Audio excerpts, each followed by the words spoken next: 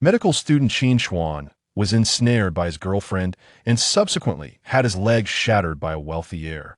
While assisting Widow Zhao in excavating a cellar, he stumbled upon an ancient tome, which bestowed upon him the extraordinary ability of X-ray vision. Chapter 1. Unearthing a Spring Palace Picture. The gate of Zhao Xiangxiang's courtyard stood ajar, with the voice of a woman occasionally wafting out. Chuanzi, hurry up and retrieve the item. That's a water pipe plug. Don't move it recklessly. Be careful. Quickly, quickly. What on earth is it? It seems to be something metallic. Moments later, Qin Chuan and Zhao Xiangxiang emerged from the cellar, drenched like drowned rats. Qin Chuan clutched a metal box in his hand. You're quite swift that I told you that spot is a water pipe. Why must you insist on tampering with it? Now we're both soaked. As she spoke, Zhao Xiangxiang produced a towel and handed it to Qin Chuan, saying quickly dry off or you might catch a cold. Qin Chuan accepted the towel and wiped the water from his forehead. That plug was exceedingly bothersome. If we had just moved it aside, wouldn't the box have been easily retrieved? Sister, what could possibly be inside this box? It's buried so deep. Zhao Xiangxiang turned her body and approached Qin Chuan, saying, I don't know. Could it possibly be an antique? I never imagined we could unearth something like this while digging a cellar. You're a university student and know more than I do. Please take a look. If it is an antique, we could strike it rich. Qin Chuan adjusted his spectacles, now muddied, and was about to speak when he caught sight of Zhao Xiangxiang, nearly mesmerized. At the tender age of 29, she had married 2 years prior, only to lose her husband in a tragic accident, remaining in mourning ever since. Her beauty was striking, and her figure was renowned throughout the villages. Countless men desired to court her. She wore a loose white t-shirt and snug denim shorts, and after getting drenched, her clothing clung to her form, accentuating her alluring curves. Zhao Xiangxiang cast a glance at Qin Chuan and, swaying her hips, urged, hurry home and change into dry clothes, don't catch a cold. As she spoke, she reached for Qin Chuan's arm and began leading him home, her seductive gait almost enchanting. Qin Chuan, a distinguished student from Haiqin University, had suffered a broken leg while defending his girlfriend from the bullying of Luo Haiwen, the son of the Luo Dong.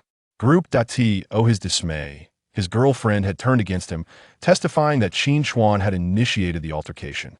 Consequently, he lost his job and was compelled to sell his belongings to cover Luo Haiwen's medical expenses. He wallowed in despair for nearly 6 months before slowly regaining his footing, opening a recycling stall in Donglong village to make ends meet. Though his leg was injured, he remained strikingly handsome, and his academic prowess lingered in Zhao Xiangxiang's mind as she sought an opportunity to win his heart. I'm fine, really. The sun is so strong it'll dry off in no time, he insisted, promptly removing his t-shirt and hanging it on a clothesline. If you want change, then I shall, Zhao Xiangxiang retorted. Qin Chuan scrutinized the box before him, unable to discern its material. It was rusted, akin to bronze, yet possibly iron, with faint engravings adorning its surface. Even if it were an antique, its condition rendered it virtually worthless. Inside, he wondered what secrets it might hold. Though the box was not locked, its edges were corroded shut. After considerable effort, Qin Chuan finally pried it open. What's inside? Zhao Xiangxiang, now clad in a pink t-shirt and a lean skirt, leaned closer, peering into the box. Is that a book? Qin Chuan was equally puzzled. Despite the box's rust, the book within was pristine, as if newly crafted. What kind of book is this? There's no title. He lifted the book, revealing a standard thread-bound volume. Open it. Quickly. Let's see if it's an ancient manuscript. If it is, we could be wealthy. She eagerly snatched the book from Qin Chuan's hands, flipping to the first page. As they leaned in to examine the book together, Zhao Xiangxiang's face flushed crimson upon seeing its contents, and Qin Chuan felt a wave of embarrassment wash over him. Snap! Zhao Xiangxiang hastily closed the book. Who on earth would place such a book in here, shrouded in mystery? What they had inadvertently discovered was indeed a spring palace picture, vividly illustrated, and their shared moment in the courtyard only heightened the awkwardness of the situation. Oh, Chuanzi, are you shy? This is perfectly normal. Don't you watch videos more provocative than this? Zhao Xiangxiang teased, noticing his flushed cheeks. At your age, you haven't experienced such matters yet? How about you open the book so I can enlighten you? Cough, cough, sister, please, let's speak seriously, Qin Chuan stammered, tossing the book aside in embarrassment. This is likely not an antique, but rather some prank by a mischievous individual. Don't discard it. Sister, you can't possibly want to read it, can you? Qin Chuan questioned. Don't be ridiculous, she replied, her cheeks now flushed. You collect scrap, right? Keep the box and the book, they might fetch a few coins. Qin Chuan pondered this. The box's material remained uncertain. But if it were copper, it could be worth a considerable sum. He prepared to stow the box away when suddenly a beam of light surged into his mind. Moments later, an identical book materialized in his consciousness. With a mere thought, the book effortlessly turned to its first page. To his astonishment, it too displayed the Spring Palace picture, which then morphed into various vivid illustrations, culminating in a few words appearing. Great yin-yang fusion technique. As those words faded, the book flipped to the next page. This page depicted an eye, which blinked, and Qin Chuan's vision became obscured by a veil of white mist. Before him stood Zhao Xiangxiang, and with a single glance, her clothing vanished entirely. Height, 163 centimeters. Weight, 50 kilograms. The page that had once shown an eye now displayed these details. X-ray vision. It can even provide detailed descriptions of the objects being viewed. Qin Chuan felt a surge of exhilaration. This ability was indeed extraordinary. Chapter 2. What are you staring at? Chuanzi, what are you dazed about? Zhao Xiangxiang observed Qin Chuan standing still and quickly inquired. He promptly diverted his gaze. Stone stool, crafted in the 12th year of the Republic. As he fixed his gaze upon a stone stool meant for sitting, the page materialized details about it. Indeed, this stool had been placed in the courtyard for quite some time. However, it was merely a haphazardly hewn stone and held no value. Yet, Qin Chuan recognized the potential of this newfound vision. If he could discern the authenticity of antiques with such ease, it would be a remarkable asset. Just as he intended to turn to the next page in his mind's book, he found the entire volume suddenly dimming. It closed swiftly, and regardless of his attempts to reopen it, all efforts were in vain. It appears that certain conditions must be met to open this book. It's nothing, Qin Chuan replied, shaking his head. I will take these 2 items. Go ahead, go ahead. You won't sneakily read them under the covers tonight, will you? Zhao Xiangxiang leaned closer to Qin Chuan, her eyes shimmering with allure. Xiangxiang. Just as Qin Chuan was at a loss, a voice suddenly rang out from outside. That old scoundrel is back. Upon hearing this, a frown crossed Zhao Xiangxiang's face. She turned to Qin Chuan and said, You'd better hide quickly. If that old scoundrel sees you, he will undoubtedly make things difficult for you. The old scoundrel she referred to was her father-in-law, Liang Haichang. Ever since her husband passed away, her father-in-law would frequently harass Zhao Xiangxiang, harboring inappropriate thoughts about his daughter-in-law. After Zhao Xiangxiang firmly rejected him several times, Liang Haichang even brought his entire family to bully her, forcing her to vacate her original home and compelling her to rent a courtyard on her own. Even after she moved, he continued to haunt her. Liang Haichang was notorious in the village as a rogue, and if he spotted Qin Chuan at her home, he would certainly bully him. After hiding Qin Chuan in the house, Liang Haichang entered with a lewd grin. Xiangxiang, what are you busy with? Why don't you respond when I call you? He spoke with a cigarette in his mouth, exhaling clouds of smoke without realizing it, revealing a grin that was utterly distasteful. Zhao Xiangxiang frowned and stepped back 2 paces. Nothing, just digging a cellar. Liang Haichang's eyes greedily roamed over her, fixated on her chest, as if unable to look away. Oh, is that so? He sat down on a chair in the courtyard and said to Zhao Xiangxiang, Come sit. Finding the farthest spot from him, Zhao Xiangxiang replied, Is there something you need? If there's nothing urgent, please refrain from coming here. After all, I am a widow now, and your frequent visits may invite gossip. Since he began seizing her property, she had lost all hope in this family. Ah, you shouldn't say that. Liang Haichang extinguished his cigarette and proclaimed, You are still my daughter-in-law. It is only natural for me to come and see you. Humph. Then why didn't you acknowledge me as your daughter-in-law when you were robbing me of my house? Zhao Xiangxiang retorted without hesitation. Cough, cough. Liang Haichang felt embarrassed by her retort and could only cough to cover his discomfort. The matter of the house can be discussed as long as you agree to my previous demands. The house will belong to you. You know that my family has been passed down for 3 generations. Now that my son has unexpectedly passed away, leaving no heirs for the Liang family, it seems our lineage has come to an end. Zhao Xiangxiang's chest heaved with anger upon hearing his shameless remarks. Shameless. She pointed at him and scolded, "You truly have no shame, attempting to seduce your own daughter-in-law. Moreover, that house is rightfully mine. I am too lazy to argue with your family and wish to have nothing further to do with you. Are you now attempting to negotiate with that house?" "Pah!" Liang Haichong, with his insatiable greed, concocted a self-righteous justification for himself. How utterly shameless! Upon hearing Zhao Xiangxiang's words, Liang Haichong's expression darkened. "Zhao Xiangxiang, don't push your luck. If you refuse my demands today, I will make sure you can't stay in Donglong Village." Liang Haichong immediately changed his demeanor, addressing her with a threatening tone. Zhao Xiangxiang's face turned pale at his words. Liang Haichong was notorious for being a scoundrel in Donglong Village, and the villagers generally avoided provoking him. If he were to force her out, she would undoubtedly be powerless against him. Observing Zhao Xiangxiang's troubled expression, Liang Haichong stood up and slowly approached her. "You should just obediently listen to me after all. You are a member of the Liang family. What difference does it make if you sleep with me?" Liang Haichong grinned, revealing his yellowed teeth, and reached out toward Zhao Xiangxiang's chest. Zhao Xiangxiang, still young and possessing a figure that suggested fertility, exuded femininity that no man could resist. Rather than let someone else take advantage, he decided to enjoy her himself. "Get away." Zhao Xiangxiang quickly stood up and pushed his hand away. However, Liang Haichong was relentless. He had resolved to claim Zhao Xiangxiang that day. "Don't run. Where are you going?" Liang Haichong cornered Zhao Xiangxiang, a triumphant smile on his face as he said, "This figure is truly splendid. Just submit to me." He then attempted to tear Zhao Xiangxiang's clothing. "Help! Help!" Zhao Xiangxiang struggled desperately, calling for help. However, most villagers were in the fields at that hour, and no one could hear her cries. Even if someone did hear, they would be reluctant to meddle in family affairs, not wanting to offend the notorious Liang Haichong. Rip! With a forceful tug, Liang Haichong tore Zhao Xiangxiang's flimsy t-shirt at the neckline, exposing her delicate arm.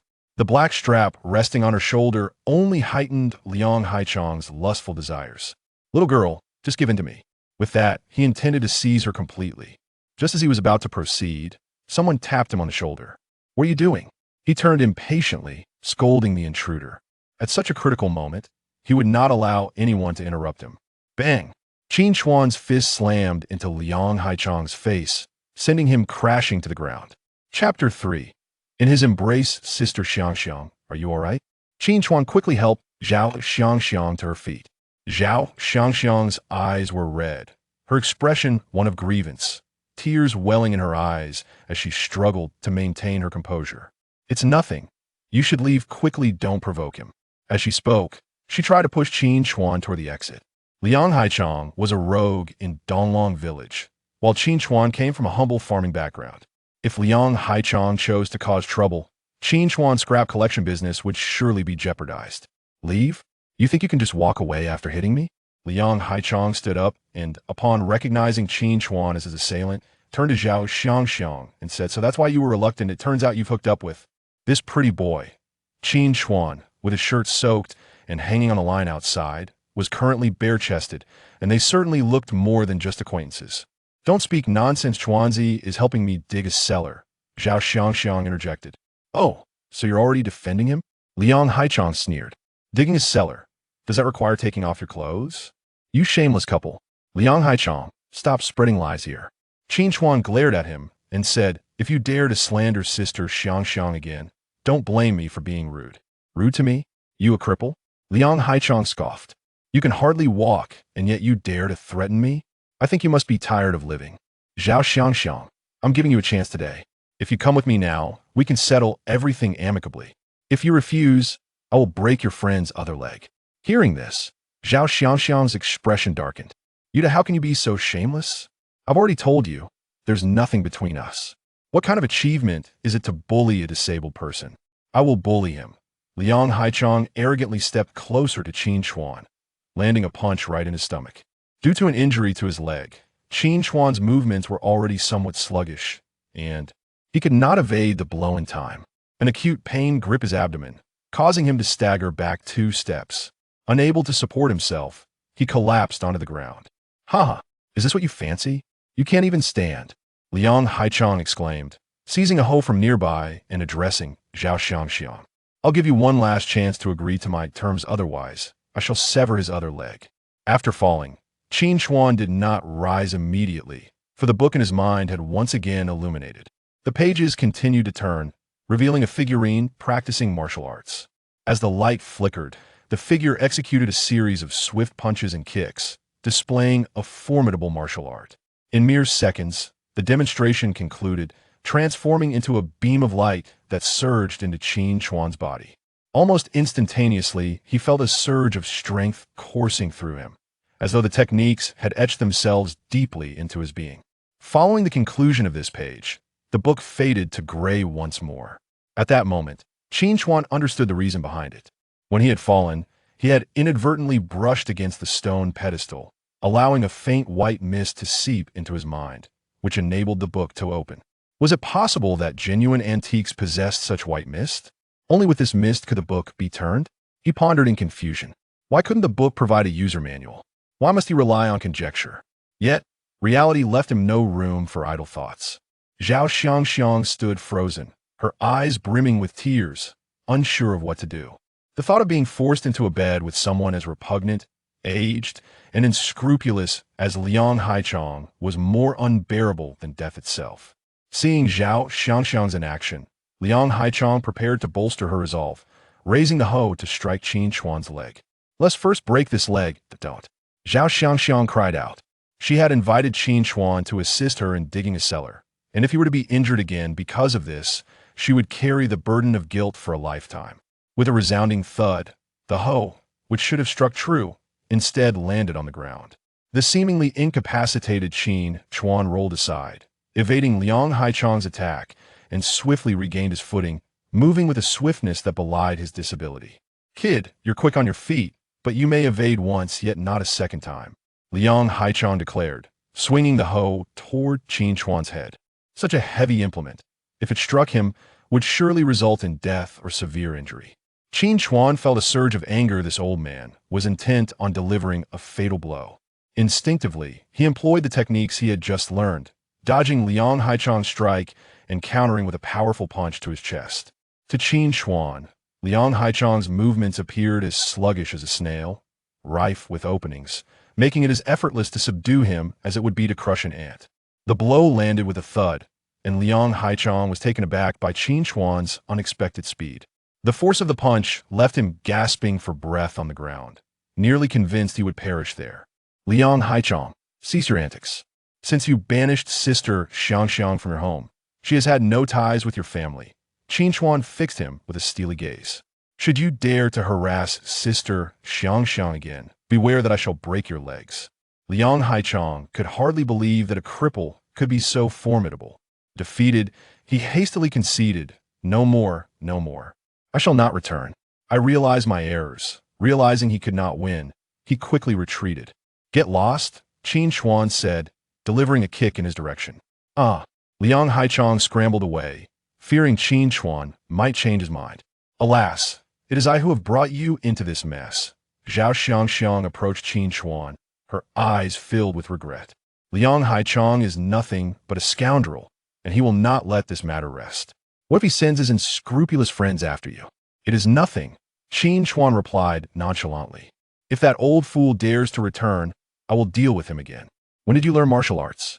You fought him so expertly just now, Zhao Xiangxiang said with a chuckle, her curiosity piqued. I took a few courses in college. Qin Chuan deflected her inquiry with a vague excuse, knowing she would not believe the truth. Qin Chuan, what happened to you? You are bleeding. Zhao Xiangxiang pointed to his arm. It's nothing, probably just scraped it on the ground. As Qin Chuan turned to examine the blood on his arm, his words faltered, and he suddenly collapsed into Zhao Xiangxiang's embrace. He had fainted at the sight of blood. Chapter 4. A physical examination. After approximately 10 minutes, Qin Chuan gradually awakened, only to find himself nestled in Zhao Xiangxiang's embrace. You finally woke up. You scared me to death. Zhao Xiangxiang sighed in relief while holding him. Sister Xiangxiang, I'm fine now. Please don't rush off. Let us have dinner together. You protected me today. I'll prepare something special for you, Zhao Xiangxiang said, her figure swaying alluringly as she spoke to Qin Chuan. There is no need for that, he replied, hastily escaping towards the door. Women of this age are indeed fierce and daunting. Hey, don't forget to take the scraps, Zhao Xiangxiang called out, pointing at the discarded box and the book. Qin Chuan turned around to gather the items and swiftly dashed away. The book had turned completely blank, filled only with empty pages. This only piqued Qin Chuan's curiosity about the book in his mind, which seemed to require a kind of white energy to be unlocked. This white energy could only be derived from antiques. He rummaged through his home, touching every old object he could find. However, his family was exceedingly poor, lacking any antiques. Ultimately, he stumbled upon a table that held a spiritual tablet, from which a faint white mist surged into his mind, causing the book to glow after absorbing the mist. This white mist was quite insubstantial, only slightly stronger than the stone pedestal in Zhao Xiangxiang's home, merely a thin layer. As the mist illuminated, the pages of the book in Qin Chuan's mind began to turn once more. After flipping past the martial arts section, he was surprised to find the next page feature gourd. This gourd immediately emitted a radiant glow, and an abundance of medical knowledge flooded into Qin Chuan's mind. From an outside perspective, a stream of white light coursed through Qin Chuan's body, lingering particularly on his injured leg. Once he absorbed all the knowledge, he discovered that the book remained aglow, still surrounded by a veil of white mist. It appeared that the table in his home was also an old artifact, albeit of negligible value, as indicated by the amount of mist it produced. Nevertheless, he was eager to continue turning the pages. The book was indeed extraordinary. In just a few pages, he had acquired skills in clairvoyance, martial arts, and medicine, each possessing remarkable abilities. He was intensely curious about what lay on the next page. However, when he attempted to turn it, he found that despite the book glowing, the next page would not budge. The great yin-yang fusion technique must be cultivated to the 4th level to unlock this. The words appeared on the page. Qin Chuan, upon reading this, decided against continuing to turn the pages. He had not examined the great yin-yang fusion technique in detail, as he believed it to be akin to a series of erotic images. Without a girlfriend, he felt he could not practice such techniques. The method was excessively domineering, requiring the assistance of a female body to facilitate the fusion of yin and yang for swifter cultivation. Furthermore, it was stated that prior to reaching the 4th level, physical contact with a female was sufficient for practice. Chuange. At that moment, a girl riding a tricycle loaded with scrap entered the yard, addressing Qin Chuan. He opened the door and smiled at her, saying, "If you have scrap, just give me a call. I'll come pick it up.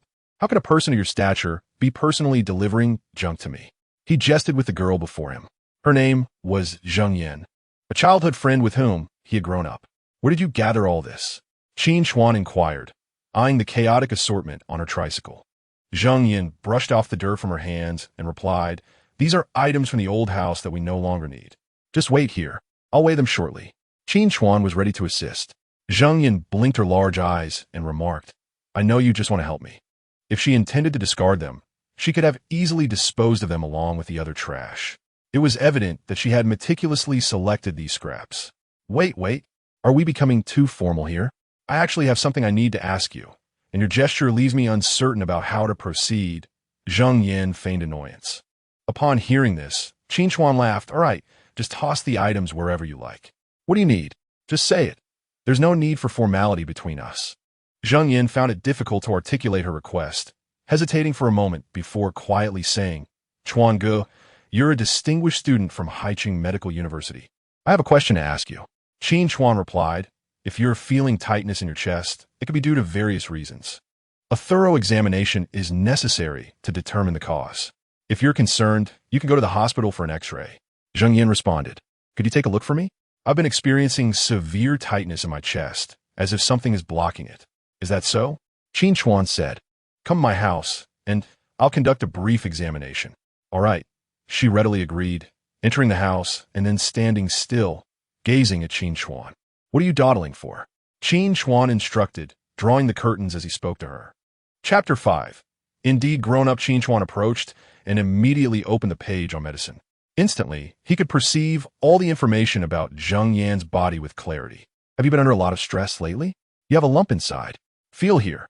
There's a noticeable hard mass," Qin Chuan informed Zheng Yan. You need to seek treatment promptly. What? Zheng Yin exclaimed, her anxiety palpable. What should I do now?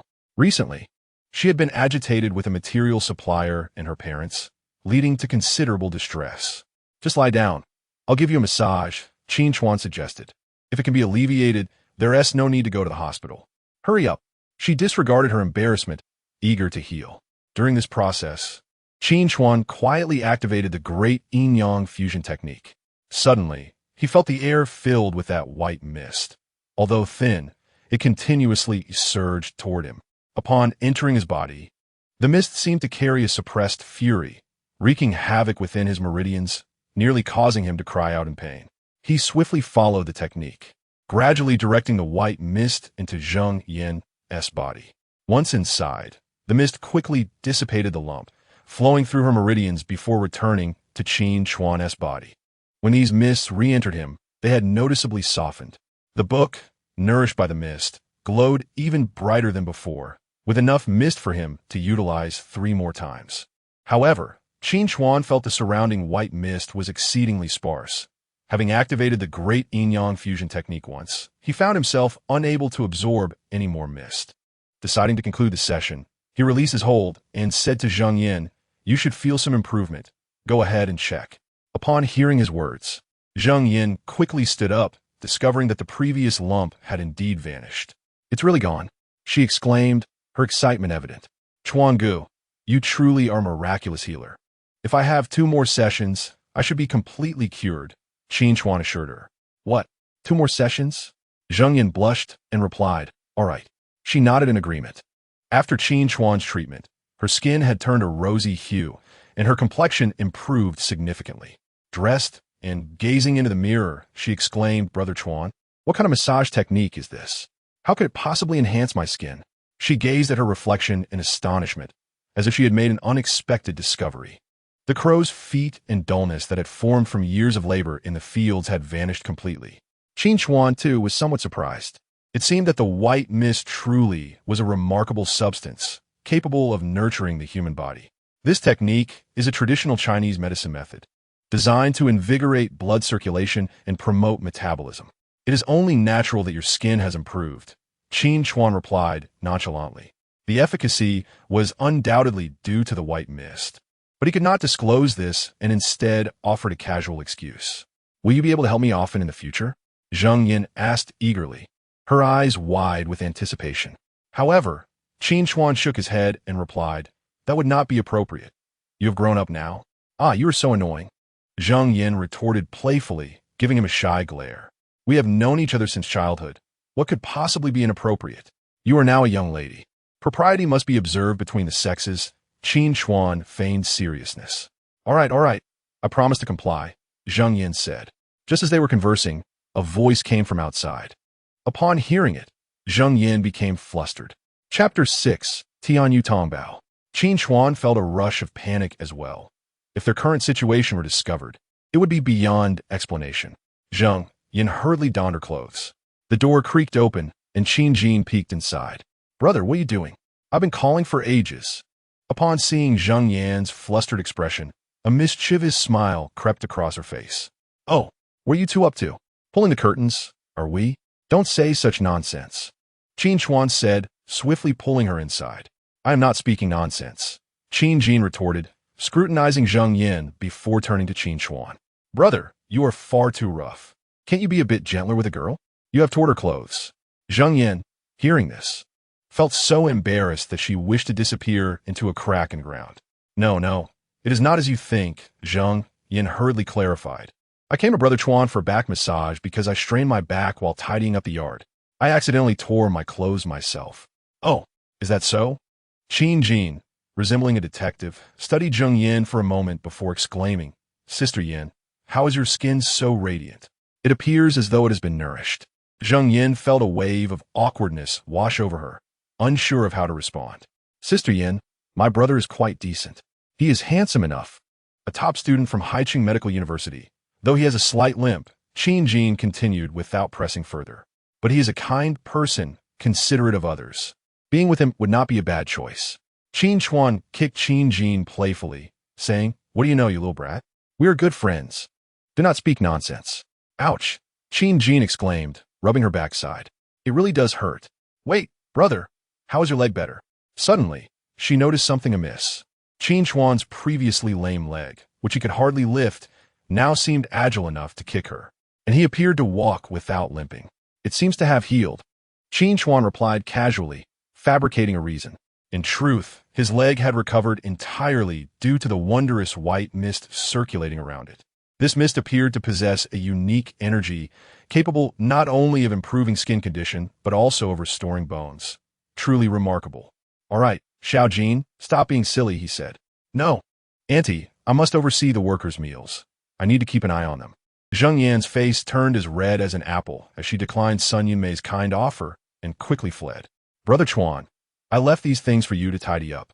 I must be going. After calling out to Qin Chuan, she hastily departed on her small tricycle. Once Zheng Yan had left, Qin Jin fixed her curious gaze on Qin Chuan. Brother, have you won over Sister Yin? She is beautiful and capable, and you have known each other since childhood. You are a perfect match. What do you know, you little brat? We're just good friends. Do not say such things, Qin Chuan responded with a kick. Hurry and help Mom wash the vegetables. Do you not know that she is not well? After Qin Chuan's leg had been broken due to a setup, his father, Qin Yuanlang, had been struck by a car while on his way to gather compensation for Qin Chuan, leaving him in a vegetative state. His mother cried daily, her eyes nearly swollen shut from tears. With relentless debt collectors threatening to empty their home, the burden of their troubles fell squarely on her shoulders, and she occasionally experienced fainting spells. Although it had been suggested that she visit a hospital, her fear of expenses had kept her from doing so. All right, Qin Jin said cheerfully, skipping to the kitchen to help with the cooking. Mom, I noticed that my brother seems much more cheerful today. He used to always have a long face, but today he is all smiles, and his leg has healed. Qin Jin shared with Sun Yumei. Has it really recovered? Sun Yumei rushed out, not even pausing to wash her hands. Upon exiting the kitchen, she spotted Qin Chuan walking toward her, his leg no longer limping. Good. It has healed. At least now, I do not have to worry about him failing to find a wife. Sun Yumei leaned in closely to examine Qin Chuan's leg.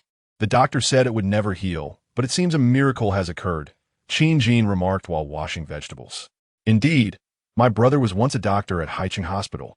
His medical skills are certainly commendable. Qin Jin agreed.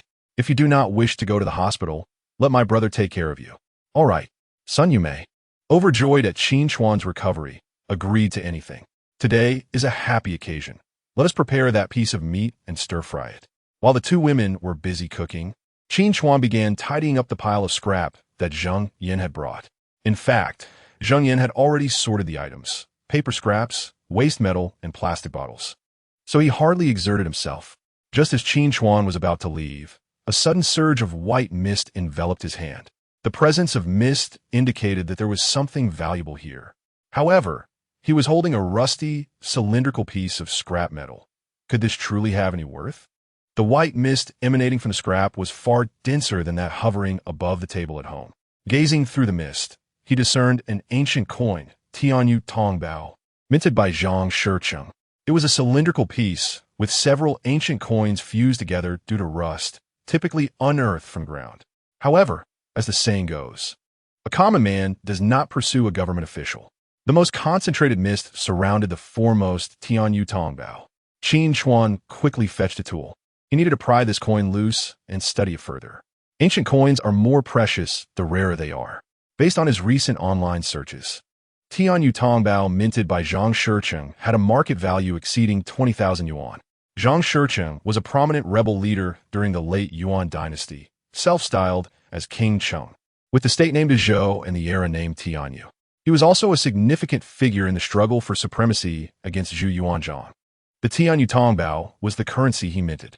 This coin appeared dusty overall, but was in excellent condition, with no signs of damage. Their family was facing dire financial straits. To pay for his and his father's medical treatment, they had exhausted all their savings and were deeply in debt.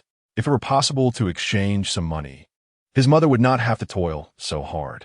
He hurriedly began to pry open the coins along the crevice. The second coin clearly revealed the 4 characters Hong Wu Tong Bao. This coin was relatively common, worth only about 30 to 40 yuan. He casually tossed this coin aside and continued to extract the next one. When he pried out the next coin, a white mist entered his body through his fingers. The density of this mist was surprisingly comparable to that of the Tian Yu Tong Bao. Qin Chuan glanced down in astonishment. Chapter 7. In Debt to Usury, Tian Ding Tong Bao. Qin Chuan looked at the coin before him and immediately used his vision to inspect it. The Tian Ding Tong Bao was minted by Su Shouhui. Upon seeing this information, Qin Chuan began to understand. This coin must have originated from the late Yuan dynasty to the early Ming dynasty. And Su Shouhui was one of the significant leaders of the uprisings during the late Yuan period. This Tian Ding Tong Bao was minted during his relocation of the capital to Jiangzhou and the establishment of the Tianding era. After researching online, Qin Chuan discovered that although the missed content of this coin was similar to that of the Tian Yu Tong Bao, the market value differed greatly, with this coin priced around 6,000 to 7,000 yuan. After acquiring these two coins, he felt even more exhilarated and directly opened the remaining tube. However, the rest were just more Hong Wu Tong Bao, which held little value. Once he finished with the tube, Qin Chuan felt a sense of joy. In total, he had extracted 9 Hong Wu Tong Bao, 1 Tian Yu Tong Bao, and 1 Tian Ding Tong Bao. He needed to head to the city today to sell these items for some money. "Brother, wash your hands and come eat." Just as Qin Chuan was tidying up, Qin Jin called out to him, "Coming." Qin Chuan stuffed the coins into his pocket and quickly walked in. The two helped set the table, while Sun Yumei went to feed Qin Yuanlang liquid food. Currently, Qin Yuanlang was in a comatose state, only able to consume liquid nourishment, and needed assistance for all his needs. Over the years, not only had she to care for the bedridden Qin Yuanlang, but she also had to console her son, who was despondent, and earn money to support her daughter's education. It was easy to imagine the weight of her burdens. Qin Chuan took a glance at Qin Yuanlang, and the book in his mind immediately provided a remedy, though it required various medicinal herbs. He needed to buy them in the city. "Hurry and eat. What are you waiting for?" After Sun Yumei finished feeding Qin Yuanlang and came out, she noticed that the two were still waiting for her to join them and quickly said, "It's getting cold." She sat down and hurriedly served each of them a piece of meat. The family enjoyed a cheerful meal together. "Wow, this is quite a feast." Just as they were eating, the door was suddenly pushed open. A man walked in with an air of indifference. He rubbed his shiny bald head and surveyed the food on the table, saying, "With fish and meat, you are living quite comfortably. When will you repay the money you owe us?" This man was named Su Datu, who made a living through usurious lending. Initially, in order to pay for Qin Shuang's medical expenses, he had lent them 20,000 yuan in high-interest loans. He thought that with frugality, they would pay it back in 3 months. However, due to Qin Yuanlang's accident, the primary source of income for the family was lost, and Sun Yumei could barely make any money from farming. They could only repay slowly. Yet, the accumulating interest was frightening. She had already repaid over 30,000 yuan to the bald man, but still owed him another 30,000 yuan. "Brother Dadu, could you possibly extend the deadline? The vegetables in the garden will soon be ready, and I will sell them in the city and repay you at the earliest opportunity." Sun Yumei pleaded humbly. "What is the worth of the vegetables in your shabby garden? I'll tell you, if you don't repay me this month, the amount will increase next month." Su Data replied, sitting down and lighting a cigarette. "Let me calculate for you. The interest and the late fee for next month will total 40,000 yuan. Can you afford that?" "What?" Sun Yumei trembled at his words, nervously addressing Su Datu. "Please, can you lessen the late fee a little? I have already repaid you more than your principal. You are not losing anything. We are fellow villagers. Consider a favor. We will surely remember your kindness. Who needs your gratitude? Who do you think you are?" A burly man with tattoos on his arms, standing behind Su Datu, pushed Sun Yumei and disdainfully said, "We signed a loan agreement, and the repayment interest and late fees were clearly agreed upon. If you cannot repay, the late fees will continue to rise. What are you doing? Don't scare her." Su Datu pretended to chide his subordinate, then turned to Sun Yumei with a smile, saying, "We are not unreasonable people. I am merely a businessman. It is only natural to repay debts. As you said, we are fellow villagers. I cannot push you to your death. Here's the deal. You can forego this month's late fee. Just give me 20,000 yuan. If you can repay me 20,000 yuan this month, then we can consider this matter settled. If you cannot repay..." Su Datu turned to Qin Jin and added, "My brother has not yet married. Since Qin Jin is of a similar age, let her marry my brother.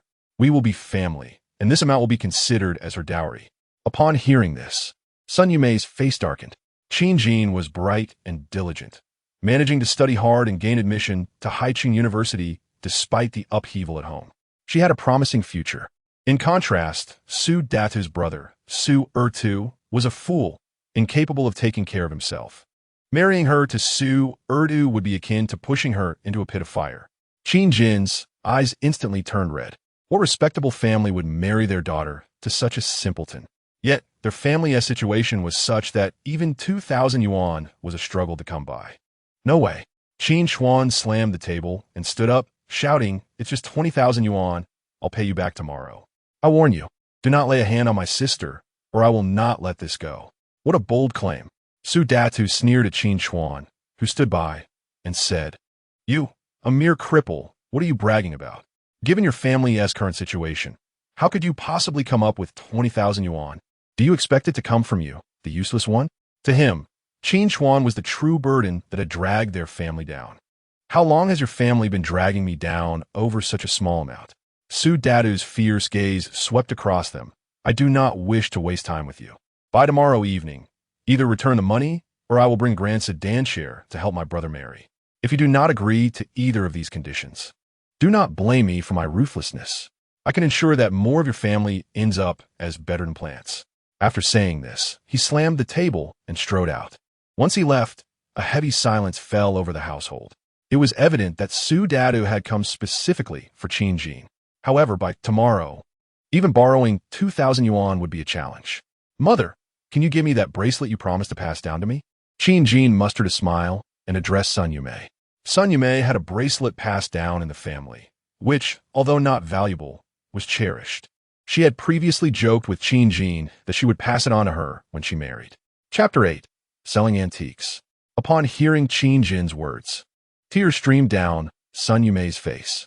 She did not want Qin Jin to marry, but she could not think of another solution. "No way. Brother, don't do anything reckless." Qin Jin anxiously urged Qin Chuan. They felt that Qin Chuan needed to acquire 20,000 kwai, unless he resorted to thievery or robbery. It was clear that such a sum could not be earned through legitimate means. "I shall not engage in foolish acts." Qin Chuan addressed them, saying, "Let me show you something interesting." As he spoke, he withdrew several ancient coins from his pocket and remarked, "These artifacts are antiques, and they could fetch at least 20,000 kwai. I will head to the city shortly to sell them, and then we shall have our funds." However, upon hearing this, they were evidently skeptical. "Are these truly antiques? They appear quite rusty. You wouldn't be deceiving us for amusement, would you?" Sun Yumei remarked, perplexed. Qin Jin also harbored doubts, believing that Qin Chuan was merely attempting to reassure them. "Await my good news. I shall descend to the city now." Qin Chuan wasted no time, rising to leave without even finishing his meal. He waited at the bus stop for about 10 minutes, yet the bus did not arrive. "Chuanzi, heading to the city?" At that moment, a woman approached on a scooter, a basket of vegetables resting on the platform before her. She appeared to be in her mid-30s, dressed modestly yet possessing remarkably clean skin. The loose white shirt she wore did little to conceal her alluring figure. "Sister Minmin," Qin Chuan greeted her with a smile. "I am preparing to go to the city. I am merely waiting for the bus." Lu Minmin was a capable woman from the village. Her husband worked far away and could hardly tend to the family, yet she managed to secure a job delivering vegetables to a restaurant in the city. She would gather vegetables in the village and deliver them to the restaurant twice daily, earning a decent income. However, due to her attractive figure and mature charm, many envious villagers whispered that she must have seduced men to earn her living. "The bus has already departed," Lu Minmin informed him. "Wasn't it at 4 o'clock?" Qin Chuan asked, puzzled. "The schedule has changed. The afternoon bus now departs at 2:30, she replied, shifting her weight forward slightly. "I am going to the city to deliver vegetables. Let me give you a ride." She motioned for Qin Chuan to hop on. He hesitated momentarily at the sight of the cramped space on the scooter. Sitting together would undoubtedly be uncomfortable. "Do not be shy. Hurry up," Lu Minmin said, observing his awkward expression with a nonchalant demeanor. Qin Chuan nodded and promptly took a seat on the back. Yet the scooter was indeed small, and they were pressed closely together especially when navigating the bumpy road. After a 40-minute journey filled with jolts, they finally arrived in the city. "Where are you headed?" "I can take you there," Lumimin offered. "Sister, you should attend to your tasks. I will just wander around the antique street," Qin Chuan replied, pointing towards the nearby street. "Very well," Lumimin considered. "Let's meet here after I finish my delivery." After reaching an agreement, Lumimin departed, and Qin Chuan made his way to the antique street. The street was lined with shops on both sides, bustling with vendors displaying various items, overwhelming the senses with their diversity. Qin Chuan scanned the area and focused on a shop named Ruabazhai. This establishment spanned 3 stories and appeared to possess substantial resources. "Hello, what can I help you with?" As Qin Chuan entered, a clerk eagerly approached him, stating, "We have ceramics, calligraphy, coins, and jade artifacts, all available. I am not in the market to buy. I have some interesting items and wish to know if you're interested in purchasing," Qin Chuan inquired. "Of course. We are interested," the clerk responded promptly. "What do you have?" He guided Qin Chuan to the counter and laid out a white cloth. Qin Chuan then produced the Tian Ding Tong Bao, cast by Su Shouhui, placing it on the cloth. He needed to gauge the shop's willingness to collaborate. If they were to offer a low price, he would simply take his business elsewhere. Upon seeing the coin, the clerk was taken aback, clearly knowledgeable about its value. "How much do you intend to sell it for?" the clerk asked. This particular coin, being relatively rare, could easily command a market price of 6,000 or 7,000 kuai. Moreover, he knew a collector who would pay generously for such a piece, potentially offering 8,000 or 9,000 if the price was reasonable. 5,000, Qin Chuan stated decisively. He aimed to leave room for profit, believing this price to be quite fair. The clerk nodded, considering 5,000 to be an acceptable offer, yielding a substantial profit with no hesitation. What kind of item dares to ask for 5,000? Before the clerk could respond, a man with a handlebar mustache approached leisurely, holding 2 hawthorn nuts in his hand. He glanced at the coin on the table and then scrutinized Qin Chuan from head to toe. Seeing Qin Chuan's rustic appearance, he dismissed him as an unsophisticated country bumpkin who surely had no grasp of the coin's worth. With a nonchalant tone, he remarked, "These are quite common and worth no more than 30 to 50 kuai." In his mind, Qin Chuan, being a rural simpleton, must have stumbled upon the coin without any knowledge of its value. Previously, he had deceived many farmers into selling their antiques for mere trifles. Upon hearing this, Qin Chuan furrowed his brow. Did they truly consider him a fool? However, we happen to have a customer who appreciates such coins. Since you have come all the way from the countryside, I will forego profit and offer you 100 kuai. He believed that under his persuasion, this country bumpkin would hastily sell it. As he spoke, he picked up the coin and began to examine it. The quality is exceptional. It is indeed a fine piece. Qin Chuan regarded the assistant with a cold smile, recognizing that they did not appreciate the value of the item. "I shall not sell it," he declared. "Return my coin." Chapter 9. The attempted coercion. Qin Chuan quickly realized that the man was deliberately attempting to swindle him, hoping to take advantage of his ignorance. "I will simply find another shop to sell it," he thought. Wang Dugui, upon hearing this, grew anxious. He looked at the coin in his hand, reluctant to part with it. This coin was indeed a rare gem, and the 5,000 kuai asking price was far from excessive. They could easily turn a profit of 4,000 or 5,000. Qin Chuan observed him hesitating to return the coin and insisted again, "Return my coin. Your shop lacks sincerity. I shall not sell it here." "You think you can just refuse to sell?" Wang Dugui retorted, gripping the coin tightly. "Since you have asked for a price, you must sell it to me." "What do you mean? Are you attempting to coerce me into selling?" Qin Chuan remained unperturbed, calmly approaching Wang Dugui and stating, "Such a large establishment as yours should value its credibility. Are you not concerned about me exposing this matter?" The clerk, hearing this, wanted to say something but hesitated. He quietly slipped upstairs to find a manager. "Does my large establishment fear you? Once you enter my shop, you must sell to me, otherwise you shall not leave the antique street." Wang Dugui made his intentions clear, intending to impose a forced sale. "Will you return it or not?" Qin Chuan was undaunted, firmly grasping his arm that held the coin and asking coldly, "I will not." Wang Dugui remained defiantly tilted back, dismissively addressing him, "You, a mere country bumpkin, think you can strike me? Should you dare harm even a single hair on my body, I shall ensure your ruin." Initially, he intended to intimidate, believing that the impoverished villagers would quickly cower in fear. However, Qin Chuan exerted his strength, causing Wang Dugui to feel as though his arm were ensnared in an iron vise, the very bones threatening to snap. His clenched fist involuntarily released its grip, allowing the ancient coin to fall. Qin Chuan deftly caught it, and upon confirming its pristine condition, he unceremoniously cast Wang Dugui aside, declaring, "What are you? How dare you attempt to seize my possessions?" Wang Dugui, witnessing the purpling of his arm, felt a surge of fury and bellowed, "Where are the security guards?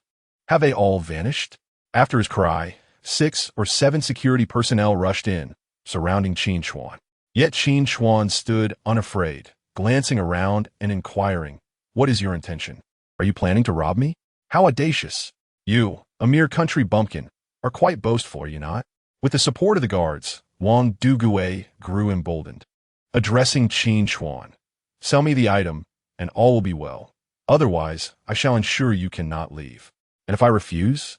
Qin Chuan responded coolly. "Refuse?" Wang Dugui gestured to the guards, commanding, "Teach him a lesson." Bang! Before the guards could react, Qin Chuan had already struck, swiftly maneuvering past them to land a punch squarely on Wang Dugui's chest. Wang Dugui soared backward like a kite severed from its string, crashing to the ground with a thud. "What are you waiting for? Attack him!" Wang Dugui, feeling disgraced at being struck by a farmer, seethed with indignation. He believed such lowly individuals should be subjugated to his whims and should not dare to retaliate. Instantly, the surrounding guards lunged at Qin Chuan, who readied himself for battle. "Stop!" Just as the two sides prepared to clash, a woman descended the stairs hurriedly.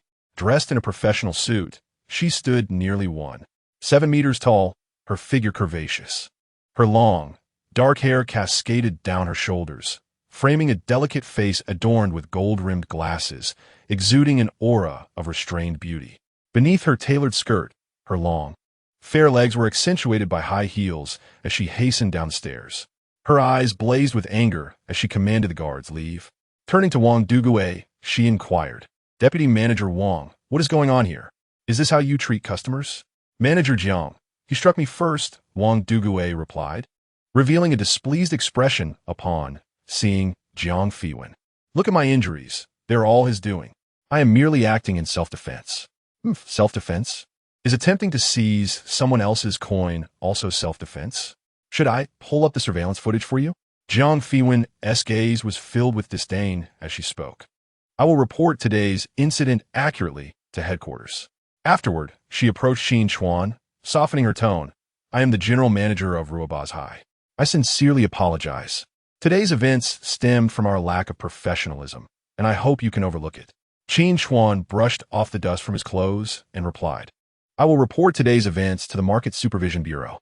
That is your right, and I fully understand. However, I hope we can sit down and discuss matters. If you require some compensation, we are willing to accommodate."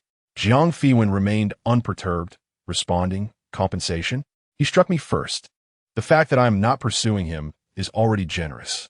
Wang Dugui, upon hearing this, seethed with rage, feeling that as the victim, he should not be penalized while being expected to compensate this country bumpkin. "Silence." Jiang Fiwen frowned, reprimanding Wang Dugui. Turning back to Qin Chuan, she continued, "I hear you wish to sell an ancient coin? If you don't mind, may I take a look? I assure you my offer will be fair and just. To be frank, we have a regular customer who has a keen interest in coins from the late Yuan to early Ming periods. Consider it a favor." Noticing Jiang Fiwen's humble demeanor, devoid of any arrogance, Qin Chuan felt much of his initial anger dissipate. He realized he was indeed selling something, so he retrieved the Tianding Tong Bao and placed it on the table. According to the customs of the antique trade, items should not be passed hand to hand to avoid damage. One person places it down while another picks it up, delineating clear responsibility. After merely glancing at it, Jiang Fiwen stated, "I will offer you 6,000 yuan based on market value. Will you part with this item?" A radiant smile adorned her face, its beauty utterly captivating. Qin Chuan was momentarily entranced by her charm, recognizing that with her appearance and demeanor, she would rank among the finest in Haicheng. Given her offer was reasonable, he readily agreed. "Deal. Pleasure doing business," Jiang Fiwen smiled, adding, "If you have any other coins, we would be eager to see them." I assure you our prices will remain fair and reasonable. Seeing her earnestness, Qin Chuan pondered and then retrieved the remaining coins from his pocket. These? Jiang Fiwen glanced at them, shaking her head. All Han Wu Tong Bao, worth only about 30 yuan each in the market. I can take them at 50 each. As this is our first collaboration, I wish to demonstrate my sincerity. As an experienced trader, she immediately discerned that the Tian Ding Tong Bao originated from the same source. When she had asked him about other coins, he had hesitated slightly, indicating he had more valuable items. There's one more. Sensing her honesty, Qin Chuan produced the Tian Yutong Bao. Upon seeing it, Jiang Fiwen's eyes brightened. How much do you want for this? 20,000, Qin Chuan replied. Deal. Without a moment's hesitation, she retrieved 30,000 yuan from the counter and handed it to him, saying, Isn't this a bit too much? This is our first collaboration, and I wish to retain you as a customer. Jiang Fiwen replied with a smile. If you have any valuable items in the future, please do not hesitate to reach out to me. Our offers will always be fair and just. This is a small compensation for the poor experience caused by our oversight. Qin Chuan, not wanting to appear ungrateful, accepted the money without hesitation. Thank you. With that, he turned and exited the store. He needed the money to repay debts and to provide for his parents' medical treatment. There were countless places where funds were required. Thus, he did not hesitate to accept her offer. Wang Dugui watched with envy as Jiang Fiwen handled the 2 coins. Their keen interest in these coins stemmed from their desire to invite the renowned Dr. Zhao to treat the ailing elder of the Zhang family. Dr. Zhao had no interest in wealth, beauty, or luxury cars, but rather had a profound appreciation for collecting ancient coins. These 2 coins, clearly favored by Dr. Zhao from the late Yuan to early Ming periods, would surely entice him to emerge from seclusion. Wang Dugui's supporter was none other than Jiang Fiwen's uncle, Jiang Yiming, the second son of the ailing elder, and also her staunch rival. The 2 were locked in a fierce struggle against each other. This matter needed to be reported to Jiang Yiming without delay. Furthermore, did that scoundrel Qin Chuan think that striking himself would absolve him of any consequences? After departing from Ruibao, Zhai, he made his way to a traditional Chinese medicine shop. Following the prescription etched in his mind, he procured an assortment of herbs and purchased a set of silver needles. Once everything was settled, he prepared to head to the rendezvous he had arranged with Lu Minmin. However, just as he stepped outside, he was confronted by several burly men charging towards him, brandishing a statue of Buddha.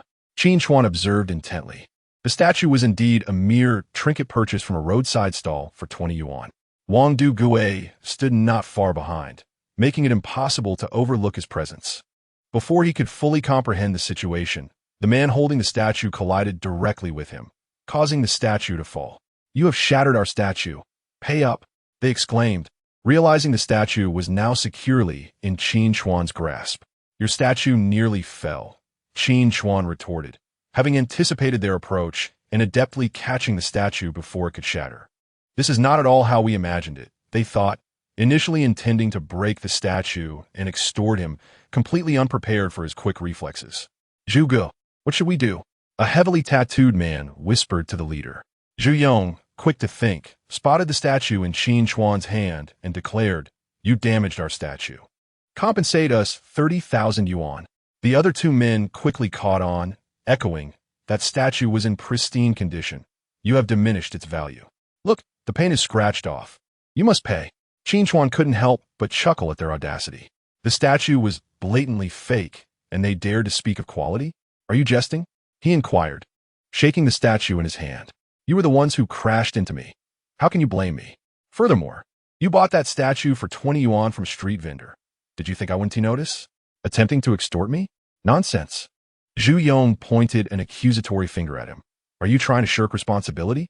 I warn you, country bumpkin, if you do not compensate me immediately, do not blame my brothers for being uncivilized. As he spoke, the trio encircled Qin Chuan. He shook the statue once more, suppressing laughter as he felt a dense, white mist seep into his body through his fingertips. These fellows were truly unfortunate. Although the statue was a sham, it was crafted using a lost wax technique, hollow inside and encased in a wooden base.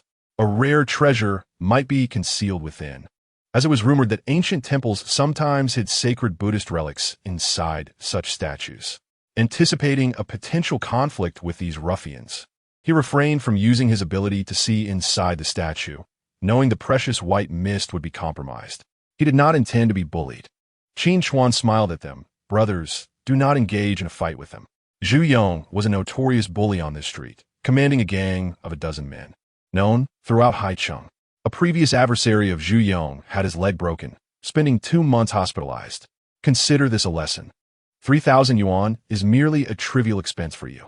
You, a mere villager, cannot contend with them. Around him, people urged Qin Chuan to reconsider.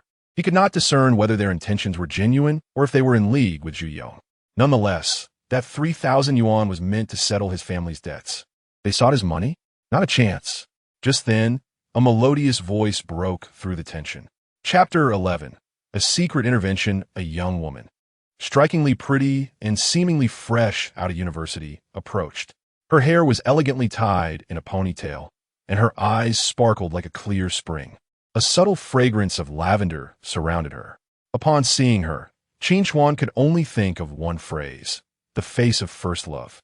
The pure and beautiful aura she exuded was overwhelming. With her hands outstretched before Qin Chuan, she took a stance of defiance. Are you all planning to act like thugs? Do not presume I am unaware of your intentions. That statue is a fake, she asserted, pointing at them. It is unacceptable to bully others. What do you know? You little brat? Move aside, or you'll find no mercy, Zhu Yong replied, his impatience palpable. If you provoke me, I will not hesitate to strike a woman. He directed his ire towards Qin Chuan. You coward, if you have any guts, do not hide behind a woman.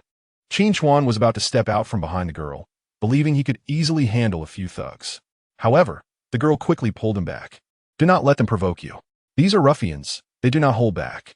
Are you so prideful that you feel shame in being protected by a girl? She seemed to believe that Qin Chuan's masculinity was at stake. She had indeed trained in martial arts and felt confident in her abilities to handle them, while Qin Chuan, an ordinary villager, would undoubtedly suffer. Let anything come my way. I will shield this man, she declared, stepping protectively in front of Qin Chuan, facing Zhu Yong. Zhu Yong, growing increasingly frustrated, scoffed. What a little knight you think you are. Get out of my way. With that, he lunged forward, aiming a slap at the girl's face. Yet, he underestimated her. The girl was indeed skilled. She swiftly dodged and retaliated with a strike aimed at Zhu Yong's chin. Had it connected, he would have been knocked unconscious. However, Zhu Yong, seasoned in street brawls, managed to evade her attack just in time, realizing her prowess. How impressive, he thought, retreating as she forced it back. Now leave, and I may choose not to pursue this further, she warned, her confidence rising. Such a courageous woman, indeed, to challenge Zhu Yong. It is no wonder she excels. The onlookers murmured, recognizing her bravery. Had Qin Chuan encountered Zhu Yong alone, he surely would have faced dire consequences. Thanks to this kind-hearted girl, he was spared. As the crowd admired her courage, Zhu Yong shrugged and commanded his subordinates. Let us go. Teach her a lesson. Acknowledging he might not be able to handle her alone, he summoned his gang to join him. Zhang Nan's expression flickered with alarm, but she quickly regained her composure and prepared to engage. While she was capable of holding her own in a one-on-one, facing multiple opponents posed a greater challenge. She dodged Zhu Yong's swinging fist, preparing to strike at his exposed weakness, only to find herself forced to retreat by another thug's punch. In the moment she steadied herself, another individual charged towards her, delivering a kick aimed at her lower back. The smile vanished from Zhang Nan's delicate face as she hastily evaded the blow. At that moment, she regretted her impulsive decision to step forward. She should have waited for her third grandfather to arrive. If he had been present, he would undoubtedly have dealt with them all. Just as she was frantically trying to defend herself, she was unexpectedly tripped, causing her body to become somewhat unsteady. Zhu Yong seized this opportunity to strike at her chest with an elbow. With a resounding thud, Zhang Nan felt a forced push against her back, halting her fall. Immediately after, she sensed a force collide with her right knee, prompting her to instinctively raise it. Just then, Zhu Yong approached, and her knee struck precisely against his groin.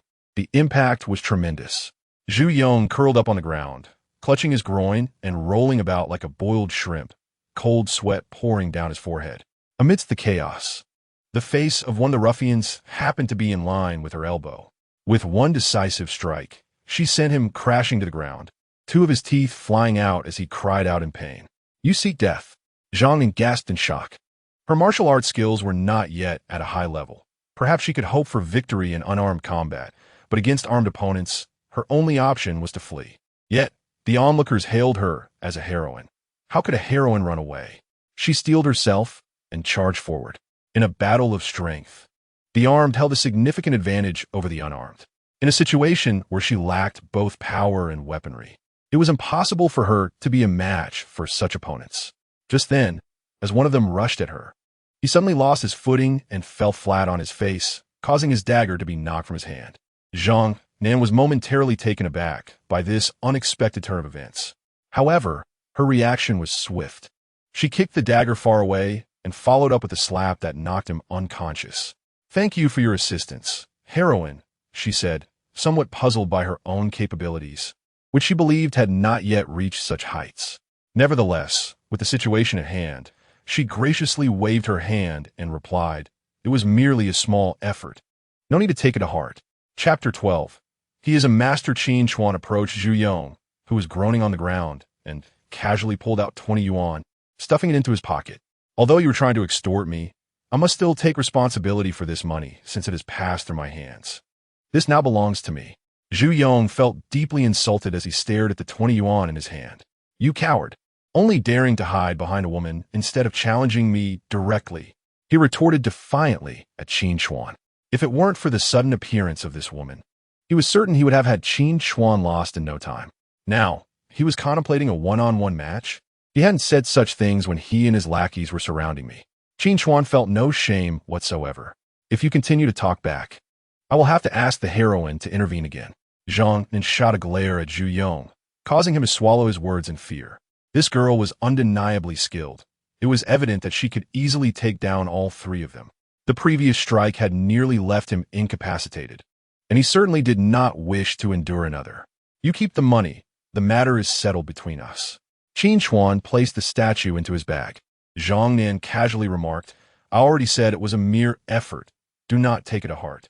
I have no interest in those who bully honest folk." Spotting an elderly man in the crowd, she waved to Qin Chuan and ran towards him. "Senyi, I have made significant progress recently. You didn't see, but I single-handedly knocked down 3 grown men," she exclaimed joyfully to the white-haired elder.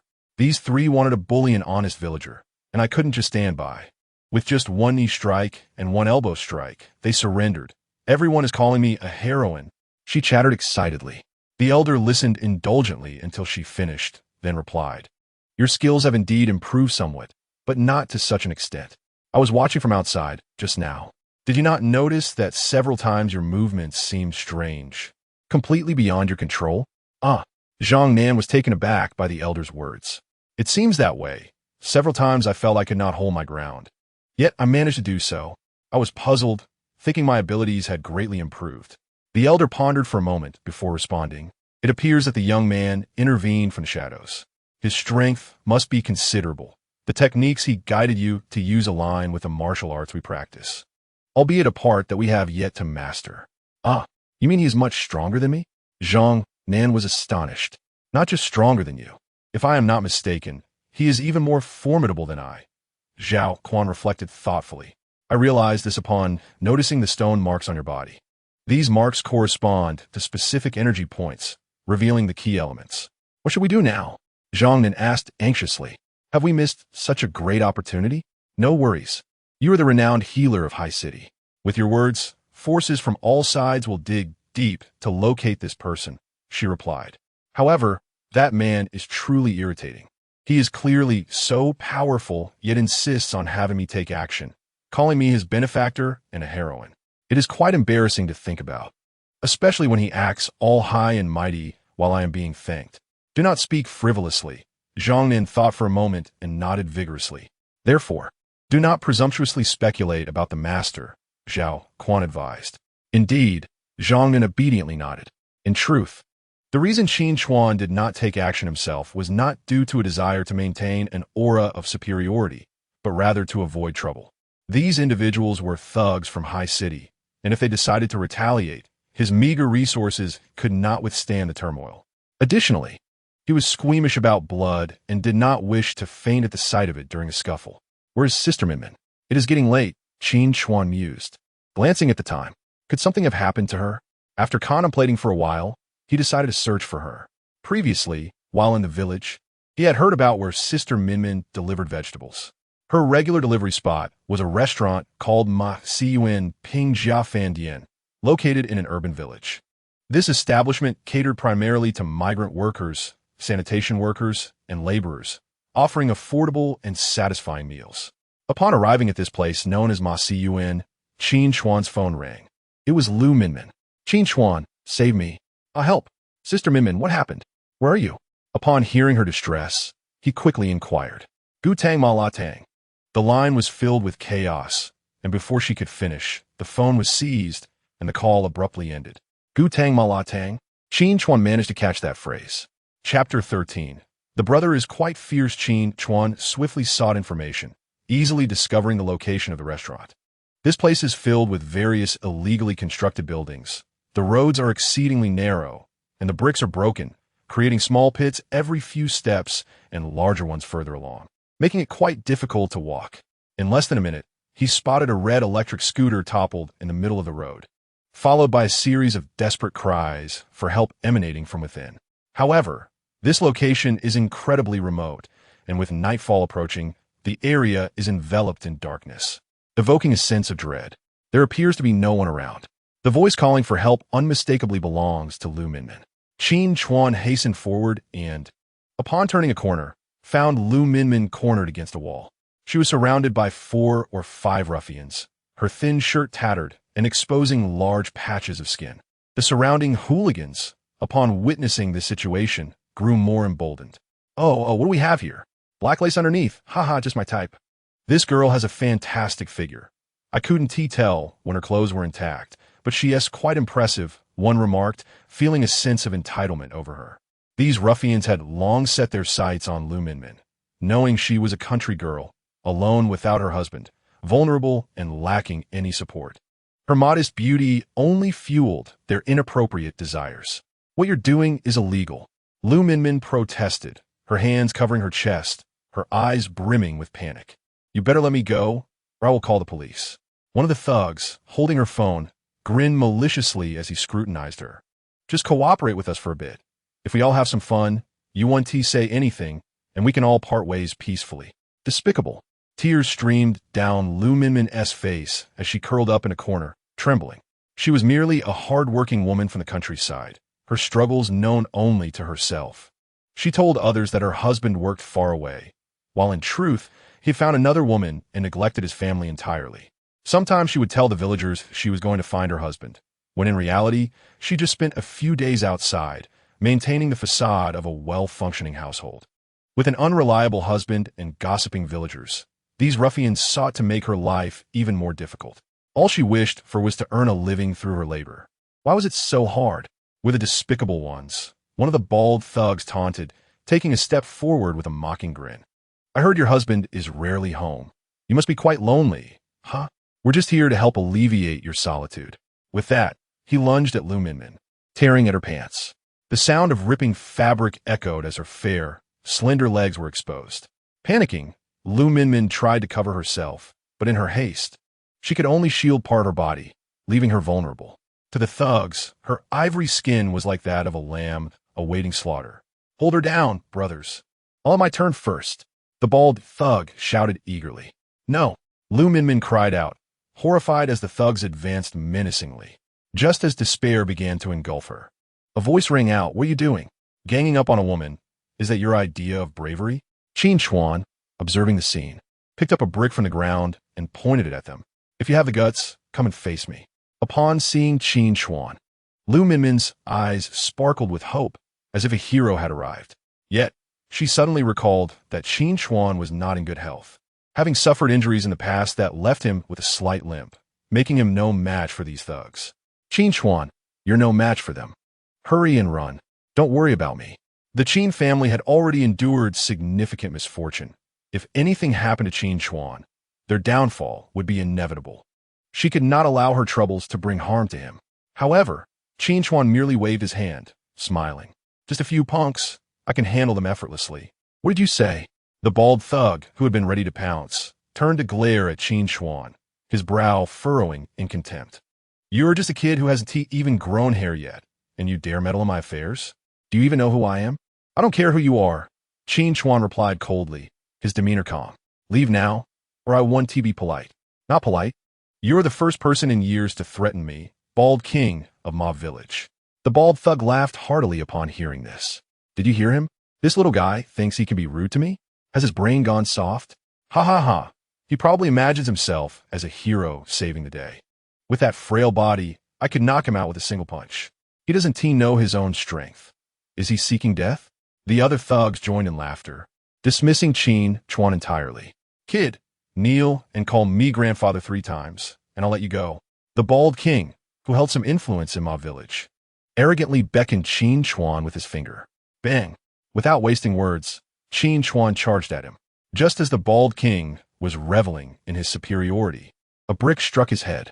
You think you deserve to be called grandfather? Qin Chuan knocked him to the ground with a single blow. The bald king lay dazed on the ground, unable to rise, while his subordinates, witnessing Qin Chuan's audacity, erupted in fury. Damn it! How dare you lay a hand on Brother Wang? Brothers, let us take him down. Kill him.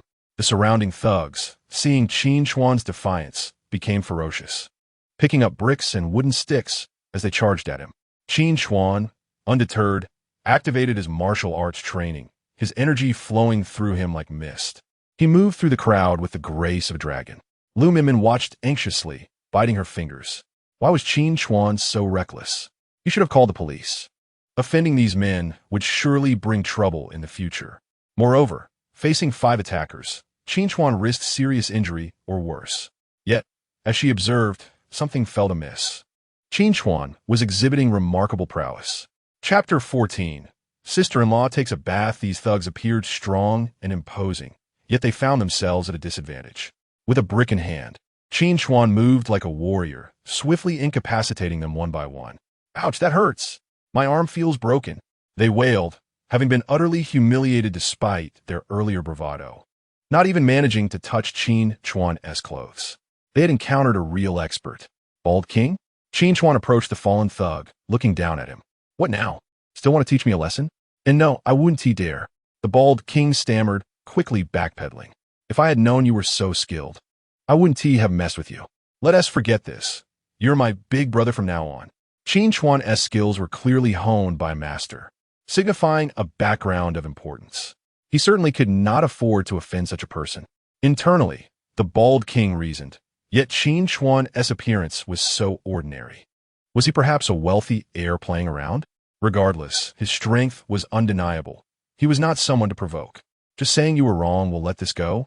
Qin Chuan glanced at Lu Minmin, whose clothing was in tatters. If this matter were to be swept under the rug, it would be a disservice to her. Let us just leave, Lu Minmin urged, fearfully clutching Qin Chuan's arm. I don't want to stay here any longer. However, Qin Chuan gestured for her to remain calm. Had he not been aware of her general location and arrived in time, she would have been in grave danger. To let those scoundrels off so easily is far too lenient. Very well. Upon noticing Qin Chuan's gaze, Guangtou Wang gritted his teeth and drew a dagger from his pocket. With a swift motion, he struck his left pinky finger, blood gushing forth instantaneously. Guangtou Wang swiftly wrapped a cloth around the wound, biting down hard, and addressed Qin Chuan. Brother, is this price sufficient? Damn it, I faint at the sight of blood. Qin Chuan cursed. As soon as the words left his lips, he collapsed to the ground, losing consciousness. He had meant for him to reimburse him, not to hack off his finger. He was unable to bear the sight of blood. It was a physiological condition beyond his control. Time elapsed, though he could not ascertain how long. When he regained consciousness, he found himself in a rented room. Slowly sitting up, he was nearly overwhelmed with shock at the sight before him. For Lu Minmin was seated on another bed, diligently sewing a torn pair of trousers. Ah, you're awake? Her cheeks flushed crimson, and she appeared somewhat embarrassed. Cough. Yes, I'm awake. I saw nothing. Qin Chuan stammered, feeling even more awkward. After uttering those words, he regretted speaking at all.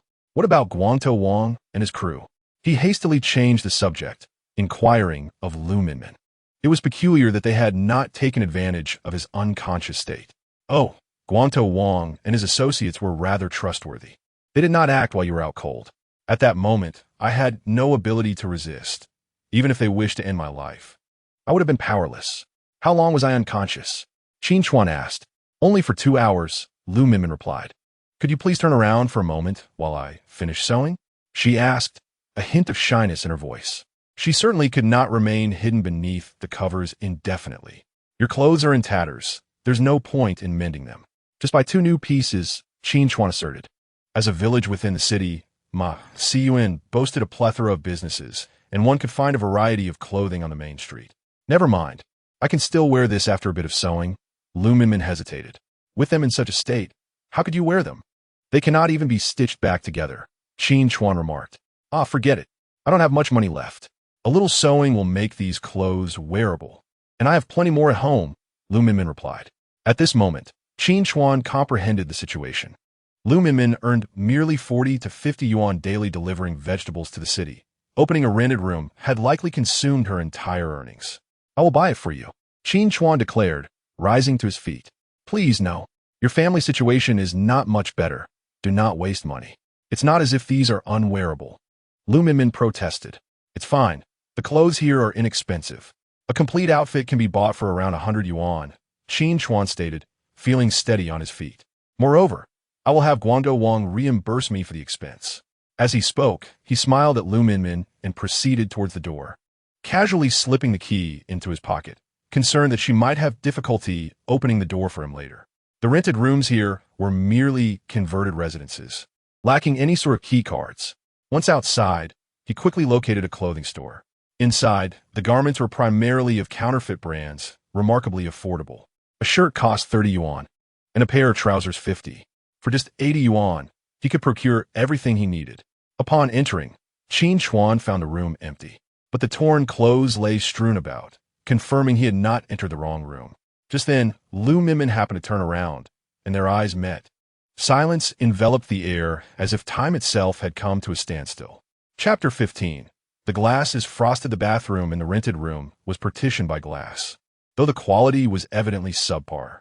Lu Minmin, upon spotting Qin Chuan, recoiled 2 steps, her face turning as red as an apple.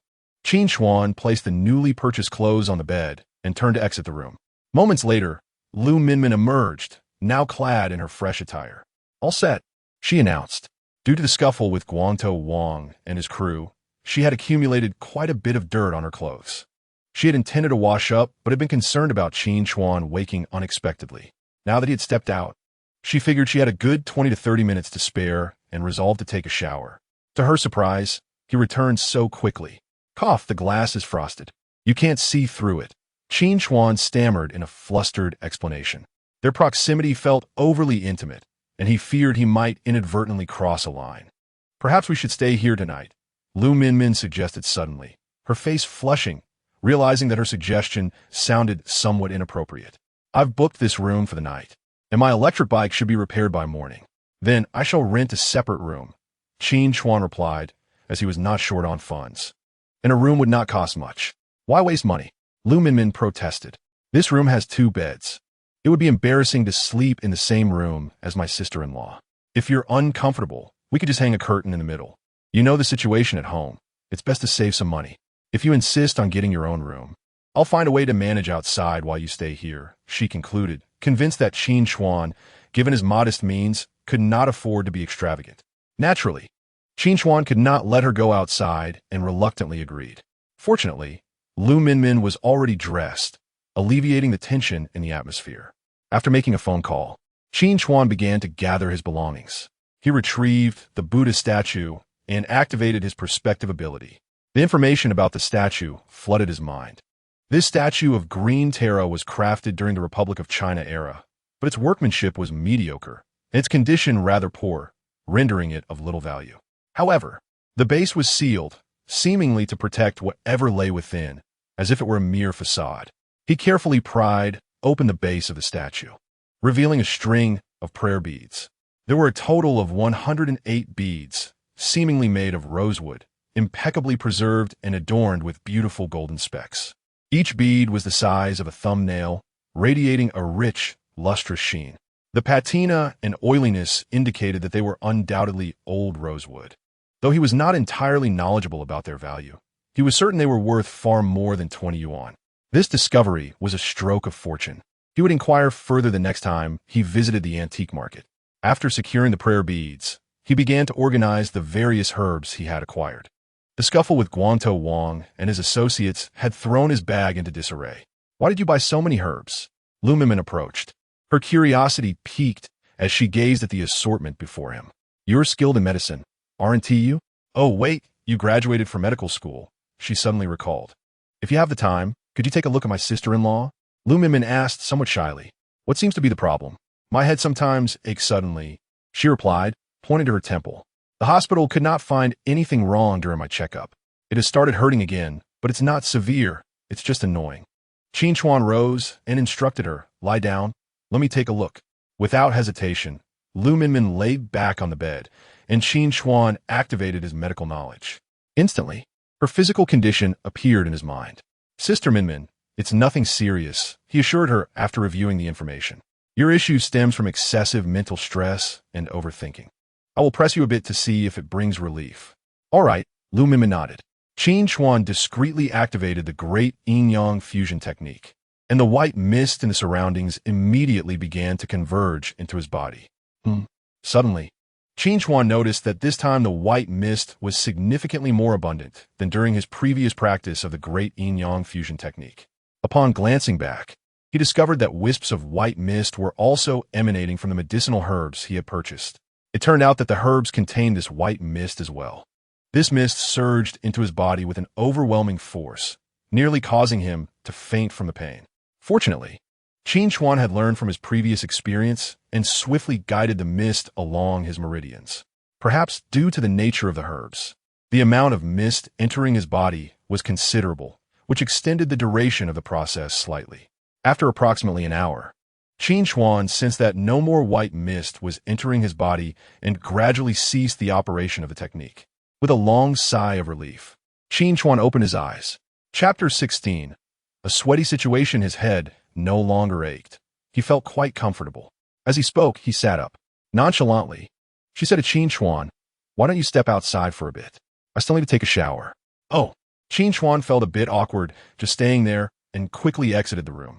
The gentle breeze outside helped him regain his composure. At that moment, he noticed a faint azure mist gradually forming in his dantian, a sign that he had reached the first level of the great yin-yang fusion technique. The little book had undergone a transformation. Originally entirely white, it had now turned a bronze hue. The white mist surrounding this book had thickened considerably, enough for him to indulge in its effects several times. Qin Chuan was still filled with countless questions about this book, but to unlock its secrets, he would have to wait until the great yin-yang fusion technique reached a certain level of mastery, allowing him to turn more pages and discover further insights. After a while, Lu Minmin called out to him from the door, signaling that he could come in. Upon re-entering, Qin Chuan found that she had already washed her clothes and hung them on the balcony. She lay wrapped snugly in the bedding, completely covered. It was getting late. He should wash his face and rest. Qin Chuan nodded, quickly freshened up, and fell asleep. However, the soundproofing of the rental room was abysmal, with intermittent shouts from next door keeping him awake until the late hours of the night. The next morning, upon waking, Qin Chuan saw that Lu Minmin had already tidied up. Blushing, she said, "I didn't sleep well last night either. The noise next door made me restless." After all these years without any intimate encounters, it's hard not to feel anticipation. If you had been a bit more proactive last night, I might have gone along with it. Unfortunately, he had remained silent throughout the night. Qin Chuan rolled out of bed, finishing his buns in a few bites. On his way, he bought more medicinal herbs, as the previous ones had been depleted of their mist during his practice, rendering their efficacy significantly diminished. Since he intended to treat his parents, he could not use those herbs. After approximately 40 minutes, Qin Chuan delivered Lu Minmin to her home and proceeded to walk back to his own residence. Curiously, he observed the streets, which were usually filled with elderly folks chatting at this hour, now eerily deserted. However, as he approached his alley, he discovered a lively scene. The sound of gongs and drums echoed from his courtyard, with a crowd gathered outside. Qin Chuan's mind instantly raced. It was certainly Su Datu causing trouble. Wasn't he agreed that the money would be paid by tonight? Why was this ruckus happening so early in the morning? His expression darkened as he hurried home. Inside, Sun Yumei and Qin Jin sat at the table, looking somewhat helpless. They had not slept the entire night. Although Qin Chuan had assured them he would raise the funds, they felt he was merely comforting them. 20,000 yuan was no small sum to gather. How could a few coins possibly amount to that? In their minds, it seemed utterly impossible. Aunt Sun, have you made a decision? Su Data smiled as he approached them, saying, Look, the grand sedan has already entered your courtyard. If you agree, Qin Jin can get into the sedan right away, and we will become one family. Past matters can be set aside. Qin Jin raised her head, her eyes sharp as she retorted, You said the money was to be paid by tonight, and there is still a day left. Why the haste? What is the point of your hesitation? Do you think that an extra half day will enable you to gather the money? Today is an auspicious day. Marrying into our family will bring you great fortune and abundant offspring. There is no need to miss out on this opportunity for something impossible. Wouldn't you agree? As he spoke, several of his henchmen stepped forward, exuding an intimidating presence. Su Datu raised his hand, signaling for the drumming outside to pause. Dear villagers, the Qin family owes my Su family 20,000 yuan, which remains unpaid to this day. If the Qin family can repay the debt today, I will leave immediately. If not, then Qin Jin must marry my younger brother. Repaying debts is a matter of principle. I invite you all to witness this situation. Should the Qin family neither repay the debt nor provide a bride, it would be unreasonable for me, Su, to show mercy. Su Datu addressed the crowd outside. Clearly, he intended to leverage the villagers to exert further pressure on Sun Yumei and her family while also salvaging his reputation. Otherwise, the villagers would accuse him of bullying others. Upon hearing his words, the villagers exchanged glances. Ah, the Qin family truly is unfortunate. I've heard they've already repaid over 30,000, yet still owe 20,000. High-interest loans are not to be trifled with. Su Data's rates are outrageous. The Qin family wouldn't have borrowed from him if they had other options. However, the interest was previously agreed upon. While unreasonable, it was still something they had consented to. Su Datu now only demanded an additional 20,000 to settle the matter, which was somewhat considerate of the local ties. Indeed, a beautiful university student marrying into a family like Su Data would be a disgrace.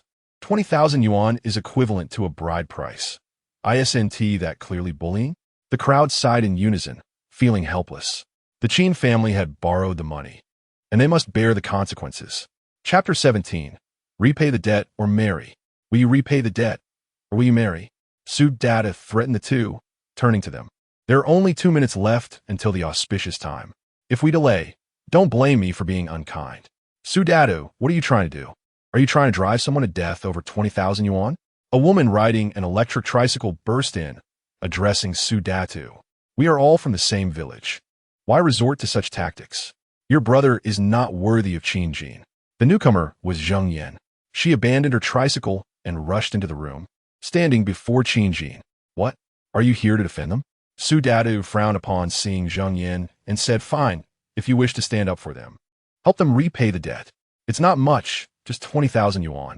Hearing Su Datu's words, Zheng Yan felt a pang of guilt. After a brief pause, she declared, All right, I will help them repay their debt. However, I currently only have 10,000 yuan on hand. I shall return you 10,000 first, and the remaining 10,000 will be repaid next month. Her business has expanded somewhat excessively, and she still owes the bank several tens of thousands in loans. The only cash available at hand amounts to merely 10,000 yuan, which is intended for the workers' wages. If this money is spent, she will be a loss on how to pay the salaries next month. Yet, at present, there are more pressing matters to resolve. If you cannot repay, then step aside and do not obstruct my view. Su Data remarked, I reiterate, today you either repay the debt or marry. Not a penny less. The final minute approaches. Su Data glanced at the time, his expression chilling, warning that should anyone dare to impede him at the hour of destiny, he would show no mercy. It matters not who it is, I will not hold back. Sister Zheng Yan, this matter has no bearing on you. Qin Jin grasped Zheng Yan's arm and spoke earnestly. I appreciate your good intentions. You have already assisted us immensely, and I cannot continue to burden you. I shall marry him, and our family's debts will be settled." Gritting her teeth, Qin Jin addressed Su Datu. "I, Su Datu, have always kept my promises." Su Datu scrutinized Qin Jin, a mischievous grin playing on his lips. The sight of such a beautiful female university student reclining on his bed was exhilarating. He longed for the moment they would consummate their union. "Very well, I shall marry." Qin Jin exhaled deeply, speaking with calm resolve. Su Datu, upon hearing this, was elated and immediately signaled for the band to resume playing. "Marry? Since when did this household become yours to command?" Just as Qin Jin resigned herself to her fate, Qin Chuan's voice echoed from outside, panting heavily as he called out. Having run all the way here, he was thoroughly exhausted. "Brother." Qin Chuan, son Yume, gazed at him earnestly. In the village, the absence of a man in the household leaves one feeling vulnerable and subject to bullying.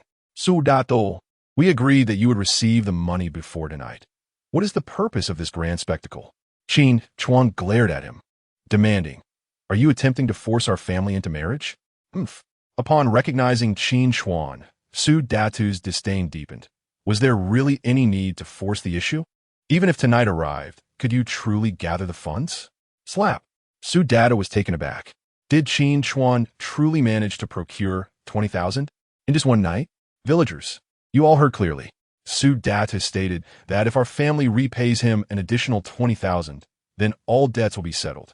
Here lies 20,000, which I shall place before you. From this moment forth, our family and Su Datu shall owe each other nothing. I implore you all to bear witness." Qin Chuan approached the villagers, holding 2 stacks of money, addressing them. "Yes, I will serve as your witness." Su Datu indeed made such a statement. Borrowing 20,000 and repaying 50,000, what more does he desire? Greed knows no bounds. He did say those words. We all heard them clearly. Qin Chuan appeared transformed, radiating sunshine. He no longer limped, abandoned his glasses, and seemed far more spirited. Indeed, the last time I saw him, he was disheveled. In just 2 days, he underwent a remarkable transformation. Some villagers who disapproved of Su Datu's actions stepped forward to bear witness, while others expressed confusion regarding Qin Chuan's sudden change. Qin Chuan himself was astonished. After the white mist circulated within him, he was no longer limping, nor did he suffer from nearsightedness. He appeared rejuvenated. His aura had shifted dramatically, standing before Su Datu without losing any ground. Su Datu was now exceedingly enraged. How could this be? I demanded they repay me today. Viewing it merely as an excuse, never believing they could actually do so. Where did this fellow procure such a sum? This cannot stand. A bearded man beside Su Datu signaled him, saying, "Qin Jin has already agreed to marry. We are prepared to receive her. Do you think she can simply refuse?" Upon hearing this, Su Datu quickly regained his composure, asserting, "Yes, Qin Jin has indeed consented to marry, and we are ready to wed. Your words hold no weight. Step aside." With drums and gongs, prepare to welcome the bride. Su Datu began shouting indiscriminately outside. They intended to forcibly take Qin Jin away. "Since my brother has money, I shall not marry." Qin Jin panicked, hastily declaring, "Su Datu, what is this? Do you wish to renege?" Qin Chuan's gaze turned icy as he fixed it upon Su Datu, stating, "I assure you, today I will not allow you to take my sister. I will leave with her." Su Datu retorted defiantly, "And what of it? You are merely a pauper. How could you possibly stop me? Brothers, let us move. The auspicious hour has arrived. Quickly, lift her to the sedan chair." He commanded several strong men beside him. Upon hearing this, the men erupted in cheers, jeering and tugging Qin Jin towards the waiting sedan. "I will not marry. My family has already repaid the debt. I will not marry. This is coercion." Qin Jin cried out in despair. Chapter 18. All debts cleared. This cannot be. Sun Yume, witnessing the scene, rushed forward, grasping Su Datu tightly. "The money was promised to you. This matter should be settled. How can you still attempt to take her? Step aside." Su Datu had always intended to claim her, never believing they would manage to repay the debt.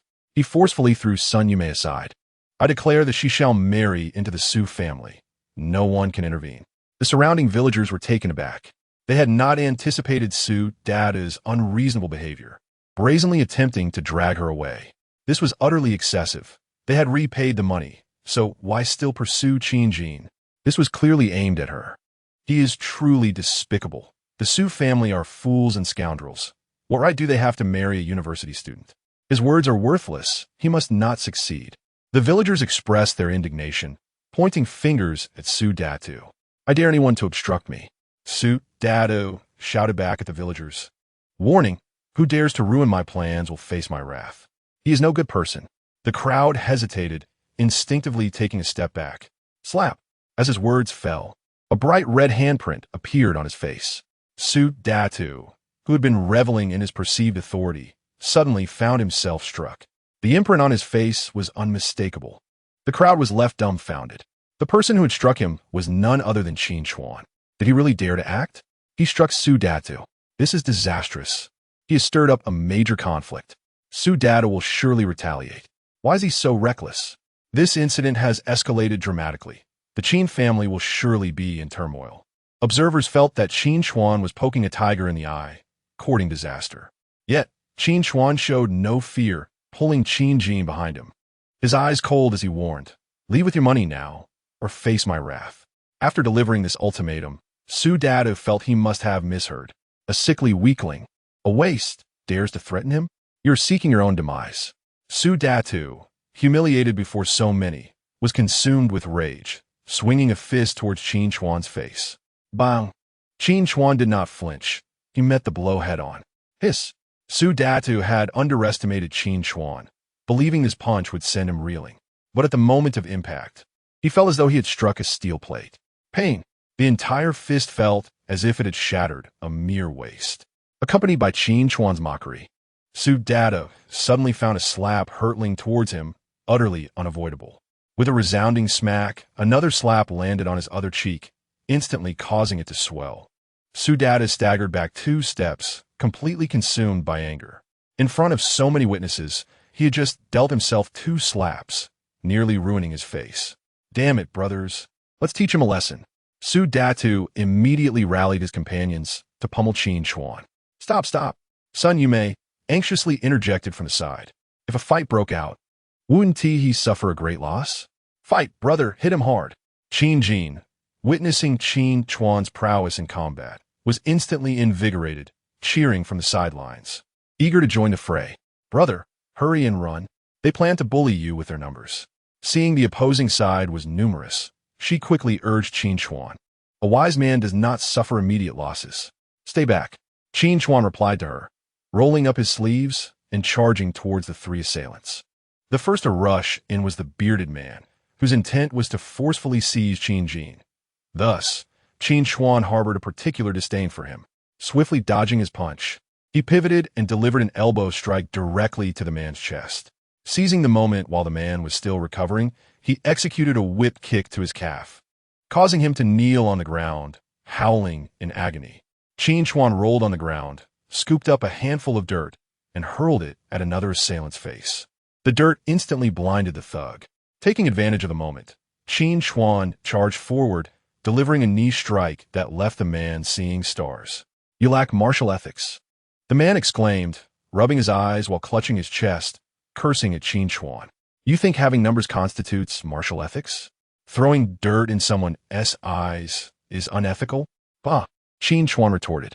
After swiftly bringing both thugs to the ground, he strode directly towards Su Datu, who was now utterly dumbfounded. Despite Qin Chuan's earlier dubious tactics, he had genuinely knocked both men down. This guy is trained. What do you want?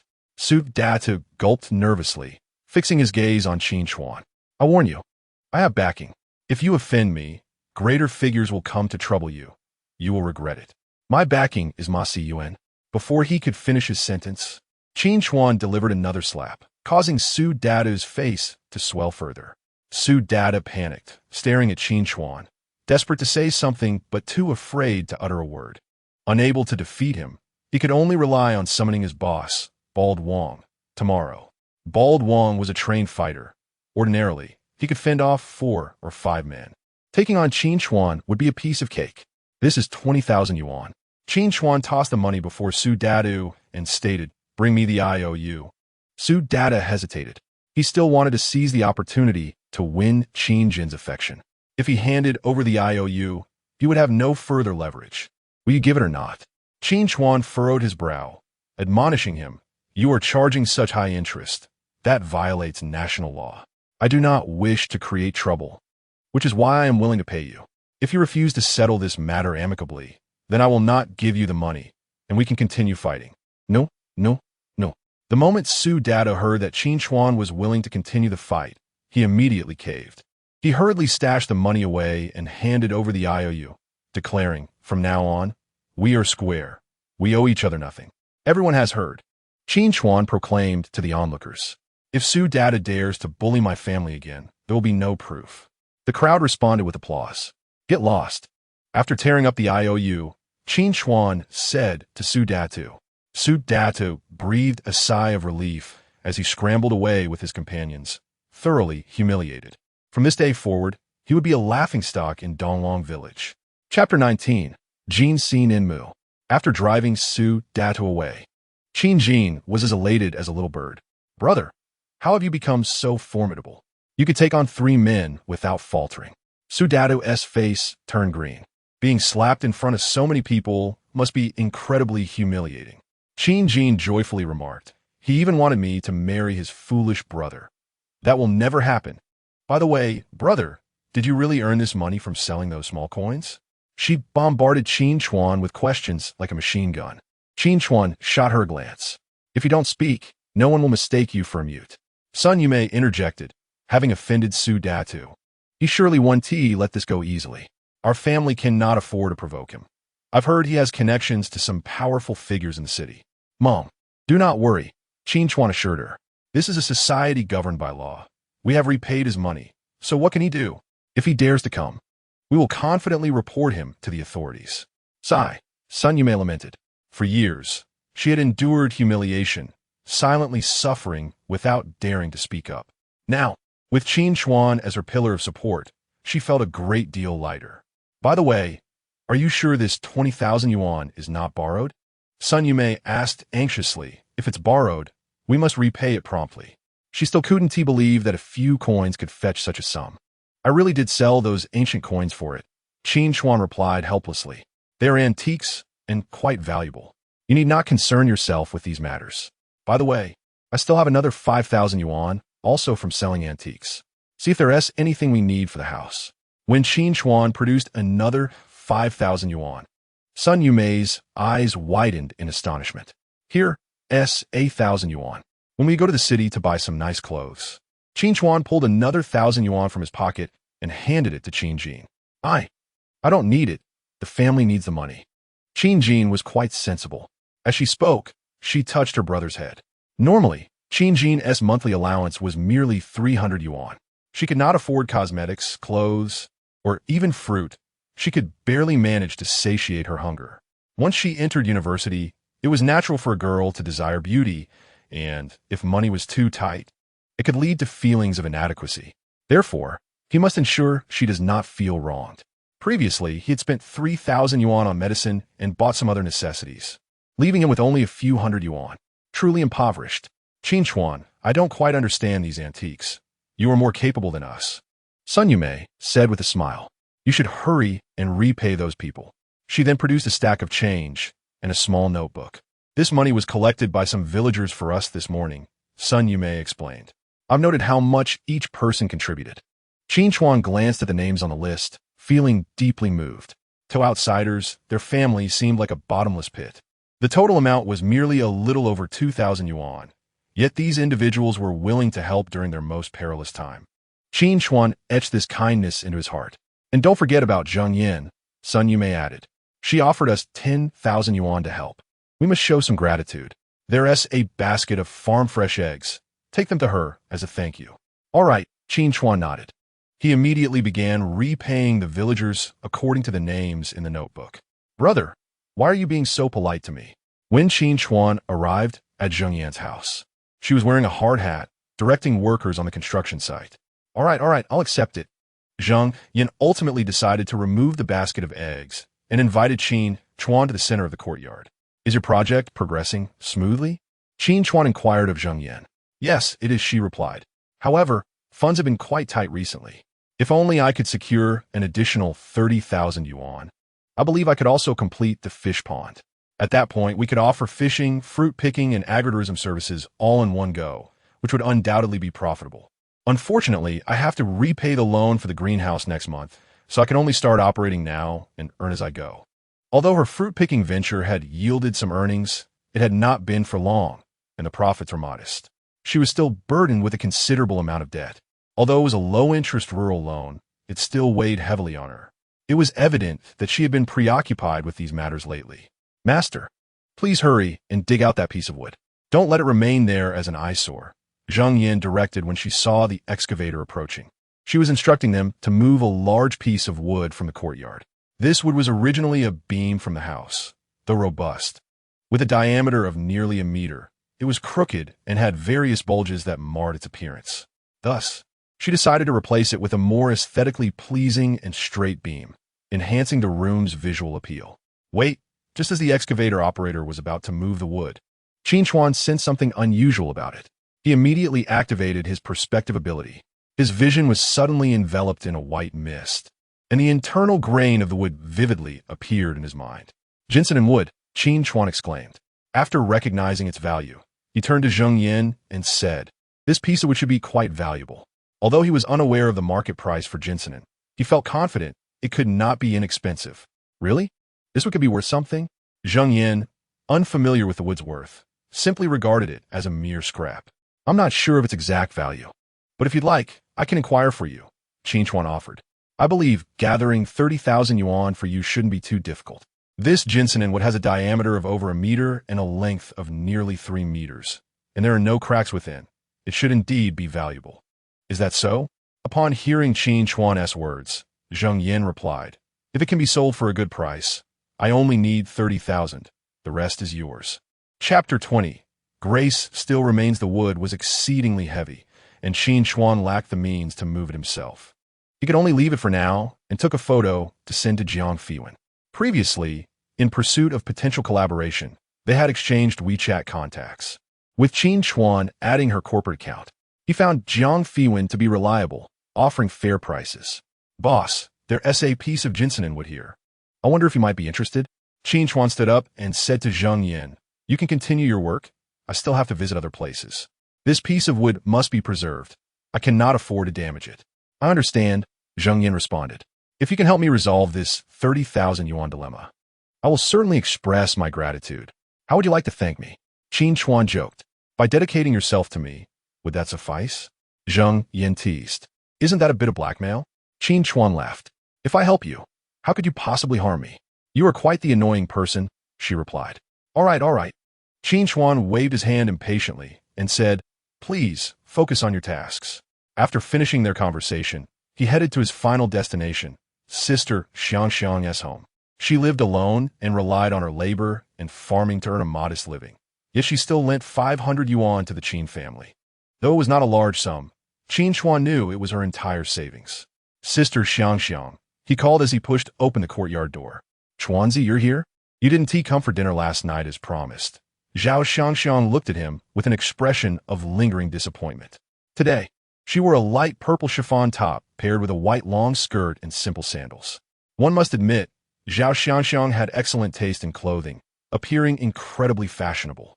As she spoke, a subtle lavender fragrance wafted through the air, quite enticing. "My mother asked me to return the money," Qin Chuan quickly explained. "Our family has gathered enough to repay the debts." "Thank you, sister. Look at you, still being so polite with me." Zhao Xiangxiang waved her hand and smiled. "You didn't complain when I asked you to help me dig the cellar. Besides, I haven't really helped you much, have I?" She had heard all about the events that transpired in the Qin family that morning. In a small village, news traveled fast. "You're not allowed to leave today. You must have lunch at my place," Zhao Xiangxiang insisted. "If you dare to leave, I will be upset." "All right," Qin Chuan nodded. "Then I must trouble you today. Sit for a moment. I'll wash the vegetables and cook." "I'll help you." "No need, just sit back and wait," Zhao Xiangxiang insisted. As Qin Chuan sat idly, about half an hour later, she emerged with a spread of dishes. "All right, come in for lunch," she said with a smile as she poked her head out. Upon entering the room, Qin Chuan was greeted by a rich aroma. The table was adorned with 4 dishes and a soup: stir-fried kidney, steamed abalone, scrambled eggs with chives, and a pot of lotus root and spare rib soup. Sit, sit. Zhao Xiangxiang quickly took off her apron and urged Qin Chuan. When Qin Chuan noticed Zhao Xiangxiang had changed into a figure-hugging dress, he momentarily froze. It accentuated her curves exquisitely. Was this what they referred to as a stepmother-esque dress? She sat across from him, picking up his bowl to serve him rice. Thank you, sister. Why are you still being so polite with me? Zhao Xiangxiang seemed unfazed as she added a large piece of kidney to his bowl. Young man, eat more. Qin Chuan glanced at the table full of dishes and felt that once this meal was over, he would be filled with energy. Please don't feel obliged to me. Let us eat together, he urged. The meal was quite uncomfortable for Qin Chuan. After about half an hour, they finished eating. Sit for a moment. I'll wash the dishes, Zhao Xiangxiang said, though she felt a twinge of disappointment. She had deliberately worn a new outfit, yet Qin Chuan seemed oblivious to her effort. I'll help you, Qin Chuan insisted, moving closer. No need, I can manage alone. Sister, why are we still being polite with each other? As Qin Chuan approached her side, a faint scent of her perfume enveloped him, accentuating her allure. He was tempted to embrace her delicate waist from behind. As Qin Chuan began to clean up, Zhao Xiangxiang ceased her insistence. They washed the dishes together, her heart fluttering with a new sensation. This feeling was delightful. After so many years alone, she thought she had grown accustomed to solitude. But as the sunset streamed through the window, the warmth of their shared task felt incredibly cozy. If only he were a man. Once they finished cleaning, Qin Chuan sensed that it was inappropriate for a single man and woman to linger together. So he quickly said, My father needs me to tend to some matters. All right, take care on your way, she replied, feeling a hint of disappointment but still managing a smile. Afterward, she bestowed him with a bright smile.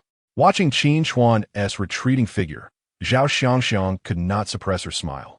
This mischievous boy had quite a way with words. Back at home, she found herself gazing at her reflection in the mirror, turning several times. The more she looked, the more she admired her beauty. With fair skin, a slender waist, and long legs, she certainly still possessed grace, didn't she? She mused, and I thought this boy could resist my charm. After speaking, she shyly chuckled to herself. Sister Xiangxiang, I almost forgot one thing. Just as she was admiring her own physique, Qin Chuan walked in through the door. Chapter 21. The Warming Needle Method. The sudden sound startled Zhao Xiangxiang, causing her to shiver. After taking just a few steps, Qin Chuan realized he had forgotten an important matter. He had yet to return the money he owed Zhao Xiangxiang. However, upon pushing the door open, he discovered it was locked from the inside. Sister, why did you close the door? A moment later, Zhao Xiangxiang opened the door, and Qin Chuan curiously inquired. Zhao Xiangxiang's face flushed with embarrassment. Fortunately, she had locked the door. I was just feeling a bit full and planned to rest for a while. I locked the door because I felt unsafe. Oh, right, how could I forget? I still owe you the money I borrowed from your family. I was so focused on eating that I almost forgot about it. Qin Chuan hurriedly pressed the money into Zhao Xiangxiang's hand. She accepted the money and said to him, It's only natural to help fellow villagers.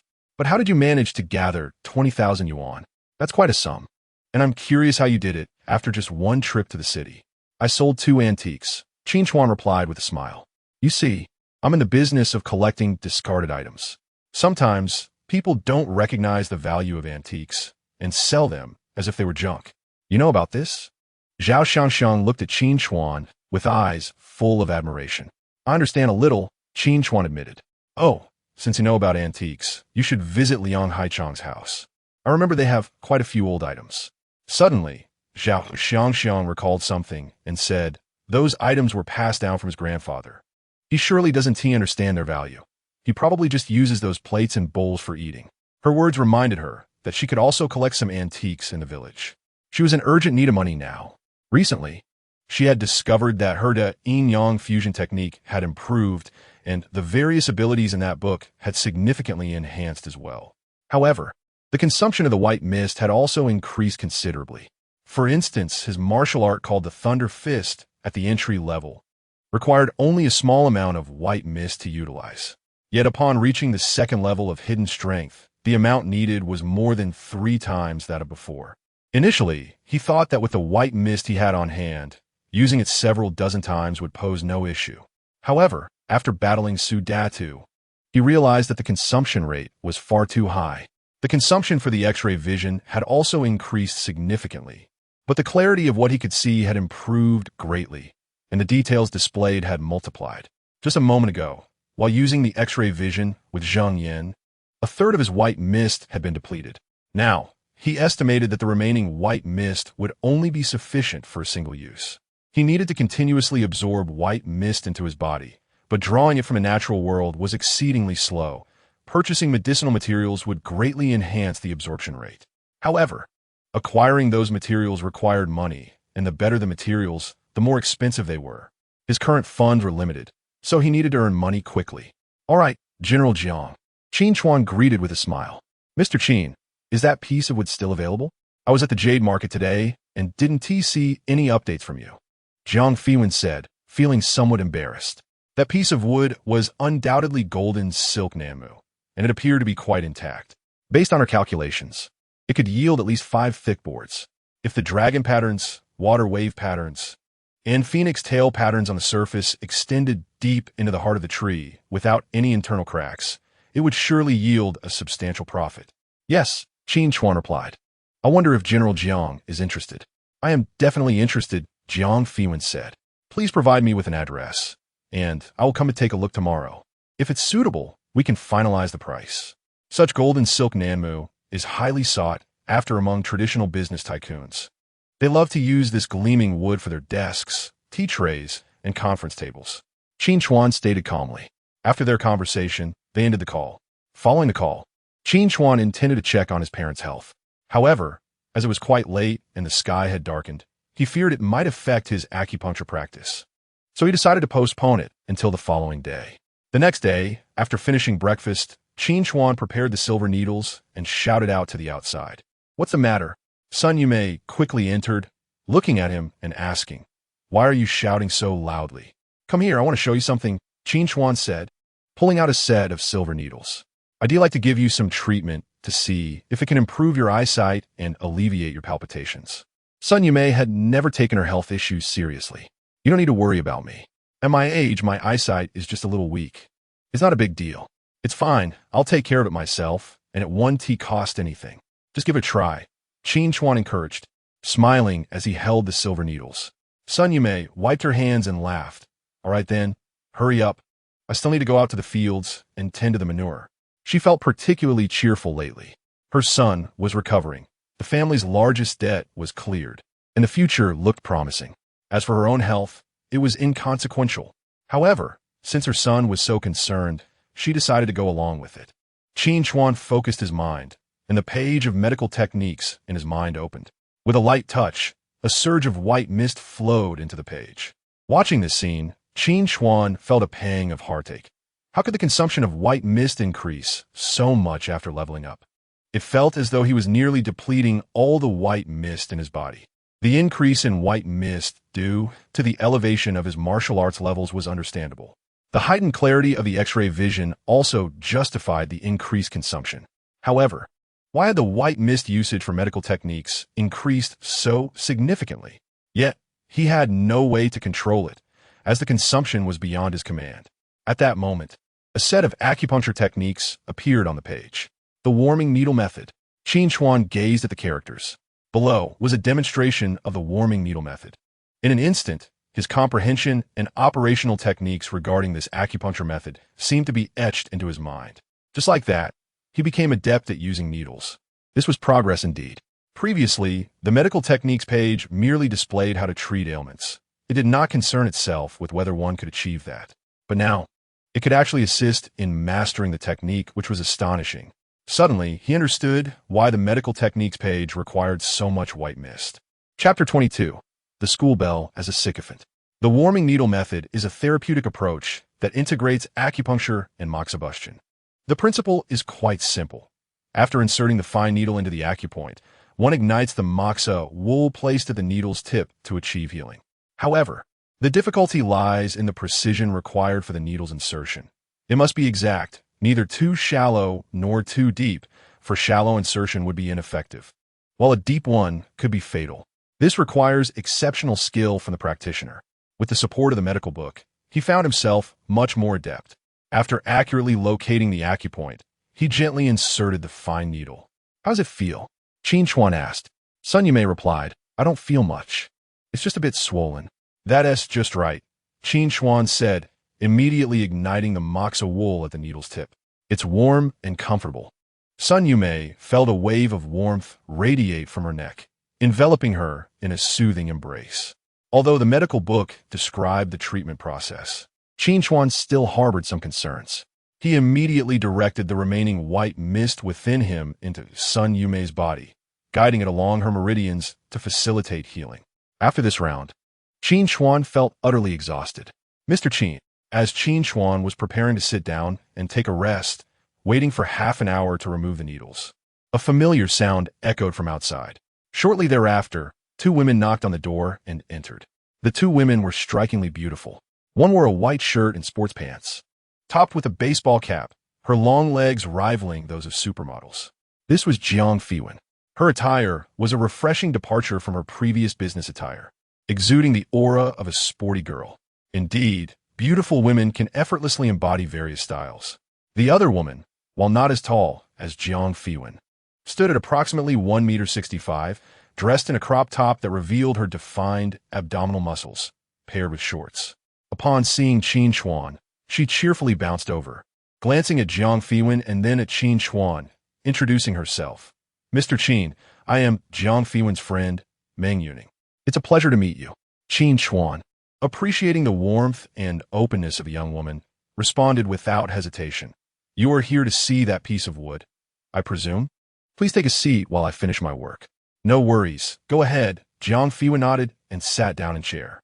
What does that smell?" Meng Yuning sniffed the air and remarked, "That is the scent of burning AI roan. You practice medicine too?"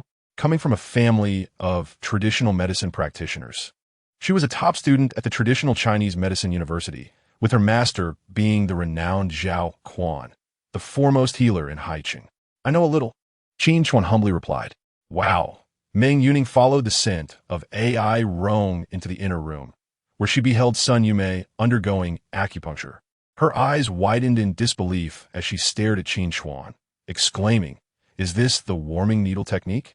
"Indeed," Qin Chuan affirmed, nodding. Meng Yuning was momentarily at a loss for words. The warming needle technique was notoriously difficult to master, requiring precise control over the acupoints and the strength of the needle insertion. Despite her extensive study, she had yet to grasp it. After a while, Qin Chuan checked the time, turned, and swiftly removed the needles from Sun Yumei, saying, "Mom, take a moment to feel."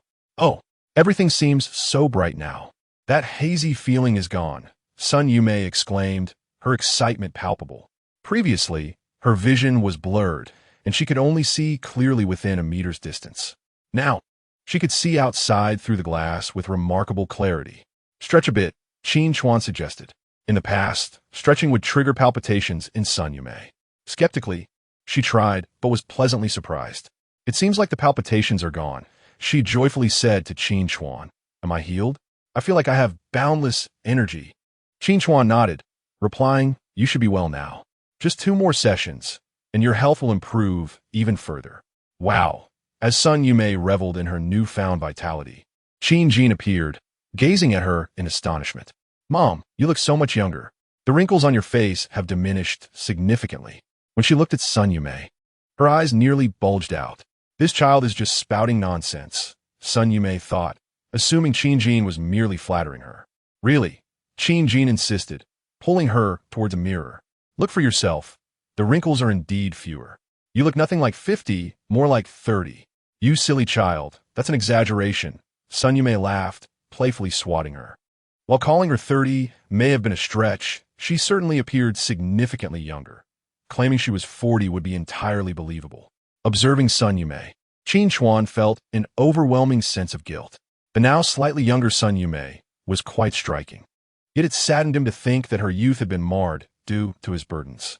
Thankfully, he now had the opportunity to make amends. Meng Yuning stood by, utterly astonished. This medical skill was extraordinary. Not only could it heal, but could also reverse the signs of aging. "Mr. Qin," I have several questions I would like to ask you. May I seek your guidance? She said nervously, looking at Qin Chuan. His expertise was akin to that of a master, deserving of utmost respect. Jiang Fiwen was taken aback by Meng Yuning's demeanor. As the belle of Haiqing Medical University, she usually maintained a distant, aloof attitude towards men, only showing her playful side around her. Yet here she was, almost fawning over Qin Chuan, addressing him with utmost reverence, resembling a devoted acolyte.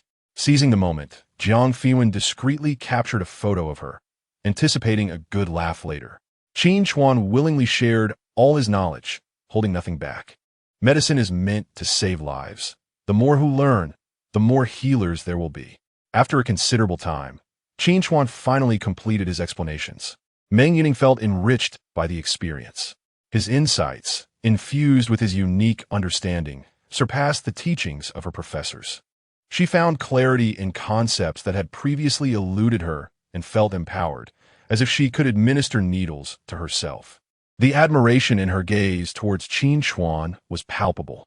How can someone so young possess such profound medical knowledge? Which school did you graduate from? And who was your mentor? She inquired with curiosity. If she could connect with a great teacher, perhaps her own master could help facilitate an introduction, allowing for mutual growth. I graduated from Haiqing Medical University. Much of this knowledge comes from my own exploration, Qin Chuan replied with a smile. Senior, Meng Yuning swiftly seized the opportunity, grinning. I am currently a fourth-year student at Haiqing Medical University, majoring in traditional Chinese medicine. It was crucial to cultivate a good relationship with someone of his caliber. Jiang Fiwen shook her head in exasperation at Meng Yuning's transformation. She had once dismissed all men with disdain. It seemed even the goddess in others' eyes could become a devoted admirer, and in this case, a rather eager one. All right, if you wish to discuss medicine, perhaps you should exchange WeChat contacts, Jiang Fiwen suggested, glancing at the time. Mr. Qin, let us go see that piece of wood. The forklift driver is still waiting outside. Qin Chuan nodded and led them toward Zheng Yan's home. Along the way, Jiang Fiwen quietly remarked to Meng Yuning, "Is this necessary? Look at your expression. If the wealthy suitors pursuing you saw this, they'd surely be envious." Meng Yuning glanced at the photo Jiang Fiwen had taken. Qin Chuan stood upright, explaining, while she hunched over, eager to learn, occasionally jotting down notes. She truly resembled a humble apprentice. If they possessed the medical skills of Master Qin, I would gladly become their admirer too, Meng Yuning mused, observing Qin Chuan's composed demeanor. Don't you think he exudes a masterful aura? Here we are, two beautiful women beside him, and he remains unshaken. His medical prowess is exceptional, and he is quite handsome, sharing the same alma mater as us. It's simply remarkable. Seeing her infatuation, Jiang Fiwen quickly nudged her, saying, "Mind your demeanor. Your admiration is written all over your face." "Oh, right." Suddenly, Meng Yuning contemplated a matter and addressed her. "It may be somewhat challenging to invite my master out of seclusion. Yet I believe that Qin Chuan's medical skills are on par with my master's. Why not attempt to enlist his assistance? He might possess a solution. I have an inkling that his expertise might even surpass that of my master." She gazed earnestly at Jiang Fei Wan as she spoke. At present, Meng Yuning had already garnered a modest reputation within the medical community of Haicheng, and her assertion regarding Qin Chuan's proficiency likely held substantial weight. Perhaps enlisting him could yield favorable results. At that moment, Jiang Fei Wan turned her attention to Qin Chuan and discerned that he indeed exuded an air of an extraordinary individual. However, Qin Chuan was acutely aware that he lacked any semblance of such an aura. He was merely plagued by social anxiety, particularly when confronted with unfamiliar, attractive young women. He dared not utter much nor move freely, his body rigid with trepidation. Fortunately, shortly thereafter, the group arrived at Zheng Yan's residence. "Qin de Ge," Zheng Yan exclaimed with warmth upon seeing Qin Chuan, quickly inquiring about the entourage that followed him. "Who are these individuals?" "This is the general manager of Rui Bao Zhai in the city, General Jiang. This is..." Qin Chuan turned to introduce Meng Yuning, only to realize he was not well acquainted with her details. Indeed, one could argue that remaining single at his age was quite deserved. "I am Meng Yuning, a friend of General Jiang." She stepped forward and extended her hand for a greeting. Zheng Yin reciprocated with a smile. I am Zheng Yan. Please come in. With poise, she ushered the group into the courtyard.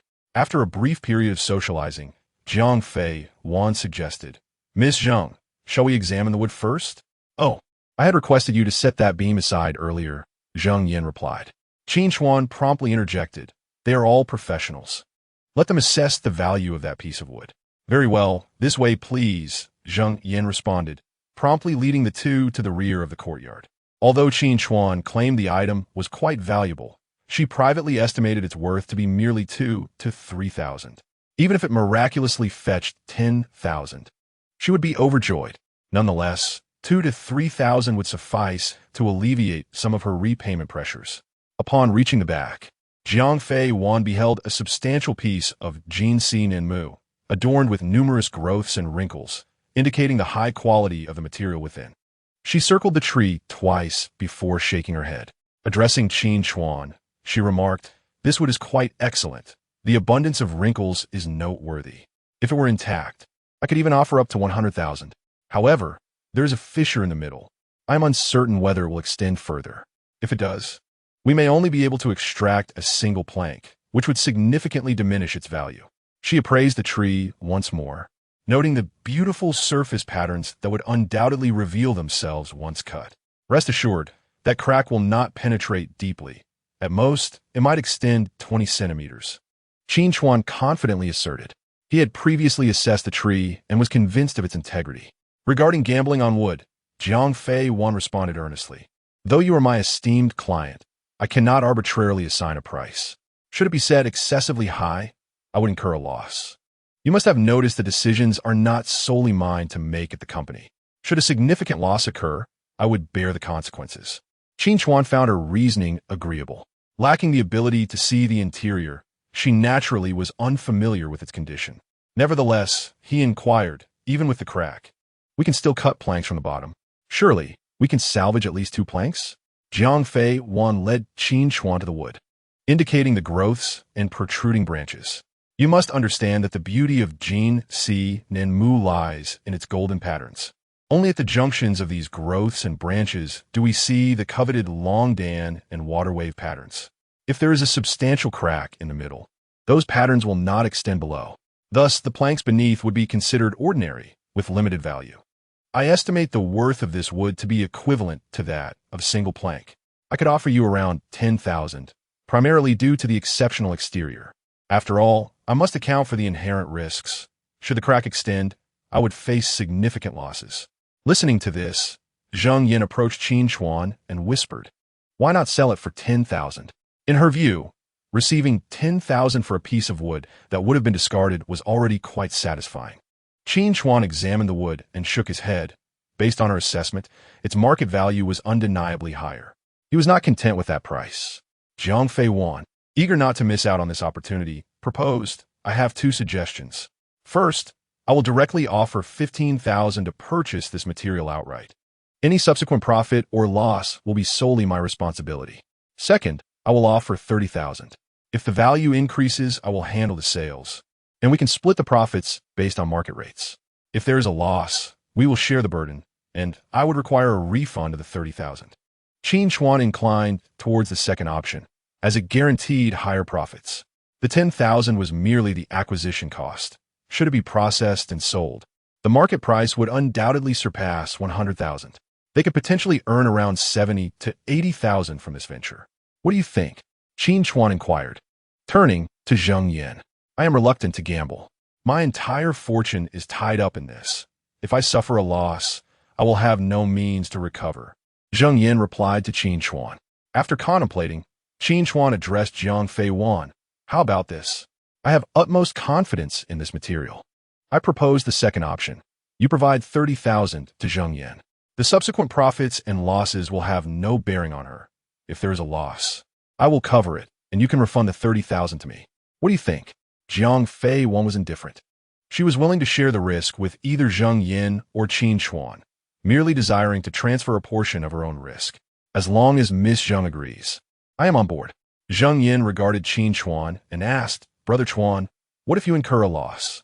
She was indeed amenable to Qin Chuan's arrangement, as it not only provided her with additional funds, but also mitigated her risk. However, she was somewhat hesitant to transfer the risk entirely to him. "Fear not," Qin Chuan replied with confidence. "I am assured of my professional abilities." Ultimately, Zheng Yin acquiesced with a nod. The trio signed an agreement, and Zhang Fei Wan proceeded to arrange for the transportation of the wood. Qin Chuan accompanied them directly to the factory. Zheng Yin felt relieved that this matter no longer concerned her, and focused on directing the workers to expedite their progress. "Master Qin, you are quite knowledgeable about wood," Meng Yuning inquired enthusiastically, remaining close to Qin Chuan throughout the journey, asking questions and displaying her warmth. She insisted on sitting beside him in the vehicle. If her admirers were to witness this, their hearts would undoubtedly shatter. In the presence of such a fashionable, beautiful, capable young woman, with an especially striking figure, how could Qin Chuan remain unmoved? The more pressing concern was her minimal attire. As they sat closely, physical contact was inevitable, causing Qin Chuan to perspire profusely. Though not excessively socially anxious, he still struggled to articulate words around unfamiliar, attractive women, especially one as exuberant as Meng Yuning. Deep down, he perhaps felt an innate disparity between himself and her. "I have a modest understanding," Qin Chuan replied. However, in the eyes of Meng Yuning, his behavior epitomized the image of a true master. Only those of genuine talent would conduct themselves in such a manner. Faced with her beauty, he displayed not a flicker of reaction. "Master, your medical skills are so extraordinary. Would you kindly take my pulse? I've been feeling somewhat unwell lately." Meng Yuning cast a glance at Zhang Fei Wan, who was seated in front of her, a mischievous smile gracing her lips, before turning to Qin Chuan. Zhang Fei Wan observed Meng Yuning, shaking her head in response. Before Qin Chuan could decline, she placed her hand upon his thigh. The white mist within Qin Chuan had been nearly entirely depleted, leaving him unable to consult his medical tome. Under these circumstances, it was absolutely inadvisable to continue with the diagnosis. Nevertheless, he found it difficult to refuse the request of such a captivating woman, especially one whose arm was now resting upon his leg. Reluctantly, he rested his fingers upon her pulse and silently activated the great yin-yang fusion technique. In an instant, the surrounding white mist surged into his body. Although this mist was scarce, it was sufficient for him to utilize once after absorption. With his eyes closed, he suddenly furrowed his brow. Meng Yuning's expression transformed into one of astonishment, prompting her to gesture for Zhang Fei Wan to observe Qin Chuan. Upon witnessing his expression, Zhang Fei Wan widened her eyes in disbelief. Could it be that Qin Chuan had discerned Meng Yuning's condition? She relished testing those so-called masters with her physical state. A prodigy in the medical field, she had seen numerous esteemed physicians falter under her scrutiny, with only Zhao Quan managing to discern some irregularities, this being the reason she chose to apprentice under him. Had Qin Chuan truly discovered something? Quite impressive indeed. In truth, Qin Chuan had yet to begin his diagnosis. The reason for his knitted brows stemmed entirely from the fierce impact of the white mist within his body. It was excessively domineering. He was deliberating whether to utilize Meng Yuning's body as a conduit. Ultimately, in the face of unbearable pain, he channeled the white mist through his meridians into Meng Yuning's body. Initially taken aback by Qin Chuan's reaction, Meng Yuning suddenly felt a surge of warmth flow through her as he tightened his grip on her wrist. It was immensely pleasant, causing her to stifle a sound of comfort, biting her lip to suppress it, though she suspected it was merely an illusion. As the white mist circulated within her body and returned to Qin Chuan, it had gathered a small amount of white mist around the tome. Qin Chuan opened the page on medicine. To his astonishment, the page shimmered before finally inscribing a line of text. The body is fundamentally healthy, yet a sinister energy lingers near the heart meridian. It poses no threat to life if left undisturbed. Treatment method requires level 5 medical skills to disclose. Upon reading this, the white mist dissipated, leaving Qin Chuan in a daze. The tome had provided no clarity regarding the condition. The treatment method was only visible at level 5. Presently, his medical skills had only reached level 2. Attaining level 5 would necessitate an immense amount of white mist, likely taking an eternity to accumulate.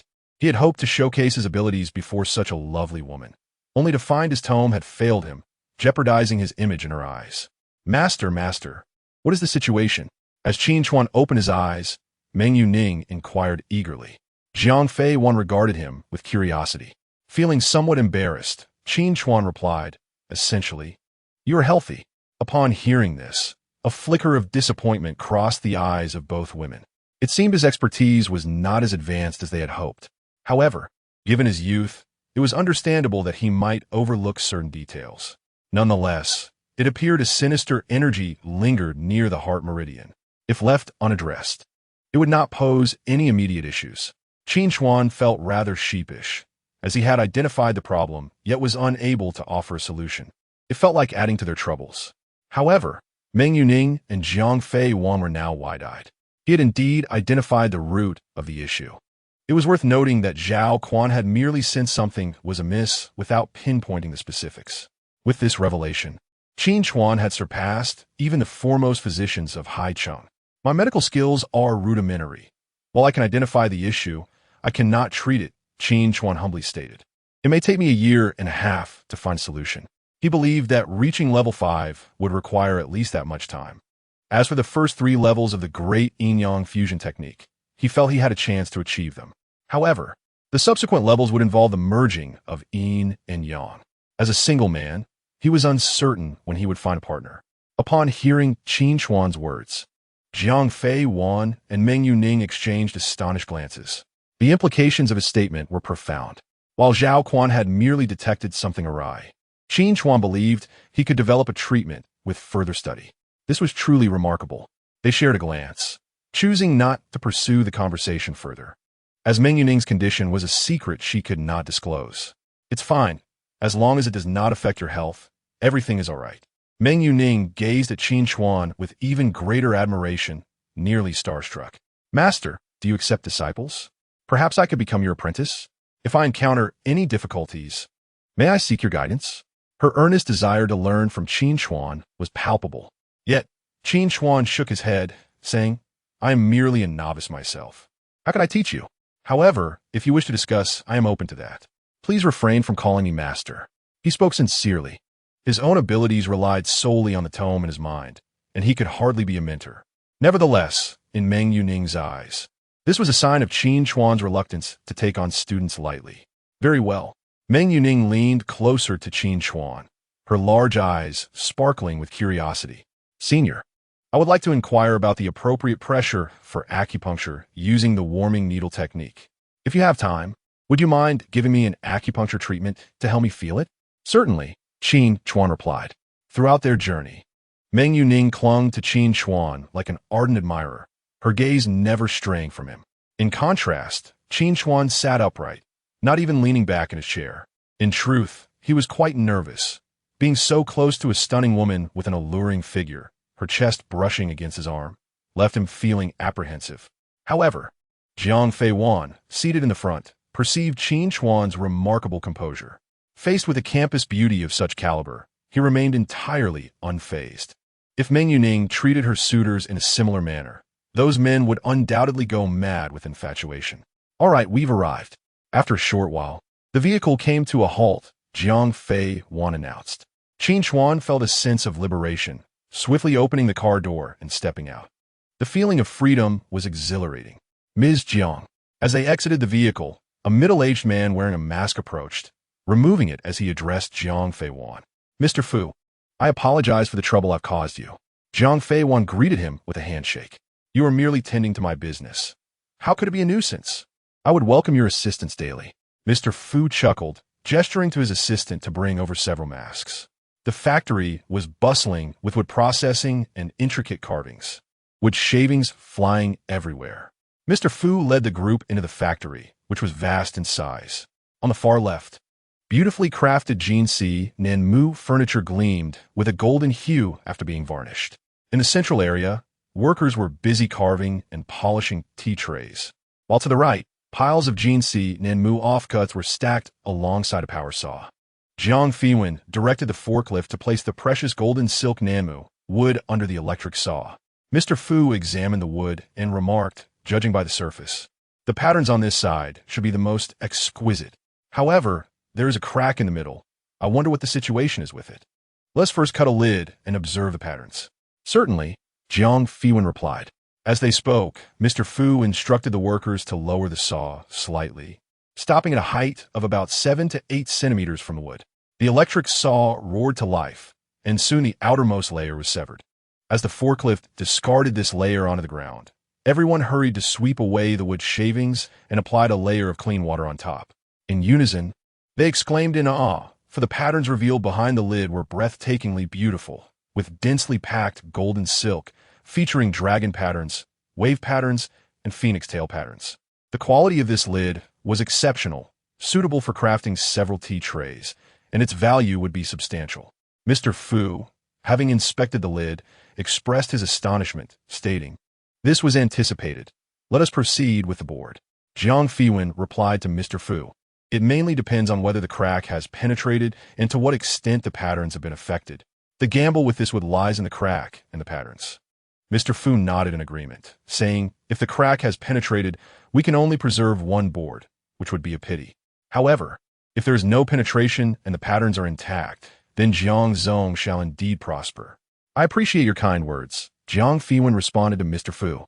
The first board was swiftly cut down, and as anticipated, it was flawless. Everyone was unconcerned about this board. Their focus lay on the second board. As the electric saw whirred again, the second board was also severed. The tension among the onlookers heightened. The fate of this would hinged on this moment. Jiang Fiwen's gaze remained fixed on the lumber. "Mr. Qin, what do you think?" She initially thought Qin Chuan seemed anxious and wanted to engage him in conversation to alleviate the tension. However, upon turning around, she discovered that Qin Chuan was wholly engrossed in observing the finished furniture on the other side, exploring it with curiosity, showing no signs of anxiety whatsoever. Qin Chuan, in fact, was completely at ease. He had already discerned the situation within, leaving no room for worry. Moreover, he noticed a faint mist on the golden silk Nanmu wood, albeit sparse, yet present. He aimed to absorb as much as he could in his current state of emptiness. Observing Qin Chuan's demeanor, Jiang Fiwen couldn't help but admire him for his composure in the face of potential loss.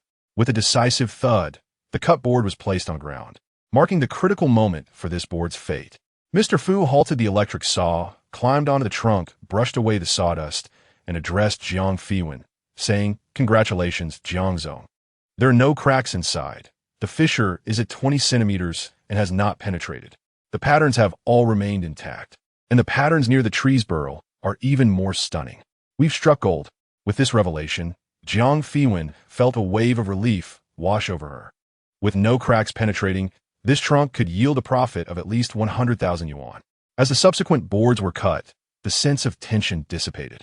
Soon, all were expertly sliced, with this trunk yielding 5 flawless boards, each devoid of cracks and adorned with exquisite patterns. After completion, these boards were sold directly to Mr. Fu, with Jiang Fiwen negotiating the price alongside him. "Jiang Zong, may I have this board? Please deduct the cost from my share." Qin Chuan pointed to the lid that had been discarded on the ground. "That lid is worth only a few thousand yuan. What do you intend to do with it?" Jiang Fiwen inquired. "I wish to craft some beads," Qin Chuan replied with a smile. "Beads?" Jiang Fiwen was taken aback. It seemed a rather impractical endeavor, fraught with risk.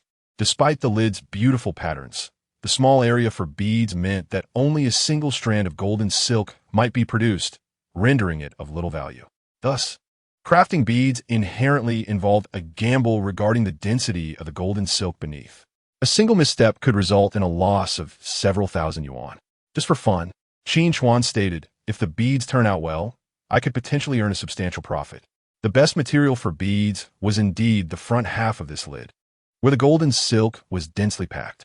Based on his previous insights, Qin Chuan believed he could manage 3 to 4 strands of golden silk on each bead.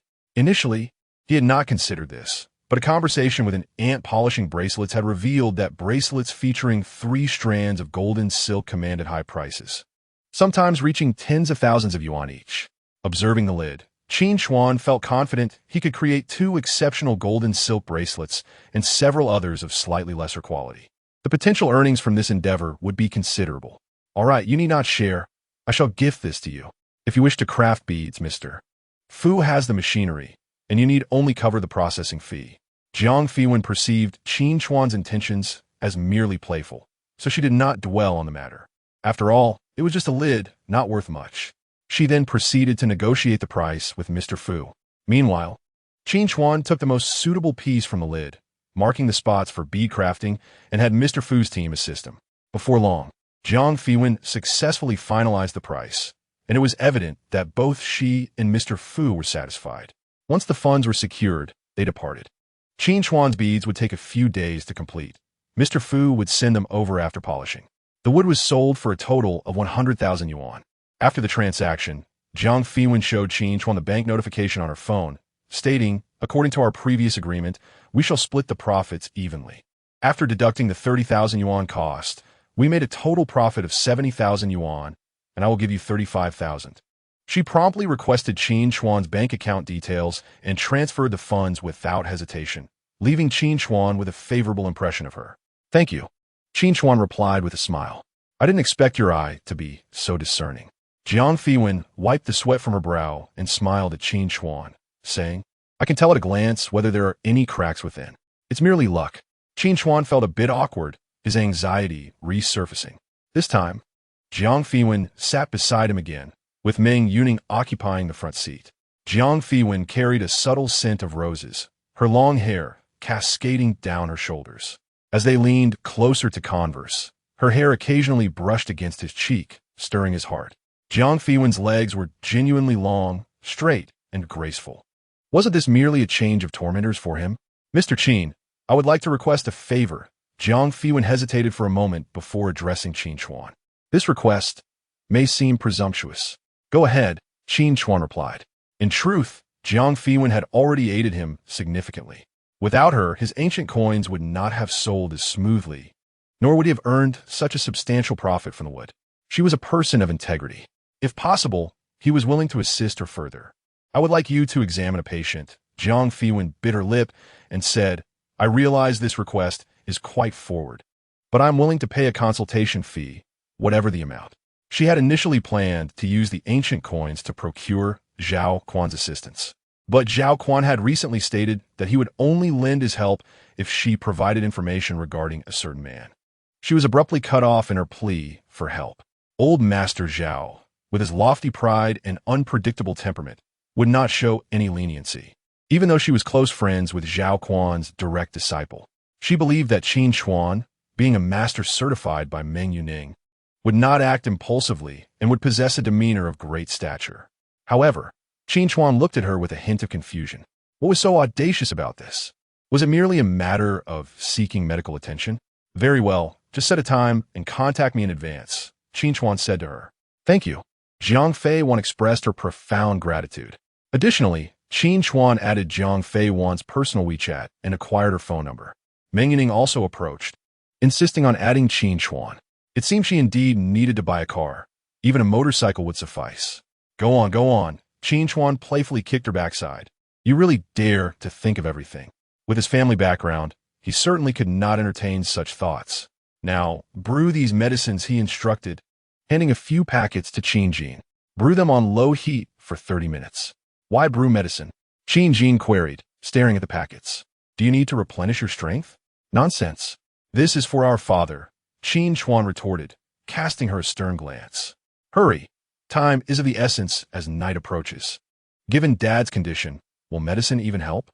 she asked, her curiosity piqued as she looked at Qin Chuan. A flicker of hope shimmered in her tone. After all, Qin Chuan had just cured Sun Yumei. If he could heal their father, their family would surely improve.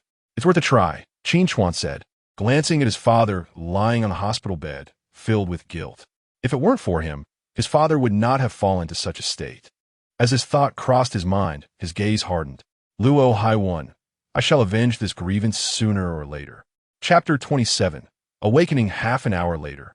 Qin Jin and Sun Yumei entered the room, each carrying several bowls of medicinal liquid. Qin Chuan waved at Qin Jin. "Come here."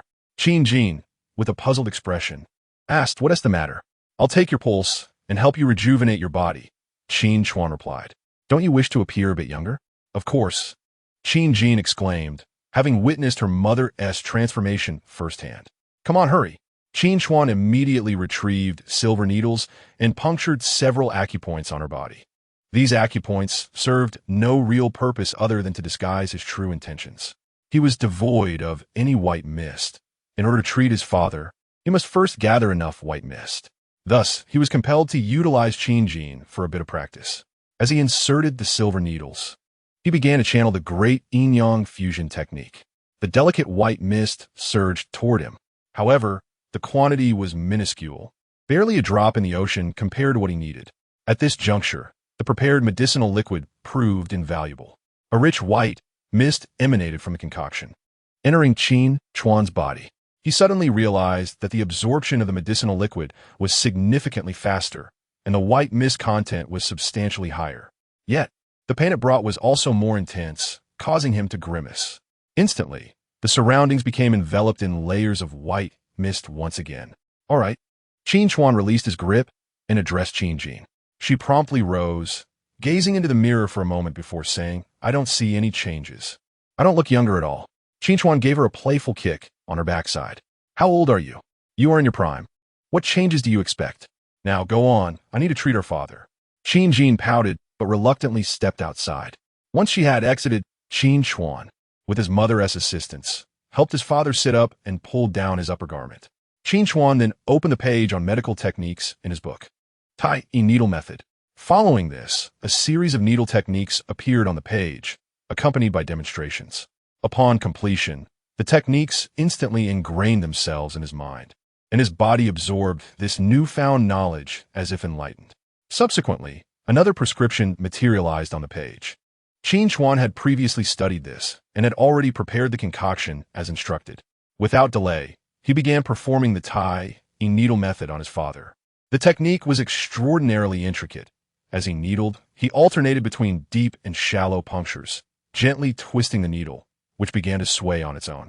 An expert observing would recognize this as a rare skill of manipulating the needle with qi, a level of mastery not easily attained. While others would consider this a pinnacle technique, for Qin Chuan, it was effortless. Why is there no response? Shun Yumei anxiously watched Qin Yuan long, her eyes fixed on Qin Chuan. Although she doubted the efficacy of his needle technique, she still held onto a flicker of hope, especially since he had previously cured her. Be patient, Qin Chuan instructed. Administer the medicine. He supported Qin Yuan Lang as Sun Yumei hurriedly took a bowl of dark medicinal liquid and spooned it into his mouth. After she finished, Qin Chuan gradually infused a stream of white mist into his father's body.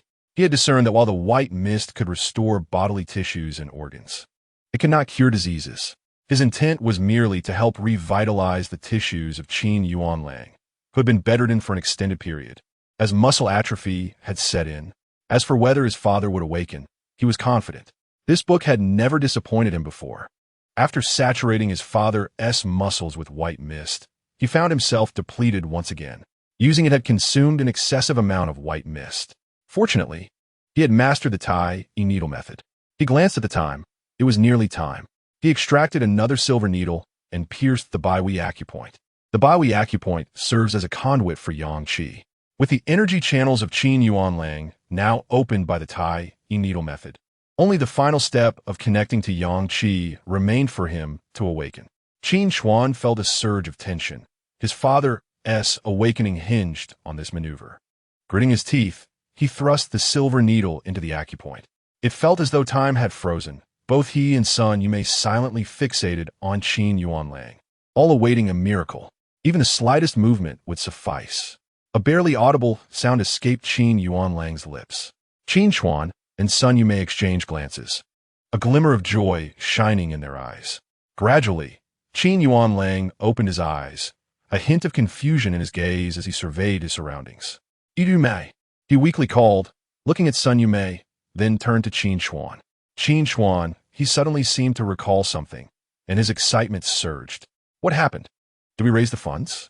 We cannot let Chuan heir go to prison." Even at this moment, he was concerned about Qin Chuan's predicament. "You needn't worry. Everything has been resolved," Sun Yumei replied, tears of joy streaming down her face as she addressed Qin Yuan Lang. "Please rest well." Father, at this moment, Qin Jin, who had heard the commotion outside, rushed in and threw herself into his embrace. "You're awake," she cried, her eyes brimming with tears. "After such a long time." She had feared he would never awaken.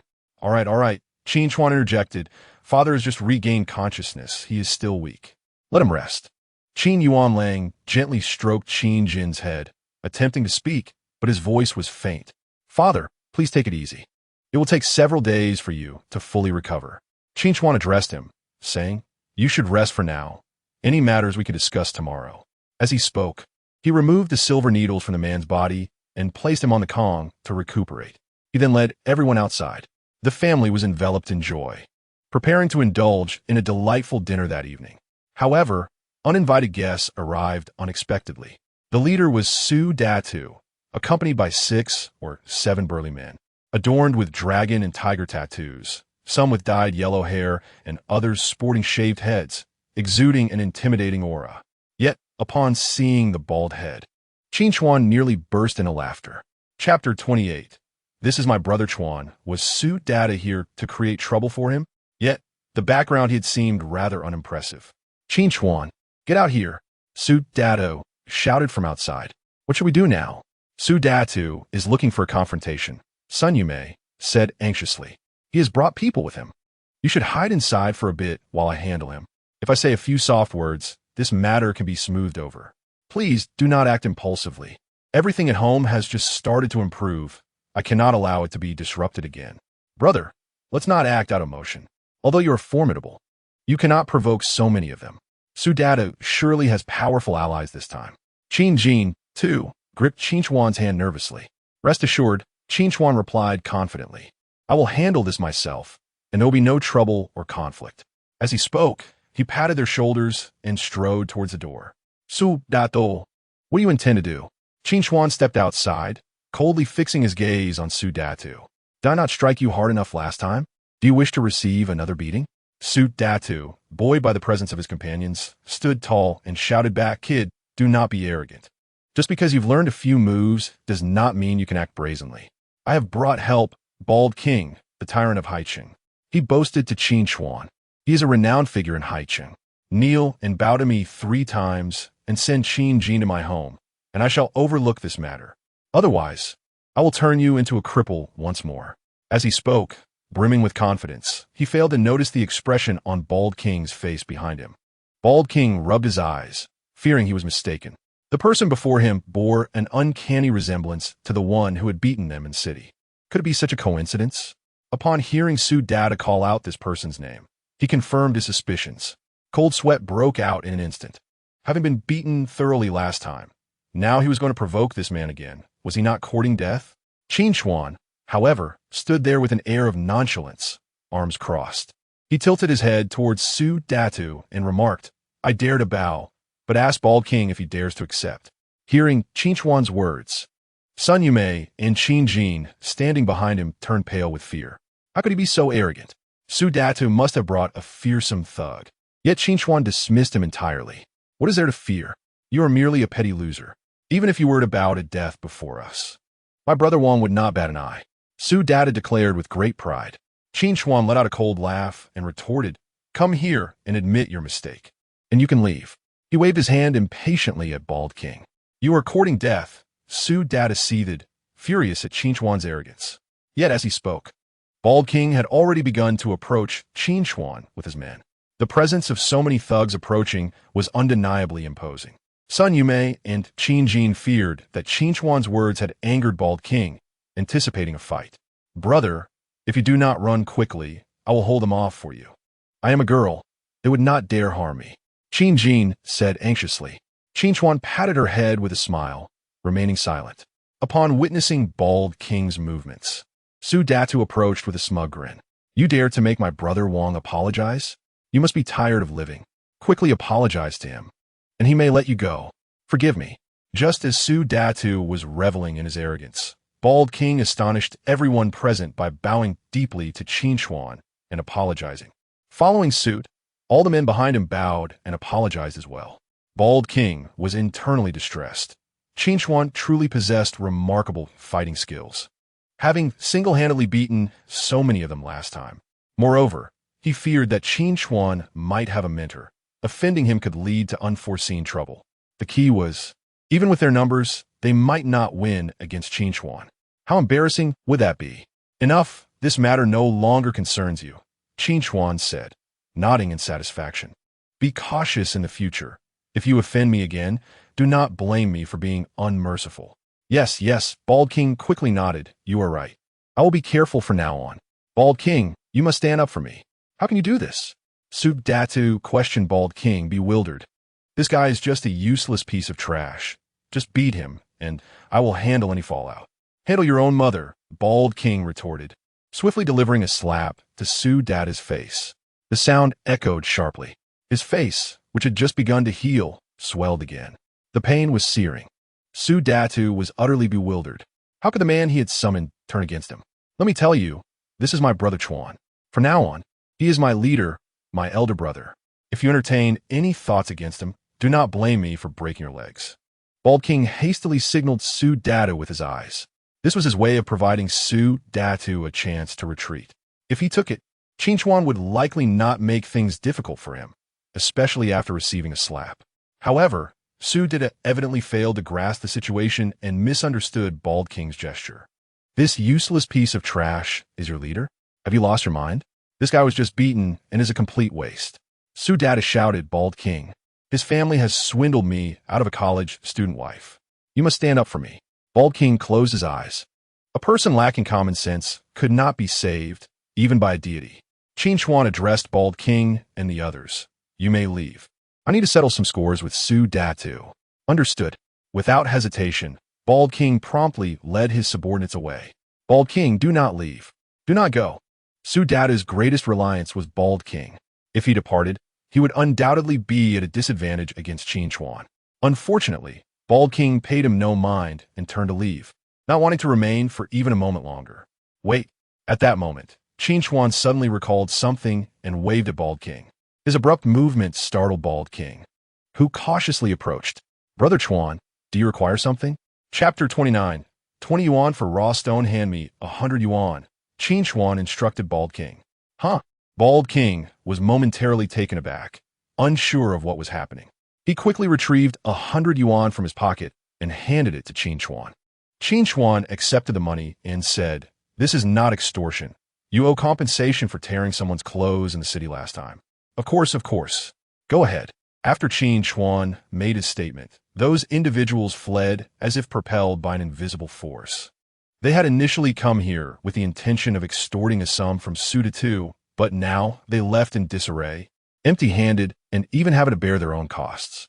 It was a rather disheartening situation. Su Datu, feeling genuinely alarmed, stood frozen, unsure of his next course of action. What do you intend to do? He stammered, his eyes flickering with evident fear of Qin Chuan. A mischievous smile played on Qin Chuan's lips as he replied, Your actions today have frightened my family. How do you propose we resolve this? I will compensate for the emotional distress, Su Datu hastily replied. As long as we avoid any physical confrontation, everything can be discussed. Just name your price, and I shall certainly make amends. His words suggested that he felt as though Qin Chuan was attempting to extort him. However, Qin Chuan feigned a look of indecision and remarked, I never demanded compensation. You're the one who insists on it. Moreover, we do not desire your money, as that would imply we are no different from you. Su Datu found himself at a loss, wondering if Qin Chuan intended to seize this opportunity to strike him. I heard that you once took on debts and acquired a sack full of jade raw stones. If I purchase a few, can we consider that your apology? Qin Chuan suggested. Upon hearing this, Su Datu breathed a sigh of relief and replied, Oh, I was worried about something else. Feel free to select as you wish. I have no qualms about the monetary aspect. Previously, Su Datu had lent money to someone who failed to repay him, and by the time he arrived, all valuable possessions had been claimed by various debt collectors, leaving behind merely a pile of worthless stones. He had consulted a professional who confirmed the poor quality of these stones. Let's clarify. I am here to purchase, not to rob, Qin Chuan stated. Yes, yes. You are indeed different from me. Choose as you please. Those stones are merely tossed outside my door, Su Datu offered. Shall I take you to have a look? Qin Chuan sought these stones because he had previously noticed a heap of them outside Su Datu's residence. Despite the overall mediocre quality, one particular stone had left a lasting impression on him. During a conversation with Jiang Fei Wan in the car earlier, He learned that the price of jade had surged in the past 2 years, especially for high-quality jade, which was often scarce in the market. Upon realizing the value of jade, he had kept an eye out for treasures while at Suda Tu's home. Both men, feeling they had struck a favorable deal, reached a mutual understanding. At that moment, Guang Tu Wang emerged from the village with a disgruntled expression. He had intended to earn a little money for his brothers, but ended up with nothing and faced humiliation instead. From now on, I must consult the almanac before venturing out. Just as he was about to leave, a voice called out to him. He did not recognize the individual. Liang Haichang approached him with a somewhat sycophantic demeanor, greeting Guang Tu Wang. "Hello, I am Liang Haichang. I have long heard of your reputation and am surprised to encounter you today." Liang Haichang was also a rogue. Having heard of Guang Tu Wang's notorious exploits and even harboring a degree of admiration for him. "Oh," Guang Tu Wang nodded in acknowledgement, ready to depart. "Do you have business in our village?" Liang Haichang inquired. Wait. Liang Haichang quickly grabbed Guang Tu Wang's arm and continued. "I have a sworn enemy in the village. Could you possibly help me settle the score? Of course, I would ensure my brothers are compensated for their efforts." Initially, Guang Tu Wang had planned to return empty-handed, but unexpectedly, a business opportunity presented itself. "Fine, I will assist you, considering you are acquainted with me. Where's this person? What is their background?" he asked. "They're just villagers. What background could they possibly have?" Liang Haichang zipped gone feed in. "He is not at home. I just saw him heading towards the east side of the village. I can take you there. It will only take 3 to 5 minutes. Qin Chuan, you dared to offend me, and now you shall reap the consequences." Upon arriving at Suda Tu's residence, Qin Chuan immediately spotted the jade raw stone. He had already examined it previously. The quality of this stone was quite ordinary, with loose sand evident on its surface, clearly indicating a tender nature. Conventionally, such stones would possess an undeveloped core, akin to mere rock. Yet, on the upper section of this stone, there was a patch of green. The presence of such patterns signified potential variability, and therein lay the gamble. If there were changes beneath this green pattern, it could yield a valuable find. Conversely, if not, the pattern would hold no worth. "This one shall suffice," he concluded after some deliberation, retrieving the jade raw stone. Weighing it in his hands, he addressed Suda Tu. "What is the price?" "No charge," Suda Tu replied, fearing for his life. "You must pay. I have stated that I am not like you," Qin Chuan insisted. Suda Tu, feeling exasperated internally, could not voice his thoughts but forced a smile. "Sen, how about 20 to 30 yuan? I was going to discard it anyway. You are merely helping me dispose of trash." "Very well," Qin Chuan said, pulling out a 100 yuan bill from his pocket. "Change, please." "Qin Chuan," a woman's voice called out to him. "Sister Min Min," Qin Chuan acknowledged upon recognizing her. "What brings you here?" Today, Lu Min Min wore a light blue long dress. Her delicate collarbone exposed, adorned with a silver pearl necklace, enhancing her allure. "I have been searching for you," she said. "Here is 100 yuan for clothing." As she spoke, her face flushed slightly, perhaps recalling their previous intimate encounter. She had visited Qin Chuan's home seeking him, but felt embarrassed to discuss it with others, knowing it would sound inappropriate to ask him for help in purchasing clothing. "No need," Qin Chuan insisted. "That is not acceptable. Your family's financial situation is difficult, and earning money is not easy." Lu Min Min firmly attempted to place the money in his hands, believing Qin Chuan deserved it more, given that he had helped her. "Really? Is this true?" she inquired skeptically. "Absolutely," Qin Chuan reassured her. "Sister Min Min, how could I allow myself to suffer a loss? Rest assured, I'm quite well off now." "Well then," Lu Min Min sighed in relief. In truth, 100 yuan was a significant expense for her. "Are you free tonight? You assisted me in the city, and I have yet to express my gratitude. Why not come to my home for dinner? I will prepare a little chicken." "That is unnecessary," Qin Chuan replied. "You and I do not need to be so polite. When I witnessed that situation, how could I not lend a helping hand?" "Not an option," Lu Min Min resolutely declared. "You must come tonight. I have already slaughtered the chicken and purchased the vegetables. If you do not attend, all of this will go to waste. If you still call me sister-in-law, you must come." Qin Chuan, unable to refuse, nodded and replied, "All right, I will put away my things and head over." Just then, Liang Haichang's voice unexpectedly rang out. "It's this brat."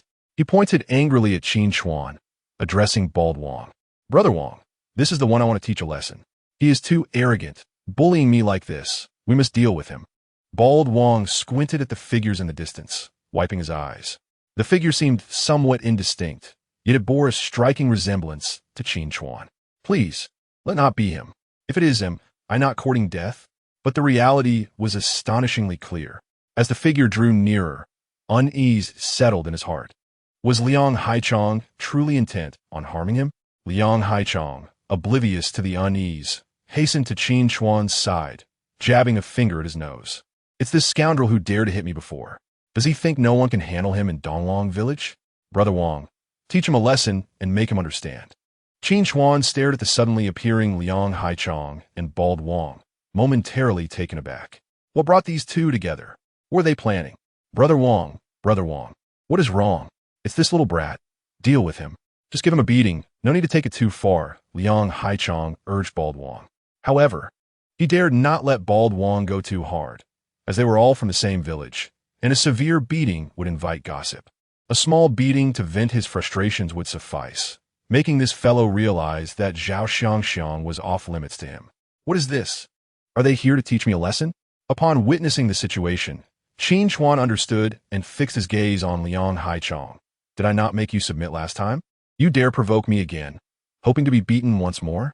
Hearing this, Liang Haichong took 2 steps back and approached Bald Wong. Last time I was careless, he admitted. This time, I have Brother Wong to teach you a lesson. Come here obediently. Let me give you a couple of punches, and we can call it even. Otherwise, do not blame me for being impolite. Brother Wong is from Ma Village. No need for introduction. Before Liang Haichong could finish boasting about Bald Wong, he was interrupted by Qin Chuan. We are all old acquaintances, Qin Chuan said, smiling at Bald Wong. Brother Wong, what are your intentions? Are you planning to give me a lesson? No. Bald Wong nearly fell to his knees in fright, hastily responding, it is all a misunderstanding. How could I dare to go against you, Brother Chuan? Please do not take offense. As he spoke, he quickly offered Qin Chuan a cigarette, ingratiatingly saying, I was merely passing through. Is there a conflict between you and him? Speak, and my brothers will help you vent your anger. Bald Wong immediately switched sides, pointing at Liang Haichong. Liang Haichong was left dumbfounded. This shift was far too abrupt. Did he not summon Bald Wong? Why were they suddenly turning on him? Brother Wong, I called you here. We are here to deal with this brat, Liang Haichong explained to Bald Wong. Shut up, Bald Wong shouted at him. This is my elder brother. How dare you call him a brat? Do you want to die? He then commanded his underlings to deal with Liang Haichong. Terrified, Liang Haichong covered his head and ducked aside. No need. Qin Chuan raised a hand to stop them, saying, we are all from the same village. Fighting and killing, what kind of decorum is that? Yes, Liang Haichong chimed in. We are all from the same village. Usually we have only minor disputes. There is no need for violence. He was perplexed as to how Qin Chuan had connections with Bald Wong. However, he thought, if you're bringing people to deal with me, surely there must be some explanation? Qin Chuan glared at Liang Haichong. You ought to compensate me for the emotional distress, as you have frightened me quite a bit. You frightened? Liang Haichong was ready to curse. Who was truly frightened? Clearly, it was me. Yet, surrounded by several burly men, he dared not voice his thoughts, merely smiling. Yes. How would you like to be compensated? He braced himself for a significant loss. This time, he truly had lost more than he gained. My work does not involve collecting rubbish, Qin Chuan said with a sly grin. Do you have any junk at home? I can come collect it. Just this? Liang Haichong thought he might be extorted for thousands, but was surprised it was merely about collecting trash. No problem, he enthusiastically replied. I will personally deliver it to you. Internally, however, he derided Qin Chuan, thinking it was fitting for someone who only dealt in scraps to have such a narrow mindset. No need. I will go myself, Qin Chuan said with a cheerful smile. He did not truly believe he was going to collect rubbish. He had heard from Zhao Xiangxiang that Liang Haichong's family possessed numerous antiques, and he hoped to see if he could find something valuable. All right, come any time, Liang Haichong said quickly before leaving. He was baffled as to how Qin Chuan was connected with Bald Wong, who seemed to fear him. He realized he had truly kicked a steel plate this time. Brother Chuan, my brothers are leaving first. If you need anything, just let us know, Bald Wong said, bowing to Qin Chuan. Wait, Qin Chuan waved at Bald Wong. Terrified, Bald Wong broke into a cold sweat. What can I do for you? Just say the word. Did I ask you to pay 100 for the clothing compensation? Qin Chuan inquired, wanting to clarify this in front of the parties involved to assure Lu Minmin. Yes. Yes, Bald Wong quickly nodded. I just gave it to him, a brand new 100. Hearing this, Lu Minmin was completely convinced that Qin Chuan indeed received the money, and she felt reassured. All right, you may leave. Qin Chuan waved his hand, signaling Bald Wong to depart. Relieved, Bald Wong hurriedly left Donglong village. This place truly felt unbearable for even a minute longer. Remember to come to my house tonight, Lu Minmin said cheerfully to Qin Chuan. Okay, Qin Chuan nodded in response. He planned to take the stone into the city to exchange for money. The original stone was too large for convenient transport. He intended to trim off the unnecessary parts, making it easier to carry, as the valuable part was merely the size of quail egg. After reducing the stone to a manageable size, he realized he could not proceed without professional equipment to avoid damaging the jade. Although he did not understand its value, he knew it was certainly not inexpensive. Mom, do you think my brother is under some kind of stress? Qin Jin remarked while snacking on seeds nearby. What is it? Sun Yumei asked while sweeping the floor. He's just smashing a piece of broken stone in the yard. What is so entertaining about that? Qin Jin said in confusion. Let him be if he enjoys it. Sun Yumei replied nonchalantly. For her, the happiness of the family being together was paramount. After tidying up, Qin Chuan rinsed off with a hose and called out to Sun Yumei, What are you up to? Qin Jin stood up, curious, and asked, Where are you going? Someone is treating us to a meal, Qin Chuan replied. Who? Qin Jin inquired, her curiosity piqued. Mind your own business. Qin Chuan shot her a glance and walked outside. Ignoring her. Mom, look at your Qin Chuan. Jin immediately began to complain, suspecting that she must have been out courting someone. All right, quickly grab a dustpan, Sun Yumei said. Once Qin Chuan emerged, he felt compelled to bring something when visiting someone else's home. However, the village boasted only a small supermarket with limited options. Uncertain of what to bring, Qin Chuan searched online for suggestions. Some advised bringing flowers, others suggested tea, and there were various opinions. Ultimately, what he could bring was contingent upon what the small supermarket stocked. Flowers? None available. Tea? That would only be sold at the market. Alcohol? Oh, that would suffice. He decided on a bottle of grape wine, but the supermarket had none. They did, however, have white liquor, which he thought would suffice. Thus, he purchased the most expensive bottle available, a Huanggai Bafun. Lu Minmin's home was significantly better constructed than Qin Chuan's, with a high courtyard wall and a spacious, tidy yard. In the center, there were even some vegetable plants. Sister-in-law, Qin Chuan called out as he entered, peering around. Is that you, Chuanzi? Lu Minmin responded, stepping out from the kitchen. Why have you brought something? You didn't need to. There wasn't much to bring. Qin Chuan replied, placing the liquor down. I came to help you. No need, it's almost ready. Please sit down for a moment. Lu Minmin gestured for him to take a seat. Shortly thereafter, she brought out a lavish spread of dishes. Sister-in-law, this is too much for just us. Qin Chuan remarked. Just one more dish, and then we'll be set. You start eating, Lu Minmin said, hurriedly washing 2 wine glasses and placing one in front of Qin Chuan. Take your time with the drink. She always claimed the last dish was nearly finished, yet managed to cook 3 more before it was truly done. When she finally removed her apron, Qin Chuan was taken aback. Previously, in her apron, he had not noticed much, but now she wore a knee-length dress that accentuated her figure, revealing a considerable expanse of skin and collarbone. Her natural charm, already reminiscent of a mature woman, was magnified immensely by this attire. Come, let us eat, she said, sitting opposite him, frequently leaning over to serve him food, which made the meal less appealing for Qin Chuan.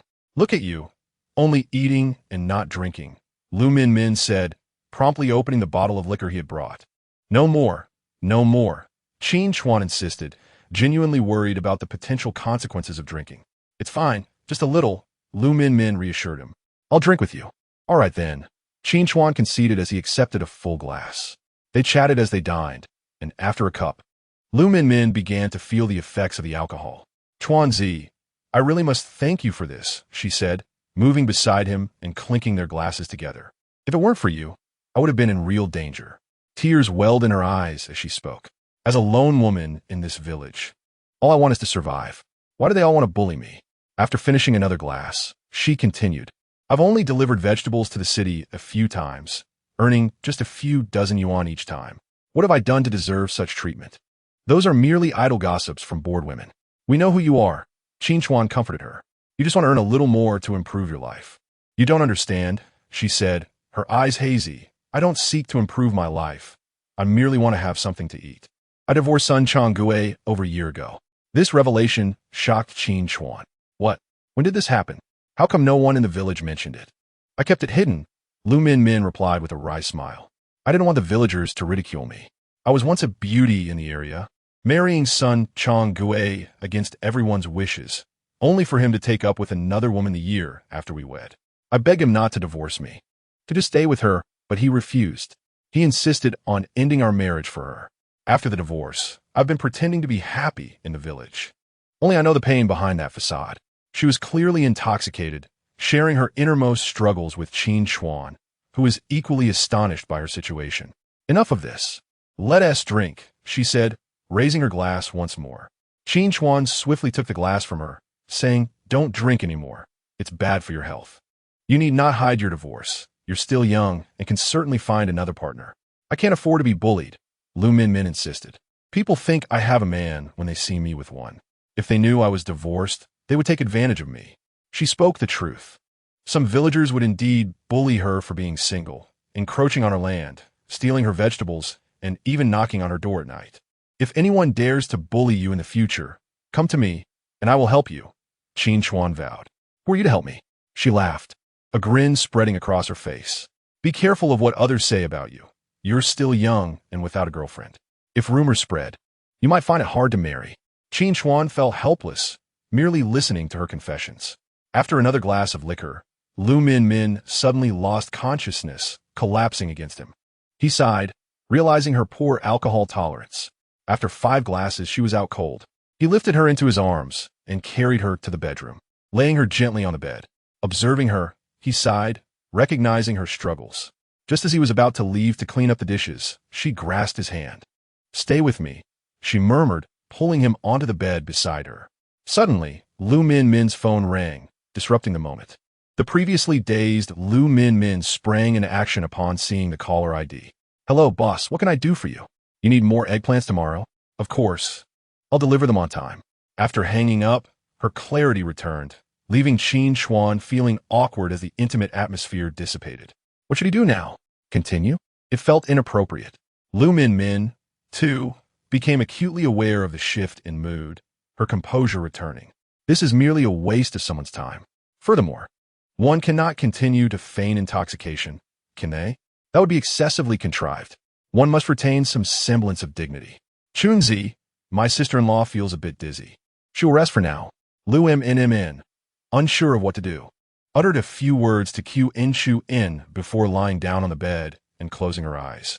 In that moment, she felt as if she were burying her head in the sand, oblivious to her surroundings. Yet, she sensed Qin Chuan drawing closer, the warmth of his body now merely a few centimeters away. In the next moment, Lu Min realized that Qin Chuan had not made any advances. Instead, he gently covered her with a blanket. Looking at her, he said, Please rest well. Sister M has had a difficult time, and it would be unkind to take advantage of her vulnerability. After regaining a modicum of rationality, Qin Chuan relinquished the opportunity for a more intimate encounter. After tidying up the items on the table outside, he locked the door behind him and departed from her home. While walking, he suddenly recalled that Li Eng's residence was nearby. He turned a corner and headed toward it. Zhou Ing had mentioned that there were many antiques in his home, and he felt compelled to explore. Oh, Li Ing, he called out as he approached the front gate. Qin Chuan has arrived? Upon hearing Qin Chuan's voice, Li Ing greeted him enthusiastically, treating him as if he were a distinguished guest. Everything is ready. It's in the backyard, Li Ing informed him. Are you trying to send me away? Qin Chuan replied with a sidelong glance. This is my first visit, and you do not even invite me inside to sit? Is this your way of receiving guests? Ah, how could I be so forgetful? Li Ing slapped his forehead. Please come in. Sit for a moment while I prepare some tea.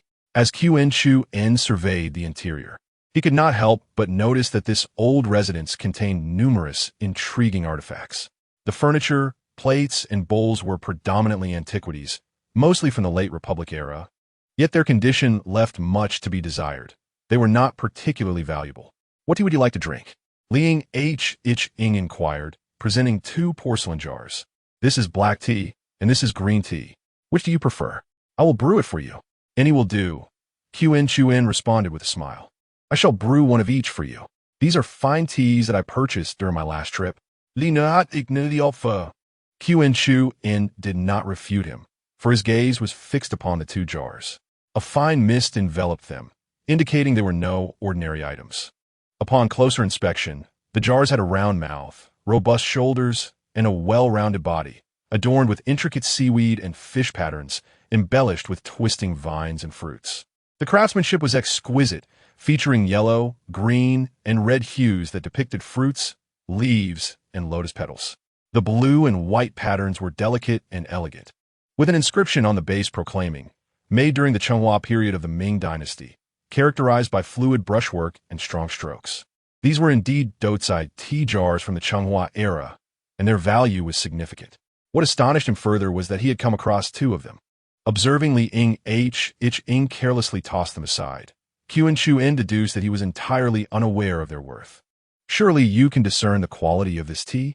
Liang Ing, an aficionado of tea, was particularly fond of various brews and regularly used the Yixing teapot, its surface thick with patina. Upon hearing Qin Chuan praise the tea, his eyes lit up as if he had found a kindred spirit. Qin Chuan inhaled the aroma, examined the leaves, and took a gentle sip. The fragrance was rich, and the taste was sweet. "Good tea," he remarked. He had once been a tea enthusiast himself, and possessed a modicum of knowledge about it. "Indeed, it is good tea," Liang Ing exclaimed, his excitement palpable. He loved tea, yet those around him lacked any appreciation for it. They could not discern quality even if they boiled a handful of leaves. Now, as Qin Chuan spoke eloquently, he felt he had found a true companion in tea. "Come, let us try this black tea," Liang Ing insisted, hurriedly offering it to Qin Chuan. Before even tasting it, Qin Chuan declared, "No need to sample. I can tell this tea is not inexpensive. The brew is bright red and possesses a sweet, glutinous fragrance, indicative of superior black tea." "This must be Dian Home?" Liang Ing was nearly beside himself with excitement, pulling Qin Chuan into a conversation about tea, discussing its varieties, production methods, regions of origin, and utensils. He wished for nothing more than to converse with Qin Chuan throughout the night. Qin Chuan glanced at the time and said, "This tea is truly exceptional. If you come across more in the future, please procure some for me." "Purchase? Nonsense," Liang Ing replied, shoving both jars of tea into Qin Chuan's hands. "Take them. Once you've finished, just let me know, and I'll get you more."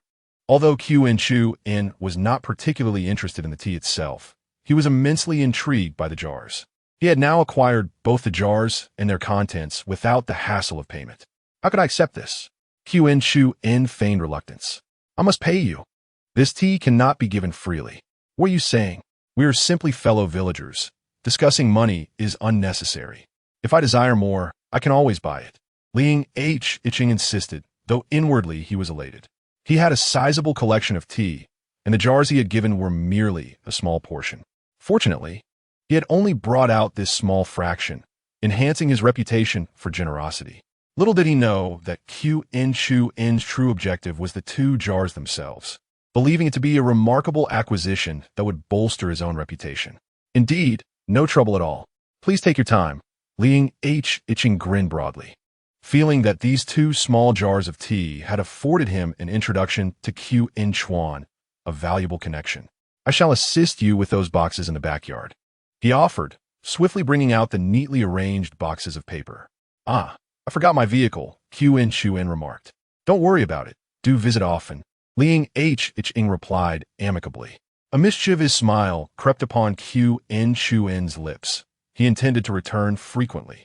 He had yet to thoroughly investigate and had already discovered these 2 treasures. A further exploration might yield even more remarkable finds. As Qin Chuan ambled along, He was met by Qin, who wrinkled her nose and asked, "Where have you been? You smell strongly of alcohol." "Just passing by." Qin Chuan replied brusquely, while he simultaneously scrutinized the two tea jars, surveying them carefully. "Widow Zhao. It must be worth quite a sum." Although he had previously earned a considerable amount, his body required a substantial quantity of white mist. Ordinary herbs yielded minimal amounts, and to achieve better results, one needed premium materials. However, the prices for those elite herbs were exorbitant. He had once encountered a wild ginseng with an exceptionally high white mist content, only to discover it was a 70-year-old specimen valued at 100,000 yuan per gram. The vendor had remarked that wild ginseng was now exceedingly rare, with most available being cultivated. Even 100,000 per gram was considered a bargain. Other precious herbs were equally exorbitant, rendering a few thousand insufficient. "What is that?" Qin inquired, leaning closer with wide eyes. "Antique," Qin Chuan replied nonchalantly. "Antiques?" Qin exclaimed. "Isn't this just like the coin you sold before? I bet it can fetch thousands, if not tens of thousands." "Thousands? Tens of thousands?" Qin Chuan scoffed. "This is porcelain. Its value is significantly higher. Once you step outside, refrain from speaking carelessly. Wealth should not be flaunted, understand?" Qin Chuan advised. "I certainly understand," Qin assured, thumping her chest. "Rest assured, my lips are famously sealed." "I told you, my brother has skills," Qin Chuan said, ruffling her hair. "In the future, you need not pinch pennies. Buy whatever you wish, for there is ample money. You should save up for your own wedding," he added. Qin chimed in. "I heard from our mother that she wishes to introduce you to a match. Am I already at the age of 24 where I need to be set up?" Qin Chuan responded, somewhat surprised. All right, Qin Chuan said as he stored away 2 jars, contemplating a time to head to the city to sell them for money. "How is our father?" "He is doing well. He can already walk. However, after lying down for so long, he still needs to adjust," Qin joyfully replied. "Brother, I didn't expect your medical skills to be so remarkable. You accomplished what even the hospital could not," she continued. "It's nothing much," Qin Chuan casually remarked. "Nonetheless, our family truly needs a means of transportation," he mused. "Tomorrow, I shall go to the city to purchase a few electric bikes." Qin was elated. As she studied at the local Haiqing University, which was only a 40-minute ride away on an electric bike, Mother can also ride to the fields, so she won't have to run all the time, Qin Chuan added. "All right, off you go then. I've had a bit too much to drink today and need some rest," he said, giving her a playful kick on the backside to usher her out. He slept soundly until after 10 the next morning. After waking up, he practiced a few moves of the bong lei fist in the yard, when an automobile pulled up directly into their courtyard. "Mr. Qin," the vehicle came to a halt, and 2 women emerged from it, Meng Yuning and Jiang Feiwan. They had come to invite Qin Chuan to Jiang's residence to treat the elder of the Jiang family. Upon disembarking, Meng Yuning was taken aback by Qin Chuan's muscular physique, exclaiming, "Senior, I didn't realize you were so fit." Qin Chuan hurriedly donned his attire and greeted them. "You've arrived?" "Yes," Jiang Feiwan nodded, adding, "I wonder if you can leave today?" "Please wait a moment," Qin Chuan replied. "I need to take a shower." After a quick wash and changing into clean clothes, he followed the 2 women into the city. The Jiang family resided in a lavish hillside villa district.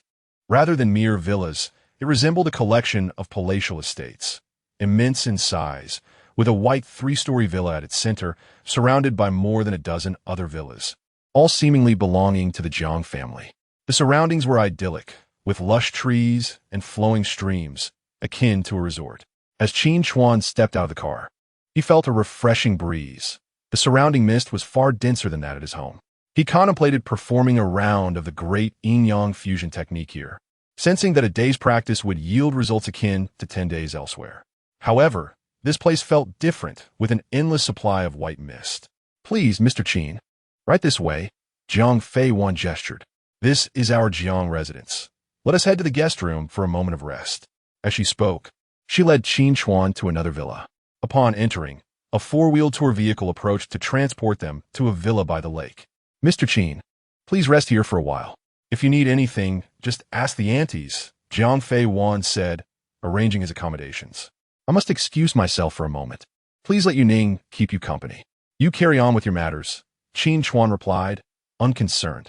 The array of fruits and pastries before him was a feast of delights he had never encountered before. "Don't mind them. Feel free to indulge," Meng Yuning said, munching on cherries. "Try some mangosteen." Qin Chuan hesitated, glancing at the unfamiliar fruit. "How do you eat this?" he inquired, having lived thus far without encountering it. He was curious. Meng Yuning, initially taken aback, quickly stood up, peeled one open, and said, "Senior, I didn't mean to put you in an awkward position. It's quite all right. Without this opportunity, I would have never had a chance to try it," Qin Chuan remarked as he popped the peeled mangosteen into his mouth. The taste is average." "Indeed," Meng Yuning replied. "You should wait at least half an hour." "Is that so?" Qin Chuan said, feeling the emptiness within him contrasted with the rich white mist surrounding them. He turned to Meng Yuning. "How about I take another look at your condition? Perhaps I can find another solution." His true intention was to utilize the opportunity to practice the great yin-yang fusion technique. "Absolutely." Meng Yuning's eyes widened at Qin Chuan's offer. "This is a miracle worker willing to examine me. How could I refuse? Plus, if he can resolve my issues, I will be liberated." Just then, Jiang Fei Wan re-entered, smiling at Qin Chuan. "Recently, for some unknown reason, I've also developed minor health issues and frequently fall ill." "All right," Qin Chuan thought, eager for more opportunities. With such dense white mist, it would indeed be a waste not to take advantage of it. "Is everything settled on your end?" Meng Yuning asked Jiang Fei Wan. "Your family truly has it tough. Treating your grandfather is harder than meeting with royalty." Jiang Fei Wan sighed. "There's no choice. The Zhang family's affairs rely entirely on my grandfather. If he were to falter, it would severely impact the family. Therefore, we must protect him at all costs."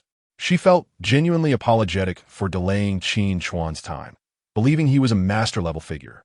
Nevertheless, the Zhang family's rules were numerous. Although she had prepared in advance, they still had to wait a while. "It's no trouble at all," Qin Chuan reassured her. "This gives me the perfect opportunity for a demonstration." His eagerness was palpable, as the surrounding mist already had him craving to begin. "Oh, isn't that Jiang Fei Wan?" Upon seeing the newcomer, Jiang Fei Wan's expression turned serious. "Let me introduce you. This person is Jiang Fei Wan's uncle's son, named Jiang Yuda," Meng Yuning explained, casually offering Qin Chuan a handful of sunflower seeds while munching on them herself. After the elder of the Jiang family fell gravely ill, most of the family's assets had fallen under the control of her uncle, Jiang Yiming. Jiang Fei Wan was left with only Ruabazhai, which was also under threat. The vice manager, Wang Du Gue, was continually scheming to seize power. The Jiang family was embroiled in a dramatic power struggle, with Jiang Yiming opposing Jiang Fei Wan. "Isn't she your close friend? Why aren't you worried about her?" Qin Chuan inquired with curiosity. "What is there to worry about? She is bound to lose," Meng Yuning said nonchalantly, biting into a watermelon slice. "If she loses, I'll take care of her." "Why would she lose?" Qin Chuan questioned, puzzled. "After all, they're all members of the Jiang family. Her capabilities should not be lacking. Because her parents are missing." Meng Yuning whispered softly into Qin Chuan's ear. "The year Jiang Fei Wan went abroad for her studies, her parents lost contact, and their current situation remains unknown. Jiang Yiming is the biological son of the old Master Jiang. As his granddaughter, how could she possibly prevail?" Upon hearing this, Qin Chuan nodded in agreement. Indeed, the odds of victory were rather slim. However, she still had a strategy to safeguard some interests. If you can revive the old Master Jiang. As per the old lady's words, whoever saves him will become the heir of the Jiang family. Although I doubt the old lady would entrust the Jiang family to Jiang Fei Wan, some tangible benefits must be offered. Oh, and if you manage to save the old Master Jiang, ensure that Jiang Fei Wan receives some advantages. She has been bullied by the Jiang Yiming family and is quite pitiful.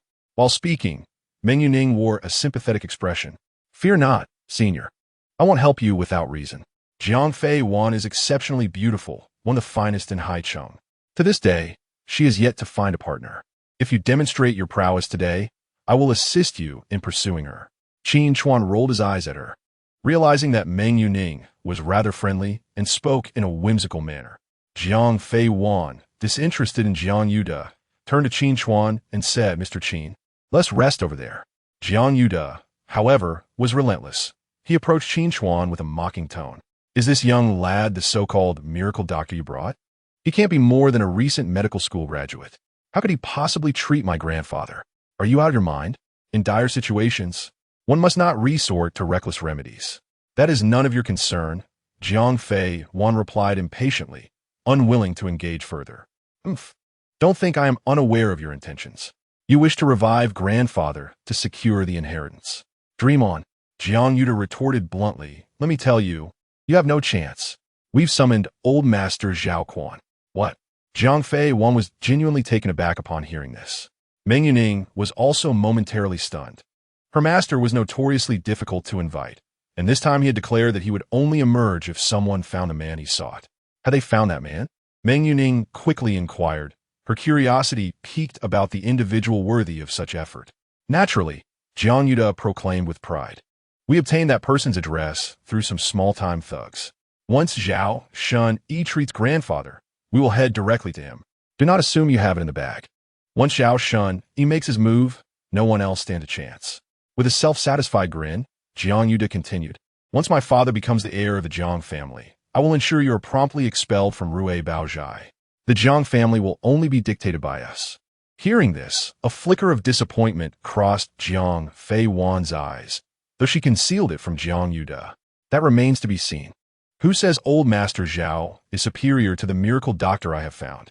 You think you can simply oust me from Rui Baozhai? Who do you believe you are? Jiang Fei Wan retorted defiantly. You have held the reins of the Jiang family for years. Yet look at the current state of affairs. The Jiang family's status has plummeted. If it weren't for the old Master's influence, the Jiang family would have already become a third-rate family. I hear you have again faced setbacks in the competitive bidding for the Aoyue Group S order. Should you lose this order, the Jiang family will truly sink to the third-rate level. All of this is thanks to your incompetence, a bunch of useless fools. She was unreserved in her criticisms, leaving Jiang Yuda visibly furious. All right, you may be quite brazen now. Just then his phone rang. Checking it, he turned to Jiang Fei Wan and ominously stated, Dr. Zhao has arrived. Your time is running out. As he spoke, a vehicle approached, bringing Dr. Zhao to the central villa. Chapter 36. Observing your heart. Meng Yuning peered out the window in astonishment. It is indeed my master. Hearing this, Jiang Fei Wan furrowed her brow. Who else could drive straight in besides Dr. Zhao Quan? Jiang Fei Wan, don't struggle anymore, Jiang Yuda said confidently. As a girl, you should stop dreaming of becoming a strong woman. Listen to your family's advice and marry. It will be beneficial for you to align with a prominent family in Haicheng. Jiang Fei Wan snorted coldly, pulling Qin Chuan along as they walked towards the back.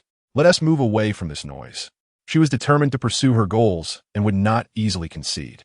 Under Jiang Yiming's leadership, the Jiang family's position had drastically declined, prompting Jiang Yuda to target Jiang Fei Wan, hoping to marry her off to another prominent family in Haicheng to secure the Aoyue Group's order. This strategy would not only solidify their standing, but also eliminate Jiang Fei Wan from the competition. Yet, she consistently refused, unwilling to be a pawn in a marriage alliance. Wait for me, Meng Yuning called after Qin Chuan, quickly catching up. As they passed Jiang Yuda, she smiled slightly. The outcome of this situation remains uncertain. Although she too was unsure of who had the better odds, she aimed to apply some pressure, keeping him on edge. Regardless of the identity of her master, she hoped for Qin Chuan's victory. A small part of her was eager. If Qin Chuan proved stronger than her master, perhaps her ailment could be resolved sooner than expected. Hurry, let me see. After dodging Jiang Yuda, Meng Yuning offered her arm to Qin Chuan. No need for that. I already know where your issue lies. Qin Chuan pointed beneath her neck, stating, There's a problem with your heart meridian. What? Meng Yuning was taken aback, glancing at Qin Chuan. Do you need me to do anything? She was unreserved, even regarding him with a teasing glance. Upon encountering a beautiful woman, Qin Chuan felt a touch of social anxiety and shyness, though he saw no reason to be. He quickly shook his head. I merely need to place my hand near the heart meridian to sense that mass closely. Just a bit below your neck will suffice. Oh, that's a relief. Meng Yuning did not perceive Qin Chuan as attempting to take advantage of her. His demeanor was quite serious.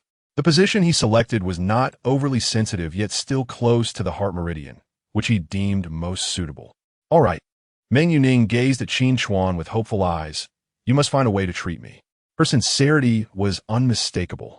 Qin Chuan nodded, without hesitation, placing his hand at the location of her collar. It took him a minute to calm himself, silently activating his technique. The surrounding dense, white mist surged towards him. The richness of the white mist was overwhelming.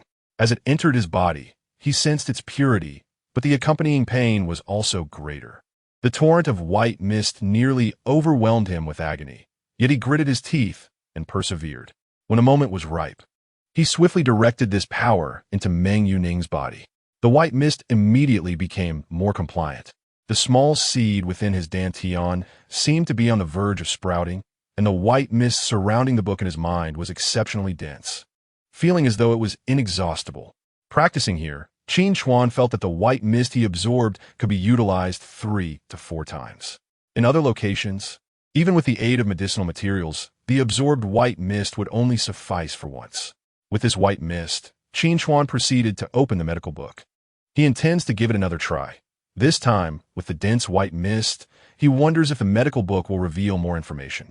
However, the medical book still indicates that a treatment is only available for those at level 5 or above. Is there really not even a method for relief? Qin Chuan inquired. The method for relief, the application of the Xiong acupuncture technique, sealing the surrounding meridians to prevent malevolent energy from invading the heart meridian. The acupuncture must be performed at the hour of Z on the 15th of the month. At this moment, the medical book once again displayed the Xiong acupuncture technique. It turns out that the book reveals answers based on what one seeks. Previously, he inquired about a solution, hence the requirement for 5 levels. This time he asked about a method for relief, which yielded a new approach. Qin Chuan swiftly comprehended the entirety of the Xiong acupuncture technique. He let out a long breath. Meng Yuning turned to Qin Chuan and asked, "So, is there any method to break the affliction this time?" "There is still no definitive method for complete resolution," Qin Chuan replied. "However, I do have a method for relief. This method can prevent that malevolent energy from invading the body and threatening the heart meridian." "Really?" Meng Yuning exclaimed excitedly. "Then please help me quickly."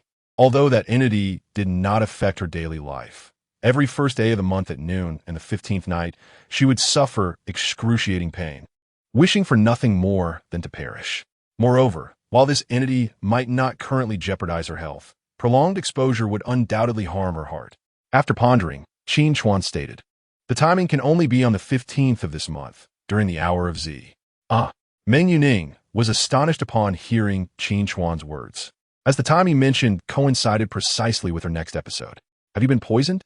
Qin Chuan posed a question that he himself found dubious, glancing at Meng Yuning as he spoke. Meng Yuning was taken aback. If Zhao Quan could not discern her issue, Qin Chuan, unaware of the circumstances, had already pinpointed the core of the problem. "It should be," Meng Yuning nodded. Qin Chuan noticed that Meng Yuning seemed reluctant to discuss the matter further, so he tactfully refrained from probing. Jiang Fei Wan beside them was also astonished. Qin Chuan appeared truly remarkable.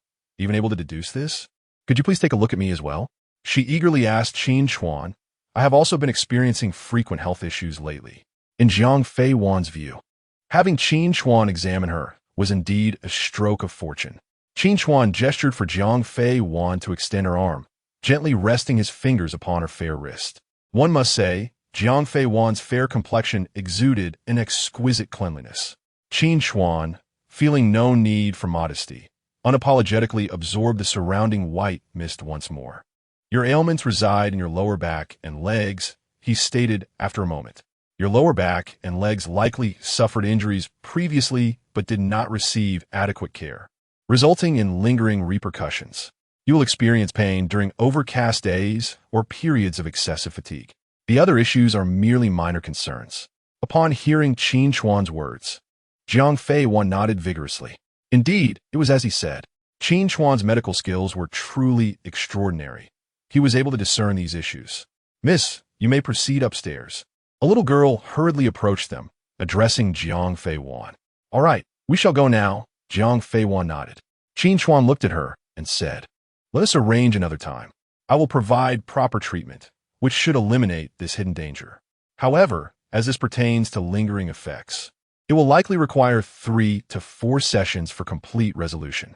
Upon hearing Qin Chuan's assurance of treatment, Jiang Fei Wan eagerly nodded. Absolutely. It primarily depends on your availability. I can accommodate any time. How about tomorrow then? Jiang Fei Wan suggested, clearly preferring to act sooner rather than later, as they descended. However, Meng Yuning, anxious, interjected, we should stay in the city tonight. Let Fei Wan arrange it. She has plenty of spacious residences. Moreover, tomorrow is the 15th. And did you not promise to treat me? If we miss tomorrow, we shall have to wait for the next opportunity. She was genuinely anxious, as she wished to avoid enduring that agonizing pain any further, continuing, you are treating us without charging. We must express our gratitude somehow. Jiang Fei Wan nodded in agreement, saying, I have a villa in the city. You should stay there. I will handle your transportation. With their warm hospitality, Qin Chuan found it difficult to decline. Very well. He acquiesced to the arrangement. As the three engaged in light conversation, they arrived at the largest villa. Upon entering, they noticed a considerable number of people standing in the grand hall. At the forefront was a middle-aged man who bore a slight resemblance to Jiang Fei Wan, flanked by Jiang Yuda and a middle-aged woman. That was Jiang Yiming's family. The woman was his wife. Meng Yuning quietly introduced them to Qin Chuan, noting that their expressions did not seem optimistic. Second uncle, Jiang Fei Wan greeted Jiang Yiming politely upon her entrance. Fei Wan has arrived?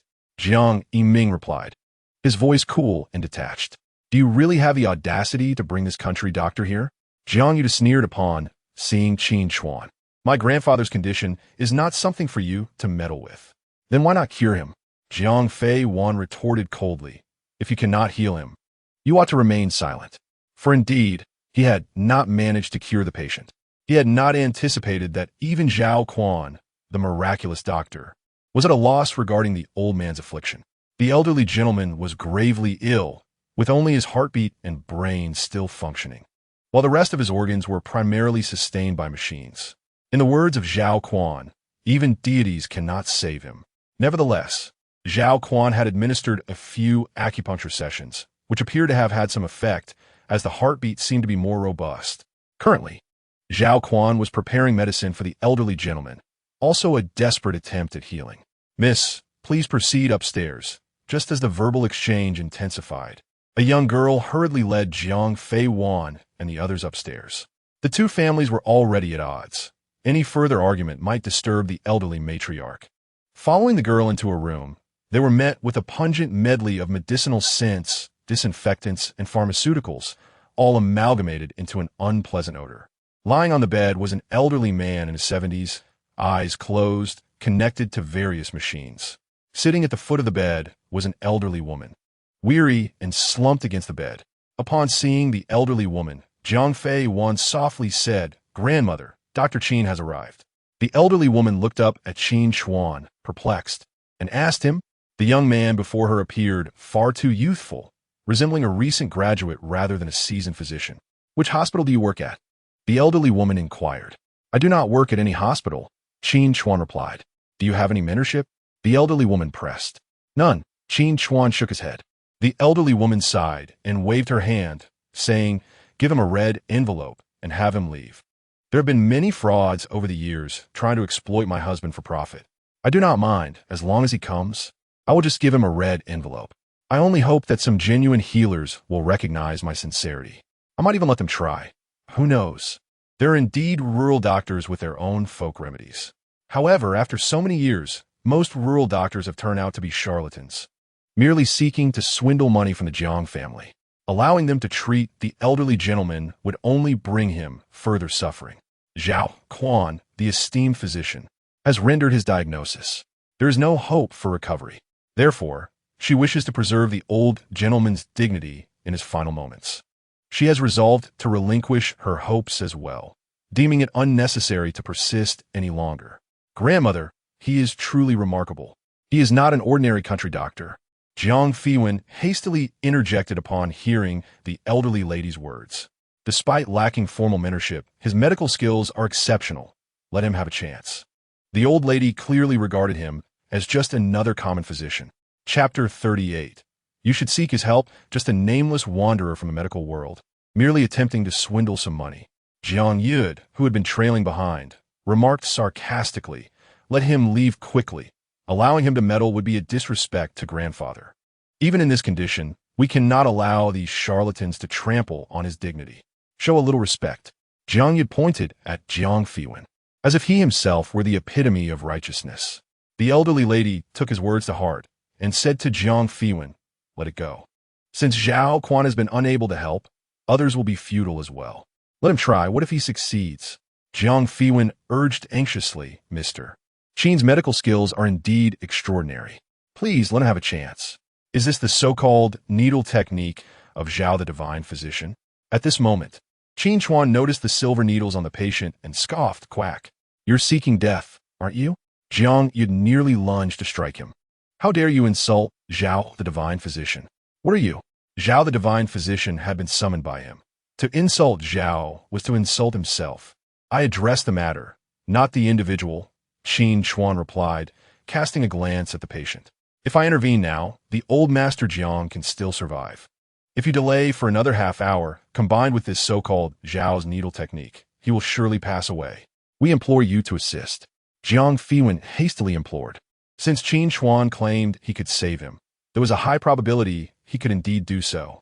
She had great faith in his medical prowess. "Another doomsayer. I wonder whom you are threatening here. Over the years, we have encountered many who use this same rhetoric to deceive us. Could you perhaps employ a more original method of deception?" Jiang Yud scoffed dismissively. "In one more minute, the patient will convulse, and his heartbeat will weaken. After half an hour, he will be gone." Qin Chuan stated matter-of-factly, "You dare to curse my grandfather? I'll kill you." Jiang Yud charged at Qin Chuan, throwing a punch. However, before his fist could land, he was effortlessly sent flying out the door by Qin Chuan's palm. The force was neither too strong nor too weak. It did not injure him, but propelled him outside. "I care not for this man's fate. Were it not for Zhang's invitation, I would not even spare him a glance." Qin Chuan sneered. "Since you do not welcome me, I shall take my leave." With that, he turned and walked away. He was there to treat them, not to endure their contempt.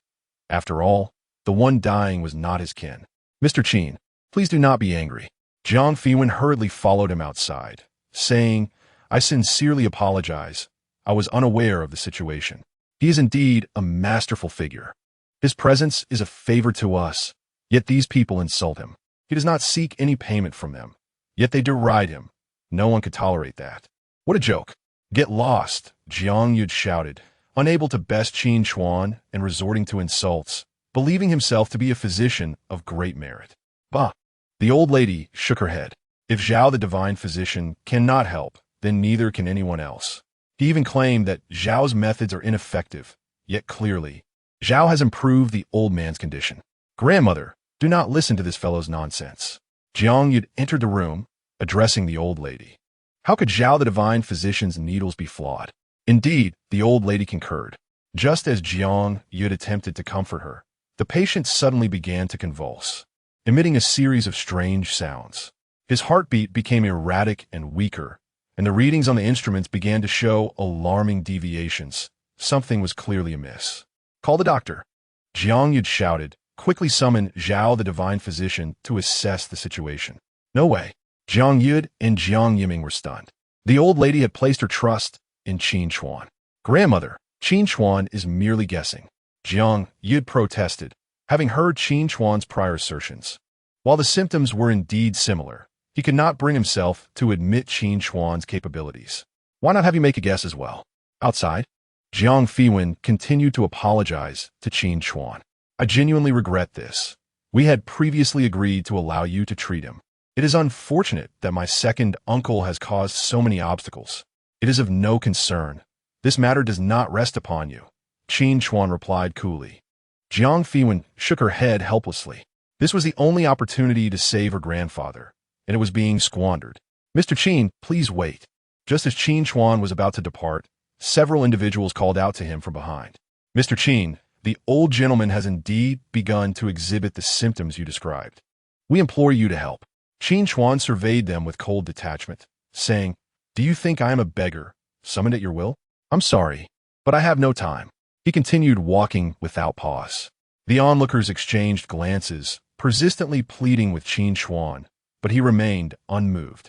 The haughty demeanor of the Jiang family matriarch had left him quite displeased. He was there to save their kin, yet they had the audacity to complain. Did they truly believe he was a martyr? After all, it was not his family member who was dying. He could care less about their fate. Mr. Qin, please stop. Shortly thereafter, an electric scooter approached, and an elderly lady hurriedly disembarked, bowing deeply before Qin Chuan. Mr. Qin, I was ignorant earlier. I ask for your forgiveness. I am but a simple country doctor, merely a fraud unworthy of your regard. Qin Chuan scoffed. I have important matters to attend to. Do not obstruct my path. As he spoke, he sidestepped her and continued toward the exit. She could not allow Qin Chuan to leave. He was a miraculous doctor, capable of foreseeing the flaws in Zhao the divine physician's methods and asserting that the old master Jiang could still be saved. She was eager to give it a try. Mr. Qin, I was mistaken before. I sincerely apologize and am willing to pay any price. I implore you, save the old man. The elderly lady pleaded desperately. Qin Chuan remained unmoved. Realizing that he was indifferent to her, she turned to Jiang Fiwen, saying, You must persuade Mr. Qin to assist us. Grandmother, how can I ask him? He is a master, and after enduring such humiliation, would he still lend his hand? Would you do the same? Jiang Fiwen replied helplessly. Regardless, we cannot ignore your grandfather's fate. For his sake, you must reach out to him. You share a good relationship. He will surely consider it. The old lady insisted. If you can persuade him, I will entrust the management of Ruabazhai to you entirely. Consider it a favor for your grandmother, a request to help the Jiang family. Jiang Fiwen glanced at Qin Chuan for a moment, nodded, and approached him. Mr. Qin, I beseech you, in the spirit of a healer, please save my grandfather. Chapter 39. I can bring him back. Jiang Fiwen bit her lip anxiously, fearing Qin Chuan would refuse her. Mr. Qin, I understand their earlier actions were hurtful. I ask you to consider my humble request and save my grandfather. She stood before Qin Chuan, her demeanor nervous, entirely devoid of her former assertiveness as a strong woman, resembling instead a timid girl. Meng Yuning, standing nearby, remarked, I know you would not stand idly by in the face of suffering. You are a good person and cannot bear to witness the demise of a patient before your eyes. For Fei Wan's sake, please lend her your assistance. After saying this, she playfully winked at Qin Chuan. With a sigh, Qin Chuan replied, Since General Jiang has requested, I shall make an exception and intervene this once. Upon hearing Qin Chuan's acquiescence, Jiang Fei Wan's face blossomed with a joyous smile, reminiscent of a beautiful begonia unfurling after the thaw of winter. Truly captivating, she embodied the exquisite allure of a premier beauty in Haicheng, her every expression exuding an unparalleled grace. Thank you, Mr. Qin, Jiang Fei Wan expressed gratefully. Thank you, Mr. Qin. This way, please. Observing the patient's condition, Qin Chuan did not hesitate and took action. He had already assessed the situation beforehand. Swiftly, he removed all the silver needles from the patient and repositioned several at different acupoints. Almost instantaneously, the patient's convulsions ceased, their heartbeat gradually stabilized, and their breathing returned to normal. Following this, Qin Chuan employed an elaborate technique with the needles. I thought you were impressive. You flailed about for quite some time, yet yielded no results. Jiang Yuda initially intended to mock, but was abruptly interrupted by another. The one who halted him was Zhao Quan. Zhao, the divine physician. This kid has no understanding of his limitations to dare remove your silver needles. Silence, Zhao Quan reprimanded him. The technique employed by Qin Chuan appeared mystical. He seemed to recall having seen it in a medical text, perhaps called Tai needle technique. Although he had read about it, he had never witnessed it executed in reality. To see it displayed before him stirred great excitement within him. It was as if the silver needles danced of their own accord, responding to an unseen force. Is this needle manipulation guided by Qi? Zhao Quan gazed in astonishment at the silver needle technique, his body trembling. The extraordinary prowess of this technique, manifested by youth, was nothing short of genius. Despite being chastised, Jiang Yuda remained unconvinced. All this flashiness, with so many needles? Does it even work? How ridiculous! Just as he spoke, the patient unexpectedly reacted. The patient resumed convulsing. Stop! Seizing the opportunity, Jiang Yuda rushed forward and berated Qin Chuan. What are you doing? Do you intend to harm this person? Jiang Yiming witnessing the situation, stepped forward, stating, "Just moments ago, Zhao, the divine physician's needling caused the patient to convulse, yet you criticize his medical skill. Now, you two have caused my father to convulse incessantly. Doesn't that reflect poorly on you as well?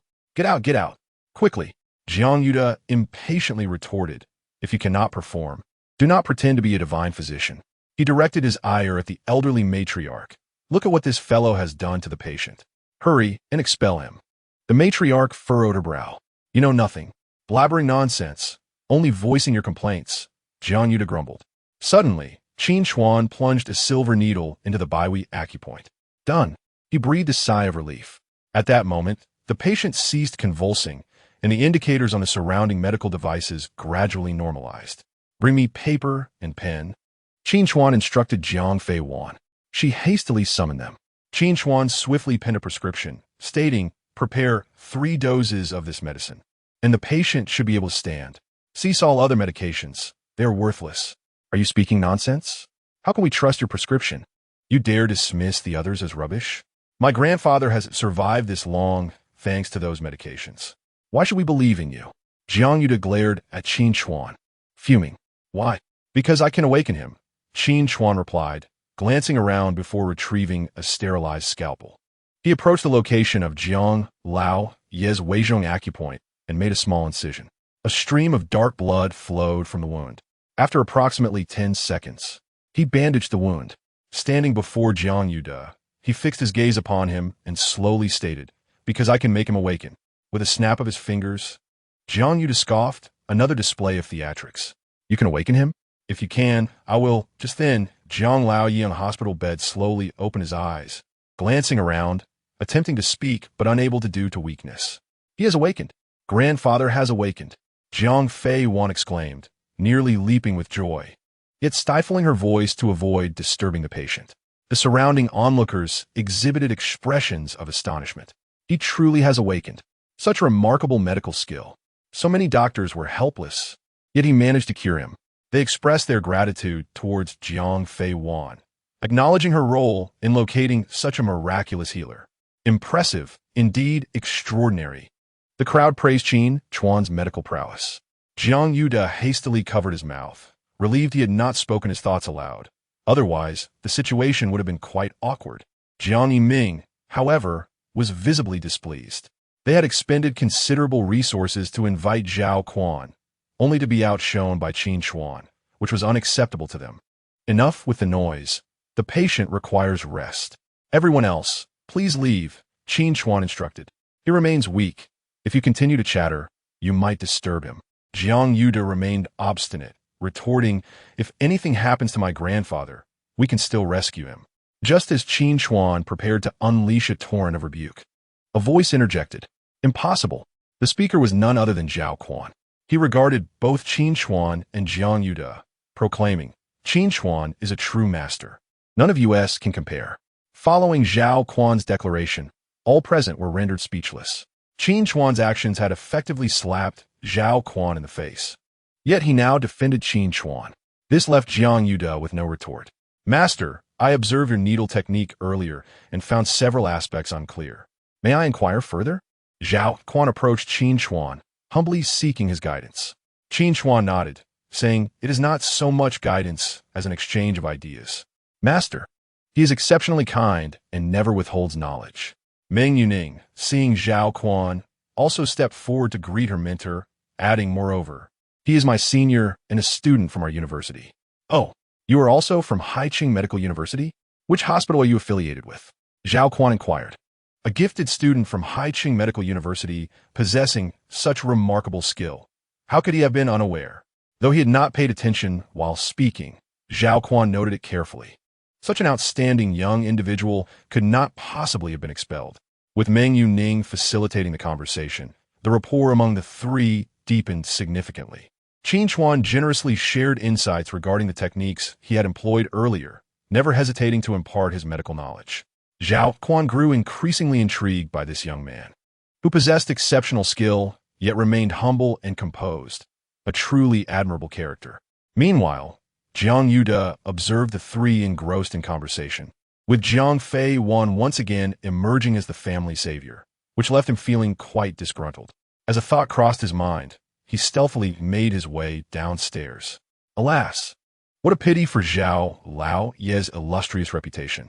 Without her, they would not recognize Qin Chuan standing before them. Zhang Nan furrowed her brow upon hearing those words. She held her third grandfather in high regard and would never allow anyone to tarnish his reputation. Jiang Yud sighed and remarked, "Some wild youngster has the audacity to claim that old Master Zhao's acupuncture techniques are rubbish, even going so far as to label him a quack.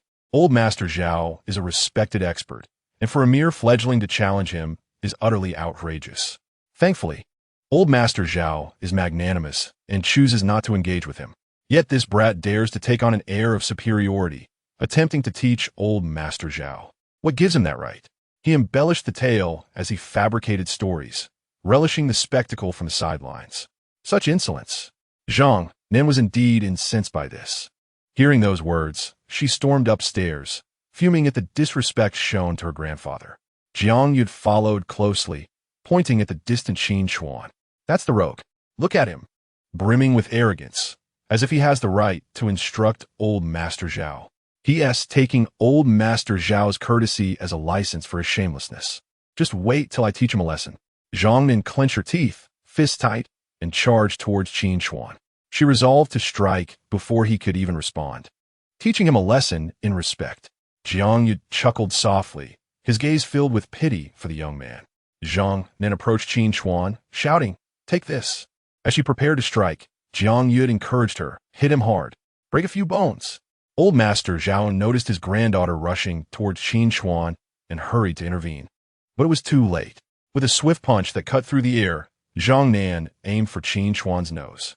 Engrossed in conversation with old Master Zhao, Qin Chuan was oblivious to the impending attack until it was almost upon him. Zhang Nan, upon seeing Qin Chuan's face, was suddenly taken aback. "Why you? How are you here?" Her expression shifted from anger to excitement as she gazed at Qin Chuan. The onlookers were bewildered by her sudden change. What had just transpired? Moments ago, she had been ready to strike. Now she appeared almost mature. "Benefactor," Qin Chuan addressed her, leaving everyone perplexed about their relationship. No. Zhang Nan felt a wave of embarrassment wash over her. Previously, she thought she had saved him, but after her grandfather's explanation, she realized it had always been Qin Chuan assisting her in the shadows. "I should be thanking you for guiding my skills. Without your help, I would probably still be at square one," Zhang Nan admitted. Both were disciples of Zhao Quan, yet Zhao Quan was a master in both medicine and martial arts, while his two disciples were only proficient in one each. Zhang Nan never referred to him as master, opting instead for third grandfather to indicate their closer relationship. The entire gathering was taken aback, including Zhao Quan himself, who stood dumbfounded. Jiang Yud was equally astonished. They had exerted considerable effort to trace Qin Chuan, while Jiang Fiwen had simply brought him home. "What were you so furious about earlier?" Zhang Nan turned to glare at Jiang Yud. He had claimed that Qin Chuan was bullying her grandfather and dared to instruct him, prompting her to confront the impudent youth. "What a misunderstanding." Zhao Quan chuckled, shaking his head. "He wasn't teaching me. I was the one asking him for guidance. You need to be more level-headed in the future, lest you be easily deceived by mere words." He shot a stern glance at Jiang Yud as he spoke. Chapter 41. Enemies Meet. A reckoning awaits. Zhang Nan expressed her struggles with her martial skills, feeling stuck and unable to progress. "Benefactor, your offer of guidance feels somewhat excessive," Qin Chuan replied. "My skills are merely rudimentary. I can only share my humble insights. I am no master, so please refrain from calling me Mr. Qin or Master Qin, if you don't mind. Just call me Qin Chuan, otherwise it feels quite uncomfortable." He found the titles they used for him quite unbearable. "Then don't call me Benefactor. Just refer to me as Nan Nan," Zhang Nan suggested. "Hearing Benefactor makes me want to find a hole to hide in. It's simply too embarrassing." "Nan Nan," she said, glancing at Jiang Fiwen. "Indeed," Zhang Nan nodded. "Qingge, let us exchange contact information, and when you have time, I will visit you." Qin Chuan agreed. "I do have other matters to attend to today. Feel free to come find me whenever you have time. I'll send you my address." After finalizing their plans, they parted ways, leaving Jiang Yud's family in a state of confusion. He had initially intended to leverage Zhao Quan's search for Qin Chuan to extort him again. But now that plan had fallen through. Who would have imagined that the person Zhao Quan sought was right in their home? Should we buy some medicinal herbs in advance? After leaving Zhang's residence, Meng Yuning asked Qin Chuan. Indeed, it is necessary, he affirmed. Having some herbs as support will greatly enhance the effects. Fiwen, let us hurry, Meng Yuning said to Jiang Fiwen, who stood behind her. You go ahead. I have some matters to attend to, Jiang Fiwen replied thoughtfully. Just send me the location, and I will find you. Don't worry about the expenses, I'll cover it.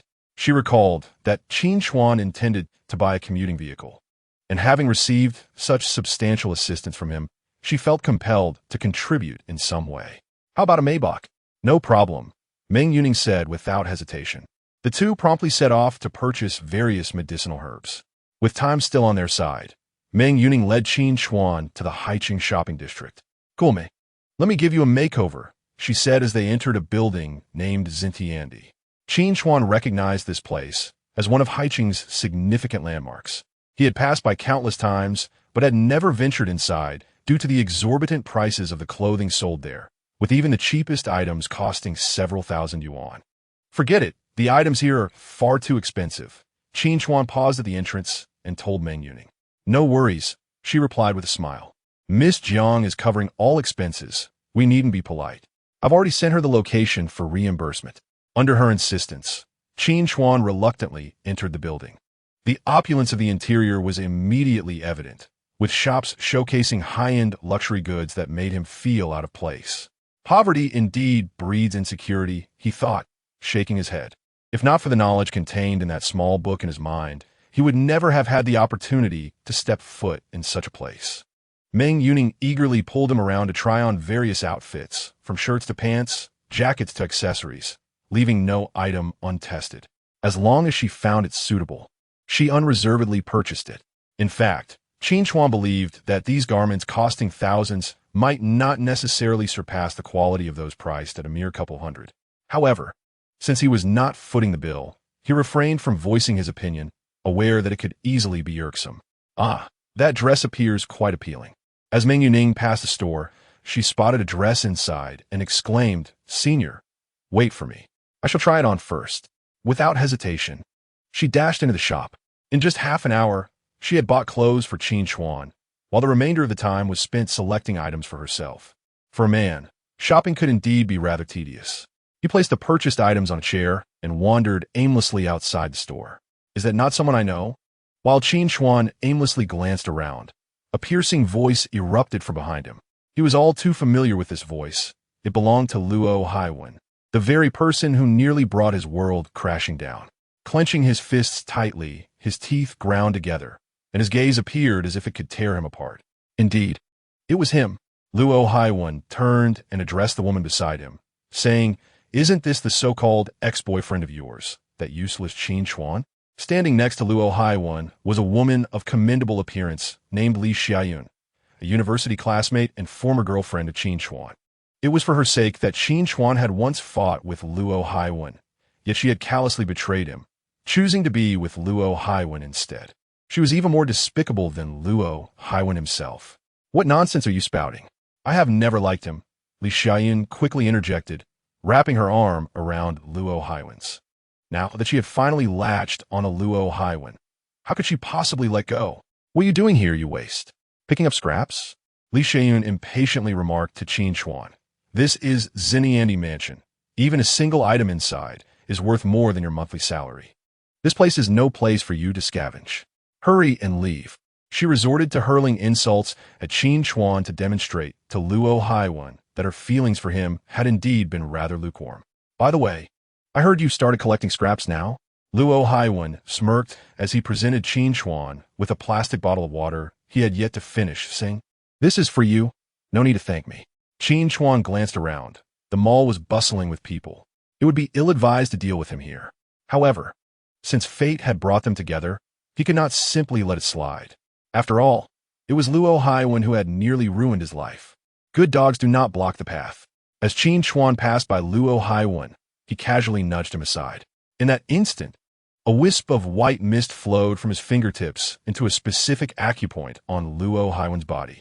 In the days to come, Luo Haiwen's health would deteriorate, and at the opportune moment, he would meet a sudden demise. Chapter 42.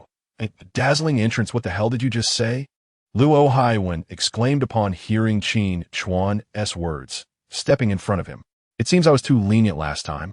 You will soon reap what you have sown. Qin Chuan remained expressionless as he replied, make the most of your remaining time. You won't live much longer. Ha! That is the best joke I've ever heard. Luo Haiwen laughed heartily, retorting, I broke your legs, stole your woman, and your father became a vegetable because of me. And yet, you can do nothing but vent your anger with these tedious threats? Qin Chuan replied nonchalantly, I have already stated, within 7 days, you shall die. As for that woman, she is merely a worn-out shoe. He cast a glance at Li Xiaoyun and added, enjoy yourself as you please. I have no interest in such character. You. Li Xiaoyun was nearly beside herself with rage. In the past, Qin Chuan had regarded her as a goddess, a veritable sycophant. Yet now he dared to insult her as a worn-out shoe. Sour grapes, are we? Luo Haiwen wrapped his arm around Li Xiaoyun, addressing Qin Chuan. You have no idea how exceptional your ex-girlfriend is. I quite like her. Qin Chuan, I know you are envious.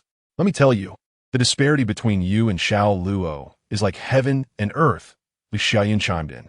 At present, you are nothing but a waste. You should be grateful if you can find any woman willing to marry you. I will forever remain the goddess you cannot attain. Ha! Upon hearing her words, Qin Chuan could not suppress his disgust. A mere chicken attempting to flaunt itself as a phoenix? You dare to call yourself a goddess?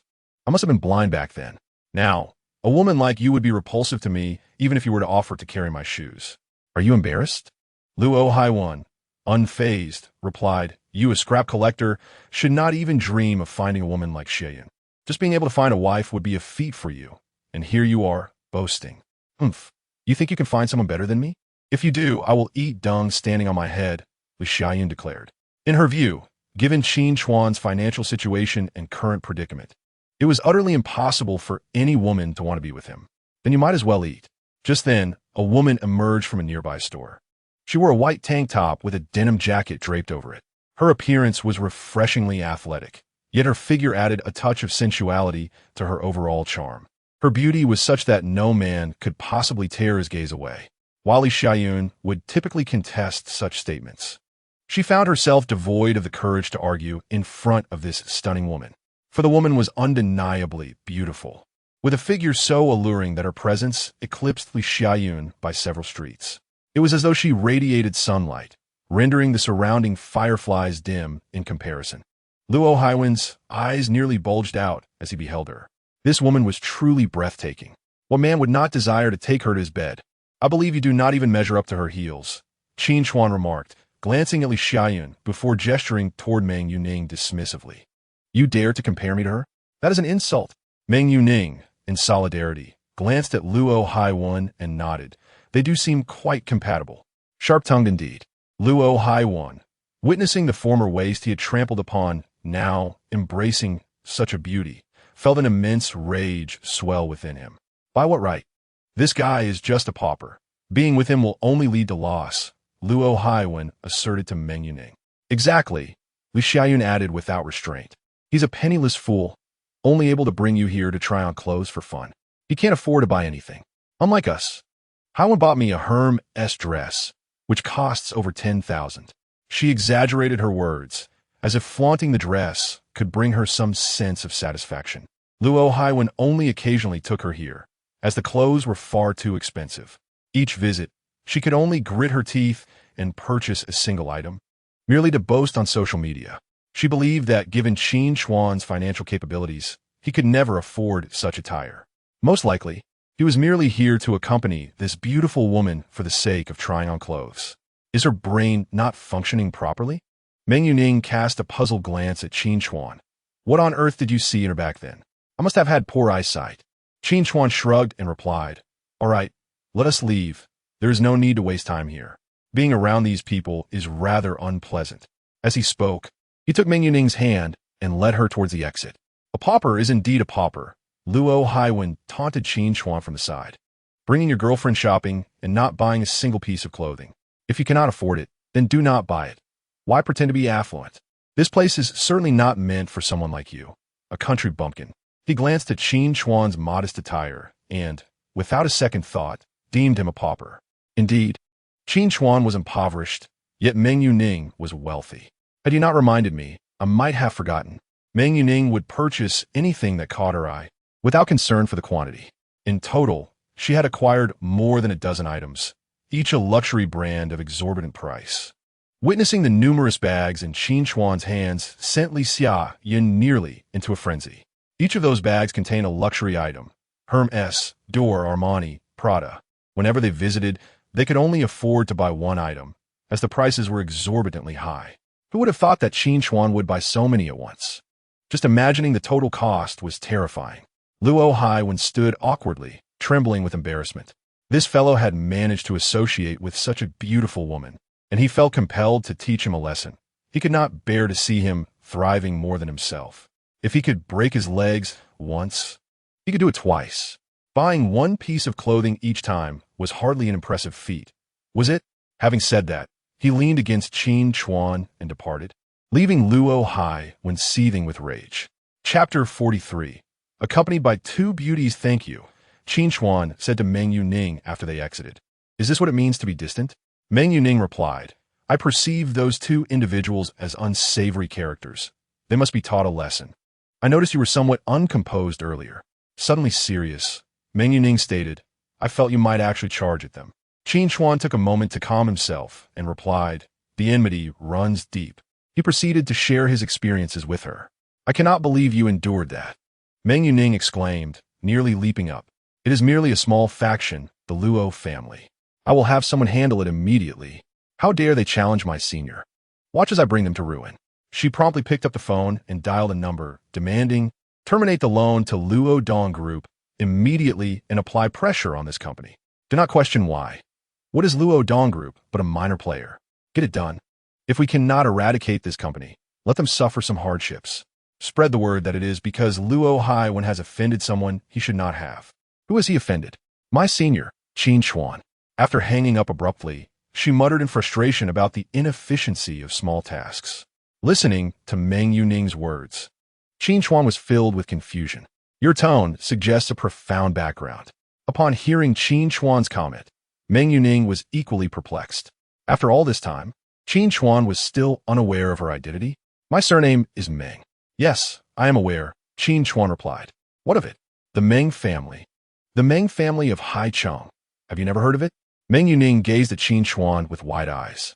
Was his willingness to assist them merely due to her beauty? I have not heard of it. Qin Chuan shook his head. As a lowly individual, how could he possibly know of the Jiang or Meng families? Have you heard of the He Jin Financial Group? Meng Yuning looked at him expectantly. It is my family. Anyone else would be astonished upon hearing that name, for the group wields immense power and possesses substantial assets in Haicheng. Yet, Qin Chuan remained unperturbed, claiming he had never heard of it. Very well, Meng Yuning said earnestly. The Meng family is the pinnacle among the second-tier families in Haicheng. Understood, Qin Chuan replied, his expression still calm. He likely did not yet comprehend the staggering significance of a top-tier second-rate family in Haicheng.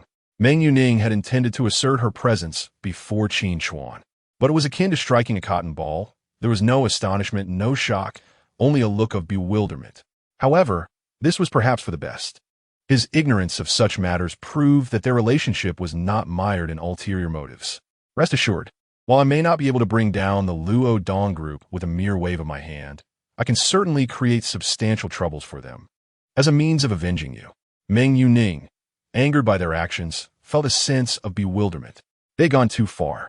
Bullying should not reach such extremes. Had Qin Chuan not persisted, their family might have faced utter destruction. As they awaited Jiang Fei want to pick them up downstairs, they encountered Luo Hai 1 and Li Xia Yun emerging from the underground garage in a Mercedes-Benz 300, which ultimately stopped before Qin Chuan. Luo Hai 1 fixed his gaze on Qin Chuan, sneering. Are you waiting for the bus, you pauper? Oomph. Do you think that by associating with a wealthy woman, you have turned your fortunes around? His tone dripped with jealousy. He too desired to be with such a beautiful heiress, yet was unable to. A mere pauper with no capabilities, relying on a woman. he was ultimately a waste. Do not think that buying a couple of items means you have turned your life around. Before me, you remain a jester. Luo Haiwen mocked him, noting that this was a commercial street where hailing a taxi was no easy feat if you lack a vehicle. I can offer you a ride. Our Haiwen just acquired this car for over 500,000, a price you have likely never seen in your life. Li Xiaoyun joined in the derision without hesitation. Oh, I apologize. I can only offer a ride to that beautiful lady. You poor wretch. Do not deserve a place in my car. Luo Haiwen shot a venomous glare at Qin Chuan, filled with disdain. Just then, a brand new Maybach glided into view, halting directly in front of Luo Haiwen's car. As the vehicle came to a stop, a tall and graceful beauty emerged, dressed in a light purple dress. Her long legs were strikingly attractive.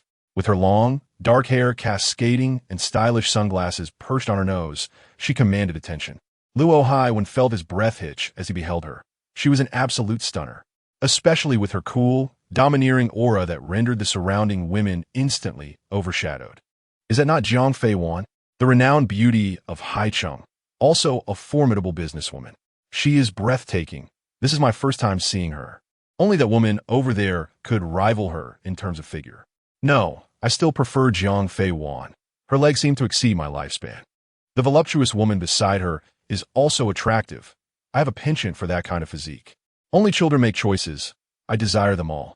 The crowd around them was equally astonished by Jiang Fei Wan's beauty, with unattached men staring intently, while those in relationships stole glances. Luo Haiwen felt drool pooling in his mouth. If only he could sleep with such a woman, he would willingly sacrifice 10 years of his life. As he was lost in his infatuation, Jiang Fei Wan walked directly up to Qin Chuan. With a smile, she said, "Qin Chuan, I have a gift for you." As she spoke, she handed him the car keys. Her smile captivated not only the men, but left even the women momentarily speechless. Qin Chuan recognized the vehicle, which must cost at least 2 million. Do women from prominent families spend so lavishly? It seems that courting a wealthy woman is indeed feasible. You mentioned needing a commuter car. How about this one? Jiang Fei Wan stood beside Qin Chuan, smiling, completely shedding her previous assertiveness. To Qin Chuan, however, he felt no appreciation for the car, as he sensed the eyes of the surrounding men nearly piercing him. A man surrounded by two exquisite beauties, who could not feel envy, who could not harbor jealousy. Chapter 44, Cutting Off the Luo Family's Loan. Ladies, let us depart swiftly. Qin Chuan, acutely aware of the gazes surrounding him, felt quite uncomfortable, as if they wished to devour him whole. Yet, Meng Yuning remained unfazed. After all, few would ever experience such an honor of being enveloped by two enchanting women. Please, let us hurry. This is too ostentatious. Qin Chuan was truly ill at ease with such attention and promptly decided to drive away. However, just before entering the vehicle, he turned back to Luo Haiwen and contemptuously waved his keys. Is this car truly worthy of being called luxury? Perhaps I should offer you a ride? No, I'd rather not dirty my vehicle with your presence. With that, he stylishly entered his car, leaving Luo Haiwen and his companion bewildered. How could this scoundrel converse so freely with two stunning beauties? A glance at Li Xiaoyun beside him revealed the harsh reality. Comparison is often a bitter pill to swallow. The disparity between her and those two was akin to the heavens and the earth. He could not fathom how someone he once deemed beneath him could now surpass him. Suddenly, Luo Haiwen's phone rang. "Dad," he answered, only to be met with a tirade of vitriol. "Have you lost your mind? How many times must I warn you? Haicheng is teeming with hidden talents. You must keep a low profile, yet you continue to stir up trouble. Are you intent on driving me to my grave?" Stunned by his father's furious outburst, Luo Haiwen could not comprehend the situation. What on earth happened? His father's voice crackled with anger. "Do you not know? The bank has cut off our loan. This is a critical juncture for the company, and the sudden cessation of funding. Do you grasp the gravity of this situation? Yet, this order required substantial financial backing. They had already reached an agreement with the bank. As soon as the funds were transferred, they could advance the project and elevate the valuation of the Luo Dong Group. And now, without warning, the bank's notification of loan termination felt like a death knell. But what does this have to do with me? Luo Haiwen was increasingly perplexed, as he had not been involved in the company's operations. The company's troubles were not his concern. If you had not offended Qin Chuan, we would not be in this predicament, his father spat. What? Luo Haiwen was taken aback by the revelation. Which young master did you offend? Who is Qin Chuan? You need to clarify this immediately and apologize. His father's frustration was palpable. Sitting beside him, Li Xiaoyun was equally astonished. Isn't Qin Chuan just a useless waste? His family consists of farmers. How could he wield such influence? Dad, you must have misunderstood, Luo Haiwen replied innocently. Qin Chuan is merely a scrap collector. How could he possibly have such connections? His family hails from Donglong village. He probably doesn't even know which way the bank's doors open. How could they cut off our loan? His father, however, was impatient. I care not whether Qin Chuan is a scrap collector or a big shot. You must resolve this matter swiftly. If this affects the company's operations, I will break your legs. With that, he hung up, leaving Luo Haiwen seething and banging the steering wheel in frustration. Damn it all, Li Xiaoyun attempted to soothe him. Qin Chuan cannot possibly hold such power. If he did, why would he be stuck in the village collecting scraps? Yet, Luo Haiwen's eyes burned with fury. Today he had been humiliated and scolded by his father. How could he possibly feel at ease? The last time he had broken Qin Chuan's legs. It had subdued him for a few months. Now, it seemed he had grown restless again. This time, he would ensure he paid for it. However, he was not foolish enough to underestimate the possibility that Qin Chuan had recently allied himself with someone influential. He retrieved his phone and dialed. Hello, Zhu Hai. I need to ask you something. What is the relationship between Qin Chuan and the Jiang family?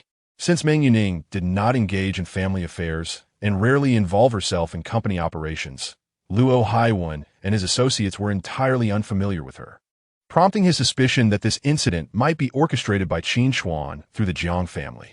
Qin Chuan? Oh, he's the fellow you broke legs on last time, right? Zhou Hai remarked, casually playing mahjong. What connection could he possibly have with the Jiang family?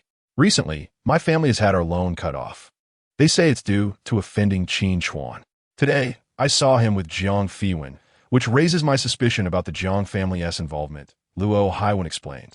You must investigate this immediately. I cannot face my father's wrath. Zhou Hai extinguished his cigarette. It's likely just a coincidence. If he had that kind of power, do you think he would let you break his legs? Give me 3 minutes. I'll make a few calls. Zhou Hai was well connected within their circle and could easily uncover the details of any situation. A short while later, he called back. Your family's predicament does not seem to involve the Jiang family. They are currently embroiled in their own issues, focused entirely on their patriarch's health. Moreover, their relationship with the bank is tenuous at best, so it is unlikely they would cut off your loan. It appears that Qin Chuan and the Jiang family are not closely linked. At most, he has some personal dealings with Jiang Fiwen. I've learned that Qin Chuan has sold her a few antiques, but that is the extent of their connection. Upon hearing Zhou Hai's words, Luo Haiwen felt a wave of relief wash over him. Thank you for your efforts. Once I resolve this, I'll treat you to a meal. It seemed Jiang Fiwen's assistance to Qin Chuan was merely a friendly gesture and did not indicate any deeper relationship. Nevertheless, he remained cautious. He made another call. Xiao, I heard Jiang's young lady recently acquired a Maybach. Keep an eye out for that vehicle. If it heads to Donglong village, inform me immediately. He realized he could not act rashly. Provoking the Jiang family could bring dire consequences. Although the Jiang family had fallen from grace, there was still a second-tier family in Haiqing, far superior to his own mediocre lineage. Thus, he resolved to take action. This time, he would ensure Qin Chuan paid dearly, breaking both of his legs and leaving him incapable of standing. Cough, cough. At that moment, he suddenly coughed a couple of times but brushed it off, pressing the accelerator as he sped away. Chapter 45. Jiang Fiwen encounters trouble. Thank you both for coming to my aid today. After leaving, Qin Chuan addressed Jiang Fiwen and Meng Yuning. Had it not been for you, I might have faced further humiliation at the hands of that scoundrel. You need not be so formal. We are friends, Meng Yuning replied. Besides, I cannot abide such arrogant behavior. Indeed, Jiang Fiwen nodded in agreement. Moreover, this vehicle was originally meant for you. Were you not in need of a commuter vehicle? Take this one for your use. No. Qin Chuan quickly interjected. The commuter vehicle I intend to purchase is an electric one, not this extravagant model. Driving such a flashy car is impractical in our village. This vehicle is far too costly for me to accept. You have rendered me a great service and even saved my grandfather. How could you deem it too much? Jiang Feiwen insisted. After all, he is a master, and it is rare for him to extend his assistance. It is difficult to secure the help of someone like Dr. Zhao Quan. Even offering millions may not suffice. Qin Chuan is no less than him, she continued. If you feel the need to express gratitude, simply keep an eye out for fine medicinal herbs for me in the future. I absolutely cannot accept this vehicle. Qin Chuan reiterated firmly. He felt that he had done nothing of significance. How could he accept a car worth millions from others? If it didn't he want it, so be it. At that moment, Meng Yuning chuckled and said, if you insist on giving it to him, it will only add to his psychological burden. All right then. Jiang Feiwan nodded, ultimately agreeing. The three soon arrived at Jiang Feiwan's villa. It must be said that the residences of the wealthy are indeed distinct. The mist here, though not as dense as that of the Jiang family, was still quite substantial, far more so than that of the Qin family. If one could cultivate here for a few days, the benefits would surely be considerable. Jiang Feiwan's villa was not as extravagant as the Jiang family's. It merely boasted a small courtyard of about 40 to 50 square meters, adorned with various flowers and trees. Upon entering, one would find a two-story building. The living room was simplistic, embodying a minimalist style. The first floor featured a spacious living area and a bedroom. After leading Qin Chuan to this bedroom, Jiang Feiwan said, you may stay here tonight. We will occupy the second floor. Qin Chuan nodded in agreement. It was quite suitable. The bedroom spanned about 40 to 50 square meters and featured a large floor-to-ceiling window through which sunlight streamed in, creating a delightful ambience. Hastily turning on the air conditioning, he remarked on the oppressive heat of the day. Meng Yuning immediately began searching for the air conditioning remote, saying, in the future, we must avoid shopping at this hour. It's both hot and exhausting, not to mention the unpleasant sweat. Mr. Qin, please rest first, Jiang Feiwan instructed. Take a short nap. In the afternoon, we'll check on your condition, and in the evening, I'll need your assistance in staying up late. Meng Yuning smiled at Qin Chuan, saying, you truly are a dedicated senior. If you keep saying such things, it feels too formal, Qin Chuan replied. All right, we won't disturb you any longer. Please rest, he said to Jiang Feiwan. After Jiang Feiwan and Meng Yuning left the room, he lay down on the soft and comfortable bed, feeling all his fatigue dissipate. Unbeknownst to him, he soon drifted off to sleep. After approximately an hour, Qin Chuan was startled awake by laughter from outside. He glanced at the time and stretched, then turned his gaze toward the window, instantly shaking off his drowsiness. Outside his window lay a swimming pool, its light blue surface exuding a refreshing aura. Most importantly, two young women frolicked by the poolside. As he admired Jiang Feiwan's beauty, the water in the pool rippled, and suddenly, Meng Yuning emerged from beneath the surface. Water cascaded down her hair as she tossed her locks back, elegantly smoothing her hair away. She possessed the beauty of a lotus emerging from the water. Slowly, she stepped out of the pool, water glistening along her curves. The setting sun cast golden rays over the water, transforming the pool into a shimmering spectacle. The two lovely women sat at the edge of the pool, playfully splashing one another, swimming back and forth like enchanting mermaids. Qin Chuan delightedly sat by the window, enjoying the view. Just as he was leisurely admiring the scene, Jiang Feiwan suddenly emitted a cry of distress and began thrashing in the water, swallowing mouthfuls of water in the process. She wanted to call out, but was met with water filling her mouth, rendering her voiceless. Meng Yuning, engrossed in swimming, remained oblivious to Jiang Feiwan's predicament. Sensing something amiss, Qin Chuan feared that her condition might have worsened. Given her leg's underlying issue and the extreme heat of the day, the sudden shock of cold water could very well trigger her ailment. If her leg began to hurt, she would be unable to move. A helpless state in the pool could lead to drowning. With this thought, he rushed from the bedroom to the backyard, diving into the pool. Fortunately, having spent his childhood fishing in the village reservoir, he possessed excellent swimming skills and quickly reached Jiang Feiwan. Assuming a backstroke, he supported her on his body, one arm around her shoulder, and began to swim toward the pool's edge. Rescuing a drowning person is a challenging endeavor. Lacking swimming skills could result in being dragged under by the panicked individual, leading to mutual demise. Thankfully, Qin Chuan was adept in the water and managed to avoid her grasp. Jiang Feiwan, cooperating remarkably, kept her hands still and did not flail about. Eventually, they reached the shore safely. What happened? Meng Yuning, who had been swimming, suddenly noticed a figure leap over her head. By the time she comprehended the situation, she saw Qin Chuan rescuing Jiang Fei Wan from the pool. Jiang Fei Wan's brow furrowed, her face pale with pain. She pointed her leg and uttered a sound of distress. "Bring me the silver needles." Qin Chuan, disregarding everything else, instructed Meng Yuning, "The silver needles are in my bag."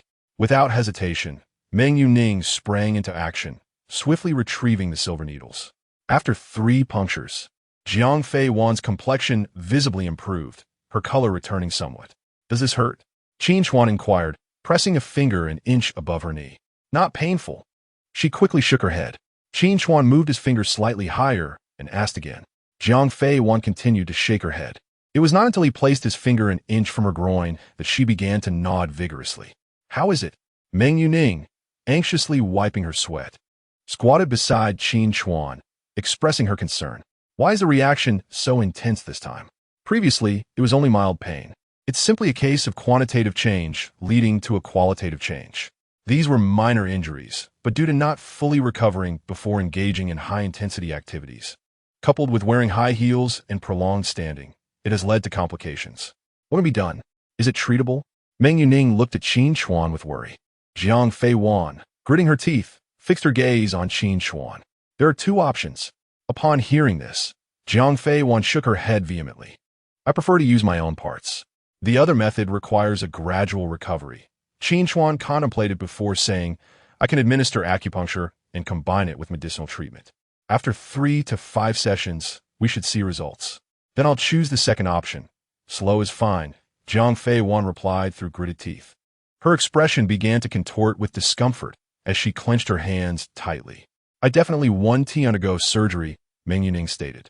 "Senior, please treat her quickly. She is in immense pain." "Understood." Qin Chuan promptly lifted her onto the small bed they usually use for sunbathing. He immediately activated his X-ray vision. The issue lay within her bones. He needed to utilize the white mist to mend her injuries. However, to manipulate the white mist, he first had to see the injured area clearly. In an instant, a white mist enveloped his gaze, and everything before him transformed. Following the location of her pain, he could indeed see that the density of the bones was entirely different, clearly indicating some areas suffered from insufficient blood supply, leading to partial necrosis. It was no wonder she was in pain. Although Qin Chuan made every effort to avert his gaze, the nature of her injury was exceedingly delicate. A mere glance revealed everything. He swiftly commenced the great yin-yang fusion technique, absorbing the surrounding white mist into his body.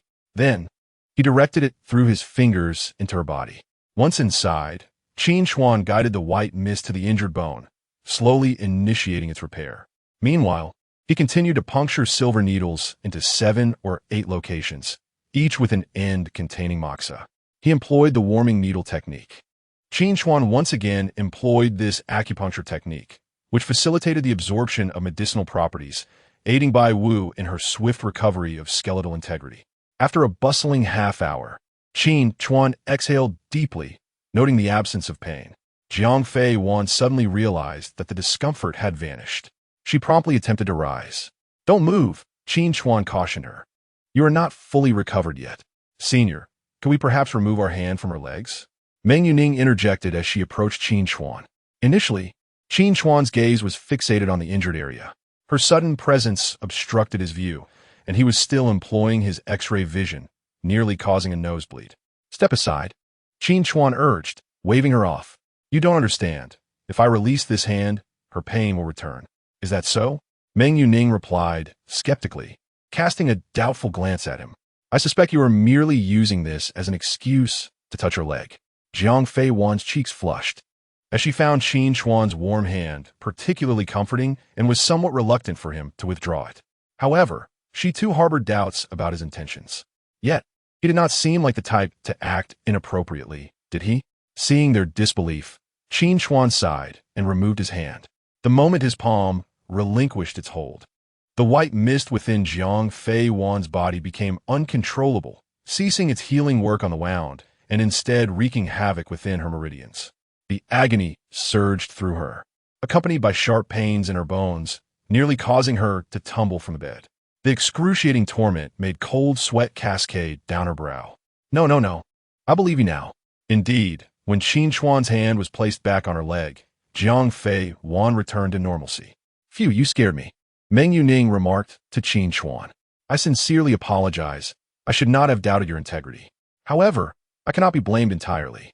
With legs as beautiful as Jiang Fei Wan's, even I, as a girl, will be tempted to touch them. It is only natural to misinterpret your intentions.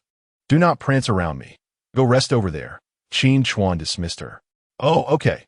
Meng Yuning thought Qin Chuan found her bothersome, so she reclined on a beach chair, covering herself with a blanket while leisurely sipping a drink.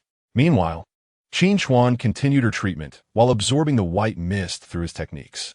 All right, you may rise and take a look, Qin Chuan said, observing that her bones had healed significantly. The recovery is far better than anticipated. With just 1 or 2 more sessions, you will be fully restored. The concentration of white mist here has indeed intensified, enhancing its efficacy. Upon hearing this, Jiang Fei Wan cautiously stood up, discovering that her leg was no longer painful. She even jumped in place twice. It's truly healed, she exclaimed excitedly. However, both Qin Chuan and Meng Yuning stared at her in astonishment, their mouths agape. What's wrong? Jiang Fei Wan looked at them in confusion, unable to decipher their expressions. Chapter 47. Can't wear anything? Jiang Fei Wan glanced down, suddenly realizing her disheveled appearance, and hurriedly dashed home. Am I presentable? She queried. Ahem. Qin Chuan feigned a casual glance at Meng Yuning, stating, I must reprimand you. Young comrade, how shallow you are. In truth, I did not observe clearly. He defended himself resolutely. You clearly saw. Your eyes nearly popped out earlier. But I must clarify. I would never speak of it. Meng Yuning continued to tease Qin Chuan. The line of admirers for Fei Wan stretches all the way to the Mariana Trench. If they knew you had glimpsed their goddess, they would surely seek revenge. Meng Yuning grinned. Do you think she is a match for you? Should I play matchmaker? Let us refrain. I am not worthy of her. Qin Chuan responded, maintaining a modicum of self-awareness regarding their differing social standings. He had learned to take her words with a grain of salt, as she often made fanciful claims, blurring the line between truth and fiction. Qin Chuan did not pursue the topic further, recognizing his unworthiness and dismissing any unproductive musings. Shortly thereafter, Jiang Fei Wan emerged, donned in a casual outfit. She attempted to act nonchalant, yet her flushed cheeks betrayed her. She approached Qin Chuan and expressed, had it not been for your timely intervention, I might have drowned. Thank you. This is a life-saving grace. As she spoke, she naturally settled beside him. I could never stand by and watch someone perish, Qin Chuan replied, simultaneously shedding his wet shirt, which had soaked through in his haste to save her. As he removed his clothing, his muscular physique was revealed, causing Meng Yuning's eyes to widen in unabashed admiration. Oh! Meng Yuning suddenly had a realization, casting an odd look at Qin Chuan. Have you been awake all along, peeking at us while we swam? Otherwise, how could you have noticed Fei Wan choking so quickly? I was right beside her and didn't see a thing.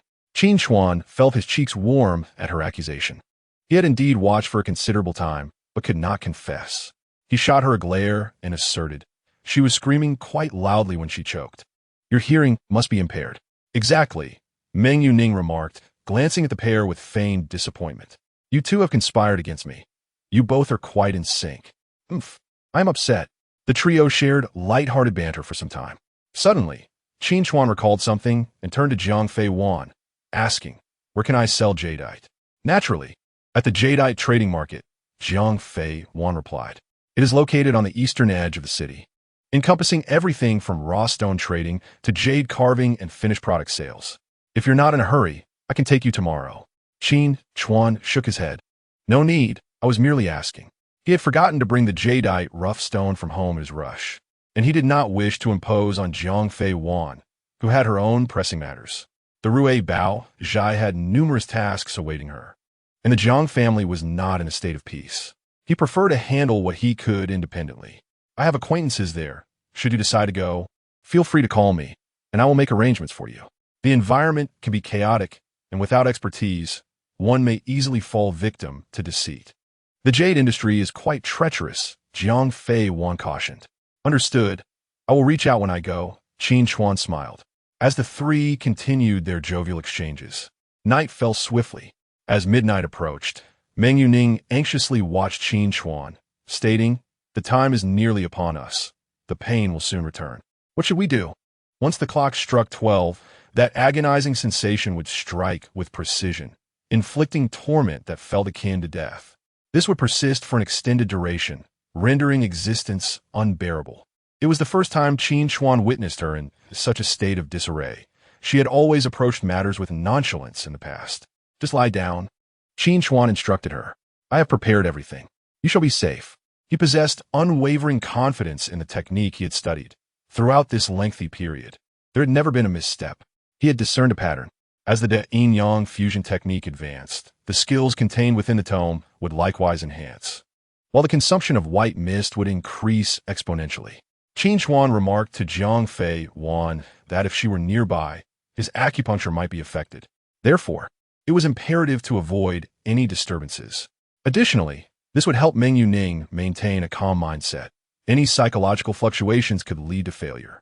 The acupuncture technique is indeed quite challenging. Although supported by medical texts, he could not guarantee 100% success. "I will wait outside." Jiang Feiwen was merely jesting. She would not remain here anyway, and it would only lead to her own embarrassment later. After Jiang Feiwen departed, Meng Yuning turned to Qin Chuan and said, "You should turn around." Without hesitation, Qin Chuan complied. Following a rustling sound, Meng Yuning's voice emerged again. "All right, you can proceed." Chapter 48. Can you move your hand away? Ahem. Qin Chuan cleared his throat. "Time is of the essence. We must hurry." He swallowed hard and addressed her. Meng Yuning's face flushed crimson. Qin Chuan understood her shyness. It was quite normal for a girl to feel that way. Suddenly, she let out a piercing scream. Clutching the sheets tightly, her complexion turned ghostly pale, and beads of sweat cascaded down her face like a faucet turned on full blast. The tension she had moments ago vanished entirely. At that moment, all of Qin Chuan's attention was focused on her. He grasped her arm, resting his hand on her pulse. Indeed, the disturbance near her heart began to stir. It felt like a form of poison. But why did this poison linger here, posing no threat to her health except at specific times? His mastery of the great yin-yang fusion technique had not yet reached the 5th level, so he was unaware of the reasons behind it. However, the medical texts in his mind had provided him with a method for alleviation. He merely needed to follow the instructions. Immediately, he wielded the silver needles and began to puncture various acupoints across her body. The technique he employed was undoubtedly the most complex he had ever attempted. This method primarily focused on the vicinity of the heart, utilizing different techniques at 4 cardinal positions, corresponding to the 4 symbols. Moreover, the silver needles were not to remain fixed at specific acupoints. Rather, they needed to be adjusted at appropriate intervals. Had it not been for the experience and abilities he gained from the medical texts, he would have struggled even with the instructions provided. "How is it?" Jiang Feiwen, anxiously waiting outside, inquired, "Is it working?" Listening to Meng Yuning's cries was truly heart-wrenching, as if her very life was at stake. "It's all right."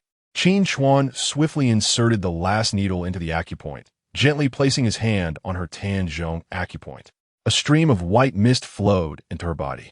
As the mist circulated, he sensed the silver needles gradually forming a wondrous energy circle, trapping the malevolent energy near her heart. This was where his understanding fell short. Perhaps he would comprehend it better upon reaching the 5th level. As expected, with the gradual infusion of the white mist, Meng Yuning's cries of pain subsided, eventually fading into silence. She no longer writhed in agony, but lay limply on the bed. "Thank you," Meng Yuning said to Qin Chuan, managing a smile. She felt immense joy. Previously, she had endured this torment for what felt like an eternity, a pain far worse than death. Now, Qin Chuan had managed to control that pain, and she felt an overwhelming sense of happiness. Qin Chuan shook his head and replied, "Is there any need for such formality between us?" "No need, but our hands?" Meng Yuning jested. Qin Chuan felt a bit awkward. After all, the position of the Tanzhong acupoint was quite sensitive and to deliver the white mist. He had to keep his hand there. "Do you believe I am treating you?" he asked. "If you don't believe me, I can remove my hand. No, no. Please keep it there a bit longer. Meng Yuning had seen Qin Chuan place his hand on Jiang Fiwen's leg for treatment, and she feared that if he withdrew his hand, she would once again be beset by that excruciating pain. Once he had treated her, Qin Chuan activated his technique to replenish the white mist he had expended. Opportunities like this were rare. Replenishing the white mist at home would be fraught with difficulty. All right. After a while, Qin Chuan withdrew his hand. Stay still. I will remove the silver needles. He took out the needles, sterilized them, and placed them in a box, stating, "It should be under control for now. However, we need to monitor it regularly. If there are no issues within a month, it is unlikely to cause further pain." This treatment method was merely a temporary relief. Eradicating it entirely would require considerable effort. While speaking, he made a conscious effort to divert his gaze elsewhere. Chapter 49. Overly affectionate, don't just stand there. Go take a shower and rest. Senior. Just as Qin Chuan was about to leave, Meng Yuning called out behind him in a rather flirtatious tone. Thank you. What a waste of words. After saying that, she exited the bedroom. Meng Yuning felt deep gratitude towards Qin Chuan. Those who have not experienced such pain cannot comprehend that agonizing ache. It truly feels like a fate worse than death. Moreover, knowing when it would arrive each month felt like a dark cloud perpetually looming overhead. How is she? Upon seeing Qin Chuan emerge, Jiang Fiwen anxiously pulled him aside, asking, "Is she all right?" "For now, she is fine," Qin Chuan replied, wiping the sweat from his forehead. After speaking, he collapsed onto the sofa. The acupuncture technique had indeed exhausted him, and now that he was relaxing, his head felt ready to explode. After a quick shower, he went to bed. When he awoke the next day, it was already noon. Qin Chuan stretched and exhaled deeply. It seemed he had truly worn himself out the previous day. As he stepped out of the bedroom, he found Jiang Fiwen and Meng Yuning cozied up on the sofa, clad in casual loungewear, engrossed in a variety show. "You're awake?" Jiang Fiwen said to Qin Chuan. "Yes," he nodded. "Hurry and wash your face and brush your teeth. I'll heat up some food." Meng Yuning got up and dashed towards the kitchen, her enthusiasm palpable. "Meng Yuning, the food was just heated. It's not cold yet." "Look at you. You're acting like a lovesick puppy," Jiang Fiwen remarked. "Senior is my savior. What's wrong with heating up a meal?" "I would willingly warm his bed if need be," Meng Yuning cheekily retorted. "You have quite the thick skin," Jiang Fiwen laughed. After a quick wash, Qin Chuan changed into fresh clothes, took a few bites of food, and prepared to leave. He addressed them. "Meng Yuning, there are rooms available here. Wouldn't you want to live with us?" Meng Yuning's gaze was sincere as she looked at Qin Chuan. "There are rooms available here. Wouldn't you want to live with us?" Qin Chuan was skeptical of her words. The truth behind them was unclear. He could not discern which parts were genuine and which were mere facade. "It's inappropriate," he firmly stated. He had no desire to share living quarters with them. Both were stunning beauties, and the agony of seeing yet not being able to indulge was unbearable. "By the way, Senior, to express my gratitude for saving my life, I plan to give you a share in the Heijin Financial Group. It's not much, just 0.5, but it could provide some pocket money each year," Meng Yuning said earnestly. "There's no need," Qin Chuan firmly declined. "I saved you simply because I wanted to help. I cannot accept this share." To ask for a share just for treating someone's ailment seems utterly inappropriate. Jiang Fiwen was quite taken aback by Meng Yaoning's decision. After all, it was the Heijin Consortium. Although a mere 5 stake might not amount to a considerable sum, the identity of being a shareholder in the Heijin Consortium would significantly elevate his standing. This was a symbol of status. Meng Yaoning had essentially divided half of her shares to Qin Chuan, indicating her deep gratitude towards him. "I must present this to you. Even if you refuse, I shall still give it," she insisted. However, Meng Yaoning resolutely replied, "You need only cooperate with me. This is of little value, merely a token of my appreciation." All right, Qin Chuan conceded, seeing her determination. "As long as it makes you happy." With his agreement, Meng Yaoning's spirits lifted. After their conversation, Jiang Fiwen turned to Qin Chuan, saying, "You go on with your business. Just drop me off at the place selling electric scooters. I need to buy one for convenience." Qin Chuan responded, "Don't let me hold you up from your work." Unable to sway Qin Chuan, the two women relented to his wishes.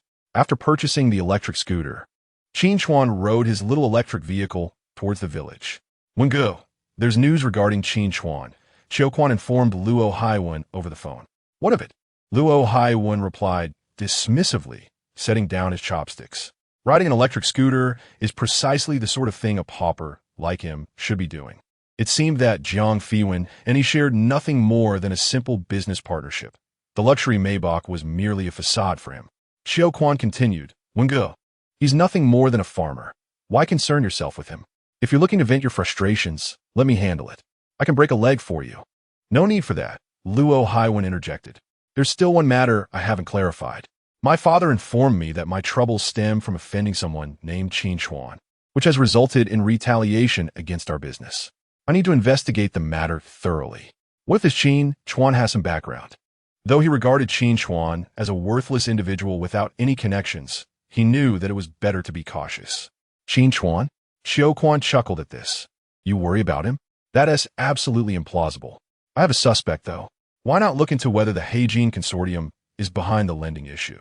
If they are involved, it's possible you've inadvertently offended a shareholder of the Heijin Consortium who shares the same name as Qin Chuan.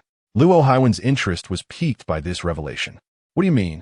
I received news this morning that the Heijin Consortium has appointed a new shareholder, also named Qin Chuan, Quan explained. Thus, I suspect you may have unwittingly crossed paths with this Qin Chuan, rather than the one from the village. You've been of great assistance. I will inquire further. Luo Haiwen responded, invigorated by this information. After hanging up, he promptly contacted acquaintances at the bank. Following some inquiries, he received confirmation that indeed, the Heijin Consortium had made their presence known to them. This brought Luo Haiwen immense joy. Although he was unaware of when he had offended the shareholder Qin Chuan of the Heijin Consortium, he was certain that the Qin Chuan from Donglong village lacked any substantial background. He felt entirely capable of dealing with him. As for the notion that the two Qin Chuans were the same person, he dismissed it entirely. In Chapter 50, Forgotten Clothes Underneath, Qin Chuan was confronted by his sister. Where did you go yesterday? She inquired. Out, he replied, giving her a playful kick. Always talking nonsense. I had important matters to attend to. Where are our parents? They went to the fields, Qin Jin answered. What? Our father has just recovered. He is still quite weak. How could he go farming? Qin Chuan exclaimed anxiously. Not really, Qin Jin replied. After a moment of silence, Qin Chuan considered the effects of the white mist. The treatment he had administered to his father seemed to yield far greater benefits than he had anticipated. Then it's fine, he concluded, reassured that his father felt well enough. Brother, why did you buy so many medicines? She asked, eyeing the numerous packages he had purchased. Qin Chuan gestured towards the piles of herbs, explaining, These are for our parents' health, and these are for my own use. The assorted medicinal herbs were of premium quality, costing him over 20,000 yuan. Having earned that money from selling trees and ancient coins, he had nearly exhausted his funds. Although expensive, the premium herbs contained a significant amount of white mist. Since he couldn't visit the Jiang family daily and the demand for the white mist was great, he needed to rely on the herbs for replenishment. What about mine? Qin Jin asked, her eyes wide with anticipation. What about you? At your young age, why would you need medicine? Qin Chuan chastised her gently. Your health is robust. You have no ailments. This is for you, he said, pulling a phone from his bag and handing it to her. Now that you're in college, you should have your own phone. Although Qin Jin had started university, she had never owned a phone due to their family financial situation.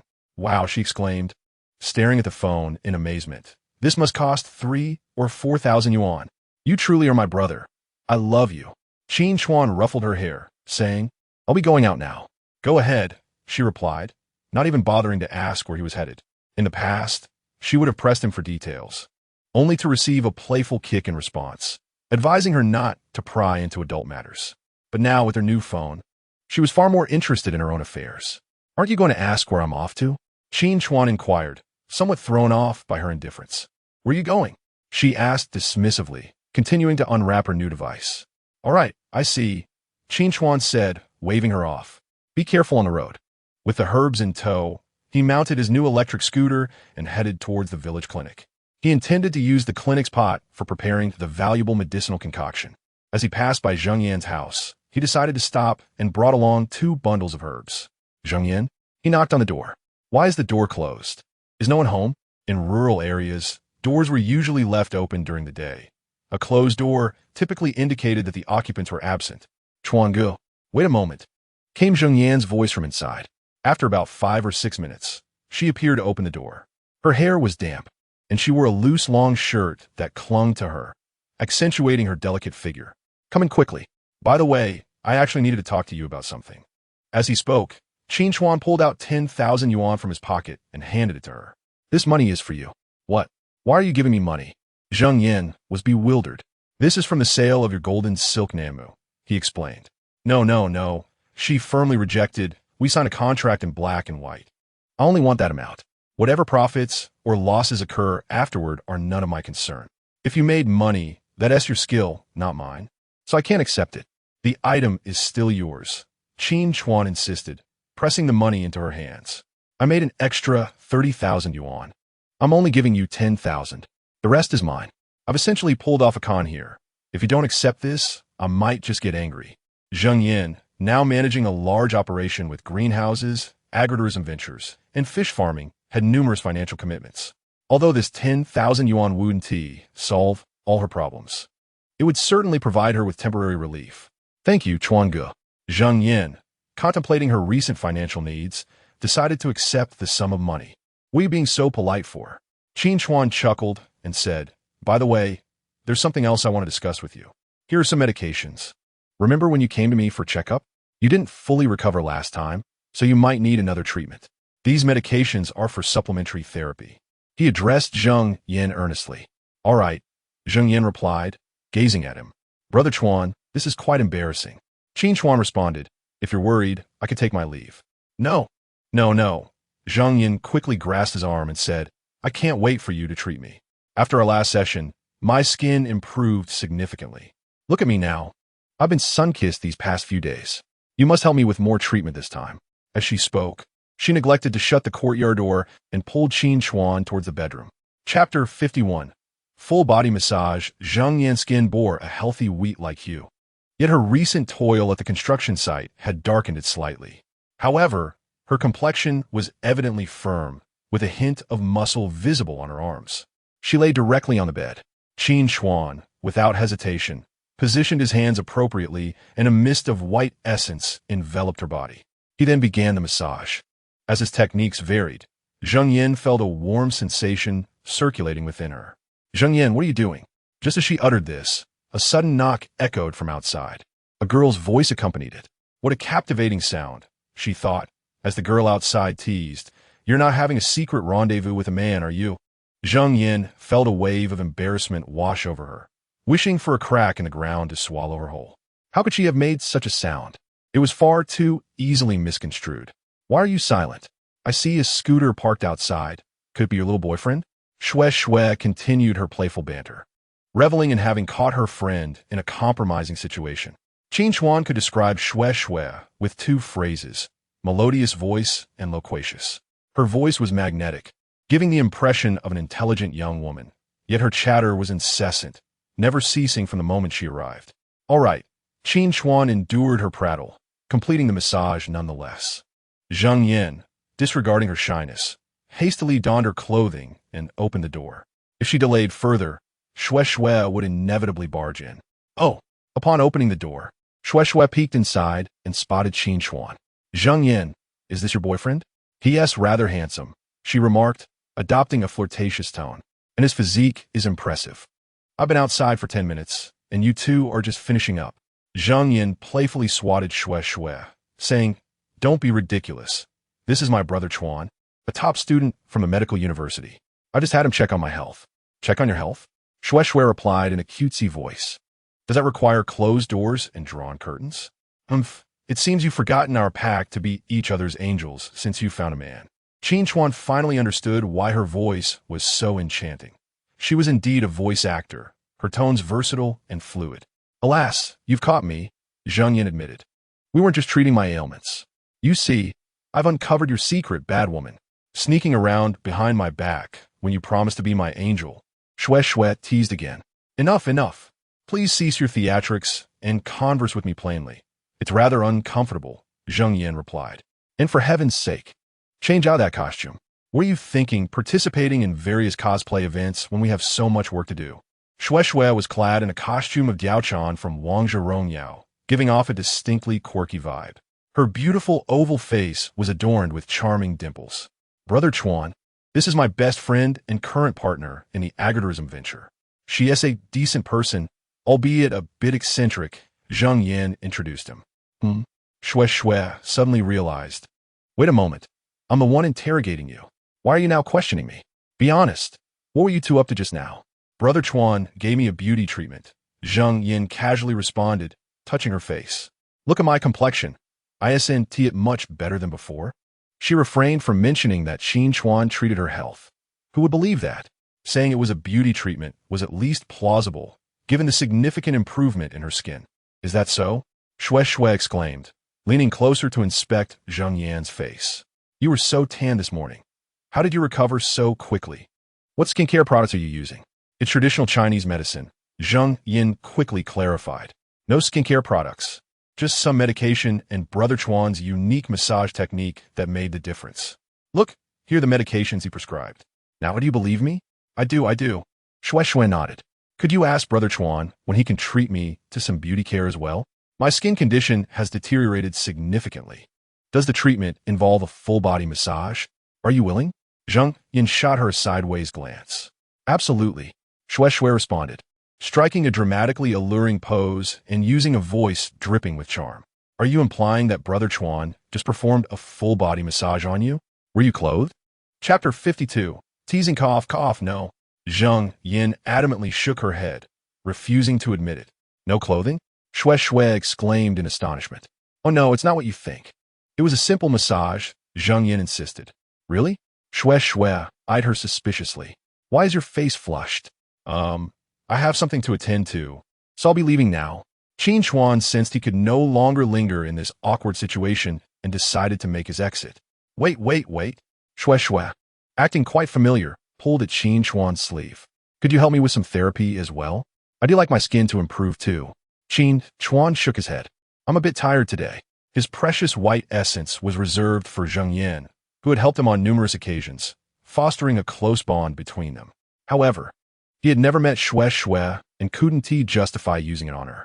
That's fine. Tomorrow works too, she assured him, knowing her friend well, outgoing and quirky. She feared Qin Chuan might be overwhelmed by her. Your essence is for selling. I can't take advantage of it, Qin Chuan firmly declined. You're being distant. Zheng Yan interjected. You treated my illness without charge. Just take it and go. Don't let her cling to you. She is a little temptress. Very well. I'll take my leave. Qin Chuan found Shui slightly troublesome and decided to depart promptly. He rode his electric scooter to the village clinic. Uncle. He pushed the door open, only to find the place deserted. He ventured around to the back courtyard, calling out a few times. Is anyone there? After a moment, a young woman emerged, her hair being pinned up as she spoke. Ah, it's you, Chuanzi. What is the matter? Is there something wrong with your health? I see you have a couple of pimples. Don't tell me you're stressed. You're still young. Once you have a girlfriend, you won't be stressed anymore. The woman appraised Qin Chuan, noting that he seemed to have become more handsome recently. You're quite the looker. Should I introduce you to some potential partners? Aunt, please don't joke with me. Promptly addressed her, expressing his desire to borrow a clay pot for concocting some medicine. The middle-aged woman, seemingly open and unconcerned, left him somewhat flustered. Chu Ying, approximately in her mid-30s, though not particularly old, held a high social standing in the village due to her husband being 20 years her senior. For recuperation, Chu Ying inquired with a smile, assessing Qin Chuan before leading him into the apothecary. As she tidied up, she explained, my father has just begun to walk again, and I have purchased some medicine to aid his recovery. We lack a clay pot at home, hence my request to borrow one. Taking a seat on a nearby hospital bed, Qin Chuan remarked, could you please shift a bit? Chu Ying approached him, removing her shoes to reach for the clay pot atop a nearby cabinet. You need not move. I can easily retrieve it, she assured him, noting its accumulation of dust from disuse. Here it is, she said after successfully obtaining the pot. Please wait for a moment while I clean it. Qin Chuan, feeling increasingly uncomfortable, likened his situation to that of Tang Sung entering the spider spirit cave. Is that really necessary? He asked, but Chu Ying shot him a fleeting glance. saying, "Just hold on, I'll be right back." She proceeded to the faucet to wash the pot, bending over the basin with great diligence. Although she said nothing, her demeanor stirred thoughts in Qin Chuan's mind. Moments later, Chu Ying returned, wrapping the clay pot carefully before handing it to him. "You can use it first. There's no rush to return it," she said. However, while cleaning, her attire became inadvertently dampened. "Chu Ying?" At that moment, a man entered, a smirk playing on his lips as he spoke to her. "Look what I've brought you, dear sister." Qin Chuan recognized him as heir, a confirmed bachelor from the eastern part of the village. Chu Ying's expression instantly darkened, the previously charged atmosphere dissipating. She had harbored a fondness for the young, handsome university student, hoping for a potential connection, especially considering her husband's disinterest in women, having never laid a hand on her during their years together. Her husband had married her merely to conceal his true orientation, offering her no oversight, nor did he require any from her. She was free to pursue relationships. Yet the village offered few suitable young men, mainly comprising unappealing suitors she found undesirable. Heir, however, was particularly persistent, frequently gifting her various items, much to her dismay. His lack of hygiene made his advances even more unbearable. If it were Qin Chuan, she would have willingly entertained him, but she had no interest in heir, even if he offered her riches. "What do you want?" Chu Ying snapped, donning a white lab coat to shield herself, her tone laced with irritation. "I have something for you," heir replied, akin to a lovesick puppy, producing a small jade pendant from his pocket. "This is an antique and quite valuable." Upon seeing the pendant, Qin Chuan's eyes brightened. This piece appeared to be a type of Hetian jade, exhibiting red and yellow hues, easily leading one to believe it was ancient. However, Qin Chuan sensed no trace of the coveted white mist upon inspecting it. Activating his X-ray vision, he scrutinized the jade closely. "Fake," he concluded, identifying it as modern jade manipulated through heat treatment and chemical staining, potentially harmful to the skin.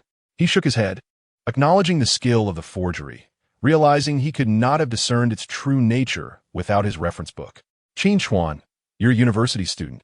Help me appraise this," Chu Ying said, unexpectedly thrusting the jade into his view. Caught off guard, he struggled to regain his composure. Chu Ying, though in her 30s, appeared remarkably well-preserved, making her seem barely in her 20s. After a moment, he dispelled his X-ray vision. "Auntie, you startle me," he stammered. "Don't call me aunt. I'm only a few years older than you.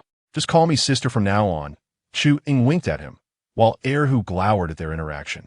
He felt an unsettling jealousy rise within him, questioning why Chu Ying engaged in such flirtation with another man.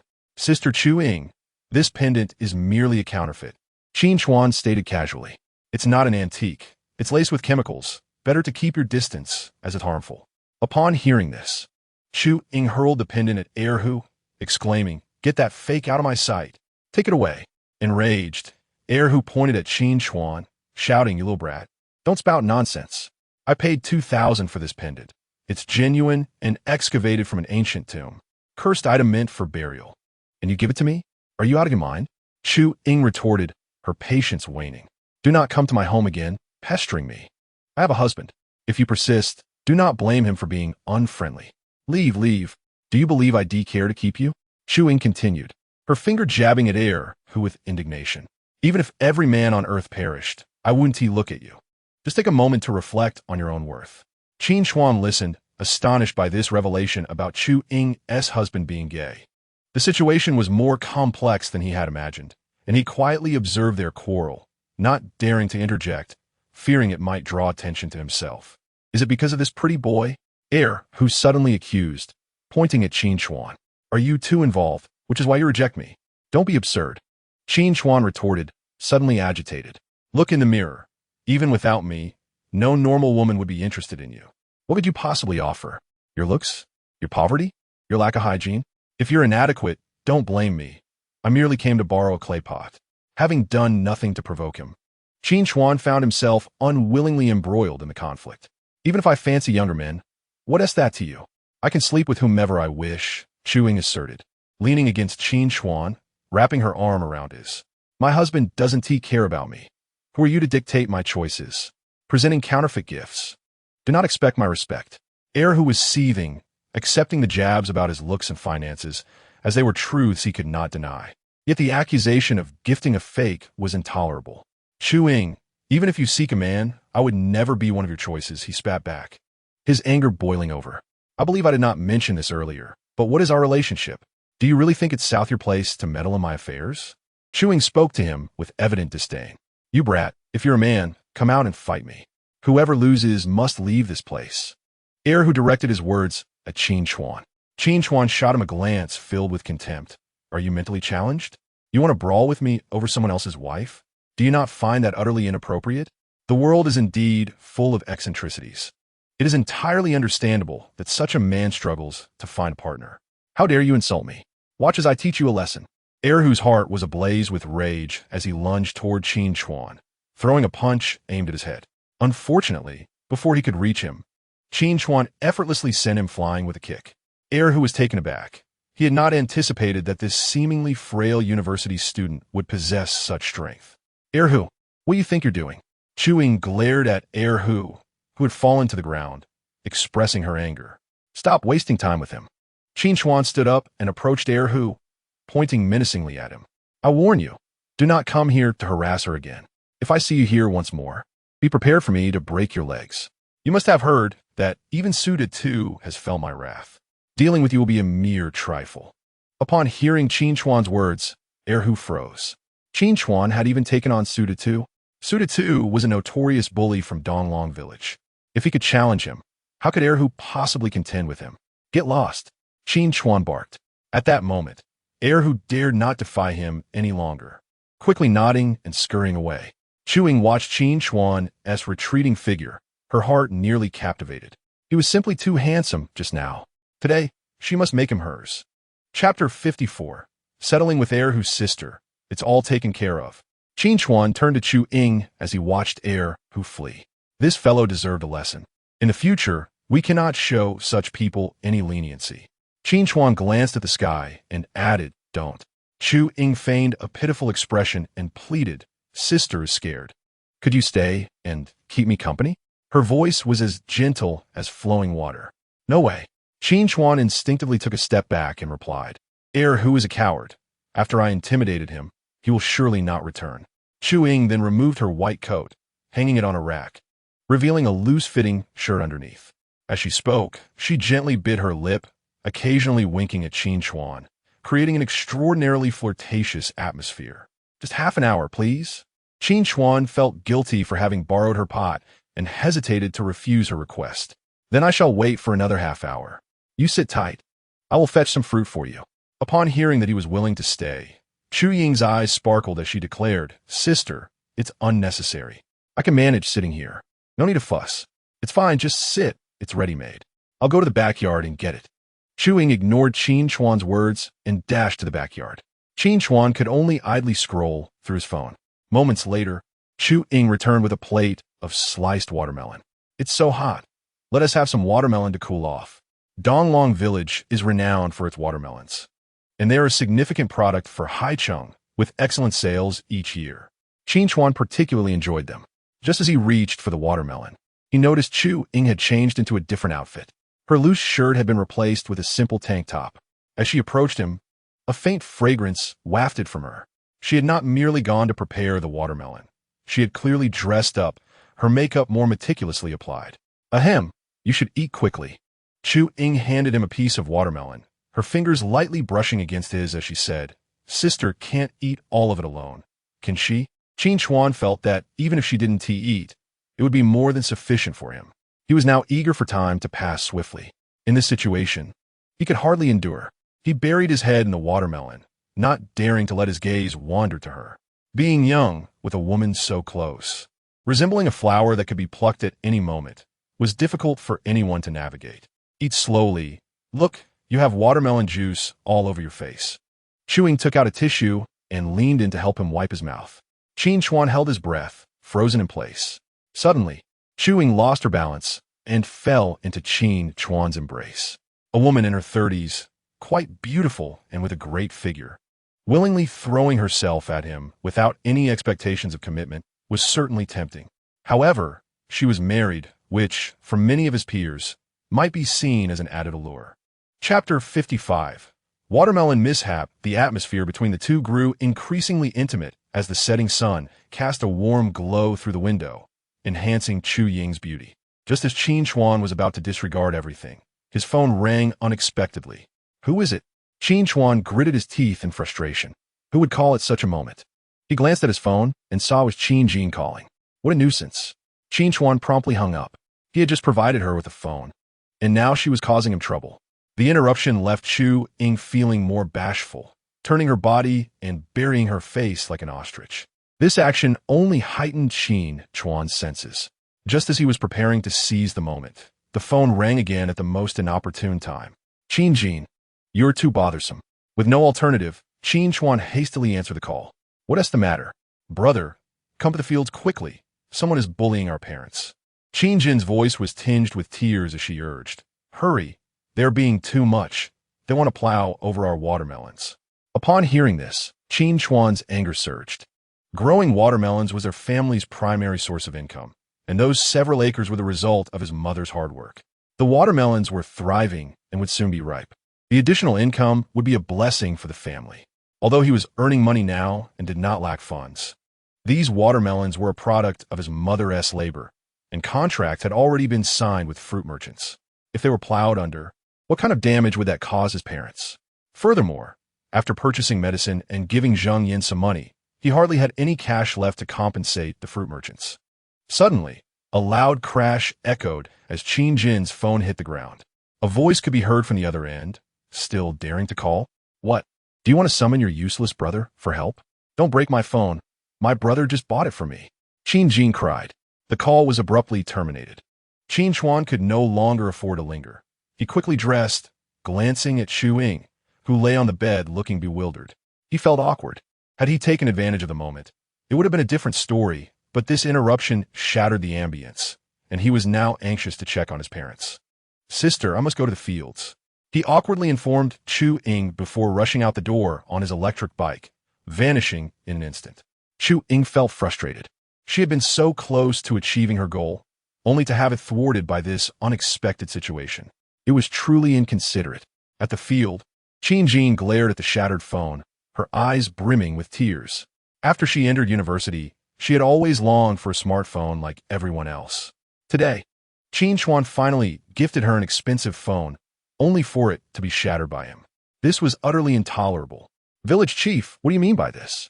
This is my family's melon field, which has been allocated to us for many years. How can you suddenly declare it barren land? This is sheer nonsense, Qin Yuanlang exclaimed, brandishing a hoe and standing defiantly before the bulldozer, glaring at the crowd ahead. The rotund, middle-aged man at the forefront was taken aback upon seeing Qin Yuanlang. He had not expected him to awaken. Recently, a construction site required sand, and the owner of a sand pit sought to collaborate with him, asking for help to find a location for excavation. Upon successful completion, he would receive 50,000 yuan. Just as he was preparing to concoct a reason to bulldoze Qin Yuanlang's land, the latter had unexpectedly regained consciousness. He had assumed the family was an easy target, vulnerable and defenseless. Now that the man of the family had awakened, they would not be so easily dealt with. However, as the saying goes, once the arrow is on the string, it must be released. Fortunately, their family held no power or influence in the village, and even with Qin Yuanlang awake, the situation would not change. This is not my opinion. It is the regulation, village chief Song Gue said, picking his nose. According to the higher authorities, this land is classified as barren, hence it must be cleared. That's absurd, Qin Jin retorted angrily. I distinctly heard you say that you plan to excavate sand from my family's land. This is land that was allocated to us, and we have the official certificate to prove it. If you intend to take our land to excavate sand, that constitutes a crime. Qin Jin was well informed and would not be easily deceived by his words. This land is ours, and no one is permitted to touch it. Song Gue, this is our staple food production area, classified as essential farmland. Do you dare to use it for sand excavation? Qin Yuanlang asserted resolutely. Brother Qin. Song Gue approached Qin Yuanlang, placing a hand on his shoulder. Do you know who the owner of this sand pit is? Can a mere farmer stand against him? I can negotiate for you to receive 3,000 yuan as compensation for your losses. Just let this go. If you provoke him, he will not spare you. He has connections in both the legal and underworld. Your son has just recovered, and your daughter has been admitted to university. Things are finally looking up for you. Is it worth being bullied over such a trivial amount? Upon hearing Song Gui's words, Qin Yuanlang furrowed his brows. He could see the logic in what was being said. Their situation had indeed just begun to improve, and if they offended these people again, it would likely lead to chaos once more. 3,000 yuan is far too little. It won't even cover the cost of my fertilizers and seeds, Qin Yuanlang replied. That amount is not insignificant. They're only willing to offer it because of my influence. If you think it's inadequate, you may find even that amount unavailable, Song Gui countered. Could we wait until these melons ripen? We've already sold this batch and signed contracts with others, Qin Yuanlang suggested. He was already making significant concessions. If they used his land for sand excavation, it would be rendered unusable for planting thereafter. For the sake of his family's safety, he was willing to bear this loss. However, failing to deliver on a signed contract would be a breach of trust, and the penalties would be exorbitant. His family could not afford such a burden. Hearing this, Song Gui became somewhat irate. You cannot be so unreasonable. They have already brought in the machinery. Are you asking them to wait for your melons to ripen? Those few worthless melons of yours are hardly worth their time. If they miss a day, they lose money. You need to vacate immediately. Any further demands from you will not be entertained. In Song Gui's eyes, Qin Yuanlang was easy to manipulate, and he could dictate the situation as he pleased. Proceed. He ordered without waiting for Qin Yuanlang's consent, signaling the excavator to advance towards the ripening melons. Chapter 56. Should you live or die? No. Sun Yumei could not bear to watch her melons be destroyed. She had invested countless efforts into cultivating them while her husband lay in a coma and her son was lost in despair. She had single-handedly managed the sowing, fertilizing, and tending to them. Just as the harvest was near, these people wanted to raze everything to the ground. She would never consent to that. She dashed in front of the excavator, raising a hand to halt its advance. Are you trying to throw your life away? The operator shouted, poking his head out. This is my family's land, and no one can take it. Sun Yumei retorted, swiftly pulling out her phone to call the police. Seeing her intention, the sandpit owner, Bai Jiangbua, grew furious. Occupying farmland for sand extraction was illegal, and if caught by the police, he would certainly face dire consequences. With a swift motion, Bai Jiangbua lunged forward, snatching the phone from her grasp. Someone throw her aside. He commanded his lackeys. I will achieve what I set out to do. What are you doing? Qin Yuanlang rushed over to protect his wife, shouting at them, Are you truly so lawless? In broad daylight, you intend to forcibly seize my family's land? Qin Yuanlang, I've exhausted all my patience with you. Do not test my goodwill, Song Gui warned, glaring at him. If you offend Mr. Bai, be careful he doesn't flatten your home. Enough of this chatter. Bai Jiangbua, with his imposing figure, seized Qin Jin and dragged her forward. What do you think you're doing? She struggled, but her petite frame was no match for him. He slapped her hard, leaving her face flushed. Move again, and I'll kill you, he threatened menacingly. Holding on to Qin Jin, he turned to Sun Yumei and Qin Yuanlang. I have here an agreement for you to willingly sell this land to me for 3,000 yuan. Sign it and get lost. If you refuse to sign, I'll run the machine over her. Sun Yumei was overwhelmed. No matter how important the melon field was, it could not compare to her daughter's life. I'll sign. I'll sign. Just don't hurt my daughter, she exclaimed. Now that is more like it, Bai Jiangbua said coldly. If you had listened sooner, we wouldn't have wasted this time. As he spoke, he handed the agreement to Sun Yumei. Sign here and put your thumbprint. Just as she reached for the document, another hand snatched it away. You will not sign, came a chilling voice. With that, the agreement was torn to shreds. Qin Chuan, you. Sun Yumei looked at him, pleading, let it go. We cannot win against him. Our family's health is what matters. We do not need to fight over this. Qin Yuanlang quickly intervened, turning to Bai Jiangbua. Mr. Bai, we will sign it. We can do it right away. You dare tear up my agreement? You have some nerve. Bai Jiangbua seethed, angered by the audacity of a mere farmer challenging him. Don't worry. With me here, no one can touch our melons. Qin Chuan stepped forward, approaching Bai Jiangbua defiantly. Did you just strike my sister? Seeing Qin Jin's reddened face ignited a fire within him. I did. What of it? Bai Jiangbo replied arrogantly, towering over Qin Chuan, whose slight frame resembled that of a chick beside him. With a resounding slap, Qin Chuan delivered a crisp strike to Bai Jiangbo's face, leaving onlookers astonished. Bai Jiangbo never anticipated that Qin Chuan would dare to strike, nor did he foresee the swiftness of his actions, which left him with no time to react. The slap landed squarely on his face, rendering him momentarily stunned. The onlookers were equally taken aback. No one expected Qin Chuan to actually confront Bai Jiangbo. Bai Jiangbo was not only capable of fighting, but also had 3 or 4 lackeys by his side. Everyone believed that he alone could not possibly contend with Bai Jiangbo. Furious, Bai Jiangbo shouted for his brothers to join the fray. However, before he could finish his command, Qin Chuan had already unleashed a powerful punch, striking him forcefully on the nose. The pain caused Bai Jiangbo to clutch his face in agony. Qin Chuan did not relent. He brought his fists crashing down onto Bai Jiangbo's lowered head and then drove his knee sharply into his face. Bai Jiangbo was taken aback by Qin Chuan's fighting prowess, and within a mere second, he found himself incapacitated. His head spun, leaving him disoriented. Qin Chuan remained silent, his expression dark as he straddled Bai Jiangbo, delivering blow after blow to his face. The sound of fists meeting flesh echoed, and blood splattered everywhere, accompanied by Bai Jiangbo's pain cries. He was knocked unconscious, only to be roused again by the pain of further assaults. Stop, stop. If you keep this up, someone might die, Song Gue exclaimed, witnessing the brutal scene. Qin Chuan indeed halted his attack on Bai Jiangbo, but swiftly turned to slap Song Gue across the face. Are you going to let him seize our land? Qin Chuan's eyes glinted with cold fury. Do you think my family is easy to bully? If it weren't for the support of that book, I would have had no means to resist their oppression. This land was their family's last hope for profit, yet they shamelessly continued to torment them. Qin Chuan, please, calm down. Awazati, this was just a negotiation, Song Gue stammered. Another slap from Qin Chuan followed, as he retorted, do you think the village chief is here to aid the villagers, or to assist outsiders in bullying his own people? Do you have no conscience? As he spoke, he advanced menacingly toward Song Gue, ultimately kicking him into the ditch. At that moment, he resembled a vengeful deity, with every strike appearing lethal. Bai Jiangbo's lackeys stood frozen, too intimidated to speak.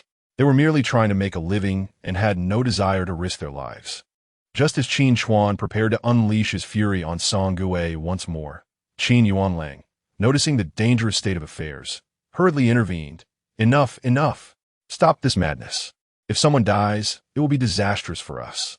At that moment, Qin Chuan managed to regain his composure, suppressing his inner rage. If he were to kill these two, his mother would undoubtedly be devastated. Who broke my sister's phone? Qin Chuan scanned the crowd, his tone icy. Those lackeys were terrified of him. When he fought, he seemed to disregard his own life. Just moments ago, he had nearly beaten Bai Jiangbo into a shapeless mass, his face drenched in blood. Compensation. Qin Chuan demanded of Song Gue 3,500 yuan. Pay up. Song Gue dared not confront such a reckless individual. He could afford to risk his life, but he had a fortune to protect. Without hesitation, he transferred the money via WeChat. Leaning against a tree, Qin Chuan coldly ordered, what are you still doing here? Waiting for me to feed you? Scram. Immediately, the group fled, eager to escape. Get him on your back. Qin Chuan shouted at one of the fleeing lackeys. Yes, yes. The lackey hurriedly hoisted Bai Jiangbo onto his back and dashed away. Once they had all departed, the adrenaline within Qin Chuan dissipated. I feel faint from the blood, he muttered, collapsing onto the ground as if all strength had been drained from him. What's wrong? Sun Yimei rushed over, alarmed. Qin Chuan, are you all right? Don't scare me. Mom, my brother just said he's feeling faint from blood loss. Qin Jin interjected. He'll be fine after a little rest. No way. I remember he never used to faint from blood, Qin Yuanlang remarked, puzzled. When he was a child, he often watched others slaughter pigs and sheep and seemed to enjoy it. Perhaps that time, when Luo Haiwen broke his leg, left him with a psychological scar. Qin Jin speculated, gazing at Qin Chuan with concern. He almost lost everything that day, and ever since, he has had this blood-fainting after-effect. Not long after, Qin Chuan regained consciousness. Brother, are you awake? Qin Jin asked, her eyes lighting up. He nodded, shaking his head. The issue of blood fainting was truly troublesome. It would suddenly render him weak. However, Qin Jin appeared unaffected by the incident. Despite the red marks on her face, she wore a bright smile. "Is your face all right?" Qin Chuan inquired. "I'm fine," she replied, touching her cheek. "Just a slap, it doesn't hurt much. Don't hold anything back if you're hurt." "I don't want you developing any psychological issues," Qin Chuan urged. Although he was genuinely angry, seeing Bai Jianbo beaten even worse brought him comfort. The score has been settled, and it was multiplied tenfold on the spot. How could there be any psychological issues? Qin Jin replied with a smile. Therefore, the best way to alleviate the gloom caused by bullying is through revenge, preferably double revenge. Only then can one feel unburdened. "Brother, you were incredible today. You nearly scared me to death," Qin Jin exclaimed. "When you were hitting Bai Jianbo, I genuinely thought you might kill him." Qin Chuan glanced at her and replied, "I know my limits. How can I truly kill him? But we made an enemy of Bai Jianbo. Will it cause us any trouble?" Qin Jin asked, her voice laced with concern. "Do you think he would dare to come after me? If I don't seek him out, he should be grateful."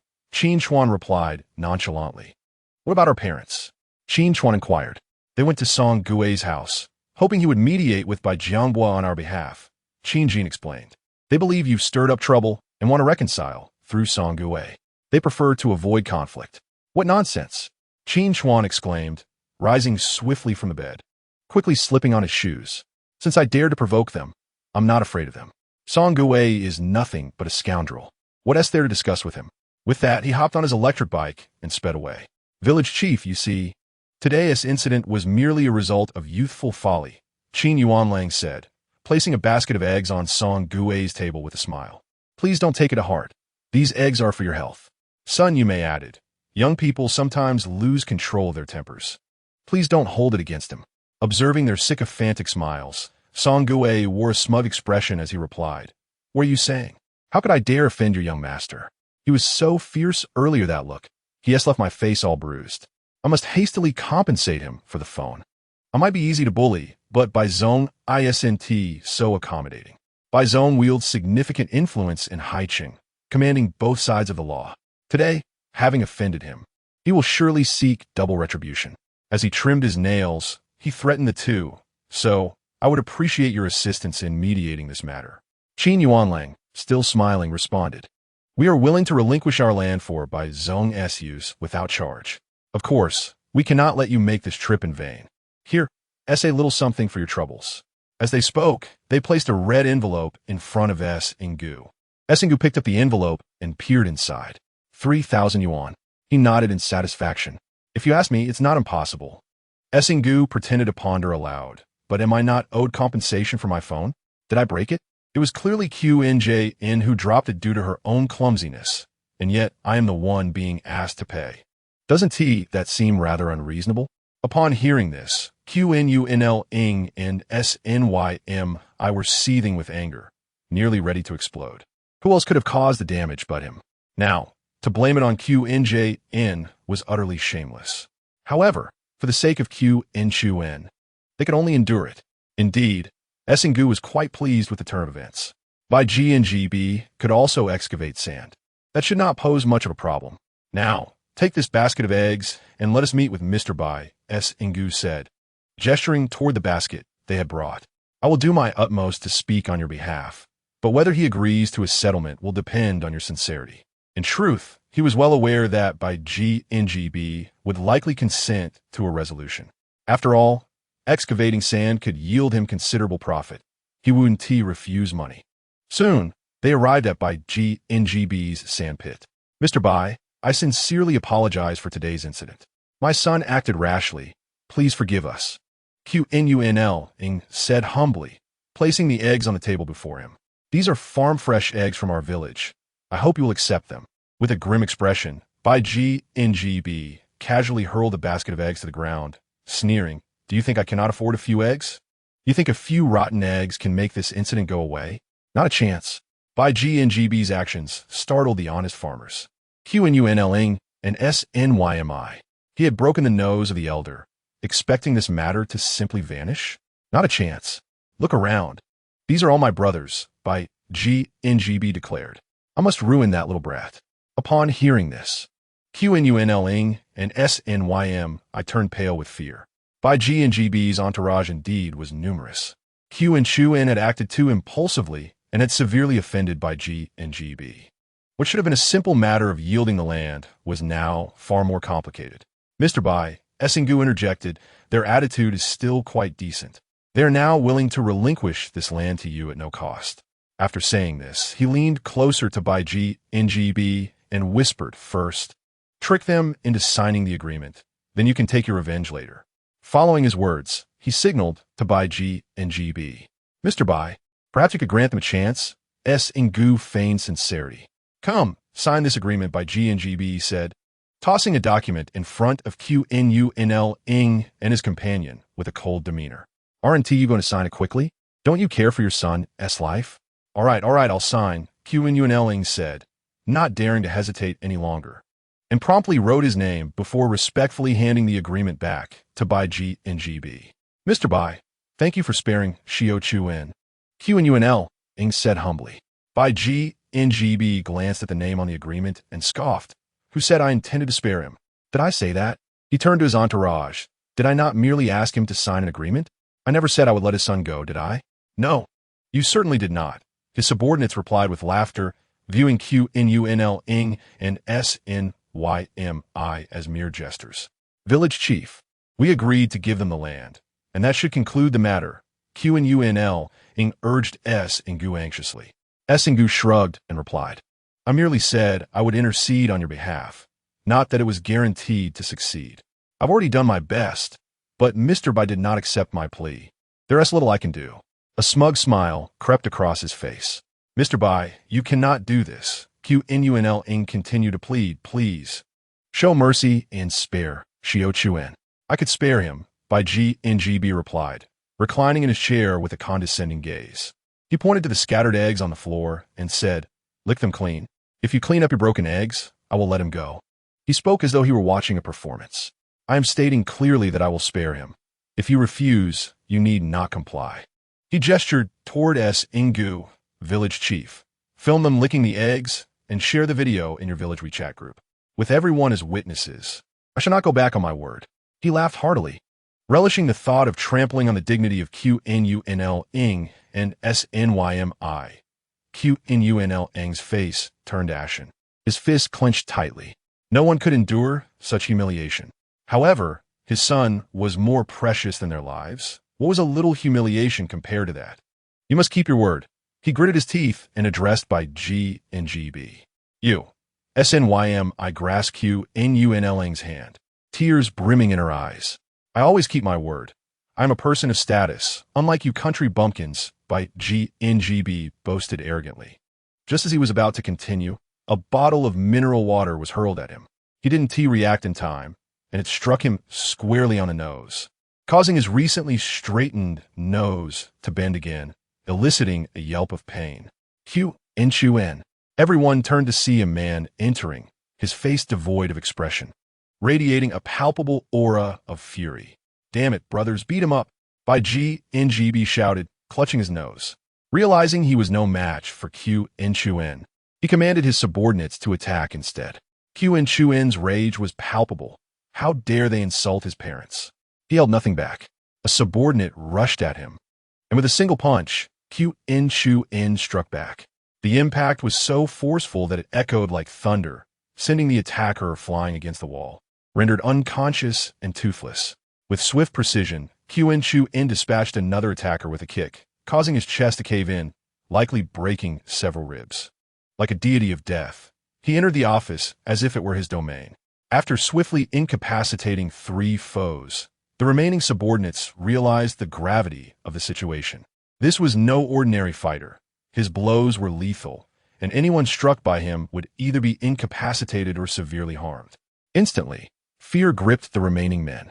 Grab your weapons, Bai Ji and GB shouted, sensing their hesitation. If anything happens, I will take responsibility. Attack him. Following his command, the remaining subordinates retrieved knives, baseball bats, clubs, and daggers. Encircling Qin Chuan. I give you 3 seconds. Qin Chuan surveyed the room, his expression still impassive. Anyone who leaves this room within 3 seconds will not be pursued. Damn it. Who do you think you are? You think you could take us all on? Bai Ji NGB knew the importance of weapons. With them, even a top fighter could be at a disadvantage, especially when facing a multitude. The other subordinates evidently shared the same sentiment. The time had come. Qin Chuan produced a cloth strip and bound it over his eyes. How audacious! Bai Jianhua snorted coldly. Brothers, attack.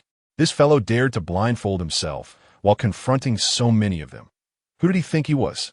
Those who flaunt their bravado must face the consequences. Upon hearing the command, the subordinates rushed towards Qin Chuan. After covering his eyes, Qin Chuan rolled his shoulders. Now he would not have to witness the bloodshed. Earlier, he had restrained his strength to avoid causing any harm. Now, he was ready to unleash his fury. Chapter 59, Reasonable Compensation. Qin Chuan. What are you doing here? Hurry and run. Qin Yuanlang anxiously implored his son. You cannot defeat them. Do not injure yourself. Mr. Bai, whatever you say, I will do. Please spare my son. Qin Yuanlang pleaded with Bai Jianhua as he observed the weapons drawn by the men. At this moment, even the mightiest of figures would be of no use. Bai Jianhua covered his nose, speaking coldly. I must cripple this brat today. This scoundrel has struck my nose too many times. It's simply intolerable. Brothers, attack. Make sure to incapacitate him. He yelled, almost mad with rage. Run? Qin Chuan scoffed. Instead of retreating, he charged towards the subordinates. Could a mere handful of lowly thugs impede his progress? He swiftly dodged one subordinate's strike, gripping his wrist and redirecting his knife to block another's club. With a powerful kick, he sent the one wielding the club flying, and, with a fierce twist to the knife-wielding subordinate's arm, he seized the weapon. Striking the hilt against the subordinate's head, he rendered him unconscious. Damn it, this is a bit troublesome. Everyone together! Seeing Qin Chuan dispatch two of his men with such ease, the remaining subordinates surged towards him like a frenzied tide. Watching so many men swarm Qin Chuan, Qin Yuanlang felt faint. Would they not reduce him to mincemeat? Yet, the ensuing scene surprised him. Qin Chuan moved through the crowd as if a wolf among sheep. The disparity in strength among Bai Jianhua's subordinates was stark. In a matter of moments, several subordinates were sent flying, crashing to the ground. Within 2 minutes, a wall of bodies lay before Bai Jianhua, who no longer exuded his earlier bravado but appeared pale and shaken. Song Gue, whose legs had become weak, struggled to remain standing by propping himself against the table. What do you want? Bai Jianhua stammered, trembling as he watched Qin Chuan approach. He had not anticipated Qin Chuan's prowess. How could 8 or 9 armed subordinates appear as mere children in front of him? With a cold expression and a scent of blood surrounding him, Qin Chuan approached Bai Jianhua like a deity of death. Grabbing him by the throat, he hurled him towards a pile of broken eggs, his voice icy as he commanded, "Clean it up. Please. I was wrong. I was wrong. Big brother, have mercy. There are so many witnesses." Bai Jianhua pleaded, desperate to retain his dignity. You want dignity? What about my parents' dignity? Qin Chuan retorted coldly. If you do not clean it thoroughly, you may as well perish. As he spoke, he plunged his knife into the ground before Bai Jianhua. Lick it, Qin Chuan roared. All right. Bai Jianhua, suppressing his nausea, approached the pile of broken eggs. Big brother, I was wrong. Truly wrong. I cannot do it. Please, spare me. I will do anything you ask. Bai Jianhua was genuinely unable to bring himself to comply. Qin Chuan, perhaps we should let this go. Sun Yume interjected, grasping Qin Chuan's arm. Have mercy, please. Big brother, I truly recognize my mistakes. I failed to see the mountain for the hills. Grant me a chance, and I will compensate you anything you desire. Bai Jianhua seized the opportunity to bargain. Qin Chuan glanced at his mother and then at Bai Jianhua, who was pleading for mercy. Speak. What do you intend to offer as compensation? Qin Chuan asked, reclining in his chair, tearing off the cloth from his eyes and lying back with them shut. If your proposal does not satisfy me, I will split your head in two, he warned. Forget that agreement. Bai Jianhua hastily tore the document to shreds. I will compensate you with 50,000 yuan. After speaking, he noticed Qin Chuan lying still, understanding that this matter could not simply end here. I have an antique sword, a genuine artifact. If you do not mind, you may take a look. As Bai Jianhua spoke, Qin Chuan sat up, his eyes suddenly wide open with interest. Yet, upon regaining consciousness, he realized he might faint from the sight of so much blood. Indeed, As he opened his eyes, a wave of dizziness washed over him. Fearing he might succumb to unconsciousness, he quickly summoned the white mist within him, channeling it through his meridians to dispel the dizziness. In truth, Qin Chuan had already consulted a medical text regarding his blood phobia, which concluded that it was a psychological issue he needed to overcome. Fortunately, he found that summoning the white mist could also suppress the sensation of dizziness. This indicated that as long as he did not faint at the mere sight of blood, he could manage the condition through the white mist. "Let us move to another room," Bai Jianbo urged, anxious that Qin Chuan might change his mind. "Lead the way." Qin Chuan kept his eyes closed, relying solely on his sense of direction. Fortunately, after reaching the second level of his thunderclap fist, his perception had become remarkable. Even with his eyes shut, he could navigate. Upon exiting, Qin Chuan finally exhaled in relief. His blood phobia truly required treatment. Bai Jianbo quickly led him to another office, retrieving a black box from a cabinet with haste. As he slowly opened it before Qin Chuan, a dense white mist wafted forth. Without needing to examine it, Qin Chuan understood that this item was extraordinary. The sword before him was approximately 1 foot 3 inches in length, crafted from bronze, its form exquisitely designed with beautiful engravings, and the hilt adorned with a kuei dragon motif. Qin Chuan could not ascertain its origin, so he consulted the book, which merely displayed 2 characters. Subsequently, another line appeared. This artifact has a mysterious background and contains profound causality. The great yin-yang fusion technique requires a level 5 practitioner to discern its secrets. Level 5 again. Attaining the second level had already been a monumental struggle. Reaching the 5th would be an endeavor for another era. However, he recognized that this object was undoubtedly remarkable, potentially a relic from the spring and autumn or warring states periods. Such a bronze sword from that era, gleaming beautifully, must surely rival the treasures of the Yu King Gojian. Its value could be astronomical, suggesting he might be on the verge of fortune. Chapter 60. The invitation. "This is something I acquired by chance from friend," Bai Jianbo explained. "It is undoubtedly an antique." He claimed to have purchased it from a group of tomb raiders, assuring its authenticity. In reality, Bai Jianbo had consulted an antique expert, who confirmed that the item was undoubtedly a forgery. The engravings and patterns bore no resemblance to any known dynasty's craftsmanship, and its pristine condition showed no signs of corrosion, resembling a modern imitation. This was a counterfeit, which is why he felt bold enough to present it. Regardless, Qin Chuan has no understanding of antiques, so I can deceive him without him realizing it. This incident was indeed a grave oversight on my part. I implore you to grant me another chance, Bai Jianbo said, gazing at Qin Chuan with a pitiful expression. "Bring the agreement over," Qin Chuan replied coldly. Hey, as he spoke, Bai Jianbo hurriedly handed over the previously signed land agreement to Qin Chuan, not daring to utter a word. Standing by, Song Gui felt his legs go weak. How could Qin Chuan be so formidable? Bai Jianbo's numerous subordinates were no match for him. Song Gui, Qin Chuan put away the sword box. Considering his dealings with Bai Jianbo concluded, "This is my compensation.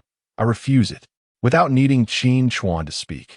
Song Gui quickly retrieved a red envelope from his pocket and returned it to Qin Chuan. That mobile phone bill is also my responsibility. You need not return it," he said with a grimace towards Qin Yuanlang. "The duck that was once in hand has flown away." "What?" Qin Chuan's lips curled slightly. "These items originally belonged to my family. Have you decided to take advantage of us without offering a single cent?" "Huh?" Song Gui was also taken aback. "Qin Chuan, we are all from the same village. Do not force me into a corner. You can stoop so low as to bully my parents. I will not hesitate to push you to your limits." A glint of menace flashed in Qin Chuan's eyes. "I will count to 3. You had better propose a feasible compensation scheme, or I shall not hold back." Song Gui felt certain he would incur losses. 3. "I will offer you 50,000 yuan, he quickly stated. "Let that be your compensation for emotional distress. Is there no justice left in this world? He assaulted us, and yet I must pay him for emotional damages." However, there was no alternative. After all, they were no match for Qin Chuan. 50,000 yuan? That will suffice. Upon hearing the amount, Qin Chuan nodded in satisfaction and asked him to write a note specifying that the funds were for his medical expenses and emotional distress. These individuals are not to be trusted. They might renege at any moment, so A signed agreement would provide some protection. After securing the money, Qin Chuan nodded approvingly. He stretched lazily and said to them, "If this continues, I shall rely on you for my fortune." "We dare not." Bai Jianhua quickly shook his head. "We were merely ignorant of your prowess. Why are you standing there? Hurry and find a bag for Brother Qin. Carrying that box by hand is quite inconvenient." Bai Jianhua, displaying a keen awareness, instructed his subordinates to act. The subordinates hurriedly rummaged through boxes and found a delicate bag, hastily emptying its contents. "This is all we found, but it should suffice. Quickly put it in." Bai Jianhua glanced over and said to his subordinate, "Do you expect Brother Qin to do it himself? Let me handle it." Qin Chuan took the bag from him and discovered it contained additional items. "What is this?" Qin Chuan pulled out an envelope-like object and handed it to Bai Jianhua. "Is this yours? Is it important? Here, take it." "Not important, not important." Bai Jianhua waved his hand rapidly and replied, "This is an invitation to a banquet organized by Wang Tao, the president of AOU Group. A friend of mine is one of the organizers and managed to get me 2 tickets. "Oh, you're not attending?" Qin Chuan inquired. "We have no business dealings with AOU. Am I to attend merely for a meal?" Bai Jianhua chuckled. "If you wish to go, you may take them." Qin Chuan shook his head. He had no connection with AOU Group. So what would he do with such an item? It would be of no use to me. Qin Chuan carelessly tossed the invitation aside. "Oh, by the way, where's the banquet being held?" Qin Chuan suddenly recalled something and asked. "At Qilin Pavilion." Upon hearing this name, Qin Chuan promptly retrieved the 2 invitations. "Fine. If you do not wish to go, I shall attend in your stead." With that, Qin Chuan left. Qilin Pavilion is one of the most luxurious hotels in Haicheng, where the average expenditure exceeds 3,000 yuan per person, not including drinks. He had never dined there in his life. Now that he had an opportunity to indulge, why not seize it? "You have my gratitude. Do take care on your way out," Bai Jianhua said, but after watching Qin Chuan leave, his expression turned icy. "Bai Zong, this brat is simply a bandit." Song Gue began to complain. "He treated us like local tyrants, and instead of earning money, we ended up losing so much. The matter is far from over." Bai Jianhua gritted his teeth and said, "What if he is strong? There are many capable fighters in this world. If he dares to take my belongings, I will make him pay." The invitation to AOU Group's banquet is exceptionally precious, with everyone eager to secure one. After all, AOU is a leading force in Haicheng, and this project is substantial with immense profits to be had. Everyone wishes to partake. Although Bai Jianhua himself has no ties to AOU, these 2 invitations could yield other benefits. Yet, they were snatched away by Qin Chuan. The key is that he acted so nonchalantly, as if he only wished to attend for the prestige of Qilin Pavilion. Indeed, a mountain pig cannot eat fine grain. "Just wait. Do you truly believe my belongings are so easily taken?" Bai Jianhua let out a cold laugh and immediately picked up the phone. "Godfather, it's me, Jianhua. I have encountered a troublesome individual, and I seek your assistance in dealing with him. This guy is quite formidable, capable of taking on 8 or 9 opponents. Ordinary people cannot contend with him. Would you let me phone Meng? Rest assured, the village head is right beside me, and I can confirm this guy has no background. He merely possesses exceptional martial skills. Previously, he was beaten by Luo Haiwen and did not dare to utter a word. All right, I will send someone fetch him. Once I recover, I will certainly visit you and Godmother. Take care." After hanging up the phone, he revealed a sly smile. "Those who have taken from me must repay in full." Chapter 61. "I'm going to take a shower. Are you certain this fellow has no background?" Bai Jianhua asked Song Gue beside him. Song Gue nodded and replied, "He is simply a farmer from the village. What background could he possibly have? I have watched him grow up. I know his family all too well. They are quite impoverished, and their house is among the worst in our village. That settles it." Bai Jianhua nodded. If this guy only possesses brute strength, then there is no need for him to fear him, especially since his godfather's subordinate, Feng Meng, is a true powerhouse. He was once a mercenary with formidable strength. Facing dozens of subordinates barehanded is trivial. Using him to eliminate Qin Chuan would be akin to using a sledgehammer to crack a nut. Upon returning home, Qin Yuanlang remarked to Qin Chuan, "How did you become so formidable?" "I have always known some martial arts," Qin Chuan replied with a smile. "In the past, I primarily avoided trouble and refrained from fighting. After sustaining an injury, I realized it is better for others to be hurt than for myself. He fabricated a reason to divert attention from the matter at hand. Now that you have offended by Jianghua, he won't resort to underhanded tactics against you, will he? This fellow is certainly not a good person. Those who thrive in such businesses tend to be narrow-minded, vengeful, and ruthless. Qin Yuanlang expressed concern. Do not worry, Qin Chuan said confidently. If I dared to provoke him, I am fully capable of handling him. You need not fret over such matters. Leave them to me. Observing Qin Chuan's demeanor, Qin Yuanlang could not help but marvel. His son had indeed grown up, embodying a masculine spirit capable of supporting the family. Ding ding. At that moment, Qin Chuan's phone rang. Miss Meng? The call was from Meng Yuning.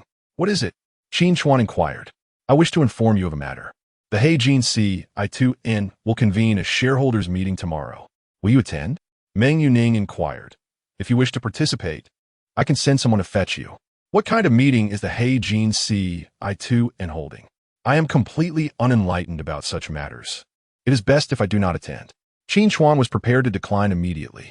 I believe it would be beneficial for you to attend, Meng Yuning remarked. After all, you are a shareholder, and making an appearance within the consortium could enhance your standing. Furthermore, you might assist us with a checkup to see if your health has improved. Very well. Qin Chuan contemplated briefly and responded, I shall make an appearance tomorrow. He had some matters to address anyway. The 2 tea jars in his possession and a piece of green jade needed to be transformed. His finances were currently strained. A single coin could thwart a hero. Moreover, there was a significant issue at hand. The white mist within him was depleting far too rapidly and was nearing exhaustion. He needed to replenish it promptly. The meeting will occur tomorrow evening. I will send someone to fetch you in the morning. Do arrive early so we can consult with you. Shall we? That should not be necessary. Qin Chuan shook his head. It should proceed without a hitch. Then do come by tomorrow, Meng Yuning insisted. My leg is still rather uncomfortable and may not have been fully treated. I urgently require your assistance. Very well. Have someone come and find me tomorrow morning, Qin Chuan concluded before hanging up the phone. After ending the call, he reflected on the almost depleted white mist within him, feeling a sense of urgency to replenish it. Qin Chuan, Qin Chuan. At that moment, a commotion arose outside the door. What is it? Qin Chuan hurried outside, noticing a woman standing at the entrance. Sister Xiang, is there something you need? I have some cardboard boxes that need to be moved. Could you lend a hand?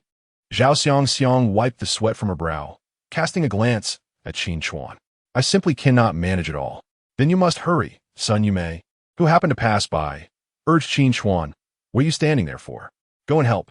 Sun Yumei felt considerable sympathy for Zhao Xiang, who had lost her husband at a young age. Naturally, she wished to offer assistance. Let's go. Qin Chuan promptly mounted his cart and made his way to Zhao Xiang's home. Indeed, the yard was cluttered with various delivery boxes, all disassembled into scraps of paper. There were also assorted pieces of scrap metal and aluminum. It appeared she had conducted a thorough cleaning, bringing everything that could be gathered to the surface. You have gone through quite the effort, Zhao Xiang remarked. There is simply too much to handle. It is merely small tasks, sister. You may rest, Qin Chuan replied. After saying this, he rolled up his sleeves and began working. In just half an hour, he had neatly stacked all the items on his cart. Wiping the sweat from his brow, he prepared to leave. The night had already fallen. It was rather inconvenient for a man and woman to be alone together in a room. As they spoke, without waiting for his refusal, she pulled him into the room. The room, having been tidied up, appeared significantly more organized and even seemed to have been lightly scented with perfume. A faint, pleasant aroma filled the air. Please wash your face and hands first, Zhao Xiang instructed. I will check to see if the food is ready. You must stay for dinner tonight. Sister Xiang, must we still be so formal with one another? Zhao Xiang responded. Did you truly think I invited you merely to clean up some waste? I have something important to discuss with you. Please wait just a moment, she said, shaking her head at Qin Chuan. Qin Chuan could not shake the feeling that she did not appear to have anything of significance to discuss. Yet he found himself unable to leave. The food will take about 10 more minutes. Please watch the pot for me while I take a shower. I have been cleaning all day and am quite sweaty. Without waiting for Qin Chuan's agreement, Zhao Xiang headed towards the bathing area. After a moment, Zhao Xiang emerged, having changed into a fresh outfit. She looked well-proportioned, donning only a thin long shirt her hair still damp. Dinner should be about ready, Qin Chuan stated, averting his gaze as he pointed towards the pot. It is cooked. I will serve it. Zhao Xiang leaned in, lifting the pot and extracting the steam buns. Her culinary skills were undeniably impressive. The buns were large and perfectly round. Let's eat quickly. Qin Chuan lowered his head, eating while inquiring, Sister Xiang, you mentioned wanting to discuss something important. What is it? He dare not look up at her. Zhao Xiang indeed wore very little clothing, and they sat on small stools facing each other. With such a mature and alluring woman, Qin Chuan remained vigilant, knowing that any lapse in attention could lead to a reversal of roles. Oh, indeed, Zhao Xiang began. When I ascended the mountain today, I discovered a peculiar place. It is abundant with wild medicinal herbs. As she spoke, she retrieved a basket to show Qin Chuan. Upon seeing the contents, Qin Chuan was momentarily astonished. The basket was filled with numerous valuable items. Ginseng, tianma, Hishou Wu, Lingji. But wait, these herbs have vastly different growing conditions. How could they all be found in one location? He noted, realizing the exceptional quality of the herbs. Indeed, Zhao Xiang replied earnestly, I found an entrance to a cave in the mountains. Beyond it lies a vast expanse of medicinal herbs. I could only gather those close by. The ones further away are even more plentiful. If you accompany me, we might be able to collect more. Hearing her words, Qin Chuan was astonished. Such a place truly existed? Isn't that surprising? I was convinced I had lost my way. Who would have thought to find such a locale? Zhao Xiang remarked, her eyes sparkling with excitement. These herbs could fetch a handsome sum, could they not? Zhao Xiang asked, her financial situation having become quite dire. She wished to renovate her aging house. They should indeed sell well, though I cannot specify how much. I plan to visit the city tomorrow. If you wish, I could take these herbs with me and inquire. Qin Chuan responded, recognizing the market demand for such premium herbs. Very well, Zhao Xiang replied. When shall we explore this further? I'll mark the route. I should be able to find it again. After pondering, Qin Chuan acknowledged his own need for medicinal herbs, understanding their significant value. Agreed, Zhao Xiang nodded. However, Qin Chuan's meal was far from enjoyable. He merely picked at his food, seeking an excuse to leave. Remaining any longer could lead to indiscretions. The following day, as Qin Chuan prepared to practice his skills in the Li the door was suddenly kicked open. With a resounding crash, a dozen or so thugs surged into the Qin residence. Qin Yuanlang, witnessing the scene, was momentarily bewildered by the sudden influx of people. Brothers, whom do you seek here? Have you come to the wrong place? Qin Yuanlang offered with a smile, handing out cigarettes. These individuals exuded a menacing aura, brandishing an array of weapons, clearly here to cause trouble. Is this the home of Qin Chuan? The leading man glared at Qin Yuanlang. Indeed, who do you represent? Qin Chuan, having dried himself with a towel, interjected. What business do you have with me? If it is you, that suffices. Brothers, attack. The leading man wasted no time and was about to charge at Qin Chuan. Wait, Qin Chuan gestured to them and said, don't be hasty. We wouldn't want to harm our own. Whose faction do you belong to? Moreover, if you wish to strike me, I must first understand which deity I have offended.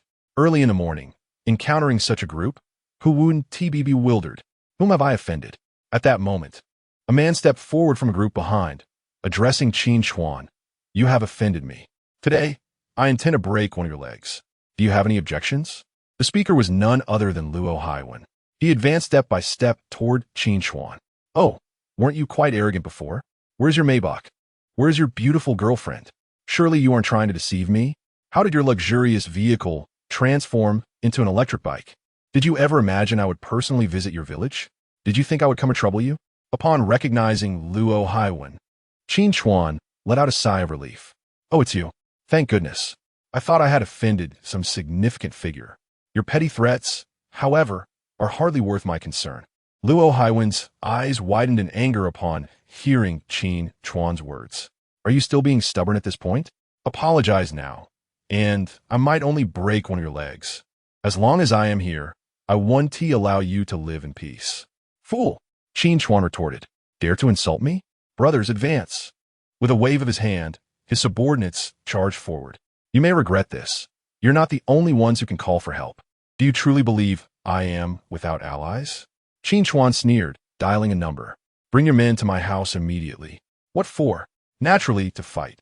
Spare me your idle chatter. If you dare delay, do not blame me for being ungracious. Have the courage to wait for my men.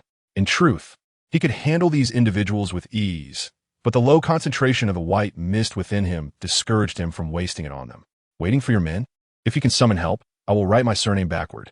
Fine. I shall wait a few minutes to see what trickery you conjure, Luo Haiwen scoffed. A pauper like you, still clinging to hope of summoning assistance?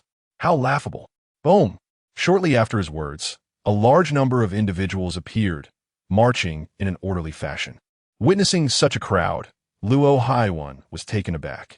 Qin Chuan truly managed to call upon this many people? And so swiftly? Did you see? My brother can also summon help, and his numbers exceed yours, Qin Jin exclaimed, excitement radiating from her as she taunted them. However, Qin Chuan quickly pulled Qin Jin back. These individuals don't seem like those I called upon. If I were to summon Bald Wang, it would take at least 20 to 30 minutes.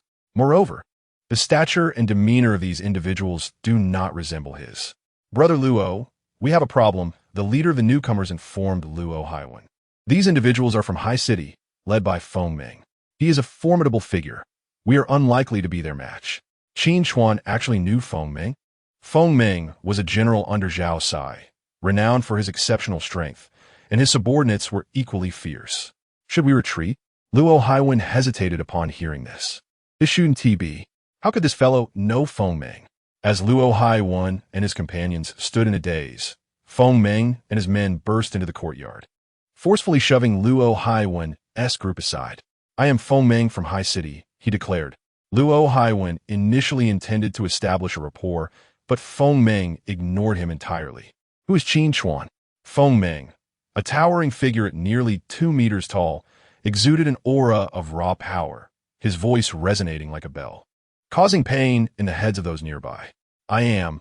Qin Chuan stepped forward and inquired, and you are? Upon hearing Qin Chuan's words, Luo Haiwen paused. It turned out this man wasn't summoned by Qin Chuan. He was terrified. Why was he pretending? Someone sent me to deal with you, Feng Ming stated. The directive is to incapacitate you without involving others. We shall duel. If you can defeat me, I will let you go. Don't waste time with him, Ming Ge. Luo Haiwen interjected, moving closer to Feng Ming. This kid might possess some martial skills. Just let the brothers take him down and break his legs. Are you instructing me on how to act? Feng Ming retorted, making Luo Haiwen fall silent. Feng Ming resembled a ferocious tiger, poised to pounce. Very well. Qin Chuan replied with a smile. Since you wish to duel, I shall oblige. Though the white mist within him was running low, he believed he could dispatch Feng Ming in a few moves.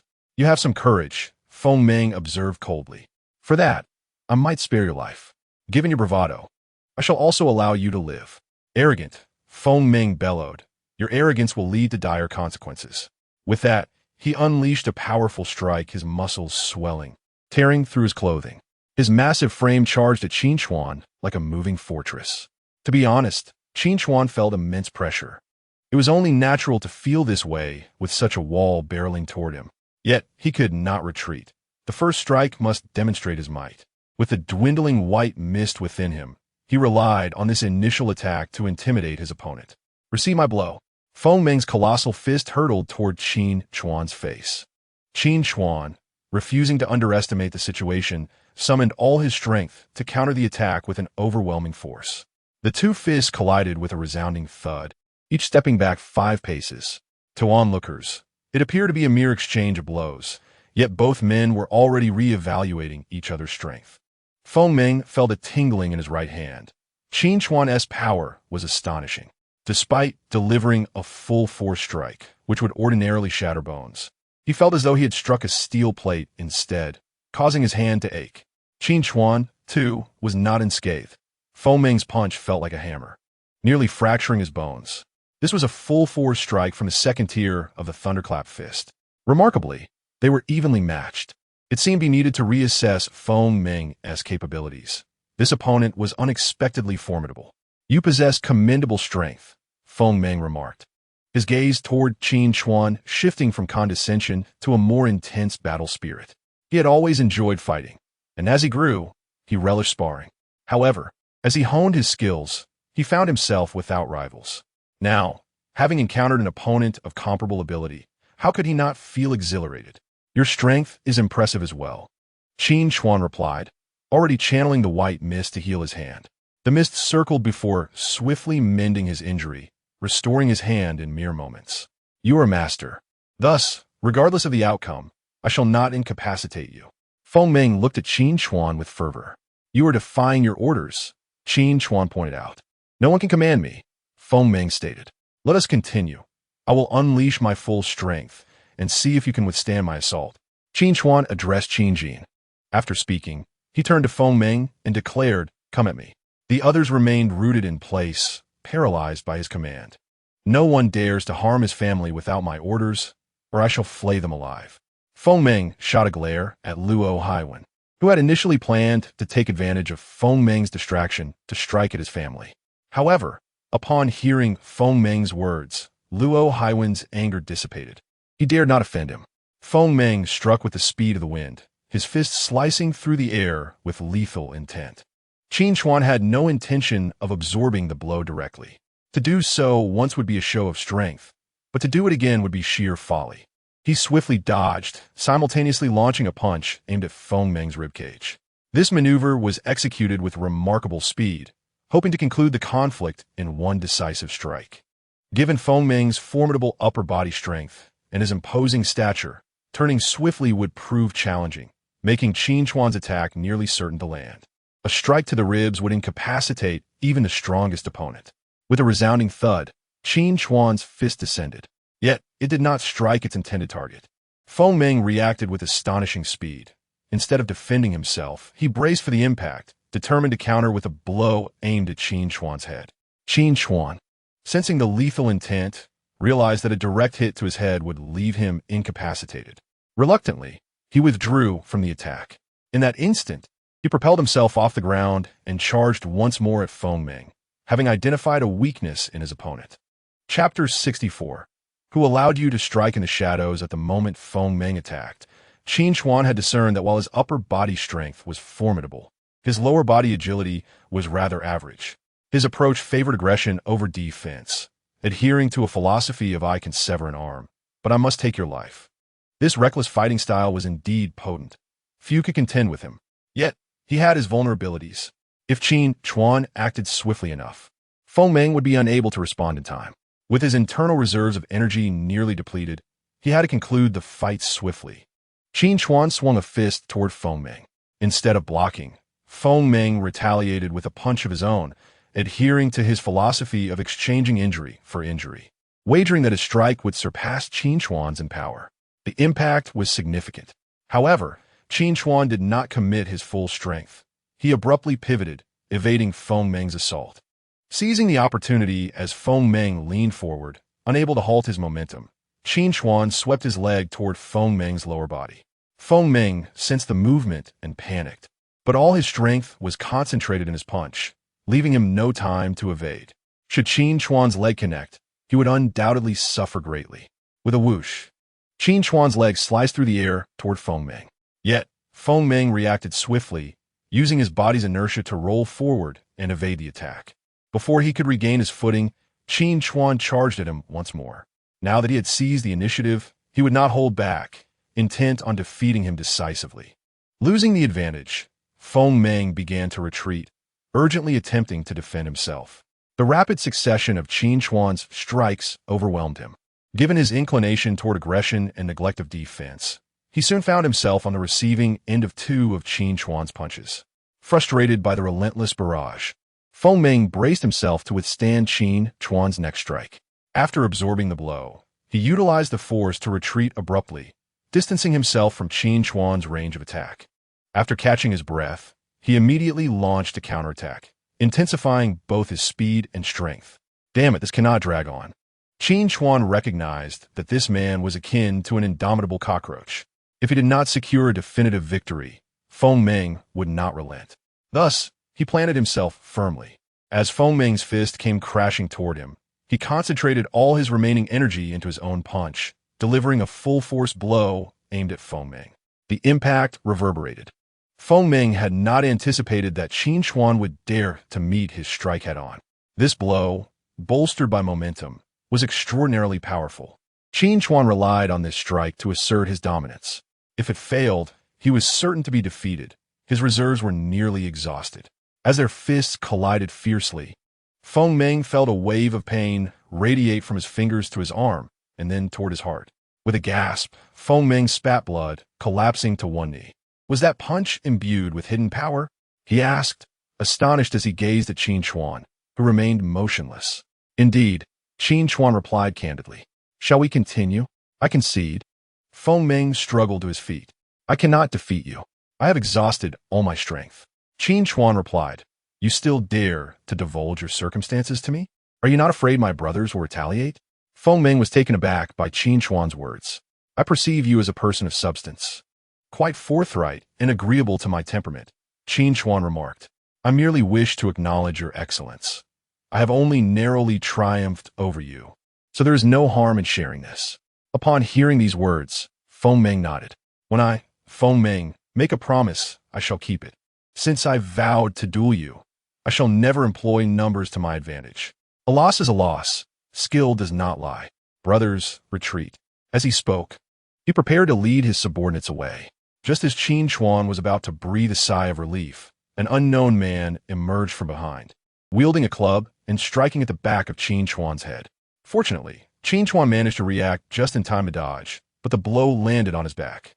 Already exhausted, the sudden ambush proved too much for him, and he collapsed to the ground. Qin Longhu, what do you intend to do? Did you not hear me command a retreat? Feng Ming glared at the assailant, furious. Who allowed you to strike from behind? My apologies, Minggu, Qin Longhu replied nonchalantly, his demeanor careless. I was tasked with incapacitating him. I cannot heed your orders. I am in charge here, I say when we leave. Feng Ming's eyes widened in fury as he charged forward, seizing Qin Longhu by his collar. Do not think I am unaware of your intentions. You are merely doing by Jianghua's bidding, aren't you? Dare to disregard my orders, and I will have your head. Let go of me, Qin Longhu retorted, shoving Feng Ming away. Do not act as though you are above me. You may be capable of fighting a bit, and have earned some favor from Zhao Sigi, but I have been with the company since its inception. I am a veteran. What right do you have to dictate to me? Step aside. Emboldened by Feng Ming's injuries and his own depleting strength, he exhibited an audacious attitude. Zhao Sigi's security company had once been the largest underground force in Haicheng before promptly transitioning to a legitimate business. However, it was well known that this company remained untouchable, still the most formidable underground power. Qin Longhu had been with Zhao Sigi since the beginning, thus looking down upon newcomers like Feng Ming who had ascended in rank. This was merely an opportunity for him to assert his dominance. Brothers, beat him up, Qin Longhu shouted. I dare anyone to move. Came a voice that sent all the surrounding subordinates to a halt. Though Qin Longhu had the audacity to confront Feng Ming, his rank was not low either. Yet, the subordinates were fearful, each pausing in their tracks. Damn it, if you won't act, I will. As Qin spoke, he seized a stick and struck down towards Qin Chuan's leg with all his might, determined to incapacitate him today.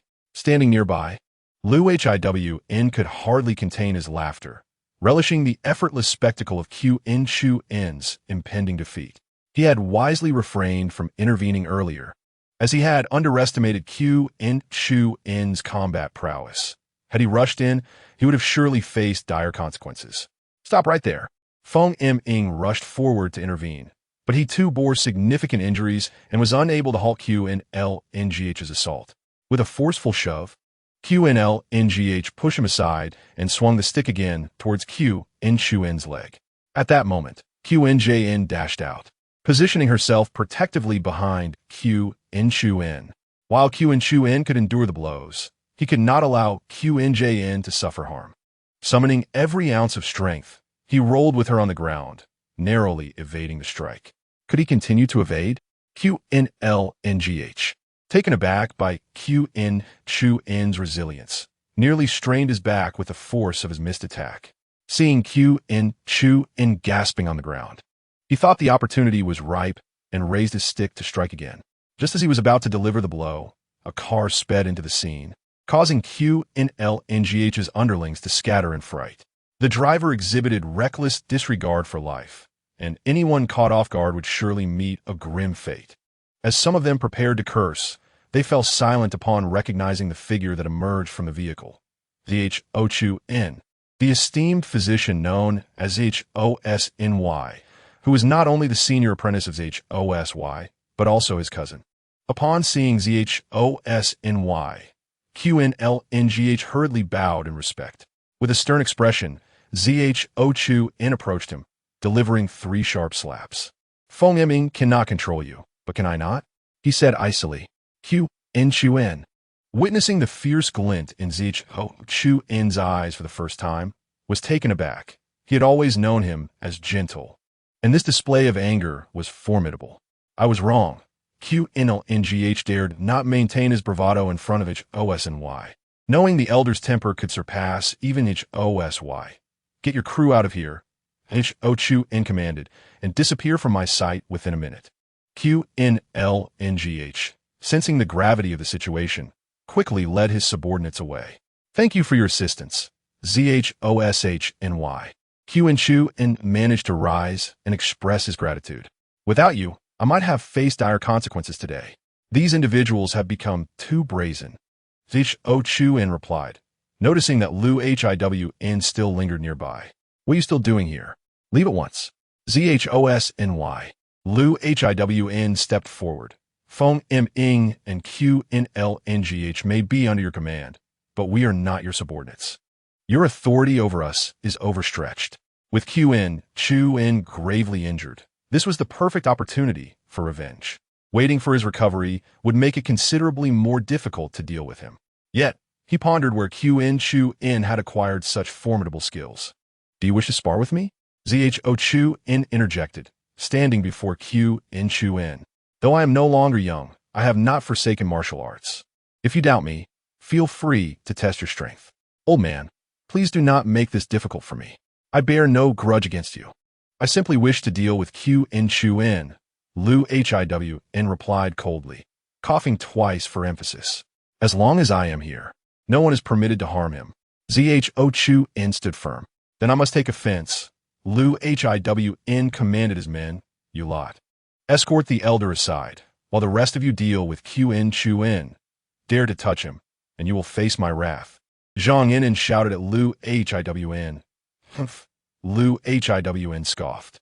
Though you may possess some standing due to your connection with Hosny, my family is not to be trifled with. When I choose to respect you, I shall call you Sny. When I choose not to, you are nothing. Qin Chuan frowned as he observed Liu Hiwn approach. His body had yet to recover, and fatigue weighed heavily upon him.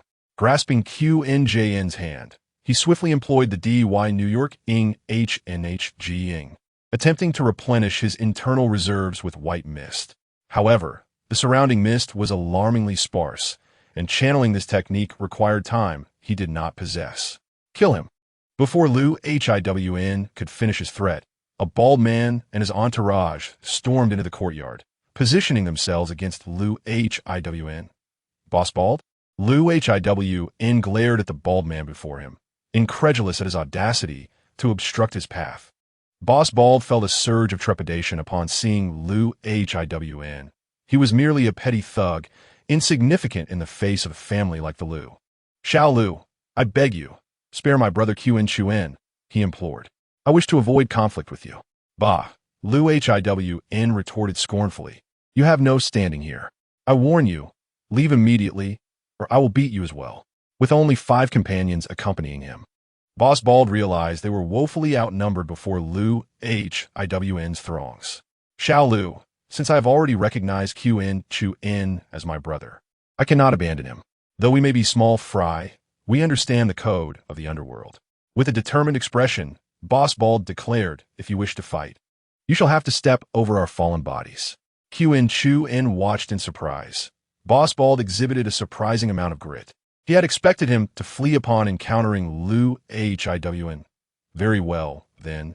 Liu Hiwn observed Chuan and his apprentice struggling to maintain control and shouted to his men, charge forward and incapacitate Qin Chuan.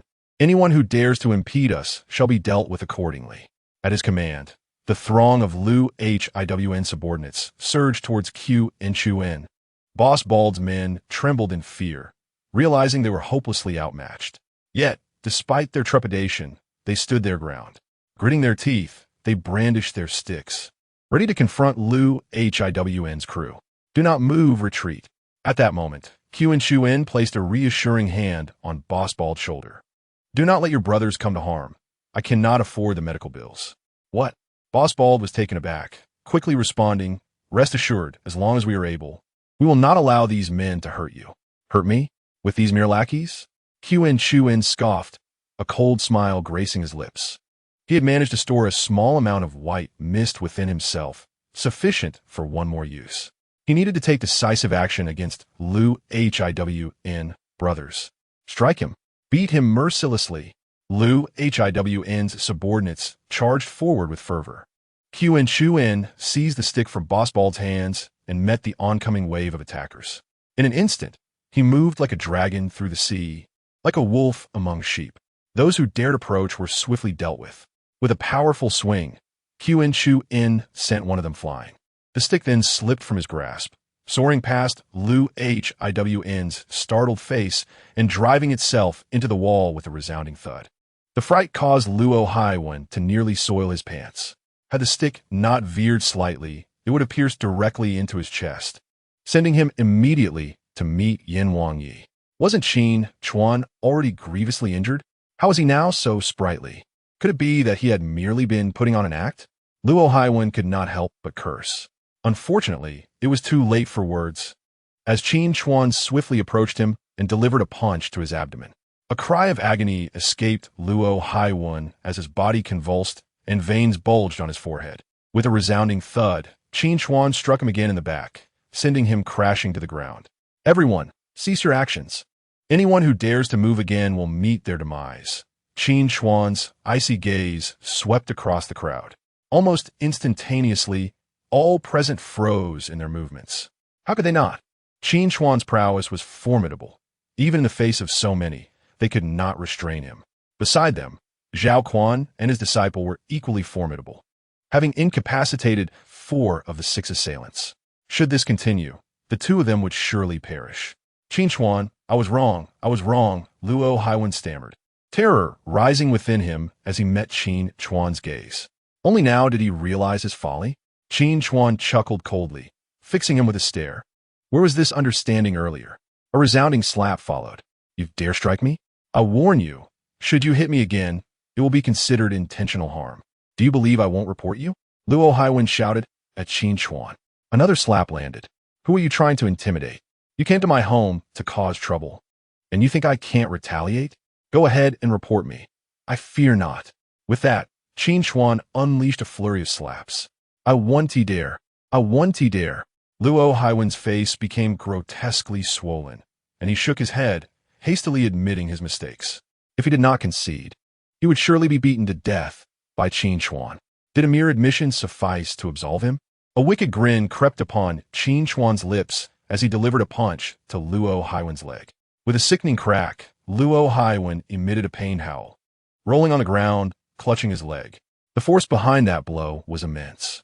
Qin Chuan had already cultivated the Chong Lei fist to the 2nd level. The boy's strength had reached a frightening level. Zhao Quan observed in astonishment. This punch broke his leg. What tremendous power! Zhongnan exclaimed. This is the essence of dark energy, Zhao Quan added with delight. It may seem soft at first, but the force penetrates directly to the bones. Externally, his leg appears undamaged, yet the bone is shattered. Dark energy was the pinnacle they had long sought but had been unable to attain. Witnessing Qin Chuan's prowess was exhilarating. Leave, Qin Chuan declared, his internal white mist almost depleted, and he could no longer afford to waste time. He stood up and called to the remaining lackeys. They dared not linger and ran away in a panic. Together, they were no match for Qin Chuan. The few who had just attacked were nearly left crippled. In a matter of moments, they vanished without a trace. Qin Chuan exhaled deeply. Yes, he nodded in response to her. Can you teach me? She blinked, looking at him with eager anticipation. Qin Chuan shook his head, focusing on her. I can, but could you let me catch my breath first? I can barely stand. Shouldn't you be concerned about my condition? Oh, my apologies, I was being inconsiderate, Zhang Nan replied, a bit flustered. Rest a moment, oh. Just as she conversed with Qin Chuan, he suddenly began to sway towards her. Qin Chuan collapsed, losing consciousness. She hurriedly caught him, flustered and at a loss. During the earlier tense moments, he had felt little, but now, upon relaxing and seeing the pool of blood on the ground, the dizziness overwhelmed him, causing him to faint. Zhang Nan panicked, holding Qin Chuan. What should I do? What is wrong with him? Qin Jin interjected. Lay him on the bed. He will be fine shortly. He has fainted from the sight of blood. What? Zhang Nan laid Qin Chuan on the bed, puzzled. How can a master faint from blood? She almost laughed at the thought. After a brief interval, Qin Chuan regained consciousness. How long was I out this time? He asked, looking around. Just 5 minutes. Qin Jin replied. That's a normal physiological response, Qin Chuan said nonchalantly. Fainting at the sight of blood had become a troublesome issue for him. He had fainted numerous times over the past few days, which was quite bothersome. Master, if you recover, could you guide me a bit? I feel I've made significant progress. My strength is improving rapidly, Zhang Nan said, relieved to see Qin Chuan was fine. Let us go outside. Demonstrate for me, Qin Chuan instructed. In the courtyard, Zhang Nan energetically showcased her set of boxing techniques. Qin Chuan nodded approvingly. Well practiced. Come here. As she approached, he grasped her arm and began to circulate the yin-yang fusion technique. After a circuit, he remarked, your foundation is not solid.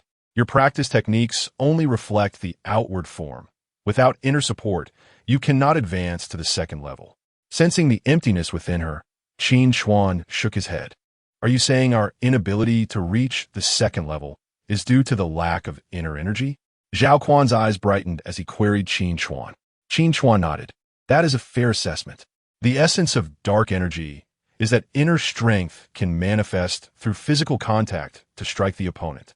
Without inner strength, all is in vain. But what is inner strength? Zhang Nan asked, puzzled. Qin Chuan revealed, the white mist present in the world is akin to gasoline in a car. Only with it can a vehicle move forward, backward, or turn. Thank you, Mr. Qin, for your guidance, Zhao Quan said, enlightened. So that's how it is. The knowledge Qin Chuan shared was a closely guarded secret among families, fearing others would learn. With Zhao Quan's influence, acquiring a decent technique should not pose a challenge. However, it was somewhat late. Her foundation was already compromised, and even with a training method, significant achievement would be unlikely. The second level might be her limit. It was indeed a waste of her martial talent. She could have progressed at 10 times the rate of others. Is there another way? Zhao Quan asked urgently. You can see she is a rare martial talent. It would be a shame to waste this. Zhang Nan's eyes reflected a hint of despondency. It was a common plight. Ancient martial arts were generally held within powerful families, leaving ordinary individuals with little chance to engage. She, too, was fortunate to have crossed paths with Zhao Quan to learn the basics of the Chonglei fist. Achieving the second level was commendable in itself. There is still one method, Qin Chuan pondered, addressing them. Since solidifying the foundation independently is no longer feasible, we shall have to rely on external aid. In search of a blessed location, she intended to combine various precious herbs for a medicinal bath. Other practitioners of internal energy assisted her in drawing the white mist from outside into her body, solidifying her foundation. Qin Chuan addressed them, Zhao Quan furrowed his brow.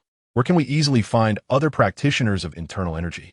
Perhaps some prominent families or powerful factions might possess such individuals, but they are certainly beyond our reach. Mr. Qin, could you assist me? Zhang Nan implored as she gazed at Qin Chuan. I am willing to pay any price you desire. Whatever you ask for, I shall provide. I would even serve you tea for the rest of my life, if that is what it takes. Her eyes sparkled with the fervor of a martial arts enthusiast. Filled with hope, Zhao Quan suddenly realized that since Qin Chuan had reached the level of Anjing, it indicated he too was a practitioner of internal energy. Mr. Qin, I beseech you to help her. If you can assist her, you shall be a benefactor of the Zhao family, Zhao Quan asserted, bowing deeply. From this day forth, our Zhao family shall heed your commands. As he spoke, he prepared to kneel. Wait. Qin Chuan hurriedly stepped forward to support Zhao Quan. What are you doing? We are friends. I am naturally willing to help. However, between men and women, there are certain boundaries. Ultimately, the essence must still be condensed within the dantian. It would be somewhat inappropriate for a man to be so physically involved with a young woman. You are saving me. How could I mind? Zhang Nan replied without hesitation. Her obsession with martial arts made her realize that failing to advance would be more painful than death. Zhao Quan nodded in agreement, stating, "We are all children of the rivers and lakes. There is no need for such reservations." After contemplating, Qin Chuan wrote down some medicinal herbs and handed them to them, saying, "I will be in the city for the next couple of days, so prepare and contact me anytime. You may also prepare some for yourself." Qin Chuan then turned to Zhao Quan. "I will also help you and see if it can succeed. If it does, your strength may be enhanced as well." "Thank you," Zhao Quan responded, nearly moved to tears, deeply bowing to Qin Chuan. He had initially felt that his age was considerable, and the road ahead was not long, making it rather presumptuous to ask Qin Chuan for assistance. Yet, as a martial arts enthusiast, he could not help but feel exhilarated upon learning of the path ahead. Zhao Quan considered it a daunting task to solidify his foundation and felt it inappropriate to trouble others with such a challenging endeavor. To his surprise, Qin Chuan was willing to help him proactively, stirring deep gratitude within him. He took his belongings and got into the car. When General Meng and General Jiang encountered a minor issue upon exiting, one gentleman apologetically stated to Qin Chuan, "I will take you. Please do not mind." "No worries." Qin Chuan replied nonchalantly, "We are friends. There is no need for such formalities. Where we headed first? There is still ample time. Feel free to handle your matters first," the gentleman suggested, sensing Qin Chuan might have something pressing. "Since there is no rush, let us visit the jade market first," Qin Chuan remarked, glancing at a large stone in his hand. "Carrying this large stone is quite inconvenient. It would be better to liquidate it." Chapter 68. The reincarnation of a fox spirit. After a while, the car arrived at the jade market. One must admit that Haiqing's jade market is indeed vast. Covering a significant area, it serves as the most important jade distribution center in the southeastern region, teeming with vendors, customers, and countless stalls. Upon entering, one is greeted by a dazzling array of jade shops, rough stone stores, cutting establishments, and carving workshops. The entire jade industry chain is nearly complete. Numerous individuals were seen live-streaming their jade sales, creating a vibrant atmosphere. After entering, Qin Chuan began to wander around, selecting and examining various items. "How much for this material?" he inquired, crouching down to inspect a stone at a stall. He sensed a thick white mist enveloping the stone, but refrained from using his vision enhancement as the white mist within him was nearly depleted. 300,000, the vendor boldly quoted, startling Qin Chuan, who quickly set the stone down.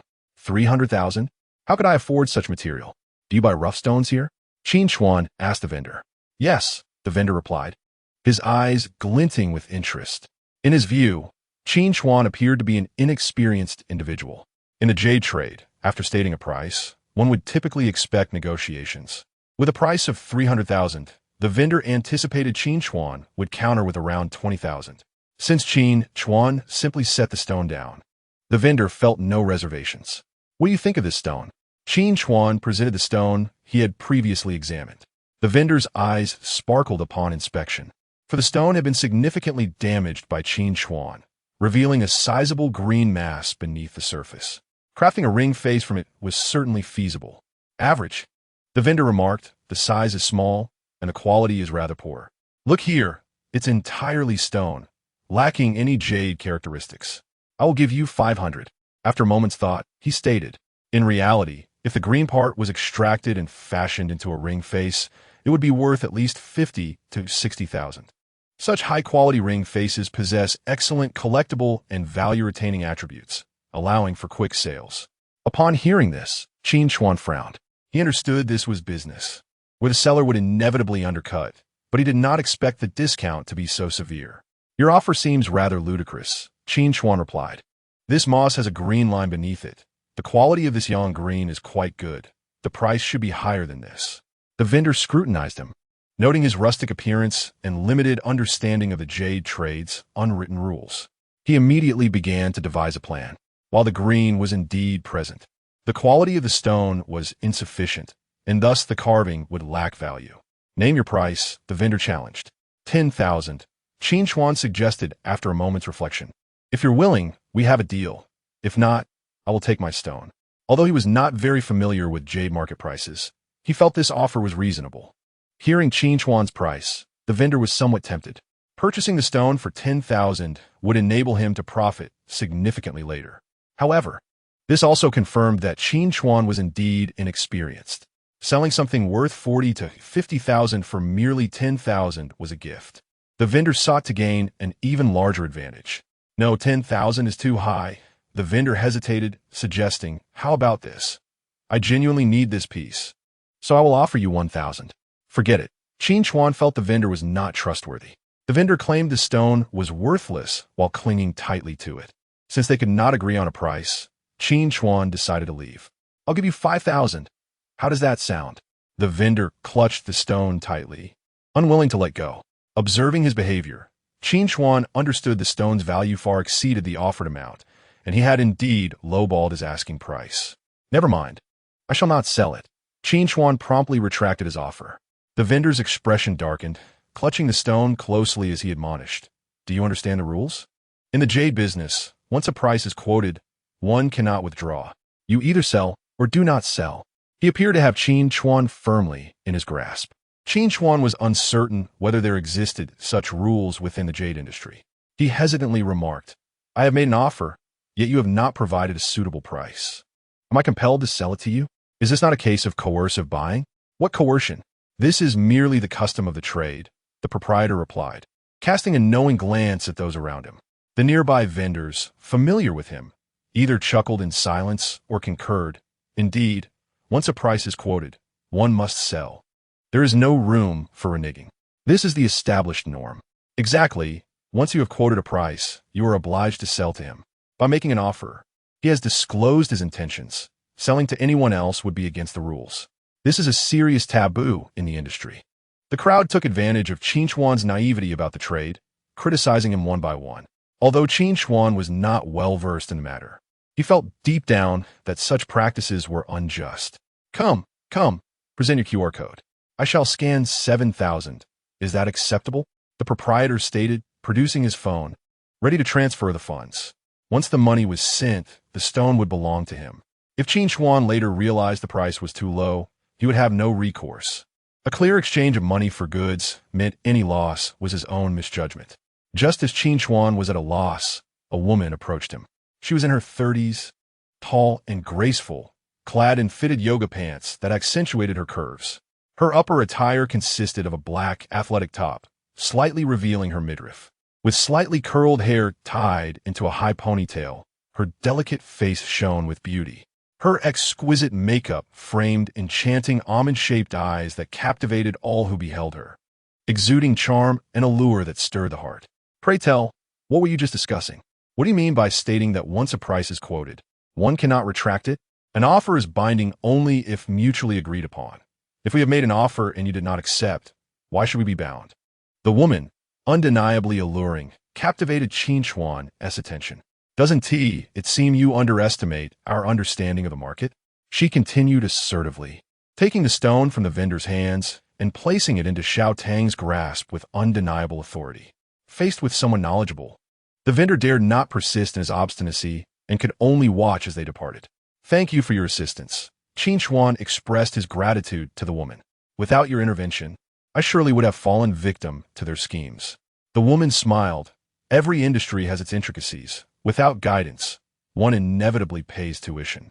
That proprietor was indeed excessive. Had he not engaged in coercive buying, I would not have bothered with him. If you intend to sell your stone, I recommend that establishment. She gestured towards a direction, adding, their offers are quite reliable. I appreciate your advice, Qin Chuan replied. It was a mere gesture. She waved dismissively. By the way, I do not yet know your name. You have aided me greatly, and once I sell this stone, I shall certainly repay your kindness. No need for gratitude. She smiled again. Focus on selling your stone. With that, she turned and walked away in another direction. Following her guidance, he entered a shop named Tsuyugu, where he presented his stone. The proprietor immediately offered 30,000. Qin Chuan deemed this price reasonable and proceeded with the transaction without hesitation. Observing the exchange, he leaned in to listen, realizing that engaging in the jade trade could be a lucrative venture. Without a grasp of market trends, one could easily incur losses. Suddenly, a commotion arose nearby. "Let us see what is happening," he suggested. Approaching the source of the disturbance, he observed a woman arguing with a group of men, seemingly engaged in a contest of discernment. It appeared they were gambling on stones, and Qin Chuan felt compelled to investigate further. At a stall, a man and a woman confronted each other, their animosity palpable. To his surprise, the woman was the same one who had previously assisted him.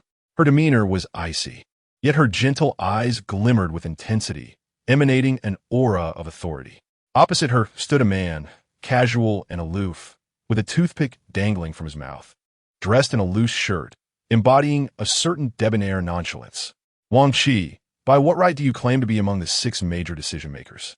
You must possess capability. Being the sister of the elder does not entitle you to inherit our family business." The man challenged, his expression defiant. Wang Qi regarded him with cold indifference, stating, "My position among the 6 was established according to the rules. You have no standing to dictate terms here. If you wish to be among the decision-makers of Aoyue, you must prove your worth. Aoyue's foundation lies in jade and jewelry. Dare you to engage in a contest with me?" The man, fixated on Wang Qi, declared, "Should you emerge victorious today, I will support your claim as the decision-maker in the upcoming meeting of the 6. If you lose, you must relinquish your position and endorse my family as assent." Aoyue Group is a vast conglomerate with interests spanning jewelry, real estate, tourism, and technology. Although formidable, it remains unlisted. Control of the company is determined solely by the 6 decision-makers. This structure reflects their origins. Aoyue began with the jewelry business, and the 6 contributed in various fields. They collectively hold the majority of Aoyue's shares, having agreed on the principle of mutual support. Previously, the decision-maker of Aoyue was Chongjia Chonghu, whose exceptional abilities transformed Aoyue from a mere jewelry enterprise into a multifaceted conglomerate. Thus, respect for Chonghu was widespread. However, following an unexpected car accident that claimed Chonghu's life, a vacancy emerged among the decision-makers. Wang Qi found herself unable to navigate the decision-making meeting due to the fierce opposition led by Zhou Yechuan, which further complicated her aspirations to oversee Aoyue and become its chairperson. "Are you afraid?" Zhou Yechuan mocked Wang Qi. "The skill of discerning jade is the hallmark of our 6 families. If you cannot measure up, you should withdraw before embarrassing yourself at the decision-making meeting." "Very well. Let us compete," Wang Qi replied, her brow furrowed, locking eyes with Zhou Yechuan. "Remember your words. Should you lose, you must support me. A gentleman's word is his bond." Zhou Yechuan scoffed. "Lose? What ist? I have brought he Buyue, a master with an unerring eye. Let us not complicate matters. We shall limit ourselves to this stall for a brief duration of 5 minutes." Zhou Yechuan casually gestured towards the area before him and declared, "Only raw stones, entirely uncut, will be purchased, and we shall unveil them after 5 minutes. We will first compare quality, and then the purchase price. What say you?" Fine, Wing Qi nodded. She believed that, even if her skills were lacking, they could not possibly be inferior to the untrained Zhou Yechuan. "Commence," Zhou Yechuan shouted, and with Buyue's guidance from behind, he began examining the stones. "Zhou Yechuan, how could you solicit assistance from an outsider?" Wang Qi felt a surge of anger upon witnessing Buyue's involvement. Soliciting help from others, does that not undermine one's own discernment? "We never stated that assistance was prohibited. If you wish, you may also seek help. As a candidate for leadership, it is impractical to attend to every detail personally. One must learn to delegate." Zhou Yechuan glanced at the clock and remarked, 1 minute has already elapsed. You must hasten your pace. Should you lose, do not even think of making excuses." Wang Qi was taken aback by his audacity. When they were competing, he spoke of the need for a leader to discern jade from stone, yet now he admonished her to learn to utilize others. He seemed to say whatever suited his purpose. However, she found herself at an impasse. She could not rely on a leadership meeting and needed to find a breakthrough. Otherwise, dragging things out would jeopardize Aoyue. Competing with Zhou Yechuan might just provide the opportunity she sought. If she could gain the upper hand here, the entire situation would be revitalized. She was too exasperated to argue with him and promptly took out her flashlight, beginning her search among the surrounding stalls. Yet, the more frantic she became, the less clarity she gained. Especially with Ibuye assisting her opponent, beads of sweat trickled down her forehead, dampening the strands of hair that framed her face, inadvertently enhancing her beauty. "All right," Zhou Yechuan proclaimed loudly after selecting a suitable stone.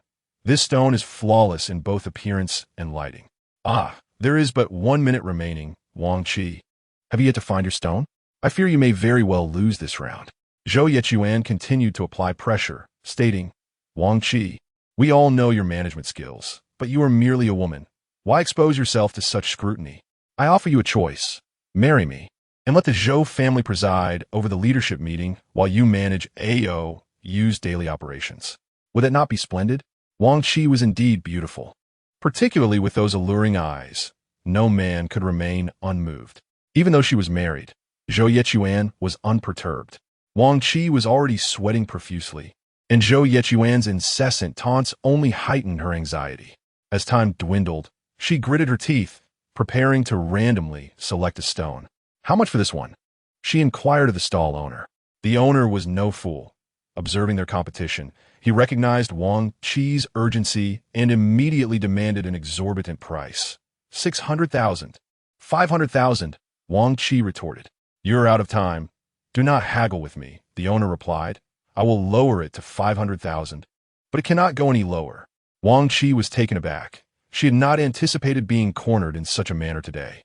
Having no other options, she resigned herself to being taken advantage of, realizing that her prior indecision had cost her precious time. While she possessed a talent for management, her understanding of raw stones was superficial at best, slightly above the average individual. Judging such completely uncut stones was particularly challenging. "Do not purchase it." Just as time was running out, a voice called out, and a palm-sized stone was handed to her. "Take this," Qin Chuan urged Wang Qi. She paused, staring at him in bewilderment, uncertain of how to proceed. This stone shows no signs of quality. Its surface lacks the necessary luster, indicating incomplete jade transformation. Though it shines brightly under the light, due to insufficient jade formation, it is brittle and will undoubtedly yield cracks and impurities, rendering it worthless. Qin Chuan handed her the stone, saying, "Trust me." Wang Qi glanced at the clock, and then at Qin Chuan. Ultimately, she chose to place her faith in him. She was well aware of her own limitations. Instead of relying on her own guesswork, believing in Qin Chuan seemed a wiser choice. His demeanor did not suggest ill intent. "This is my stone." With only a second left, she revealed her choice. Zhou Yechuan, witnessing Qin Chuan's sudden appearance, shouted, "Where did this brat come from? Who permitted you to interfere in our competition?" He had believed victory was assured, for Ibuye had remarked that the stone Wang Qi had chosen was devoid of value. Just when he thought he had secured the win, an unexpected youth had emerged to assist her in selecting a stone. "I too sought help. Is that not permissible?" Wang Qi replied to Zhou Yechuan, feeling a sense of relief. The more anxious he became, the more she felt her decision was justified. "You stated it was acceptable to seek assistance. This individual is the one I enlisted." Wang Qi exhaled, stating, "Am I not also learning to delegate?" Qin Chuan merely smiled and remained silent. Upon realizing Wang Qi was in need, he had been prepared to lend his support. It would be unbecoming to stand idly by when someone had aided him. He had even exhausted his final reserves of clarity, all in pursuit of the finest stone. "Yes, I am her appointed aide," Qin Chuan chimed in cheerfully. "Since both parties have selected their stones, let us proceed directly to the quality comparison." Let us compare." Zhou Yechuan scoffed. "I wonder what you are so pleased about.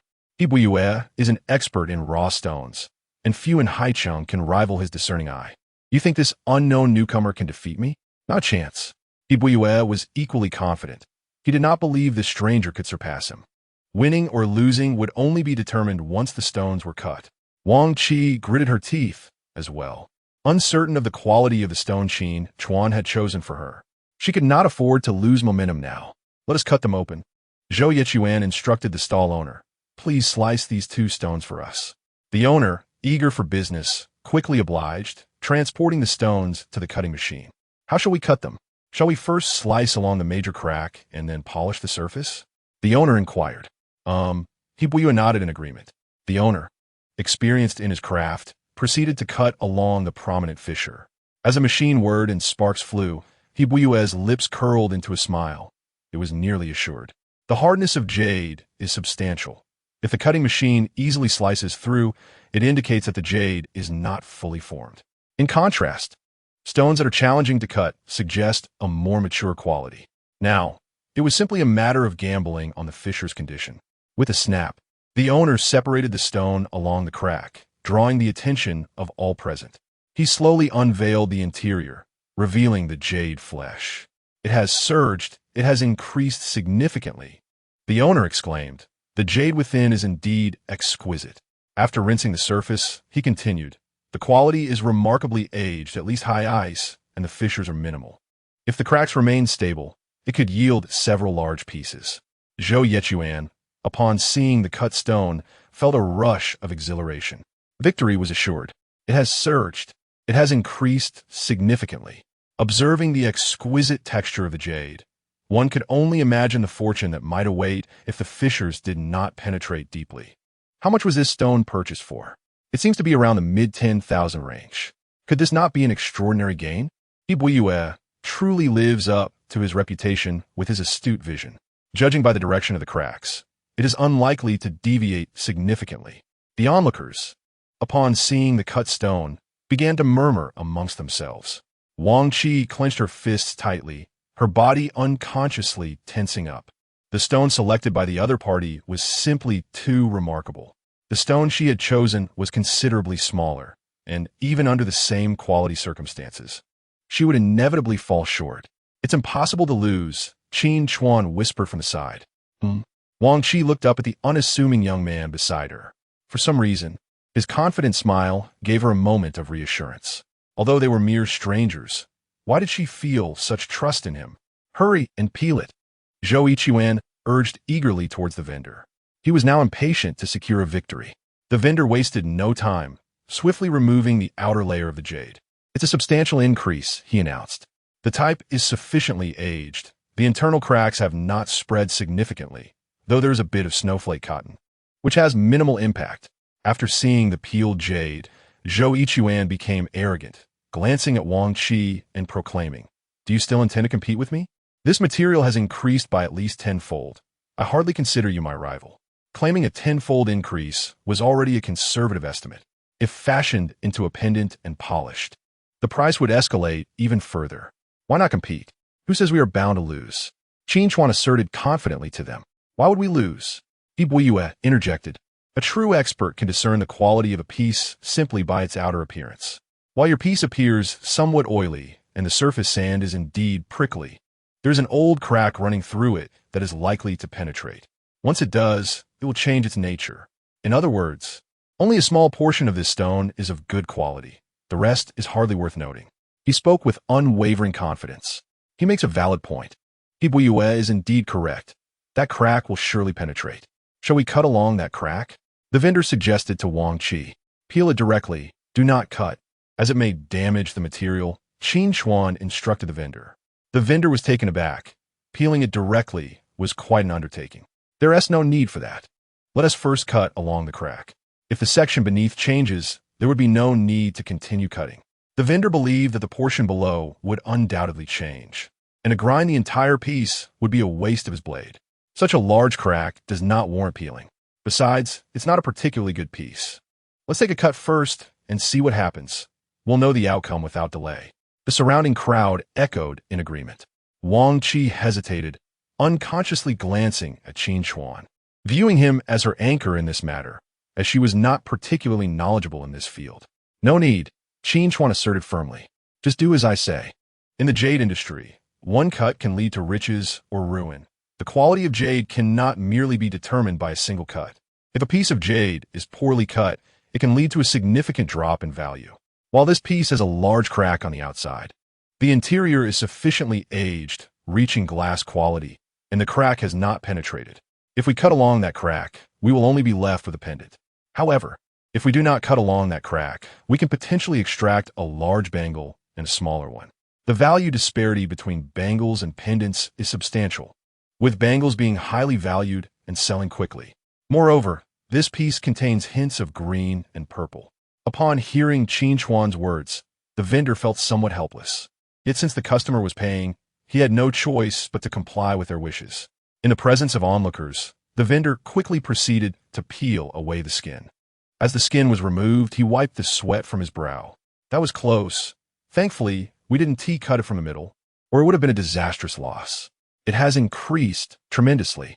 These cracks did not penetrate. It resembles glass quality. The vendor exclaimed. Zhou Yichuan, initially brimming with confidence, felt his expression darken at the mention of glass quality. In the jade industry, glass quality is considered premium and exceedingly valuable. It has changed, the vendor remarked with a hint of regret after rinsing off the dust from the surface. Upon hearing this, Zhou Yichuan regained his spirit. If there had been a change, he still had a chance to win. Can that even be considered a change? Qin Chuan approached, taking the stone and smiling as he said, "This section below has changed, but it does not affect the extraction of 2 bangles from the upper section." He placed the stone before Zhou Yichuan and said, "Shall I sketch a bangle for you? Look, there is a bit of green here and a hint of purple underneath. Chun Dai Kai?" Hearing this, Wang Qi quickly chimed in. "It truly is Chun Dai Kai. If there is color on the bangle, the price will surge significantly. If we can indeed extract such a bangle with a good yield, selling it for 7 figures should be entirely feasible. Moreover, judging by Qin Chuan's design, we could at least create 2 bangles, the value of which is unimaginable. Not to mention, there are several more pendants to be had. Chun Dai Kai glass quality bangle material is astounding. Thank goodness we didn't cut it earlier, or it would have been disastrous. This young man possesses remarkable insight, able to discern the internal conditions of the stone at such a young age. Victory is assured. What could surpass this? Although high ice quality is commendable, it pales in comparison to this glass quality. She is undoubtedly the victor. This young man is indeed impressive, managing to overshadow He Boyue. The crowd began to voice their thoughts. Zhou Yichuan was left in shock. Chun Dai Kai glass quality and its bangle material. There are hardly a few pieces like this in the entire market. How did this fellow come across it? He Boyue could not believe he had been outdone by a young newcomer. Indignantly speaking, "Let us discuss your purchase price. We secured this piece for the mid-10,000 range. Surely, you didn't spend 7 figures on it to compare quality with me?" Chapter 72. We are friends. Upon hearing He Boyue's words, Zhou Yichuan suddenly realized that this competition was not merely about quality, it also involved price. "Yes, indeed, you must disclose your price. If you spent $1 million on this material, how could I possibly compete with you?" The crowd nodded in agreement. If such an exceptional piece also commanded a high price, it would render the contest meaningless. The jewelry business is, after all, a commercial endeavor that must consider profitability. 30,000, Qin Chuan replied candidly. "I acquired this stone for 30,000. Impossible." Zhou Yichuan was nearly driven to the brink of despair. His own stone had cost him 60,000. How could Qin Chuan have purchased such an exceptional piece for merely 30,000? Why is it impossible? Just a moment ago, you all claimed this stone had a significant crack that could easily change. Wang Qi interjected, addressing him. In the jade industry, one cut can lead to fortune or failure. Before cutting, no one can know the outcome. There is no need to quarrel over this matter. At this moment, Qin Chuan took a receipt from his pocket and remarked, "Just bought it, a fresh receipt." "A receipt? Then there is nothing more to say." The ability to seize opportunities is simply a testament to one's keen insight. Accept defeat gracefully. There is no need to engage in futile disputes that only tarnish one's masculinity. Everyone has witnessed that this was agreed upon from the beginning. Surely, one cannot be outdone by a woman. It is better to concede. The more one argues, the more embarrassing it becomes. Upon understanding the situation, those around immediately addressed Zhou Yichuan. Zhou Yichuan's face darkened considerably. He had originally intended to leverage this opportunity to oust Wang Qi and ascend as the spokesperson for the 6 major seats. However, his plan backfired, and he found himself assisting Wang Qi instead. Consequently, the likelihood of Wang Qi winning at the upcoming meeting of the 6 major spokespersons has increased. "Fine." Zhou Yichuan gritted his teeth and said to Wang Qi, "I, Zhou Yichuan, keep my word and will certainly support you at the meeting. However, you must secure at least 2 more seats to achieve a majority." Acquiring those 2 seats will not be an easy feat. Wang Qi, however, wore a radiant smile and replied, "You needn't worry about that. I will handle it myself." In truth, she was not a member of the 6 great families. Her eligibility to compete for the spokesperson position stemmed from her status as Chenghu's wife and the immense prestige she garnered in the management of AOU Group.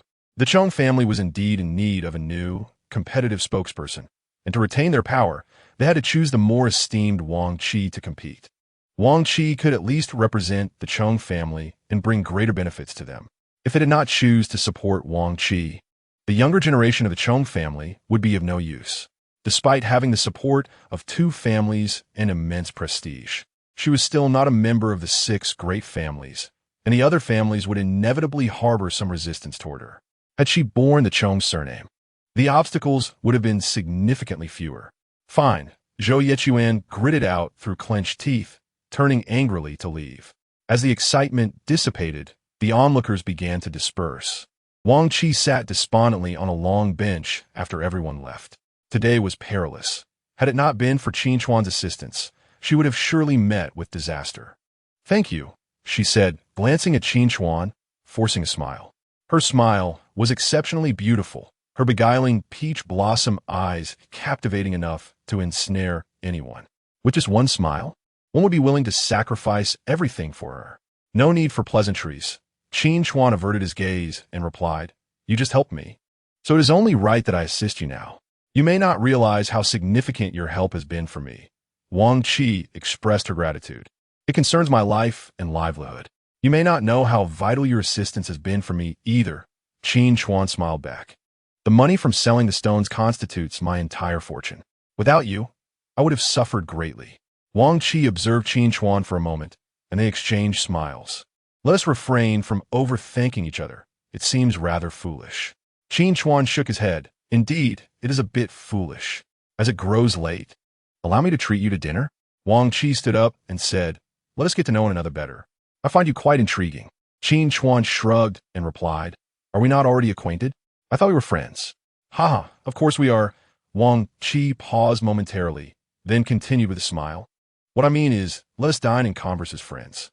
Since we are friends, there is no need for such formality." Qin Chuan glanced at the time and told her, "I have a few matters to attend to. They have been waiting for me outside for a while now. We can arrange to dine together another time."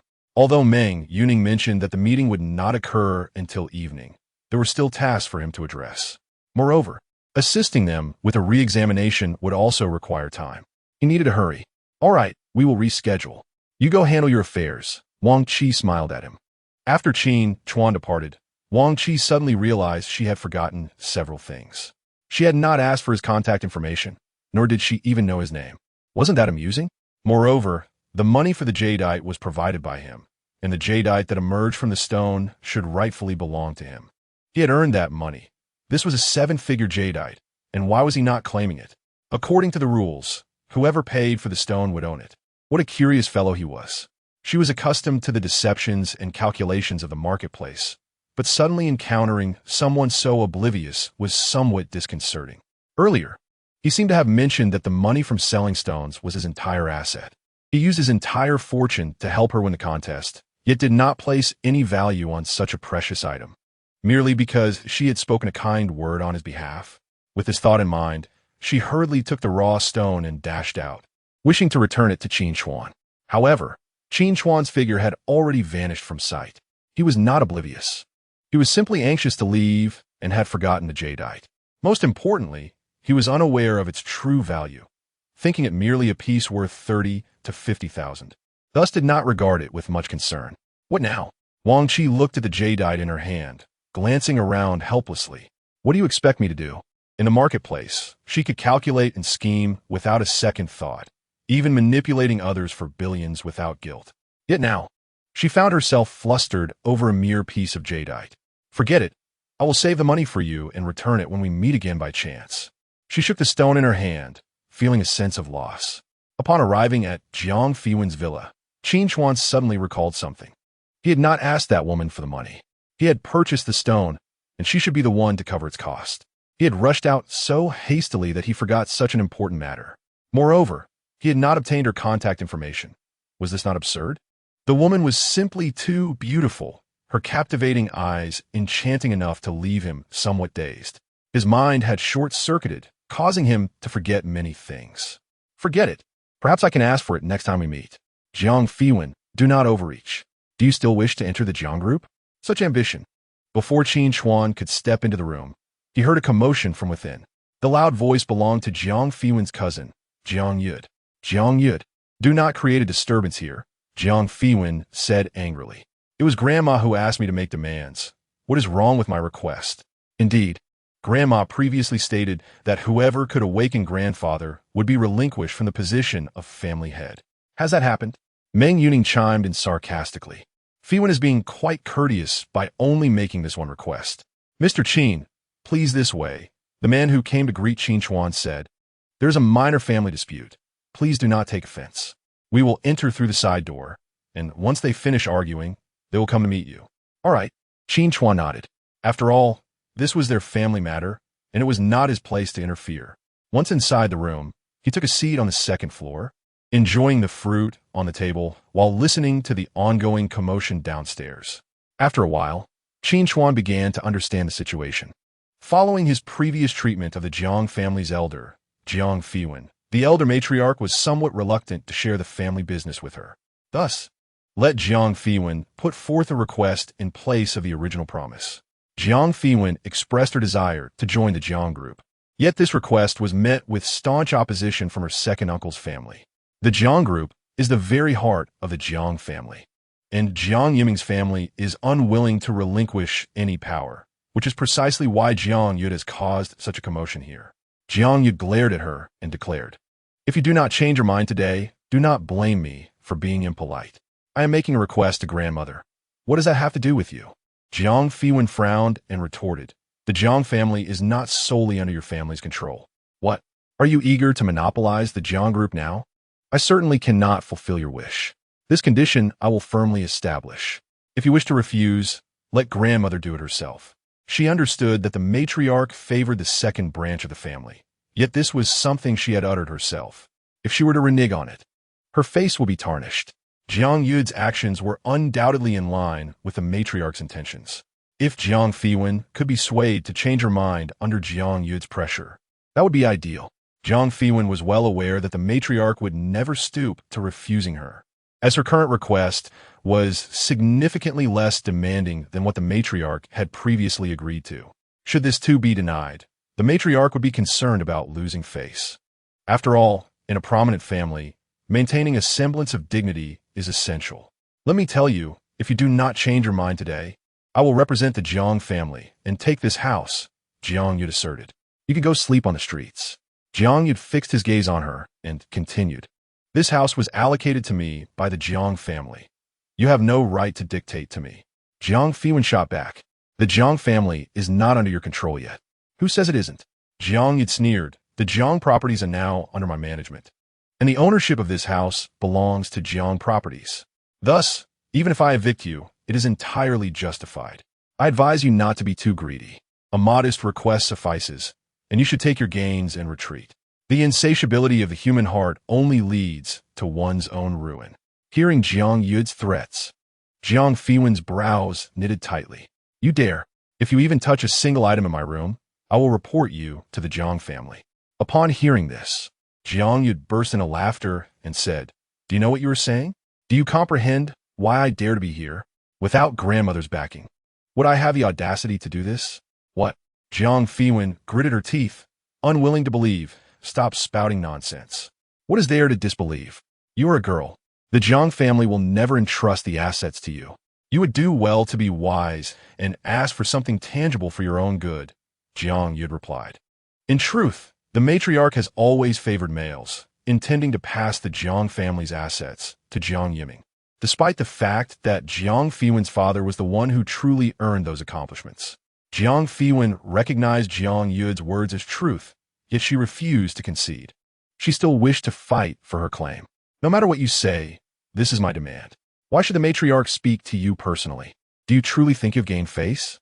Fine, since you are so stubborn, then prepare to sleep on the streets, Jiang Yud retorted impatiently to his followers. Hurry up and throw out the trivial items from this house. As he spoke, he casually settled onto the sofa. Immediately, his lackeys surged in, rummaging through the place as if intending to dismantle it entirely. Who dares to move? Jiang Fiwen immediately positioned herself in front of them and shouted, "This is my room. No one is allowed to touch anything. Forget about throwing things out. Just throw the two of them out." Jiang Yud, growing impatient, waved his hand at his subordinates, asserting that all the items in the room belonged to the Jiang family. The lackeys wasted no time, roughly grabbing Jiang Fiwen and attempting to drag her out of her room. Their actions were exceedingly crude. Chapter 74. You dare to hit me, let go. What do you want to do? Meng Yaoning observed as these individuals manhandled Jiang Fiwen, some even attempting to take advantage of the situation inappropriately. Angered, she pointed at them and shouted, "Release her." However, these men showed her no respect and began to tug at her as well. "Do not touch her. Her leg is not yet healed." Meng Yaoning fiercely shielded Jiang Fiwen and cried out, "Can't you see she's in pain?"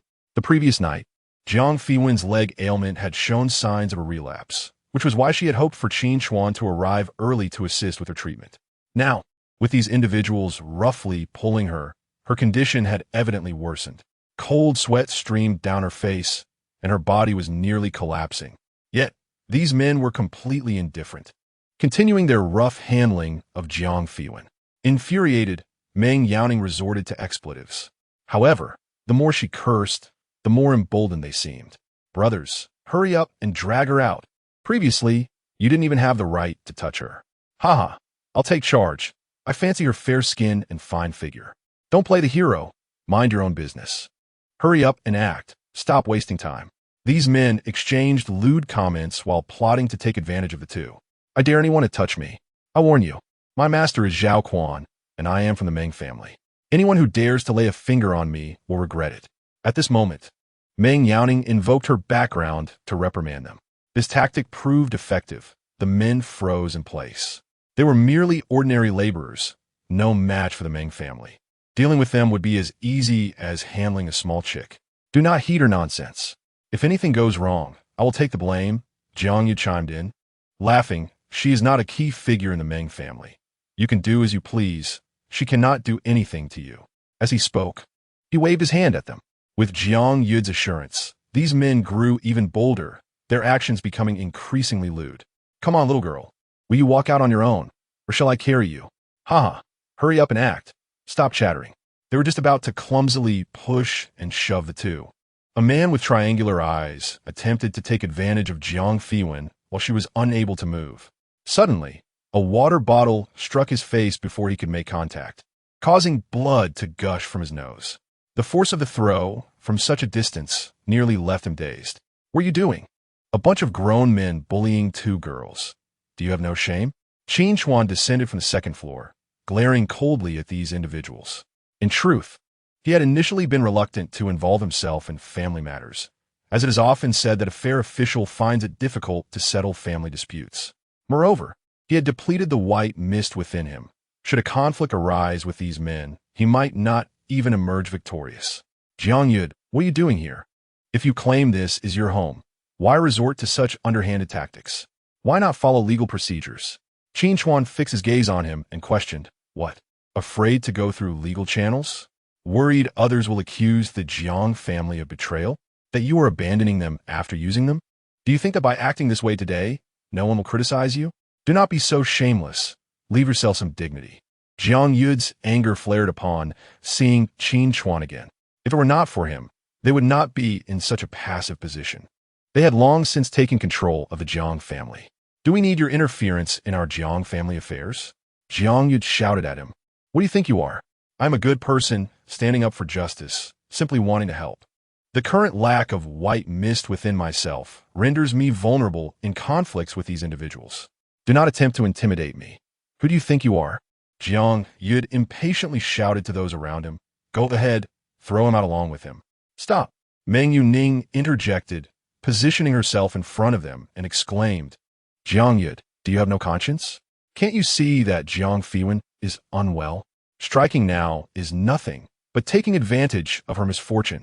And what if I do exploit her misfortune? What of it?"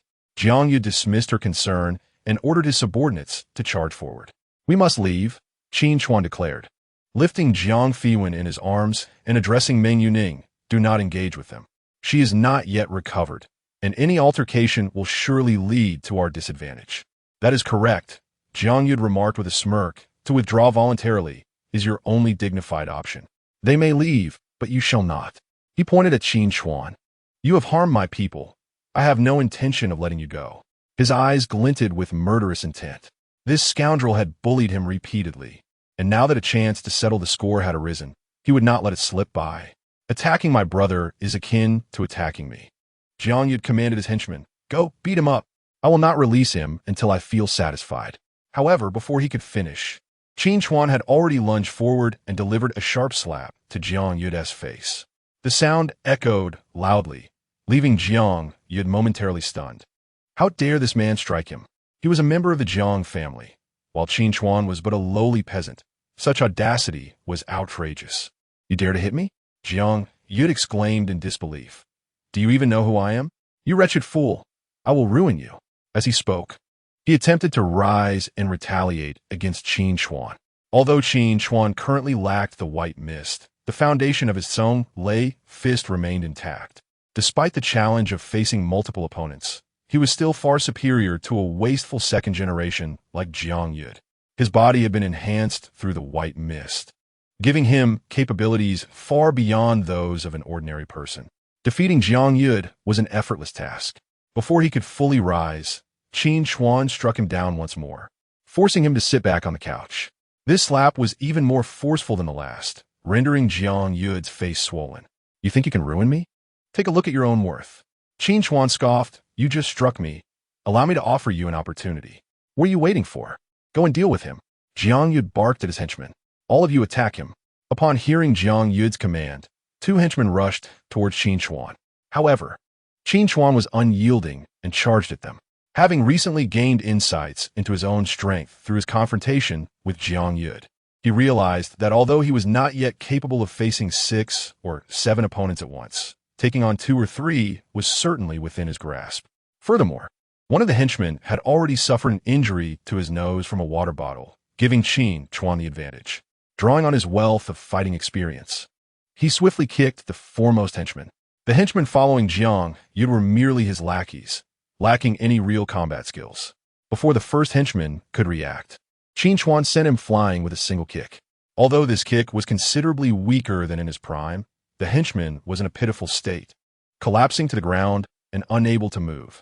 Whether it was fear of Qin Chuan or real pain, he remained incapacitated. No, I was wrong. The injured henchman whimpered, We won't fight. Please spare our lives. Qin Chuan responded with a series of resounding slaps, leaving the henchman bruised and battered. If I ever hear of you harboring ill intentions towards him again, do not blame me for being ruthless. Qin Chuan warned the two henchmen. Get out of here now. Yes. The henchmen scrambled to comply, relieved to escape. Given their lack of physical prowess, they stood no chance against Qin Chuan, whose muscular build had already overwhelmed Jiang Yud. What now, Jiang Yud? Do you still plan to send your lackeys at me? Have you even considered their capabilities? Qin Chuan stepped closer to Jiang Yud, gazing intently into his eyes. Jiang Yud was taken aback by the incompetence of his subordinates. Brother, I was wrong. I will never dare again, he pleaded, feeling the sting of pain across his face. I will leave this place and will never return to cause trouble again. Qin Chuan was cautious not to press too hard, for he was devoid of any white mist himself. If a fight broke out again, he could not guarantee victory. Leave, and if you dare return, do not expect mercy from me, he commanded. Yes. Jiang Yud hastily retreated, fleeing from the overwhelming pressure Qin Chuan exerted. Once Jiang Yud had departed, Qin Chuan rushed to Jiang Fiwen's side and asked, Does it still hurt? It seems to be quite painful, Jiang Fiwen replied through gritted teeth. It felt like it flared up again. Let us head upstairs, Qin Chuan said, lifting Jiang Fiwen and carrying her to the bedroom. What is wrong with her? Meng Yuning expressed her concern to Qin Chuan. This won't affect her health, will it? She had just started to recover. That wretched Jiang Yud. It should not be a significant issue. Qin Chuan reassured her. Last time, the bone was not fully healed, and it required another session of restoration. Today, she likely aggravated the injury, causing a relapse. As he spoke, he grasped Jiang Fiwen's arm and activated the yin-yang fusion technique. The The dense white mist enveloped him, allowing him to probe the injured area once more. It is nothing serious. Another round of healing should suffice, Qin Chuan stated calmly. Does that mean you must place your hand on her thigh? Meng Yuning exclaimed, her eyes widening. Qin Chuan felt a twinge of embarrassment at her boldness. I believe it would be best if you stepped outside. Jiangzong seems a bit shy, he suggested. Shy? It's not like we haven't seen each other before. Meng Yuning countered. Right now, saving her is the priority. I will assist you. As she spoke, she deftly lifted Jiang Fiwen's short skirt. All set, she announced, appearing unfazed by the awkwardness between Qin Chuan and Jiang Fiwen. Hurry and treat her. I need to assess her internal condition. Would you mind waiting outside? Qin Chuan requested. Once Meng Yuning left, he finally concentrated on his technique. Qin Chuan felt like a parched sponge, eagerly absorbing the surrounding white mist. Jiang Fiwen's complexion flushed crimson. Her teeth clenched tightly on her lower lip. Wait, something is wrong. Qin Chuan abruptly halted the operation of the yin-yang fusion technique. At that moment, as he ceased his practice, clarity returned to Jiang Fiwen's eyes, and her overall condition gradually stabilized. It seems the healing is nearly complete. He truly could not bear to look at her anymore. Jiang Fiwen bit her lip and shyly spoke. I'll step out first. You change your clothes. Qin Chuan swallowed hard, his nerves compelling him to walk towards the door. Wait. At that moment, Jiang Fiwen called out to Qin Chuan, saying, Don't go out just yet. Wait for me to finish changing before you leave, all right? Huh? Qin Chuan was taken aback by her words. Wasn't this inappropriate? She was changing clothes inside, and he felt it was rather unsuitable for him to remain in the room, especially considering she was a beautiful woman. Wasn't this akin to inviting trouble? What did she mean by this? If Meng Yuning were to see him like this, she would undoubtedly mock him. Just wait a moment. I'll finish changing, and then you can open the door, Jiang Fiwen insisted. She knew Meng Yuning's temperament all too well. Once Qin Chuan opened the door, Meng Yuning would surely barge in, see her like this, and start asking questions, likely laughing at her in the process. She could not afford to give her that opportunity. Please just wait for me here for a little while longer. Furthermore, her bedroom was spacious enough. She believed in Qin Chuan's character. All right, Qin Chuan nodded, conceding to her request. Truthfully, he was also somewhat apprehensive about Meng Yuning's sharp tongue. Given Jiang Fiwen's current state, it was impossible for her to only tease Jiang Fiwen. He was bound to be a target of her mockery as well. That would certainly be an embarrassing situation. Could you turn around for a moment? Jiang Fiwen shyly asked Qin Chuan. He quickly turned his back to her. After a while, he heard Jiang Fiwen's voice. I'm done, Jiang Fiwen said to Qin Chuan. Thank you. She had changed into a semi-transparent shirt with a black back underneath, and wore a pair of form-fitting denim shorts that accentuated her long, beautiful legs. Cough, cough. It's fine, Qin Chuan said, equally embarrassed and unsure what to say. He scratched his head and remarked, I'll step out now. The instant Qin Chuan opened the door, Meng Yuning rushed in, exclaiming, What is going on? Is it healed? Yes, Qin Chuan replied. As long as you take good care of it, it will be fine.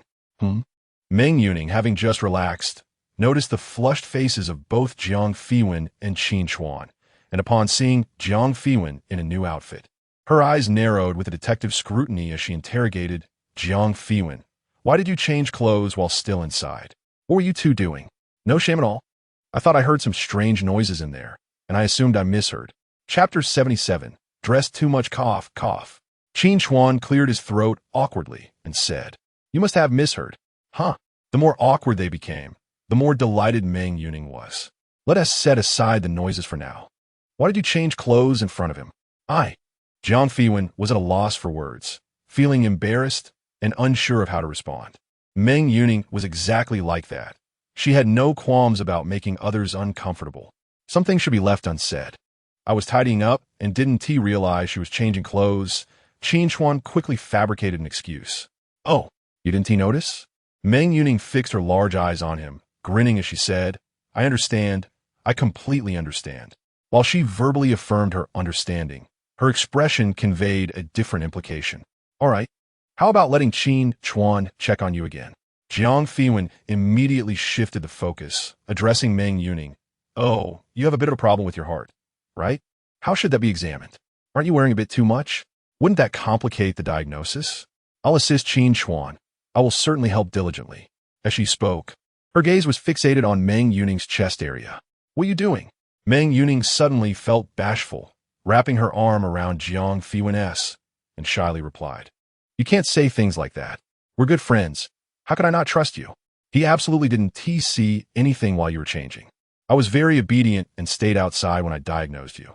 You can't repay kindness with malice." The actions during the treatment had indeed been too intimate. If Jiang Fiwen were to see them, it would surely become material for her to ridicule him in the future. "You don't need my help?" Jiang Fiwen and Meng Yuning exchanged roles, speaking in a teasing tone. No, it's just a simple follow-up.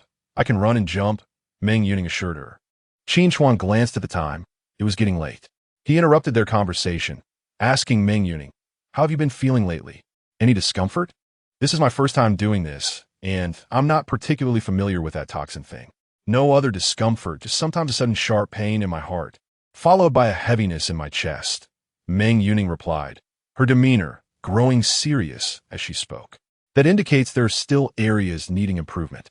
Qin Chuan frowned and remarked, "After all, this is merely a symptomatic relief method. There are still many aspects that require refinement. Shall we take a look?" Meng Yuning softly suggested, "Occasionally, I also get some red spots that itch terribly, but they disappear shortly after. It's probably related to that area." "All right, let me have a look," Qin Chuan said. "Come on, let us go into the room." Meng Yuning tugged at Qin Chuan, leading him toward the room. Just then, a loud shout rang out. "Brothers, charge up. Damn it. I've never been humiliated like this. Go after him." The loudest voice belonged to Jiang Yud, without a doubt. He, along with a group of people, rushed upstairs, pointing at Qin Chuan and cursing, "This brat dared to slap my face. We must not let him off. Rest assured, my brothers have already tested him. This guy is just a bit stronger than the average person. If it weren't for my recent health issues, I could have taken care of him myself." Jiang Yud said, having discussed with his subordinates that Qin Chuan's skills were not particularly impressive. Although he could handle weaklings like them, against someone with fighting experience, it would be a struggle for him one-on-one. Moreover, Jiang Yud had a burning desire for revenge and immediately called for backup. Fearing that Qin Chuan might be able to take on multiple opponents, he had intentionally sought out particularly strong fighters. "Don't worry, Brother Jiang's matters are my matters. Whoever stands against you, I'll take care of him." One of the leading men spoke arrogantly. "With your word, I can rest easy. Just take your time. This guy is nothing but a wild brawler, utterly incompetent." Jiang Yud replied, "Just deal with him. If anything goes awry, I'll take responsibility. Brothers, hurry up and resolve this. Don't delay my dinner with Brother Jiang." Qin Longhu stood at the second floor, waving his hand to his subordinates. "By the way, Brother Jiang, what's the extent? Just cripple him, or should we kill him? Just break one of his arms." Jiang Yud stated, "I'm a kind-hearted person. Break his right arm. Don't let him continue to fool people with his rustic tricks." Qin Longhu glanced in Qin Chuan's direction, realizing the figure looked quite familiar. However, as Qin Chuan was turned sideways, he momentarily failed to recognize him. "Brothers, did you hear my brother? Hurry up, break one of his arms." Qin Longhu laughed as he spoke. He regarded the situation as a mere trivial matter, completely unconcerned, and turned back to attend to his own affairs. Suddenly, a dozen of his subordinates rushed to the second floor, lunging towards Qin Chuan. "You must leave at once," Jiang Fiwen urged Qin Chuan upon witnessing the unfolding chaos. "There's a staircase over there that leads directly to the backyard. Run. Hurry, we will hold them off for you." "They wouldn't dare touch us," Meng Yuning added, grasping Qin Chuan's arm. The scene was truly terrifying. Although Qin Chuan was a martial arts master, facing so many adversaries alone was daunting. The individuals approaching were evidently seasoned fighters, their eyes gleaming with a fierce intensity. Qin Chuan was in dire straits. "Run? You can run," Jiang Yud sneered, shouting at Qin Chuan, "If you wish to flee, hide behind the women. I want to pursue you, but can you escape? Can those two women flee?" He leered. "Both women are exquisite. Our brothers are of varied caliber. Who knows what they might do? Just look at that woman's legs and that woman's figure. Truly exceptional." At this moment, Qin Longhu also cast a glance at Meng Yuning and Jiang Fiwen, leering as he spoke. "Do not heed his nonsense. They would never dare touch us," Meng Yuning asserted, pushing Qin Chuan toward the exit. Yet, Qin Chuan seized her arm, a mischievous grin playing at the corners of his mouth. "Why should I run? They should be the ones fleeing. Stop being stubborn, Jiang Fiwen implored, her face flushed with urgency. How can I let you be embroiled in this because of me? You have already aided me immensely, and I must not lack gratitude. This is not the time for bravado. Do not let their taunts deceive you. She looked anxiously at Qin Chuan. I am a member of the Jiang family. If they dared to lay a hand on me, they would be courting death. My status alone is enough to deter them. Meng Yuning added with authority, trust me and run. Yet, Qin Chuan disregarded the anxious pleas of the two women. Instead of retreating, he boldly advanced toward the approaching thugs. What is he thinking? Jiang Fiwen exclaimed, nearly frantic. They are armed with knives. One strike could reduce him to mincemeat. Meng Yuning shared her concern. His arms were vital for healing, and should they be injured, it would be more painful than death itself. Now you're worried? Jiang Yu bellowed from a distance, observing the expressions of the two women. It's too late. Anyone who interferes with my affairs will face dire consequences. Damn it, if they strike me, I will retaliate. Brothers, attack. He urged his subordinates, excitement coursing through him. However, in the next moment, the tide of attackers suddenly halted, as if they had witnessed something astonishing. Qin Chuan turned to face them, and the approaching thugs froze in disbelief. Isn't that Qin Chuan? We sought him out this morning, but instead, we were left humiliated. They realized this was not a foe to be trifled with. Qin Chuan had previously sent Feng Ming to the hospital. Did they truly wish to provoke him? Confronting him was akin to courting disaster. Not only Jiang Fiwen and Meng Yuning, but even Jiang Yud, who had been eagerly anticipating the confrontation, was taken aback. The transformation of the previously menacing thugs into docile lambs was bewildering. Their knives hung limply at their sides, no longer willing to brandish them. Their fighting spirit had vanished in an instant. Are you all possessed? Qin Longhu roared at them. What are you waiting for? His temper flared at their inaction. Just hours had passed since he last saw them, yet their demeanor had shifted dramatically. Qin Chuan's voice cut through the crowd and reached Qin Longhu's ears, igniting a blaze of fury within him. Qin Chuan? Upon hearing that name, his teeth ground together in anger. You dare return to the city? Huh, you've come seeking your own demise. Bai Jianghua was his cousin, and today he had enlisted Qin Longhu's help to deal with Qin Chuan, even spending a considerable sum. Instead of avenging his grievance, he had lost face and been demoted. With pent-up rage, he now saw Qin Chuan as an outlet for his fury. Who is seeking death remains to be seen, Qin Chuan replied, his gaze locking on a Qin Longhu with a murderous glint. I still vividly recall that stick you used to ambush me this morning. Is that all you remember? Qin Longhu sneered. Today, I shall deepen that memory. Brothers, cut him down, he commanded, sensing his subordinates rallying. Though Qin Chuan was formidable, he had suffered greatly in his earlier skirmish with Feng Ming. Now, he was in a weakened state, hardly able to contend with even a common adversary. Subdue him, and I shall promote the one who strikes first to captain. Qin Longhu proclaimed. The promise of rank stirred his subordinates into a frenzy. The position was equivalent to a mid-level management role, offering increased income and greater power. This was an opportunity not to be missed. As they charged at Qin Chuan, Jiang Fiwen covered her face in dread, while Meng Yuning clenched her fists in anxiety.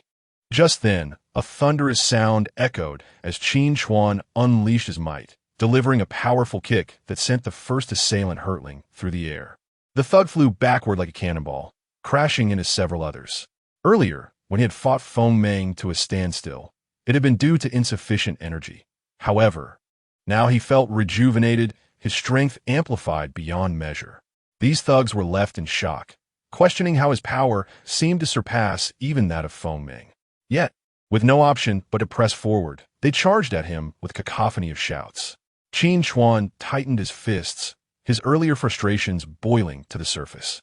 How could he allow so many to converge upon his home, instilling fear in his family? He had to demonstrate his strength. Otherwise, they might not grasp the gravity of their transgressions. In a surge of fury, Qin Chuan plunged into the throng, confronting the mere dozen of thugs who dared to incapacitate him. In an open space, the outcome might have been uncertain, but in this confined setting, he would not be outmatched. Like a bulldozer, he bulldozed through the crowd. Qin Longhu stood in stunned disbelief. What is happening? How has he become so powerful? Earlier today, he seemed feeble, unable to evade my strike, Yet now he exhibits such strength. Qin Chuan seized a wooden stick from a nearby thug, advancing menacingly toward Qin Longhu. This stick resembles the one you used to strike me this morning, does it not? What are your intentions? Allow me to inform you that I am a man of Zhao Siyi. Harming me will lead to dire consequences. Before he could finish his words, Qin Chuan swung his stick with great force. In Chapter 79, all I desire is the golden card. The blow landed heavily upon Qin Longhu's arm. With a crack, the sound of breaking bones echoed, and the arm snapped. Qin Longhu clutched his arm, cold sweat pouring down his forehead. He gritted his teeth, his body trembling. The power behind that strike was immense, and the sensation was utterly terrifying. After such force struck him, he found himself without a shred of opportunity to resist. This strength surpassed even that of Feng Ming. You intended to incapacitate me, did you not? Qin Chuan raised the stick, his gaze fixed intently upon him. I dare not do so anymore. I will not dare again. Qin Longhu quickly shook his head. Faced with Qin Chuan, he felt utterly powerless. He realized he could not win, not even in a one-on-one confrontation, nor in a group assault. It was too frightening. He sensed that this man must have held back when fighting Feng Ming. At present, Qin Chuan was evidently stronger than Feng Ming. Is a mere admission of fear sufficient? Qin Chuan smirked as he observed him. You brought so many people to surround me, frightening 2 young ladies, and you think a simple admission will suffice? What do you desire? I shall comply, he replied to Qin Chuan. If I cannot win, continuing to fight would jeopardize my very life. It is best to surrender and admit defeat. How can this be solely at my discretion? Qin Chuan's lips curled into a mischievous smile, clearly indicating that he had yet to recognize his error. I had thought you intended to compensate us. As he spoke, he raised the stick once more. Realization dawned upon Qin Longhu. He understood Qin Chuan's intent. He wished to extort him, to make him bleed financially. I possess a card. You may use it as you wish. He hurriedly retrieved the money, presenting it to Qin Chuan. There are over 500,000 within. Consider it as compensation for my mental anguish. Who needs your money? Qin Chuan did not even glance at the cash in his hand, as if to say, do you think we are beggars? I truly do not know what to offer. Qin Longhu was perplexed. Did he not seek money? Was he dissatisfied with the amount? I can add another 500,000. He gritted his teeth and declared, do you not comprehend human language? I do not want money, Qin Chuan replied. What nonsense is this? If I were to demand money from you, would that not amount to extortion? What if this fellow were to use this matter against me? That would be untenable. Do you possess a golden card for Jinshi Zhuan Yuan? At that moment, Meng Yuning interjected, addressing Qin Longhu. You seldom visit that place. It is of no use to you. Why not give it to Qin Chuan? I distinctly saw in your wallet, just beneath that card. She leaned forward, pointing at Qin Longhu's wallet. Upon hearing this, Qin Longhu quickly stowed his wallet away, asserting that it was merely a card for an entertainment venue, of no real value. Do not speak so lightly, Meng Yuning smiled and replied. We are not attempting to extort you. We simply wish to impart a lesson. Just relinquish something of negligible worth. Qin Chuan, I perceive he seems rather unwilling. He likely does not desire to reconcile. Thus, let us proceed according to the rules of the underworld, Meng Yuning remarked, seeing his reluctance. Although Qin Chuan was unaware of the card's significance, Meng Yuning was undoubtedly well informed. If she deemed it valuable, it must possess considerable worth. Qin Chuan did not utter a word, merely furrowing his brow, which prompted Qin Longhu to hastily produce the card. Since you desire it, I shall give it to you, he said, clearly pained. However, from his expression, Qin Chuan discerned that this item was indeed of great value. Clean this place up and leave, Qin Chuan stated, snatching the golden card from his hand nonchalantly. Qin Longhu promptly rose to make a phone call. Furniture that needed assistance was propped up, while those requiring sweeping were attended to. In a short while, the house was tidied up immaculately. Regrettably, that scoundrel Jiang Yude escaped amidst the chaos. Meng Yuning expressed her frustration. Do not concern yourself with him. I am feeling faint, Qin Chuan remarked, as he observed Qin Longhu's men fleeing, his forced vigor dissipating, and he collapsed into Meng Yuning's embrace, losing consciousness. In truth, he had begun to wobble the moment he saw the blood. He had been relying on sheer will to sustain himself. He had noticed Jiang Yude's escape, yet he lacked the strength to pursue. After everyone departed, Qin Chuan could no longer hold on and fainted. Meng Yuning panicked upon witnessing his collapse, clutching him tightly as if afraid to let go. He has lost consciousness due to blood loss. The two of them struggled to drag him onto the bed. After a while, Qin Chuan slowly regained consciousness. At last, you are awake.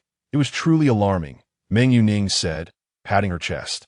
You simply fainted without warning? I have endured this for quite some time. Qin Chuan sat up, exhaling deeply. I have been holding on. It is nothing. I shall rest for a while and be fine. Qin Chuan stood up, stretching his body. By the way, what purpose does the golden card serve? Jin Shi Zhuang Yuan is merely an entertainment venue, is it not?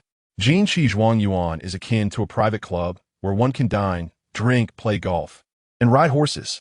Though it is quite upscale, Qin Chuan found little interest in such a place. Moreover, there is no need to specifically acquire a golden card. I must inform you that Jin Shi Zhuang Yuan is far more than just an entertainment venue. Meng Yuning smiled, stating, Do you think it is merely a private estate? Ordinary individuals cannot gain entry. Only those from the second-tier families of High City can enter. Jiang Fei Wan explained to Qin Chuan that gaining access would allow one to encounter many influential figures. Additionally, they frequently host auctions featuring items not available on the market, such as the precious Chinese medicinal materials you so desire. Meng Yuning continued, This place serves as a venue for the high-ranking powers of High City to interact and forge connections. The golden card you possess symbolizes the highest status within Jin Shi Zhuang Yuan. Oh, Qin Chuan feigned disinterest, replying, It is getting late. I should check your condition. We have a meeting shortly, do we not? Chapter 80, Protective of One's Own. Meng Yuning observed Qin Chuan's demeanor with a sense of helplessness. Does he still not realize the significance of this card? Qin Shun, Meng Yuning addressed him. If you take this card to seek out the various second-tier forces in High City, they would willingly exchange whatever sum you desire. Upon hearing Meng Yuning's words, a glimmer of curiosity finally sparked in Qin Chuan's eyes. You see, this man's mind is solely occupied with money.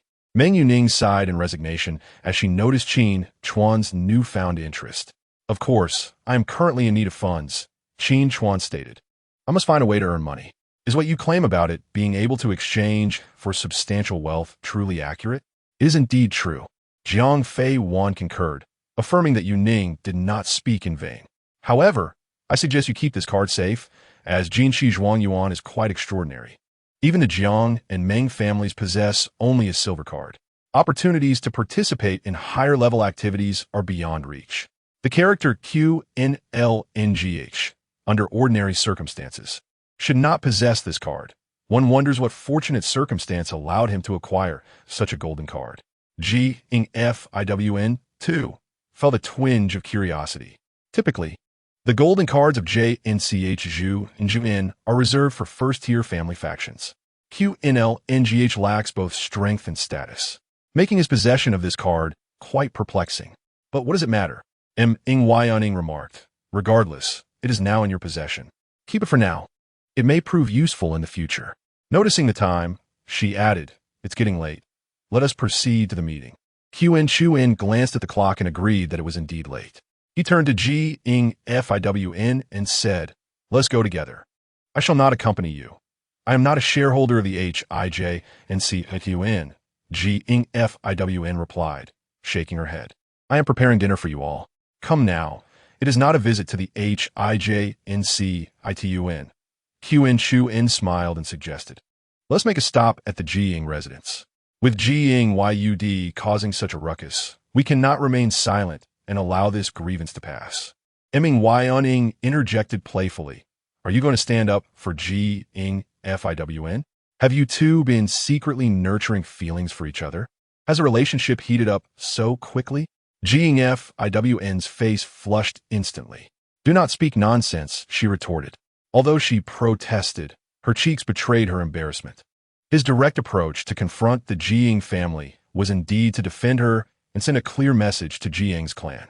Such assertiveness stirred feelings of admiration within her.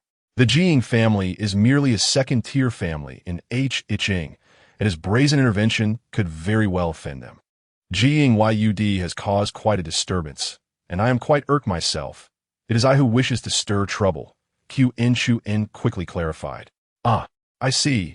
It is your desire to go, but why bring Jing Fiwn along? Ing Yunning teased. Are you being protective? Oh, do not speak foolishly. Jing Fiwn blushed even deeper at the remark. Your voice is turned into a high-pitched tone. Ming Yunning laughed while running, jesting about Jing Fiwn. Oh dear, your voice is so high-pitched that I can hardly recognize it. All right, enough of the banter. Qin Chuan straightened his attire and addressed them. We must depart quickly, otherwise we shall be late. The two ceased their playful jabs, tidied themselves up, and headed towards the Jing residence. Upon emerging, Jing Yud felt immensely relieved. Thank goodness he had fled quickly. Had he dawdled, he would undoubtedly have faced Qin Chuan's wrath. Grandfather, grandmother, you must support me, he implored as he entered the door. His performance in full swing as he began to lament, Jing Fiwn has simply gone too far. I merely wished to discuss with her my requests, hoping she would consider altering them slightly. Yet I was met with violence. Look at my face. See what has become of it.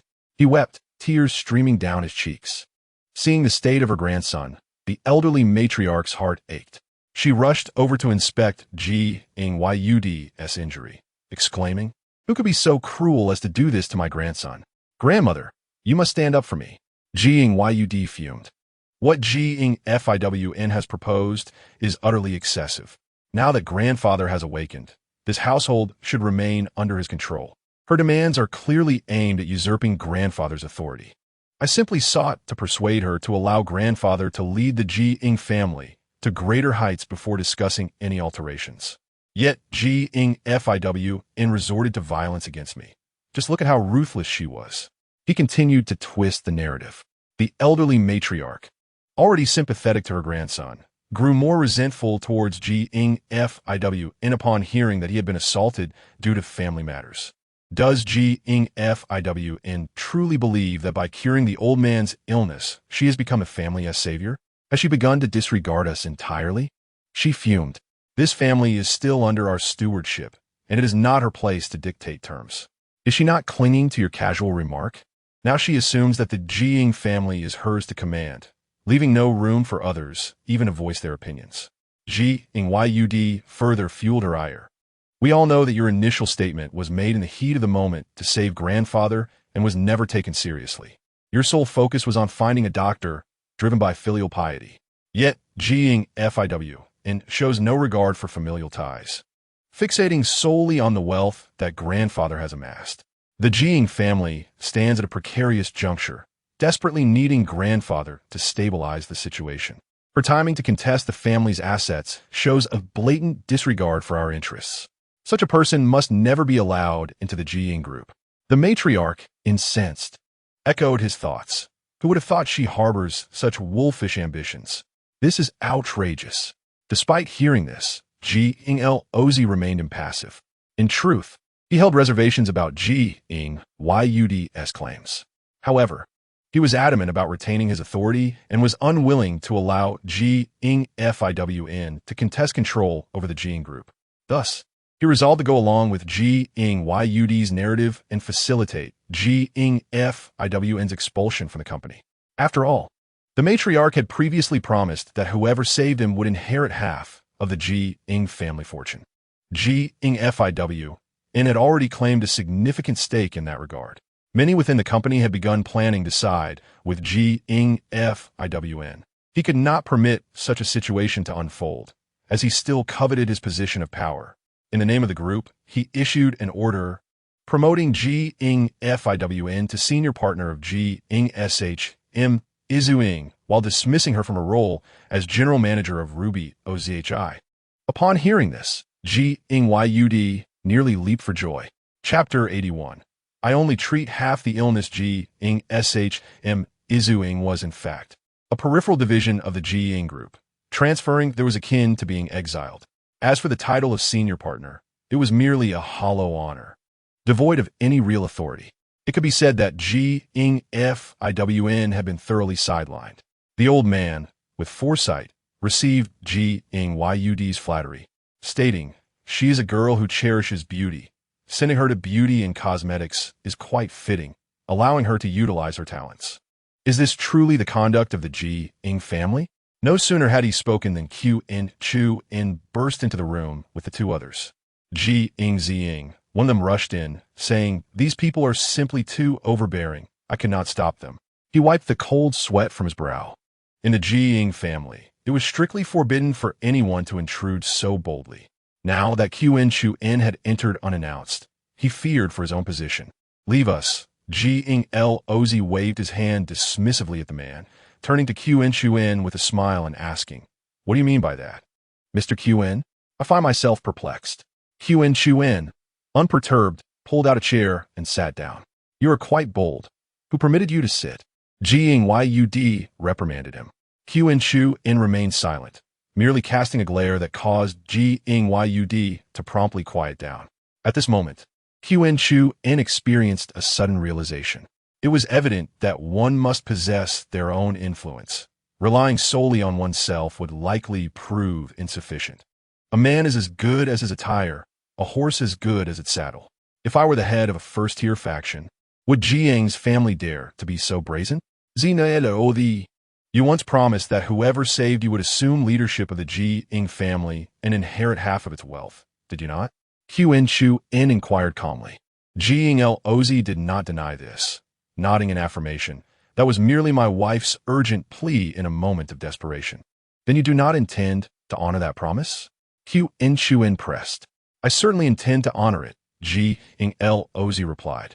For he was a man of dignity. One cannot simply retract a publicly made promise. "However, FIWN has indeed rendered me significant service, and we shall reward her accordingly," he stated. "The so-called reward you speak of involves merely a request for someone to join the Jiangshi group. Yet you all go to great lengths to refuse?" Qin Chuan slammed his hand on the table and shouted, when Jiang Yud, that good-for-nothing, was admitted to the company. "None of you uttered a word. Why is it so difficult to allow her into the group? You even resort to threats and hired thugs. Is the Jiang family a band of ruffians? She saved you, and this is how you repay her?" Old Master Jiang shook his head and replied, "Such a thing is unfathomable.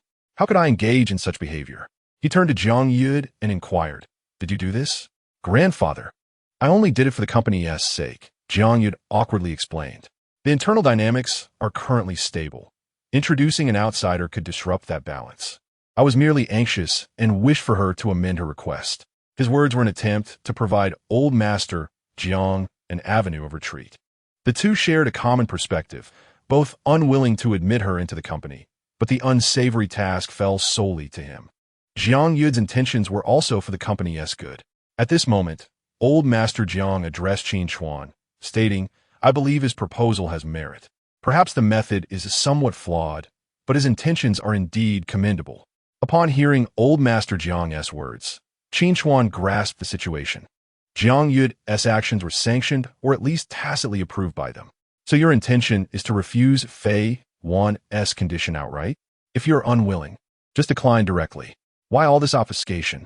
Do you think we cannot see through it?" Meng Yaoning chimed in sarcastically. "Oh, initially you refused to divide the family assets, claiming it was for the company's stability. Now, when asked for a proposal, you still refuse. In the end, it's merely about wanting to backtrack without bearing the stigma of being untrustworthy." How amusing. Her words were sharp and piercing. Old Master Jiang and the matriarch felt discomfort, their brows furrowing. "If you do not wish to uphold your previous statements, then simply speak plainly. Why act both ways?" Meng Yaoning remarked angrily from the side. Jiang Fei Wan had already lowered her request from half the family assets to joining the Jiangshi group. Yet their fear of Jiang Fei Wan usurping their precious grandson's power rendered them too afraid to allow her entrance. It was utterly laughable. "Who do you think you are to speak here?" Jiang Yud retorted angrily, pointing at Meng Yaoning. "This is a matter for the Jiang family. It is not your place to interject. I possess a strong sense of justice and cannot abide bullying," Meng Yaoning replied nonchalantly. "What's the matter? Can't stand me? Want to hit me? Come on, give it a try." As she spoke, she moved behind Qin Chuan. Qin Chuan merely glanced at Jiang Yud, causing him to recoil several steps in fear. "Dr. Qin," the matriarch said with some displeasure, "while you have indeed done our family a favor, it does not grant you the right to meddle in our affairs. Let us keep matters separate and not ruin the newly established friendship. This statement carried an implicit threat. Qin Chuan scoffed. When these individuals had sought his assistance, their demeanor had been entirely different. He fixed his cold gaze on the matriarch, his tone frosty. She furrowed her brow in discontent at his tone. To her, Qin Chuan was merely a quack, and her previous respect had been a courtesy. Did he truly believe himself of any significance? Do not speak so harshly, the matriarch reprimanded. The Zhang family has our own rules. We do not require your interference. Your unsolicited advice on our matters is unwarranted. The Zhang family hold a reputable position in Haicheng, and not everyone is entitled to comment on our affairs. Upon hearing this, Jiang Fei Wan felt a wave of disappointment. The Zhang family had once requested her to seek Qin Chuan's help, extolling it as a noble endeavor. Yet now they so swiftly turn their backs. How callous! Qin Chuan, let's depart, Jiang Fei Wan said through gritted teeth. This family is not worth staying for. However, Qin Chuan grasped her arm and said, what is rightfully yours should remain yours. How could you abandon it? I'm somewhat petty. Thus, I only provide half measures when treating patients, Qin Chuan remarked to old Master Jiang. I merely observe whether others are willing to pay for treatment. If not, a patient's demise is of no concern to me. After stating this, Qin Chuan shot a glance at old Master Jiang. Oh, some may appear lively, yet I always hold back a little. Without my involvement, no one will discern the underlying issues. By the way, old Master, have you been feeling unusually foggy-headed lately, particularly in the mornings? It's truly unfortunate. I've retained my habit of holding back, so I only treated you halfway. If left untreated, this fogginess will progress to a state of unconsciousness and eventually revert to a vegetative state. Let us leave. Qin Chuan urged Jiang Fei Wan and Meng Yaoning as they headed toward the exit. Meng Yaoning's grin was wide, and she gave Qin Chuan a thumbs up. Well done. You must be cautious of those with ungrateful hearts. One must always be wary of others. I never anticipated such shamelessness from a family as large as the Jiang family. Jiang Fei Wan too felt an immense sense of relief. No wonder Qin Chuan had promised to help her vent her frustrations. He had such remarkable skills. In front of everyone, he openly struck Jiang Yu twice. The resounding slaps left Jiang Yu stunned. How dare he strike him in front of so many members of the Jiang family? If you dare to bully them again, I can quietly ensure your demise, Qin Chuan threatened, patting Jiang Yu's shoulder with a chilling gaze. I mean what I say. Just as Qin Chuan finished speaking, Jiang Yu's face suddenly flushed. He collapsed to the ground, writhing in agony. Ah, it hurts. I'm dying. Qin Chuan, what have you done? I was wrong. I won't dare again. With a swift kick to his chest, Qin Chuan sent Jiang Yu gasping for air, his eyes filled with terror. Just moments ago, he had genuinely felt the fear of death. This is but a minor reprimand, Qin Chuan said with a cold smile. Should there be a next time? I assure you the consequences will be far more severe. Jiang Yu appeared utterly dazed, sitting on the ground, too frightened to move. The force of Qin Chuan's earlier strike had been overwhelming. He hadn't even perceived the attack before finding himself in such a state. Let us go, Qin Chuan declared, striding toward the exit. No one dared to utter a word. Wait, old Master Jiang realized that Qin Chuan was asserting his dominance. Moreover, striking his grandson in front of him was akin to slapping his own face. However, his life was at stake. Qin Chuan's treatment had not eradicated his ailment, leaving behind a hidden danger. He had no desire to die. With his life in someone else's hands, he had no choice but to relent. Dr. Qin, please do not be angry, nor rush to leave, old Master Jiang hurriedly flattered. We acknowledge our mistake in this matter. Do not hold it against us. The matriarch, too, dare not speak defiantly. Qin Chuan's prowess was evident, and his ability to inflict such pain upon Jiang Yu was a clear testament to his capabilities. They could not afford to dismiss him lightly. Their very lives depended on him. I am merely a quack. How could I dare to meddle in your Jiang family's affairs? Your family holds a prominent position. Merely conversing with me is already a favor. Qin Chuan spoke with a tone laced with irony. I dare not blame you. Please carry on with your affairs. We have matters to attend to, so we shall take our leave. Wait. Elder Jiang rushed over, positioning himself in front of Qin Chuan, and humbly pleaded, just consider that we were momentarily bewildered. How shall we proceed with this matter? We shall heed your guidance. In the face of his own life, wealth and possessions were trivial concerns. This is your family matter. I wouldn't presume to meddle, Qin Chuan replied, stretching languidly. You should handle it as you see fit. It has nothing to do with me. Fei Wan, you persuade him. At this juncture, Elder Jiang turned his gaze to Jiang Fei Wan, saying, if I were to depart from the Jiang family, our status would be at risk. If the Jiang family's standing falters, it will also bring you no benefit. Yet preserving the Jiang family's status grants her no advantage either. Meng Yuning interjected gleefully from the side. She was genuinely surprised to discover that Qin Chuan wielded such a formidable leverage. Their current predicament was remarkably satisfying. Delightful. Were it not for the constraints of my own identity, I would dance on their doorstep. Jiang Fei Wan felt wounded by their earlier actions and remained silent. Her expression cold. They had even attempted to marginalize her at Jiang's beauty. Such behaviors left her disheartened. I am merely a peripheral figure now. How could I possibly have say? Jiang Fei Wan scoffed, addressing him. The last time I sought assistance, not only did I fail to secure any benefit, but I was also repaid with ingratitude. How could I possibly repeat such folly? With that, she turned away, no longer wishing to look at him. The Jiang family members were now flustered. No, I can certainly fulfill my previous promise. You merely wish to join the Jiang group, correct? I agree. Elder Jiang hurriedly stated. This was a matter of his life. While others might disregard it, he could not. No, I find Jiang's beauty quite appealing, Jiang Fei once said. If necessary, I could depart from Jiang's beauty or vacate the Jiang family's property. Meng Yuning stoked the flames, saying, without shares, entering the Jiang group won't spare you from being kicked out. It would be wiser to leave sooner. The two of them worked in unison, leaving Elder Jiang hanging. It was clear they were demanding shares. Without shares, Jiang Fei Wan would remain silent, and without her voice, Qin Chuan would not act.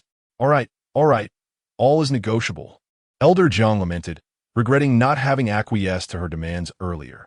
Now he would have to concede shares, a tangible form of power.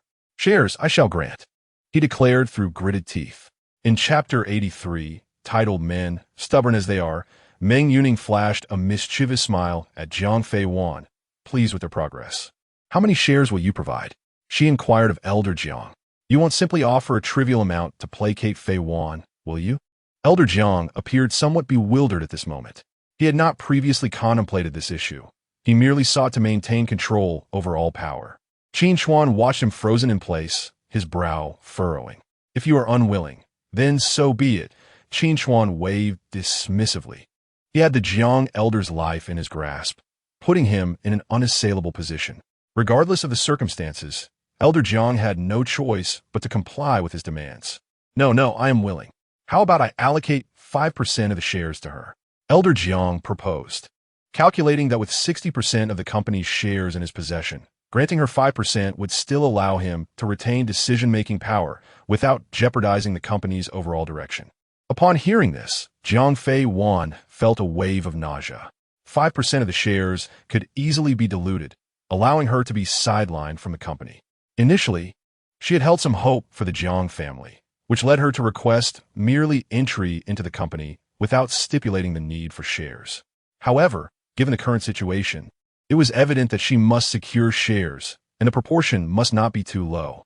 5%? Meng Yuning scoffed, remarking, isn't the basic requirement for joining the board 10% of the shares? 5% would still allow for easy dismissal. Meng Yuning had extensively researched the Jiang family structure and concluded 30% of the shares. Qin Chuan, unwilling to indulge their haggling, slammed the table and declared, let it be so. What? Jiang Yud exclaimed, jumping up. Is there any difference between demanding 30% of the shares and taking half of our family's assets? Why not just take the entire Jiang family? This is outrageous. In truth, both Meng Yuning and Jiang Fei Wan were taken aback by Qin Chuan's boldness. To demand half was indeed audacious. Even if they pushed their limits, their aim had only been 10%, enough to secure a place on the board. Qin Chuan, however, was not well versed in the Jiang family share structure. 30% had been a mere whim. Elder Jiang's expression shifted dramatically as he lamented to Qin Chuan. Dr. Qin, it is not that I refuse, but it is unwise to grant such a request. If Fei Wan were to receive 30%, I would lose my position as the largest shareholder and the Zhang family would forfeit its controlling stake in the company. This would be detrimental to our development. Yet Qin Chuan coolly replied, "What harm could come of it? As long as you treat Jiang Fei-wan well, I trust she will always stand by your side." Mr. Qin, that is not the way to view it. A company can only have one leader to ensure decision-making efficiency. If I am not the major shareholder, it sends a negative signal to the outside world, Elder Jiang earnestly explained to Qin Chuan. The external perception would be that the Jiang family is undergoing significant changes, which would be extremely unfavorable for the company's growth. Upon hearing this, Qin Chuan glanced at Meng Yuning and Jiang Fei-wan, who both shook their heads. "I do not comprehend. You are being so miserly," Qin Chuan remarked impatiently at Elder Jiang. "Then how much do you consider appropriate?" "I will offer 20%. Elder Jiang retorted through clenched teeth. He had grown fearful of Qin Chuan's cavalier demeanor and added, "This share would make her the third largest shareholder in Jiang's group." "Very well. It is settled," Qin Chuan affirmed, noticing the satisfaction on Jiang Fei-wan and Meng Yuning's faces. "Let's depart." With the matter resolved, they prepared to leave. "Dr. Qin, Master Qin, you have yet to treat my ailment," Elder Jiang called out. "Please take a look first. Your affliction will not prove fatal in the short term.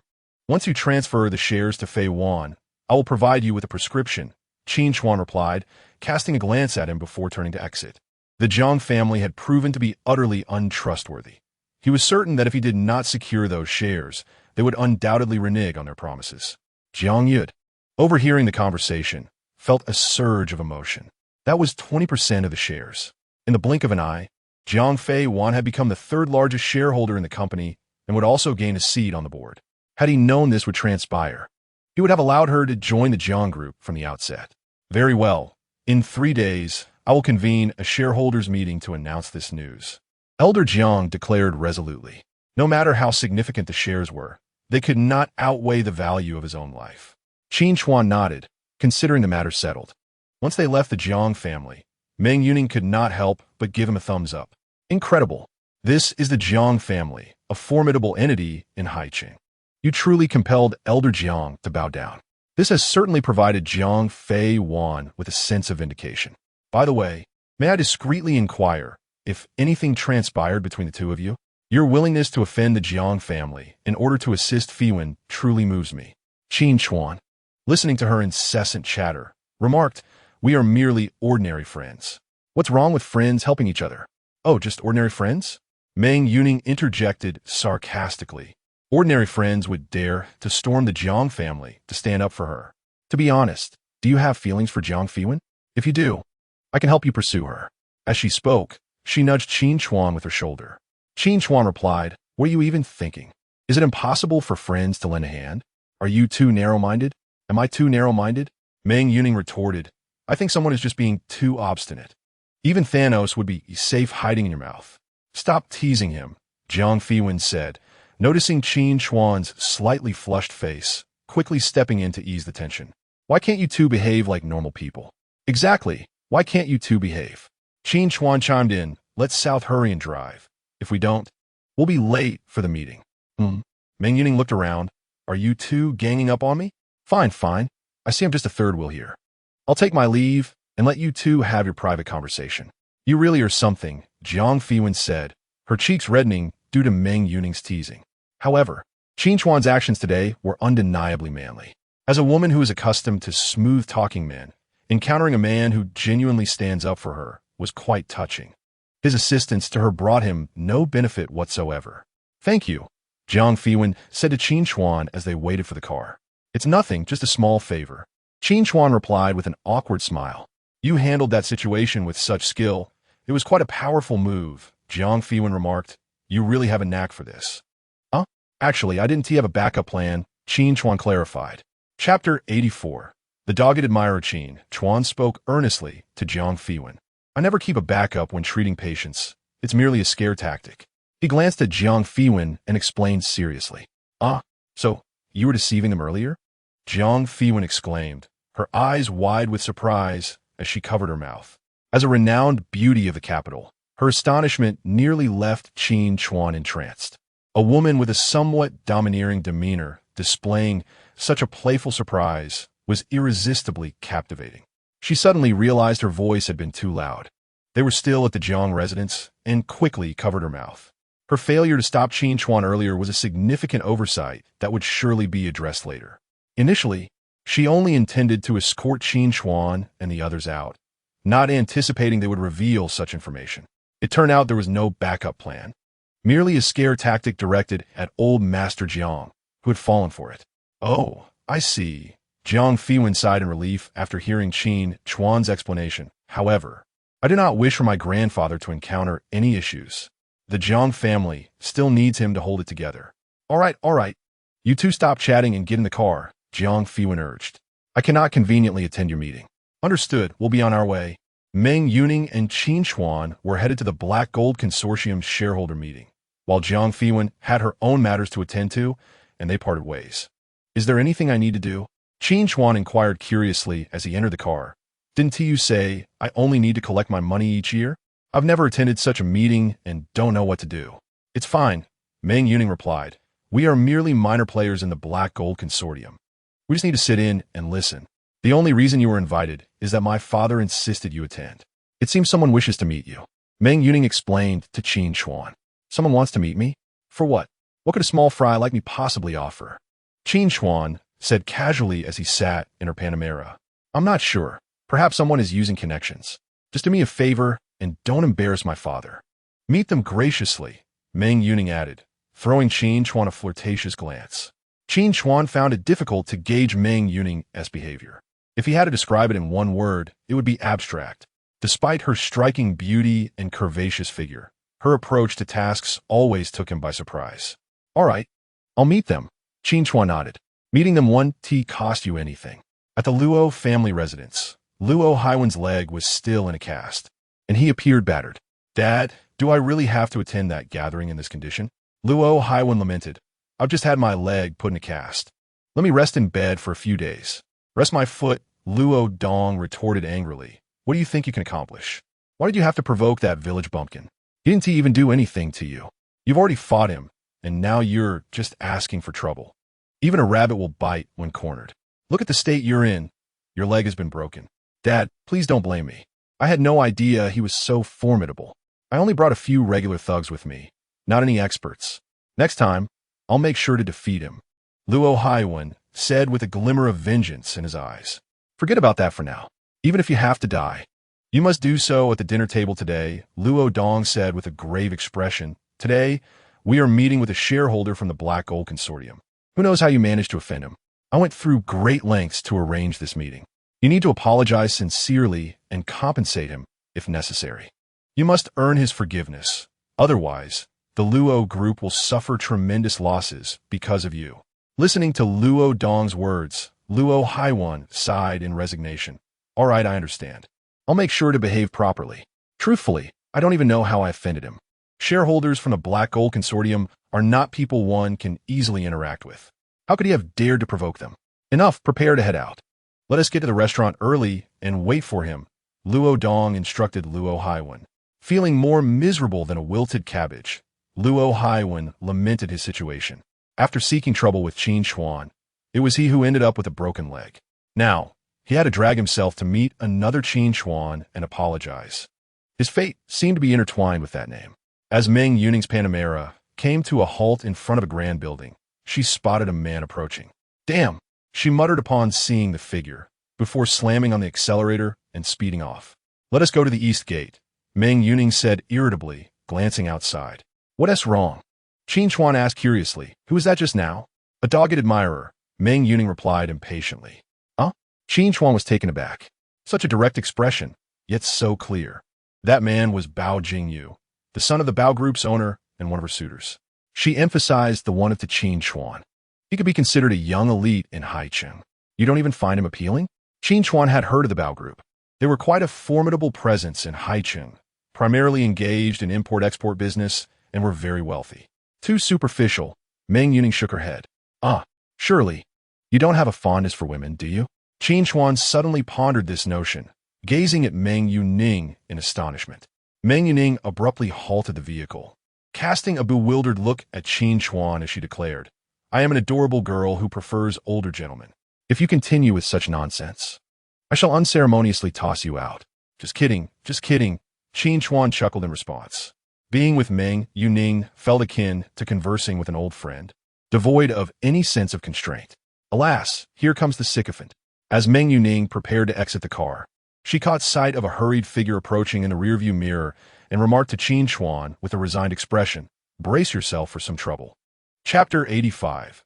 Excessive elasticity. Before Qin Chuan could comprehend the meaning behind Meng Yuning's words, Bao Jingyu dashed over, ready to open the car door for her in an overly obsequious manner. Qin Chuan found it perplexing. The individual had deliberately evaded one door only to approach this one. Was he not perceptive enough to grasp the situation? Pursuing her was an act of blatant sycophancy. "Yuning, you're here? I've been waiting for you down below for quite some time," Bao Jingyu said, opening the door for Meng Yuning. As she stepped out, adjusting her sunglasses on her face, her aura underwent a striking transformation. Qin Chuan was momentarily taken aback. In his memory, Meng Yuning had always been an aesthetically appealing yet abstract figure. However, upon descending from the vehicle, her demeanor shifted instantly, exuding the essence of an elite woman. She wore a light brown dress with a hint of formal style, striking a balance between solemnity and playful charm. Her long, slender legs, impeccably straight and fair, were undeniably captivating. Those legs, unless in the presence of Jiang Fei Wan, could draw admiration from anyone. Before exiting, she had changed into a pair of high heels that closely matched her attire, the straps elegantly wrapping around her ankles, adding a touch of allure. She let her long, voluminous hair cascade down, and her smile vanished, replaced by an expression of utmost seriousness. Her commanding presence was palpable. "Let's go," she said, looking down at Qin Chuan inside the car. "Oh," he replied, nodding and promptly exiting the vehicle. The moment Bao Jingyu laid eyes on Qin Chuan, his expression indeed shifted. How could his goddess be seated with another man? "You're here early, aren't you?" Qin Chuan greeted Bao Jingyu with a smile. Observing Qin Chuan's demeanor, Bao Jingyu felt a surge of animosity rising within him, his gaze now tinged with hostility. Meng Yuning shrugged her shoulders at Qin Chuan, expressing her exasperation. Despite her clear rejection, he persisted in approaching her, causing considerable confusion. "Umph." Bao Jingyu scrutinized the plainly dressed man before him, scoffing, and turned to Jiang Fei Wan, stating, "I've reserved a table at the restaurant below. Once the meeting concludes, let us dine together. We have matters to attend to, and no time to spare," Meng Yuning replied coldly. After saying that, she moved in front of Qin Chuan and said, "Let us go." As she spoke, she skillfully wrapped her arm around his. The instant she did, Qin Chuan instinctively attempted to shake her off. What a joke! Was she using him as a shield? Naturally, he would not acquiesce. However, Meng Yuning seemed well aware of his intent to disengage, gripping his arm tightly, rendering him immobile. Her arms exerted such force that her head nearly rested on Qin Chuan's shoulder, amplifying the sense of intimacy. "Help me, save me," she pleaded, looking up at Qin Chuan with a playful expression. Yet to Bao Jingyu's eyes, these gestures appeared as flirtation from Meng Yuning toward Qin Chuan. Bao Jingyu's heart simmered with rage, yet he maintained a semblance of politeness and inquired of Qin Chuan, "May I ask your surname, sir? Which company do you represent? I don't believe I've seen you before." "I am Qin Chuan, just an ordinary farmer, currently unemployed," Qin Chuan replied with a smile. Realizing he could not break free from Meng Yuning's grip, he ceased his struggles. Her bosom pressed firmly against his arm. Each attempt to extricate himself sent ripples of tension through him, leaving him flustered. It seemed more prudent to comply with the arrangement. A farmer? Upon hearing Qin Chuan's status, Bao Jingyu felt as if he had been struck with 1,000 blows. How could he possibly be outdone by a mere farmer? Was Meng Yuning's taste so heavy? "You are unworthy of her." Bao Jingyu gritted his teeth, addressing Qin Chuan. "Isn't that so? I too believe I am unworthy of her and wish to let go, but her grip is simply too tight." Qin Chuan glanced at Meng Yuning beside him and said softly, "She holds on far too tightly." Bao Jingyu felt as though a knife had pierced his already wounded heart. Why? What could possibly justify this? After pursuing her for so long, she had never glanced his way, yet now she was pursuing Qin Chuan? "Yuning, the disparity in your statuses is far too great." He cannot provide you with happiness. Bao Jingyu lamented to her. He is merely a farmer. What do you see in him? Indeed, Qin Chuan chimed in. I am just an ordinary farmer, undeserving of such immense pressure. Our family, the Bao family, is quite reputable in Haicheng. Being with me would greatly assist the Meng family. Look at him, by attire, background, and status, he cannot compare to me. Bao Jingyu asserted, deeply hurt. Yes, he speaks with such conviction. I truly am unworthy of you. This young Master Bao is a good man, Qin Chuan remarked to Meng Yuning. Before Qin Chuan could continue, Meng Yuning subtly pinched the inner part of his arm, causing him to wince in pain. He was meant to serve as a shield, not to conspire with this man. Please, she whispered urgently in his ear, being good to me is also being good to him. Consider it an act of kindness. Seeing her pleading expression, Qin Chuan nodded in agreement. What's wrong with my attire? Qin Chuan turned to Bao Jingyu and retorted, though I may be a farmer, I dress quite appropriately, do I not? Very much so, Meng Yuning concurred. Can your entire outfit even amount to 200 yuan? Bao Jingyu scoffed at Qin Chuan. Are you blind? Qin Chuan responded. Do you recognize this? Do you see this emblem? 200 yuan wunti, even by thread. Upon learning that Qin Chuan was a farmer, Bao Jingyu had presumptively assumed he wore cheap knockoff attire and had barely given him a second glance. However, as Qin Chuan spoke, he realized that the clothes he wore were worth thousands, including this year's limited edition pieces. He was grateful that Meng Yuning and Jiang Fei wanted gifted him a few expensive outfits. Otherwise, he would have been thoroughly embarrassed at this moment. Indeed, one's appearance can be deceiving. Bao Jingyu was noticeably taken aback. Spending a woman's money is hardly an accomplishment. Bao Jingyu believed Qin Chuan was certainly living off Meng Yuning's wealth and sneered, even that doesn't bring you shame. Chapter 86. You are the abstract Yuning. He is unworthy of you. Bao Jingyu persisted, still unwilling to concede, addressing Meng Yuning. He possesses neither power nor influence and can offer you nothing in Haicheng. Our family, at least, is a representative of the Black Gold Consortium. We share common ground. He is merely a farmer, capable of offering you no assistance beyond consuming your resources. Qin Chuan found himself puzzled. Is this the nature of sycophants? As long as he has not been told to leave, does he believe he still holds a chance? Shareholders enter through the east gate. At that moment, a voice resonated from the entrance of the Heir Financial Group. Qin Chuan chose to ignore him and proceeded towards the entrance alongside Jiang Fiwen. The representatives entered through the south gate, with someone directing them nearby. The Heir Financial Group is an immense interest group with numerous stakeholders. The largest shareholder holds merely 10% of shares. However, the distribution of dividend rights and decision-making authority is separate. Although some individuals do not possess a majority of shares, their single vote carries the weight of 10 votes from others. Nevertheless, other shareholders do hold participatory rights, rendering their shareholder status largely symbolic. You and she are incompatible, Bao Jingyu remarked to Qin Chuan. Currently, she can attend the Heir Financial Group's shareholder meetings as a shareholder. While you must remain below, unable to assist her, it would be wiser to let go voluntarily. As a representative, I at least have the right to attend as an observer.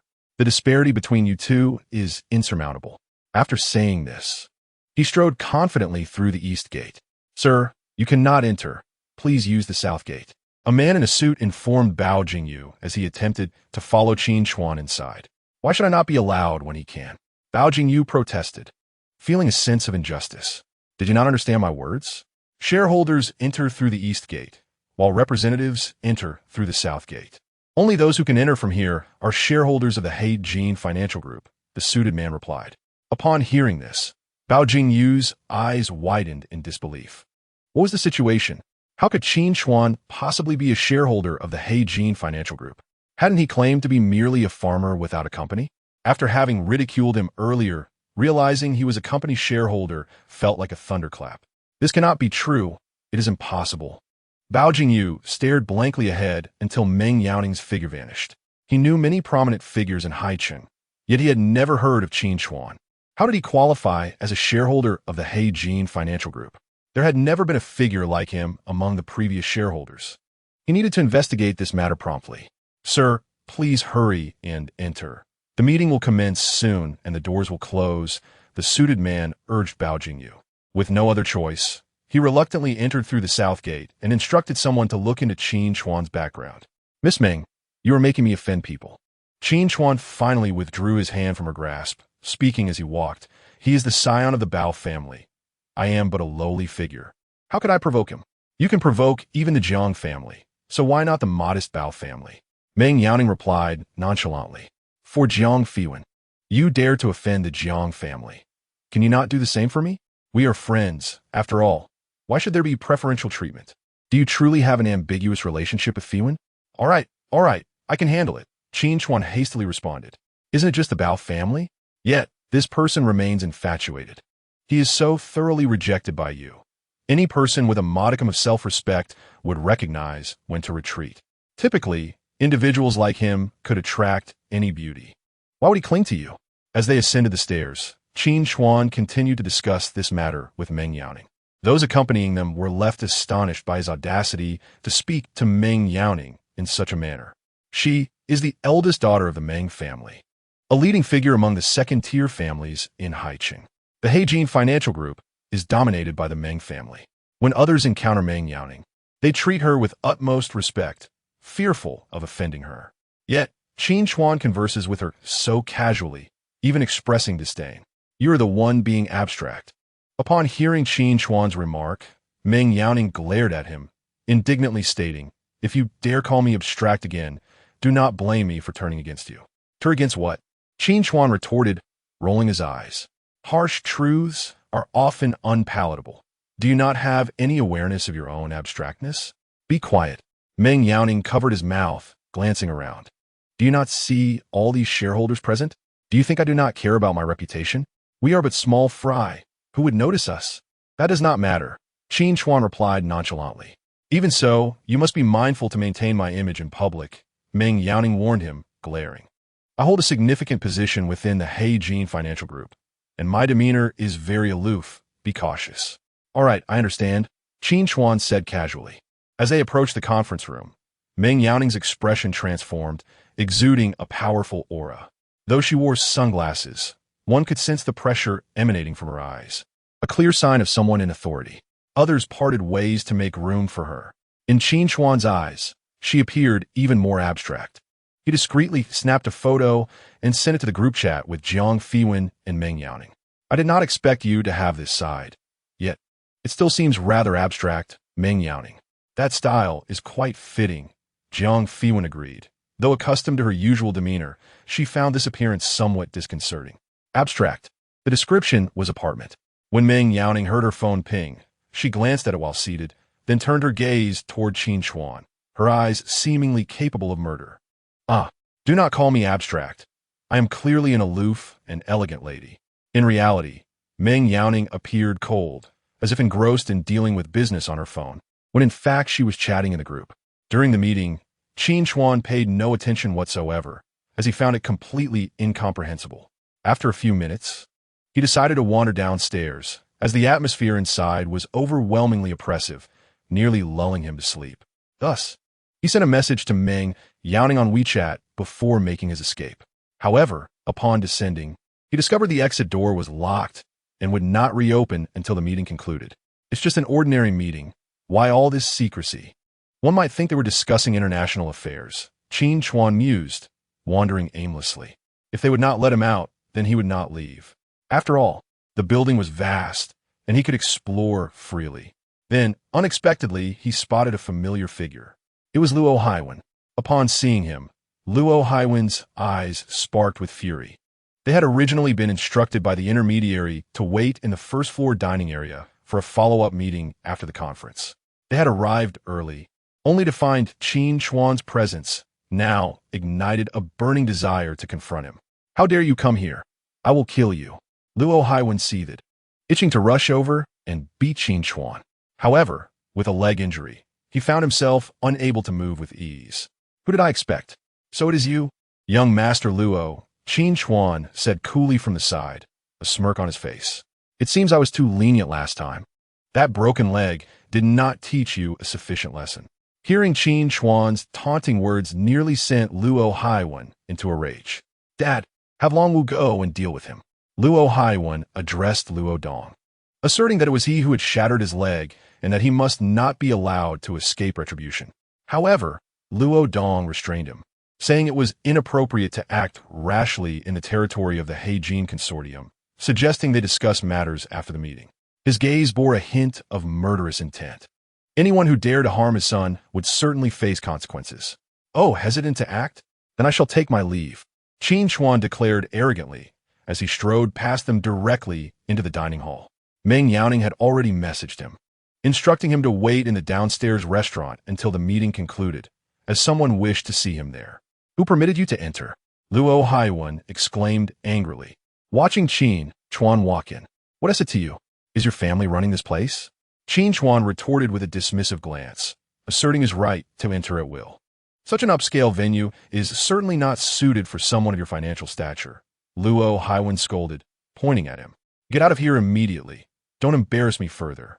Fool, Qin Chuan muttered disdainfully, ignoring him as he turned and took a seat at a random table in the restaurant. Enough, Luo Dong gestured to Luo Haiwan. Our priority now is to entertain our esteemed guest without causing any conflict. I will have Long Wu handle it. Luo Haiwan was his cherished son, and he could not allow anyone to bully him. Long Wu, his bodyguard, was a formidable fighter he had hired at great expense. Dealing with Qin Chuan would pose no issue. After a brief interval, the doors swung open, signaling the conclusion of the meeting. Prepare to welcome our guests, Luo Dong instructed Luo Haiwan. As he spoke, he noticed Qin Chuan heading toward the restroom and turned to Long Wu, saying, Go, incapacitate that man. Long Wu nodded and followed Qin Chuan. Earlier, Luo Dong had refrained from action in the restaurant, fearing the influential figures might disapprove, but now he would not hold back. Qin Chuan must be dealt with. Shortly after Long Wu left, several prominent figures descended from upstairs. Luo Dong recognized one of them and hurried to greet him. Mr. Meng, let me introduce you to Mr. Luo from the Luo Dong group. Hello, Mr. Meng. I am Luo Dong, he said, bowing and scraping in greeting. Mr. Meng smiled warmly and nodded. Since you were introduced by Mr. Hua, we are all friends here. No need for formality. And who is this? He inquired, glancing at Luo Haiwan. My son, Luo Dong replied, eager to please. He was a bit reckless yesterday and ended up with a broken leg, but he will certainly come to apologize in person. Oh, I see, Mr. Meng acknowledged with a nod, seemingly indifferent to the situation. If it weren't for Mr. Hua's introduction, he wouldn't have paid Luo Dong any mind. He was merely doing Mr. Hua a favor, as Qin Chuan was a friend of Meng Yaoning. Please, let us proceed inside. I have reserved the grand banquet hall, Luo Dong said with a smile, ushering everyone into the restaurant.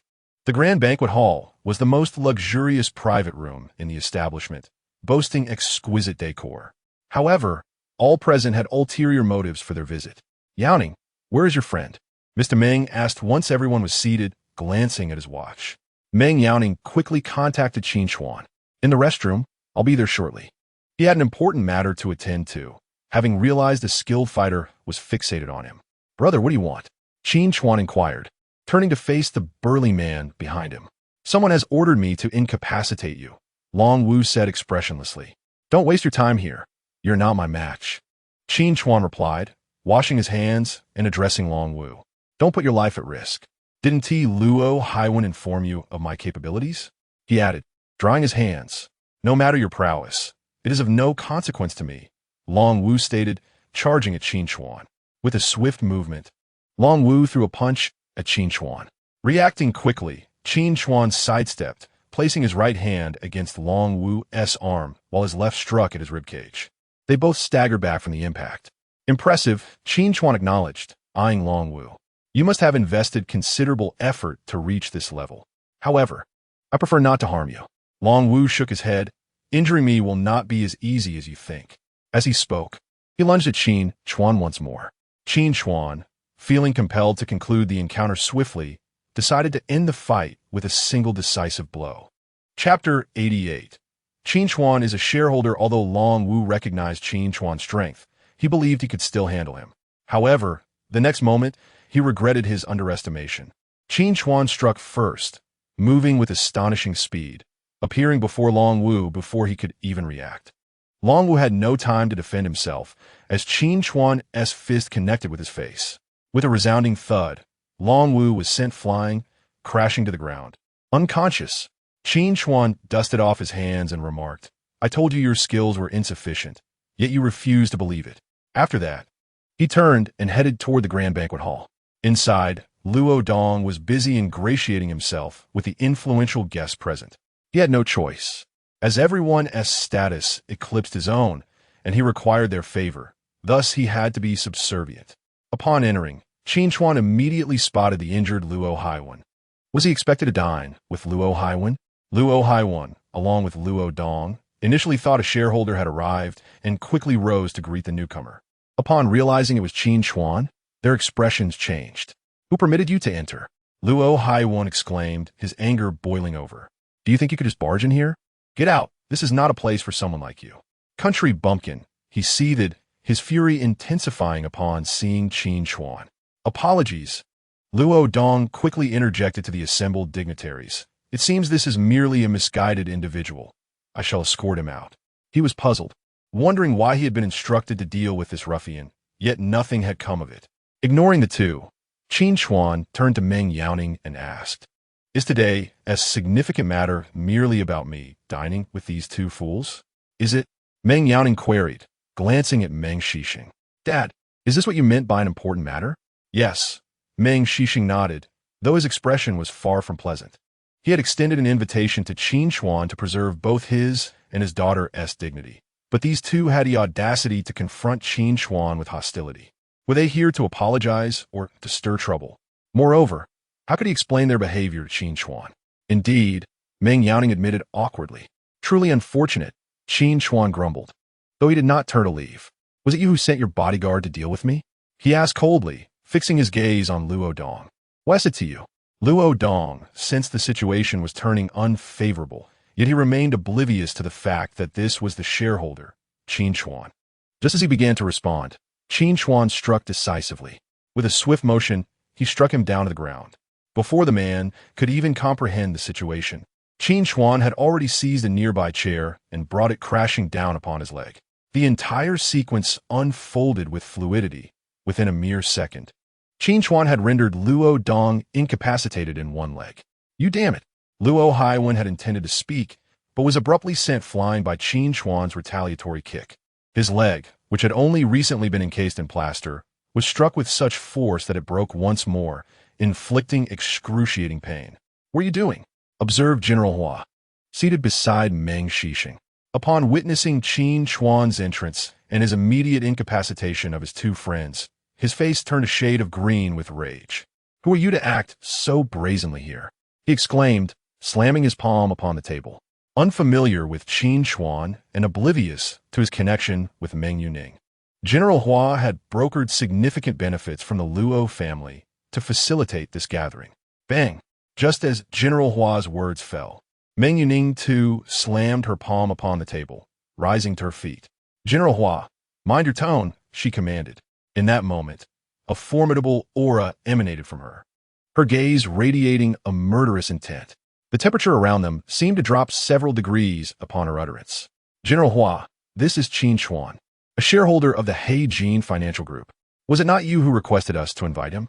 Meng Yuning stated coldly. "We exerted ourselves to extend an invitation. And what have you people done? Did you not hear? Not only did they hurl insults at my friends, but they also dared to send someone to cripple him. Let us go." After slamming the table, Meng Yuning kicked the chair aside and pulled Qin Chuan towards the exit. The room was left in stunned silence. The man they had just encountered was, in fact, the newly appointed shareholder of the Heijin Financial Group, the very person they were supposed to be entertaining that day. Luo Haiwan was so astounded that he forgot to voice his pain. "Is this Qin Chuan really the same Qin Chuan from our village? The so-called useless Qin Chuan has become a shareholder of the Heijin Financial Group?" This revelation was difficult for him to accept. Luo Dong's eyes widened in disbelief, suddenly realizing that the Luo Corporation was doomed. The individual his son had so grievously offended was a shareholder of the Heijin Financial Group. They had thoroughly alienated him, leaving no room for reconciliation. General Hua was equally taken aback, his mouth agape, unsure of how to proceed. He had just scolded a guest he was meant to impress. Meng Shixing remained seated, his expression filled with dissatisfaction. "General Hua, you have embarrassed me immensely."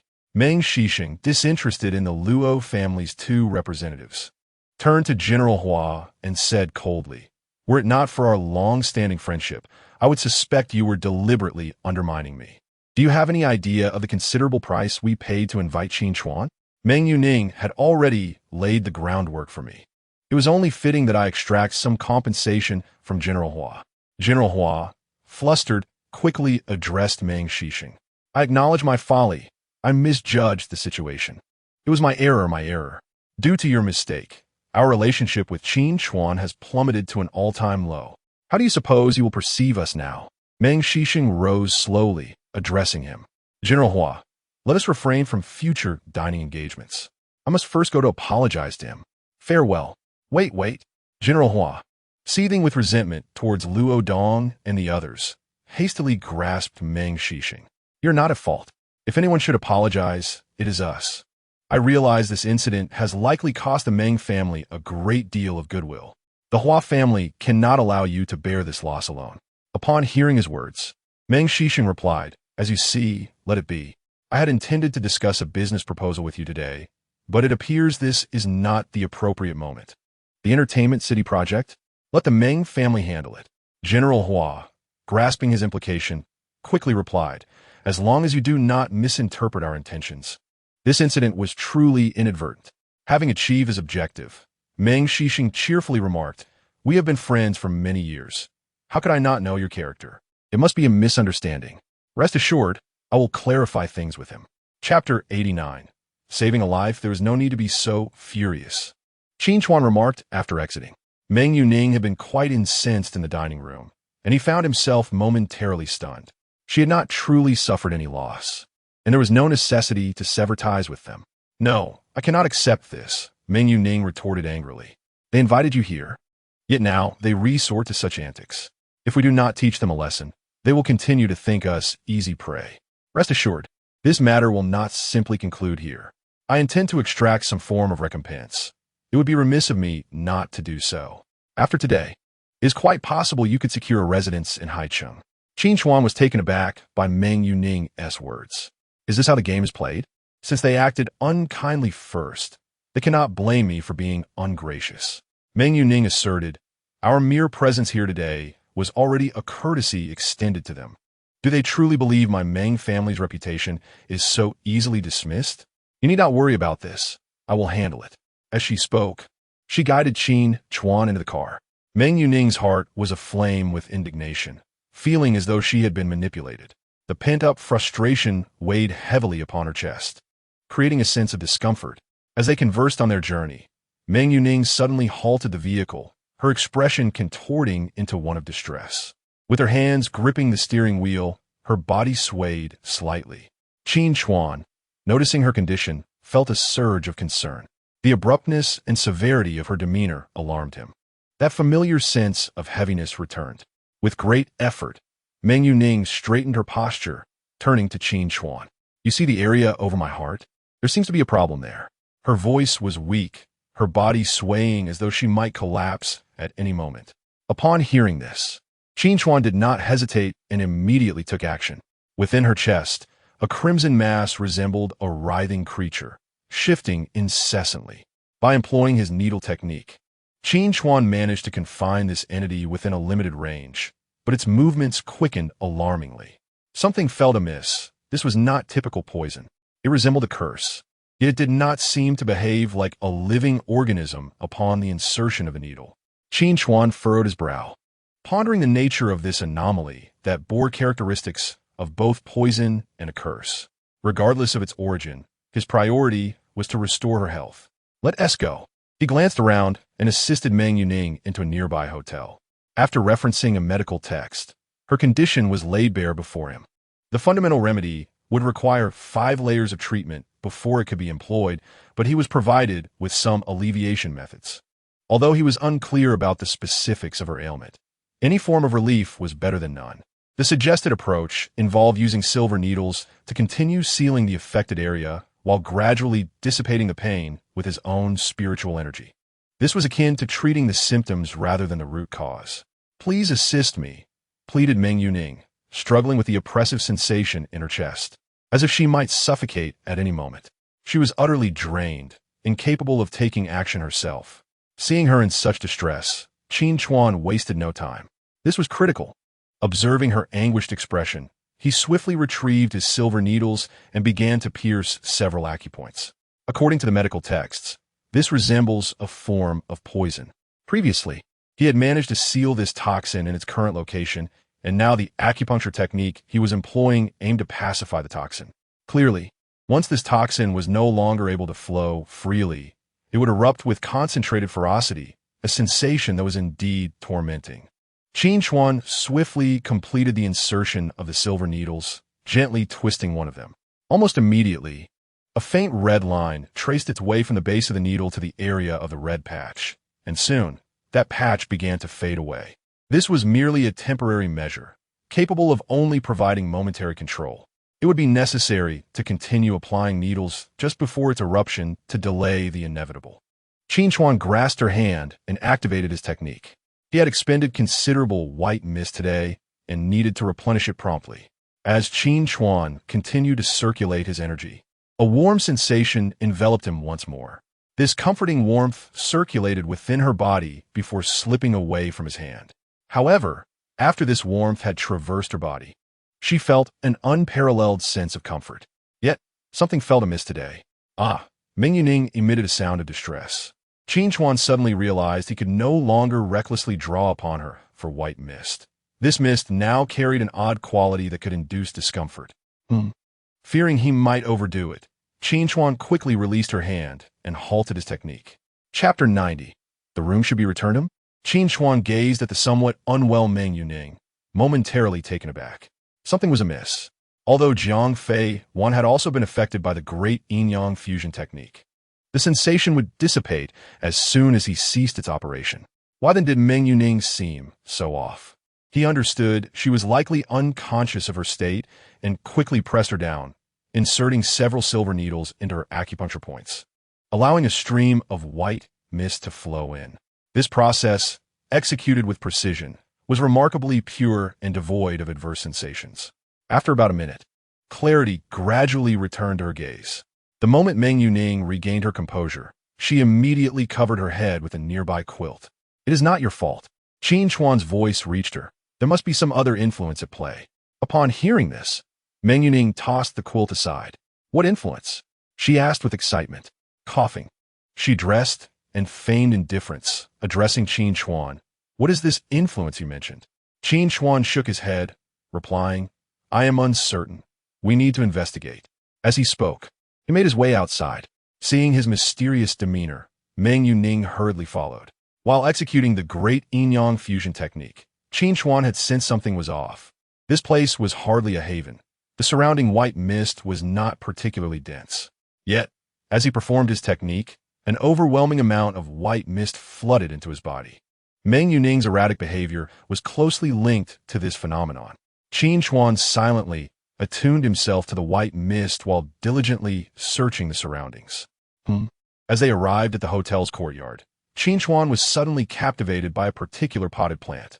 It appeared petite, standing at barely 10 centimeters, with a fruit resembling a lime perched atop its leaves. Qin Chuan was not particularly versed in potted plants. "Do me a favor," he said to Meng Yuning. "Could you assist me in acquiring that potted plant from the hotel later?" "Certainly," she replied after a brief glance. "There's no need to offend the client over this."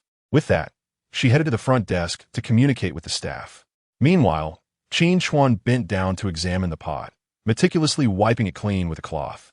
This was a plant imbued with rich white mist, carelessly discarded here. A true waste.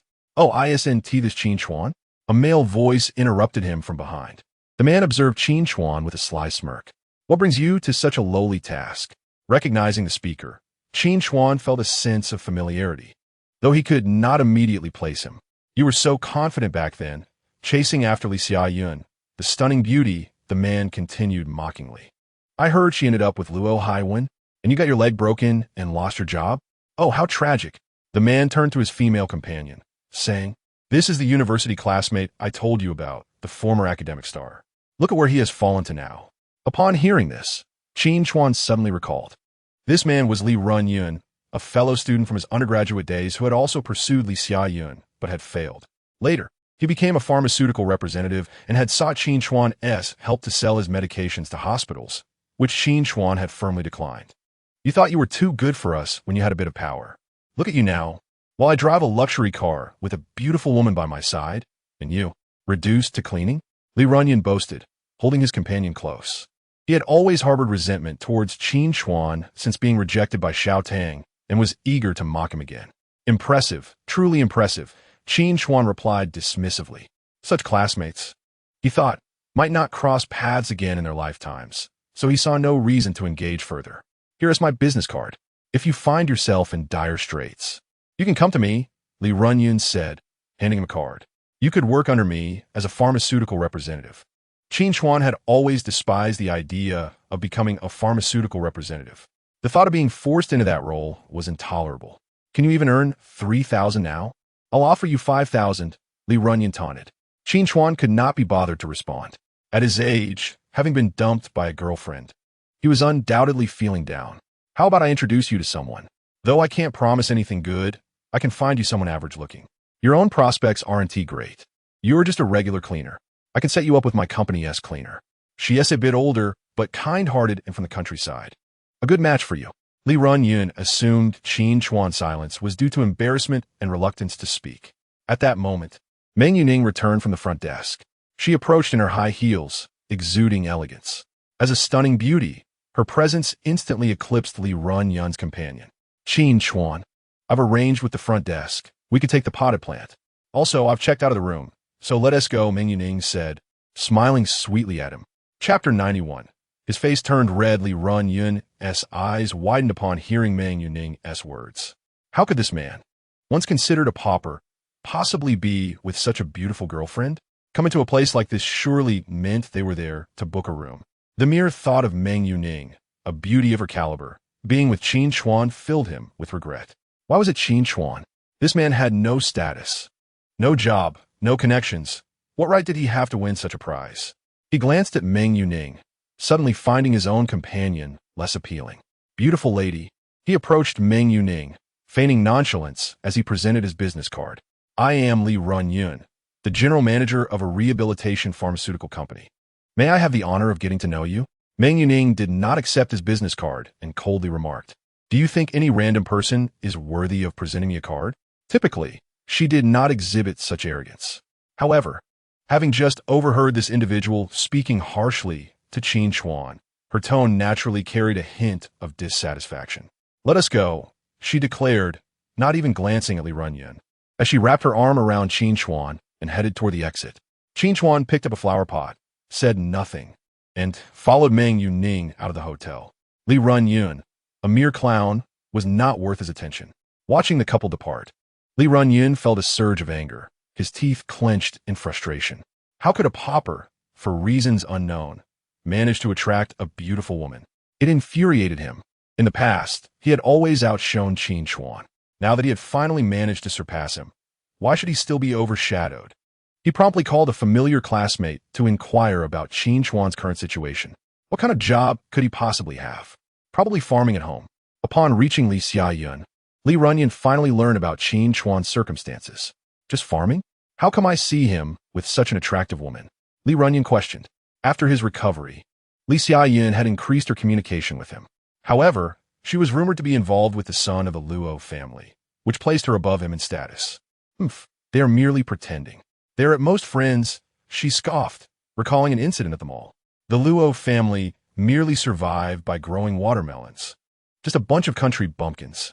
Recently, since Qin Chuan had struck Luo High One, Luo had been much colder toward her, which greatly irritated her. She dared not vent her frustration on Luo High One, so she could only blame Qin Chuan. Oh, I see. Li Runyan thought to himself, feeling reassured. This guy had been deceiving him all along.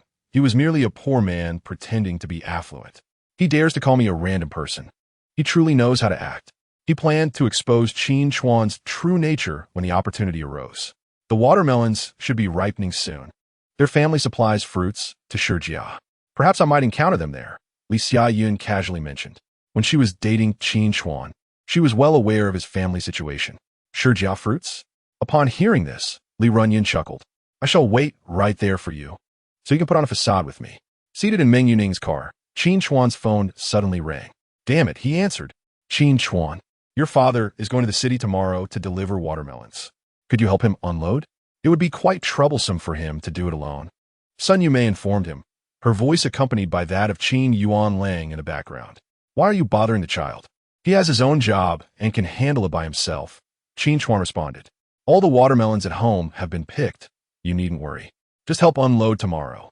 Your father has just recovered, and I fear he might struggle. Sun Yumei expressed her concern. All right, is it still a sure jia? Morning at 5? Qin Chuan inquired. Yes. Okay, I'll be there tomorrow morning. They exchanged a few more pleasantries before hanging up. How can you still let your family farm when you're a shareholder of He Jin Corporation? Meng Yuning teased Qin Chuan.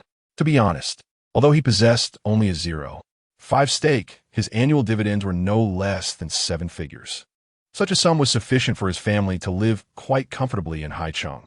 There was no need to tend to that small plot of land. The elders are old and only know how to grow watermelons. If you don't let them, they won't be pleased. Let them farm. They need something to occupy their time. Don't they? Qin Chuan replied with a shake of his head. Tomorrow, I will find a few people to help you unload. No need, there isn't much to unload. It will take just half an hour, Qin Chuan stated, looking at her. Our family barely makes a profit from a truckload of watermelons. Hiring people would almost eliminate any earnings. All right, Meng Yuning conceded, seeing that Qin Chuan did not require assistance and chose not to press further. You must not have had a good meal today, Jiang Fei Wan remarked, having changed into a simple home outfit consisting of a basic shirt and loose pants. Appearing more relaxed than usual. It wasn't that I didn't eat well. I didn't eat at all, Meng Yuning replied, sitting at the dining table. I was just filled with frustration. She promptly recounted the events that had transpired. The Luo family was truly excessive. Jiang Fei Wan frowned and said, Are we to let this go easily? We have several business dealings with the Luo family. I will immediately sever ties. Do not casually terminate ongoing business. Meng Yuning has already dealt with them for me. Qin Chuan interjected hastily. You have not officially joined Zhang's group yet, and issuing orders will make others think you are difficult to work with. Fei Wan, you need not concern yourself with this matter. If we intervene, the Luo family will undoubtedly suffer greatly, Meng Yuning asserted with unwavering confidence. Let's not dwell on this disheartening topic any longer. Let us eat. Jiang Fei Wan nodded in agreement. Did you prepare all this food? Meng Yuning asked in surprise, gazing at the beautifully presented dishes. Of course not. Jiang Fei Wan chuckled, covering her mouth. I hired a chef to prepare the meal. I was about to say, when did your culinary skills become so exceptional? You all enjoy your meal. I will go take a shower and change, Meng Yuning said as she stood up. Oh, is it hot today? Why is your outfit so damp? Jiang Fei Wan observed Meng Yuning's appearance and suddenly recalled her own experience during Qin Chuan's treatment, her face flushing. Chapter 92, Scalding Hot. Indeed, it is quite warm. Meng Yuning hastily found an excuse, saying, It's too hot. May I borrow your sleepwear? Speaking quickly, she dashed up to the second floor. The look in Jiang Fei Wan's eyes was one of realization, sending a wave of anxiety through her. Meng Yuning's words were clearly a test. Qin Chuan, caught off guard, remarked, Actually, I've already treated her. Yes. Meng Yuning on the second floor quickly understood Jiang Fei Wan's implications and called out, You haven't treated me yet. Please check on me later. She shot Qin Chuan a knowing glance. Not being dull, Qin Chuan thought for a moment and grasped the situation. Jiang Fei Wan chuckled, recognizing Meng Yuning's demeanor and understanding the context. Previously, she had mocked him, and now it seemed the tables had turned. Qin Chuan sighed in amusement, saying, All right, I need to handle some matters in the city tomorrow, so I will be imposing on you for the night. What do you mean imposing? If it weren't for you, we would have been thrown out by now. Jiang Fei Wan expressed her gratitude. Let us toast to you as a gesture of appreciation. Indeed, if it weren't for you, we would be in quite a predicament, Meng Yuning added as she came downstairs, now dressed in a long shirt. Truly a stunning beauty. Even in a simple shirt, she appeared extraordinarily lovely. Qin Chuan clinked glasses with them, saying, We are all friends. Helping each other is only natural. So let us not be overly polite. Exactly. We are friends and needn't stand on ceremony. Meng Yuning raised her cup, prepared to drink it all at once. Tui, it's so hot. She had assumed the tea was at a drinkable temperature, but discovered it was scalding, nearly burning her tongue. Did you not check the temperature before drinking? Did you not see how we are savoring it slowly? Jiang Fewen hurriedly fetched a tissue to wipe off the tea that had splashed onto her clothes. Qin Chuan brought a mop to clean up the spilled water on the floor. However, there wasn't much tea on the ground, as most of it had soaked into her clothing. There was no denying that her figure was truly remarkable, even when water slipped from her mouth. It hardly reached the floor. The white shirt she wore naturally became slightly translucent upon contact with water. Fortunately, the amount of tea was minimal, merely dampening a small area. Meng Yuning casually tugged at her clothing and remarked nonchalantly, "It's nothing. In this weather, it'll dry in 2 minutes. Come on, let's eat. We've been busy all afternoon without a proper meal." Jiang Fewen echoed her sentiments to Qin Chuan. Feeling somewhat hungry, Qin Chuan quickly dove into the food. After finishing the meal, Jiang Fewen looked at Qin Chuan with a hint of confusion and inquired, "Given my current situation, can I still swim?" "Of course, there's no problem," Qin Chuan reassured her. "Just avoid any vigorous collisions. Essentially, you've healed sufficiently. The cold air won't penetrate your body." Jiang Fewen let out a sigh of relief. With the temperature soaring to 40 degrees, the sun had just set, and the outdoors was no longer scorching. A perfect moment for swimming. It would be a shame if they couldn't swim today. "See, I told you we could swim," Meng Yuning called from the second floor, peering down at Jiang Fewen. "Which outfit will you wear? The red one or the white one? Perhaps let Qin Chuan choose?" As she spoke, Meng Yuning waved the 2 outfits in front of Qin Chuan. "Don't tease him," Jiang Fewen said, noticing Qin Chuan's awkward expression. "I'll wear the white one." The fruit was peculiar, encased in an incredibly dense white mist. When she practiced her yin-yang fusion technique, the white mist she produced was no less than what this place generated. The fruit resembled a lime, yet its exterior was hard to the touch, akin to a walnut. Qin Chuan, unable to discern the nature of the fruit, activated his ability to see through it. Instantly, his vision was enveloped by a white mist, revealing a line of text on the page of a book in his mind. Bilingua, green skin and hard shell, not suitable for direct consumption. Consuming it can lead to confusion. It can be used medicinally to treat various ailments. Currently ripe and ready for harvest. Further information requires access to the 3rd level. Upon reading this line, Qin Chuan felt a surge of frustration. Why were there level restrictions? It was either the 3rd level or the 5th level. After a moment of calm contemplation, he understood the reasoning behind the text. Before reaching the 3rd level, he would be unable to grasp the significance of such matters. Regardless of what the book revealed, it was also possible that upon attaining the 3rd or 5th level, he would enter a new realm of understanding. Nonetheless, the fruit was indeed ripe and ready for picking. At that moment, Qin Chuan noticed that the fruit was fervently absorbing the surrounding white mist. After approximately 10 minutes, it seemed to have reached its saturation point and ceased its absorption. He attempted to channel his yin-yang fusion technique, and the white mist from within the fruit flowed into his body. To his astonishment, he discovered that the white mist could be utilized directly. However, it also carried an intoxicating effect. After merely absorbing a small amount, he felt disoriented, and his thoughts began to spiral. While this substance was advantageous, it should not be used frequently.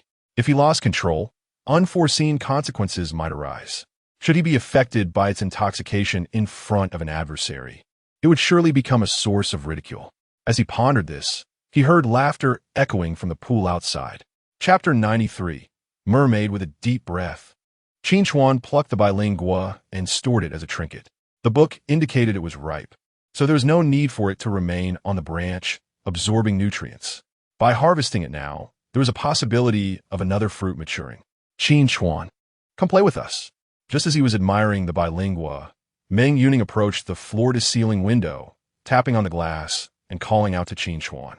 When he turned to look, he nearly lost his composure again. Meng Yuning was truly mesmerizing, shifting seamlessly between being alluring, aloof, playful, and flirtatious. "Why not join us? It's so hot outside," Jiang Fewen said, blushing as she approached him. With 2 stunning beauties in bikinis inviting him to swim, what reason could he have to refuse? "I didn't bring my swim trunks," Qin Chuan replied with a smile. "You two enjoy yourselves. I'll step out for a juice." He exited the room and settled into a nearby lounge chair, remarking, "Two beauties before me are truly a sight for sore eyes. Do you think we look stunning?" Meng Yuning leaned closer, asking him. Indeed, Qin Chuan nodded in agreement. "You're the first man to witness us in this state. Aren't you proud?" Meng Yuning teased. "It's all right," Qin Chuan replied. Enough teasing him, Jiang Fiwen interjected, addressing Meng Yuning. "Come on, let us get on with it." "Oh, look at you, defending him already." Meng Yuning chimed in. "I can't help but wonder if you two share any secret affections." "Don't speak nonsense," Jiang Fiwen shot back. "Weren't you just saying that Qin Chuan hasn't treated you? Hasn't he? If not, how could you be so unscathed?" She retorted. "Your clothes are even wet." "All right, enough," Jiang Fiwen insisted, cutting off the banter. "Let's not harm each other." Meng Yuning quickly covered her mouth, saying, "I was wrong. I want to speak out of turn again. Please, spare me." Remembering the previous incident made her feel quite embarrassed. Feeling victorious, Jiang Fiwen refrained from pursuing the matter further. In the pool, she and Meng Yuning swam gracefully like two enchanting mermaids, captivating Qin Chuan's attention. After a while, Jiang Fiwen emerged from the pool, wrapping herself in a towel as she approached Qin Chuan. "This afternoon, President Fu called. He said the bracelet is ready and will be delivered to you tomorrow." She seated herself and looked at Qin Chuan. He nodded in response, saying, "That's fine. If you need money, you can sell it directly to him. Discuss it with him when you meet. Don't hold back." From his tone, it seems the pearls turn out quite well. Jiang Fiwen recalled President Fu's call earlier, speaking to Qin Chuan. He nodded again. Had she not reminded him, he might have forgotten that several strings of pearls were still with President Fu. However, Mr. Fu was reliable with his pricing. "You can increase his offer by about 20%, Jiang Fiwen advised, concerned that Qin Chuan might be taken advantage of. "Understood," Qin Chuan acknowledged with a nod. "How pleasant." Just then, Meng Yuning emerged from the pool and hurried over. "Isn't the Jiang family organizing a shareholders meeting tomorrow? Do you need us to support you?" she asked Jiang Fiwen. "I worry that those from the Jiang family have ulterior motives. They might try to bully you." "Surely not." Jiang Fiwen shook her head and remarked, "At present, my grandfather's life is firmly in Qin Chuan's grasp. He would certainly not dare to act recklessly." Meng Yuning responded by shaking her head. "Given that Jiang Yiming has held sway over the company for such an extended period, how could he possibly permit you to enter so easily? I believe he will certainly create obstacles for you. Tomorrow, when you visit the Jiang family, please come and pick me up." Qin Chuan pondered for a moment and replied to her, "My work begins at 5 o'clock, and after a meal, I should be finished by around 7. "I will accompany you," Meng Yuning said to Jiang Fei Wan. "There's no need for you to come." Jiang Fei Wan replied to Meng Yuning, "You have your own multitude of troubles to address. Focus on your matters first, and do not let me burden you. Besides, with Qin Chuan by my side, I trust that there will be no unexpected incidents." "Do not speak of burdens," Meng Yuning remarked. "However, Qin Chuan is indeed reliable in his endeavors. With him accompanying you, I can rest easy." Qin Chuan observed Meng Yuning and noted the many secrets she harbored. Although she appeared carefree, she had never divulged any personal information to them. Nevertheless, he judged others solely by their character, and everything else was inconsequential. Meng Yuning's character was quite commendable. Just as their conversation grew animated, an unexpected sound of sun emerged from outside the courtyard, the melody sorrowful and plaintive. Upon hearing this sound, Meng Yuning's expression noticeably shifted. Chapter 94. My Bahi. The sound was rather unsettling, yet it lasted only 2 or 3 minutes before fading away. Meng Yuning's countenance grew tense as she addressed Xiao Qin Chuan and Jiang Fei Wan, saying, "I will come to play with you once I have resolved my family matters." Qin Chuan, intrigued, gazed at her retreating figure and inquired, "What was that sun sound just now? Where did it come from, and what does it signify?" Why did Meng Yuning's countenance change upon hearing this sound? Jiang Fiwen cast a smile towards Qin Chuan and remarked, "It's nothing. Perhaps Yuning is simply reminded of matters at home." Her reluctance to delve into the subject was palpable, prompting Qin Chuan to refrain from further inquiry. However, in the absence of Meng Yuning, a subtle tension enveloped the two. While the atmosphere had been less pronounced during Meng Yuning's presence, her departure rendered Jiang Fiwen, clad in a bikini, unexpectedly bashful. The hour was growing late. It was wise to rest. Observing the conversation faltering, Qin Chuan promptly addressed her. He then rose from the lounge chair. directing his gaze towards the sound of the sun, activating his vision. Instantly, a veil of white mist enveloped his eyes, rendering all obstacles before him invisible. At that moment, he beheld Meng Yuning stepping into a black vehicle.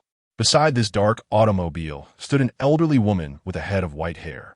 Clad in loose-fitting athletic attire, she donned a pink baseball cap that obscured her face, rendering her features indistinguishable.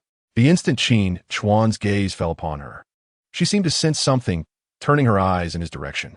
However, she discerned nothing amiss and promptly turned to enter the vehicle, departing soon after. Once they had left, Qin Chuan furrowed his brow. The white-haired woman had struck him as somewhat peculiar. He could not quite pinpoint what was amiss. Yet he felt an undeniable sense of the extraordinary surrounding her. Early the following morning, he arose at dawn and made his way to Jia fruit store.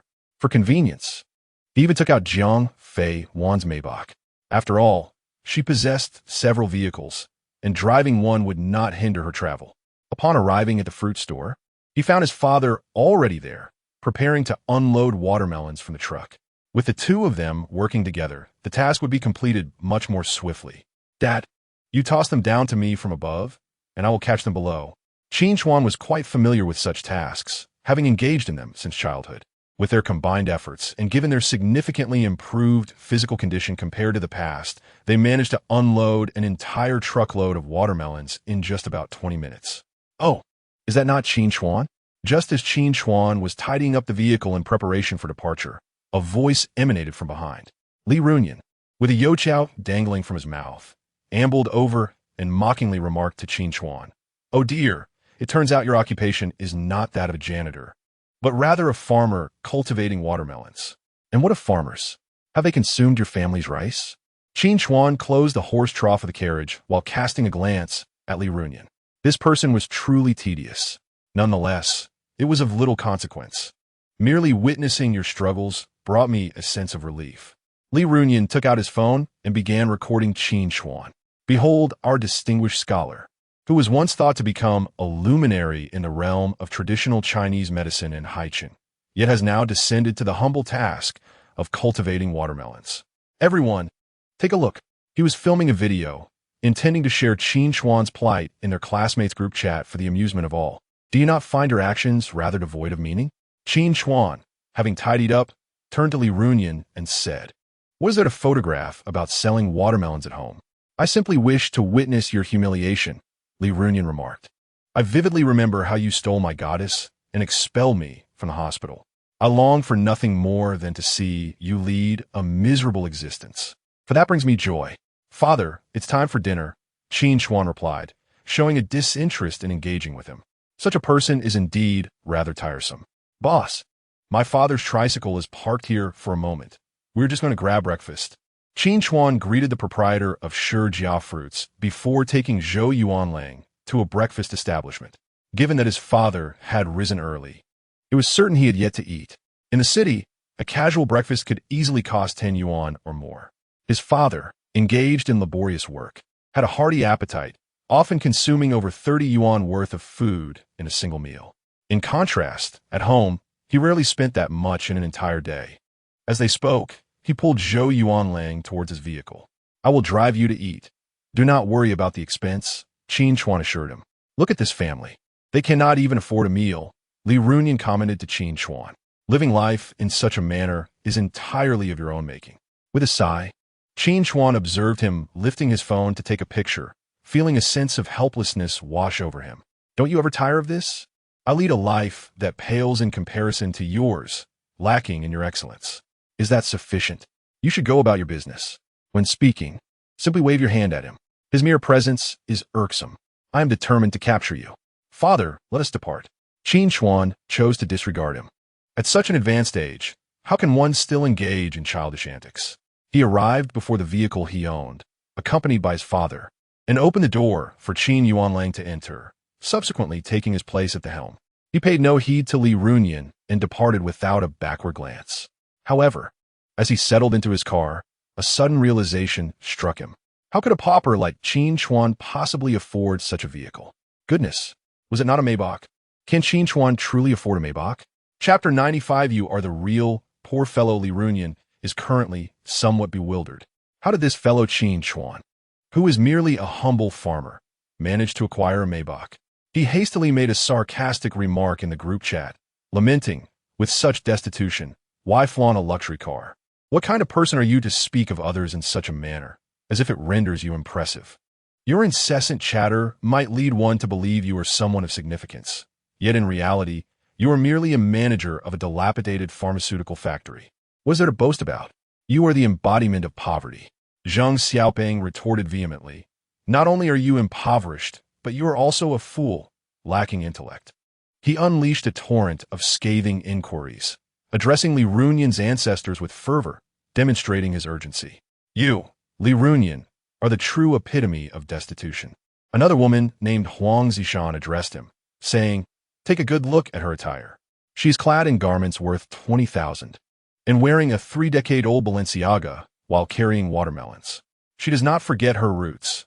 She is merely low-key, yet you still perceive her as impoverished. Have you not noticed that she has no desire to engage with you? She simply regards you as a fool. You dare to call her a pauper without any shame. Did you see the car she drives? That is a Maybach. If you're envious, just admit it, but claiming she is renting it only reveals your foolishness. After Huang Zishan's remarks, Li Runyan felt so embarrassed that he wished for a fissure in the ground to swallow him whole. What? Qin Chuan, this fellow, wears luxury brands? He is dressed expensively while hauling watermelons? Li Runyan had assumed he donned nothing but fakes. After all, even the wealthiest would hesitate to wear such costly clothing for menial labor, right? His mind must be muddled. Damn it. I worked overnight and was just about to sleep when I saw this idiot spewing nonsense in the group. He has robbed me of my sleep, the fool. Zhang Xiaoping, with a tongue as sharp as a blade, unleashed a torrent of insults without repetition. Those clothes are counterfeit, mere replicas. The car is rented too. Do you truly believe he can afford such expensive attire? This guy is nearly at the point of skipping breakfast. Just wait, I will expose him, Li Runyan declared. At that moment, Qin Chuan interjected, everyone please calm down. My clothes were a gift from a friend, and the car is borrowed from another. See, I told you. This guy is a pauper, Li Runyan immediately chimed in. Zhang Xiaoping was tempted to call Qin Chuan and berate him. Having the upper hand, how could he allow someone else to bolster their confidence at his expense? Li Runyan, yet you are indeed a fool. Hearing Qin Chuan insult him, Li Runyan, filled with anger, drove to the place where Xiao Tang was dining. Holding his phone and recording, he approached Qin Chuan. Aren't you wealthy? Why are you dining at a roadside stall? Can't you even spare 30 yuan? He had endured insults in the group for long enough and was determined to settle the score with Qin Chuan. To call you a fool is an understatement. Qin Chuan, witnessing him record yet another video, felt an overwhelming urge to retaliate physically. Even if he had earned a bit of money, he remained a fool. What could sharing his video in the group accomplish? They were all ordinary classmates, most of whom had no connection during school and could barely recall each other's names post-graduation. His recording could prove nothing. Most people were reasonable. Aside from a few materialistic individuals, the majority would find his actions outrageous.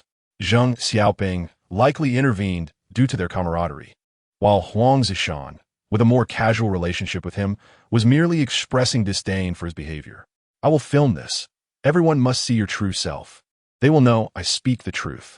Li Runyan seemed lost in his own world, lacking maturity at his age.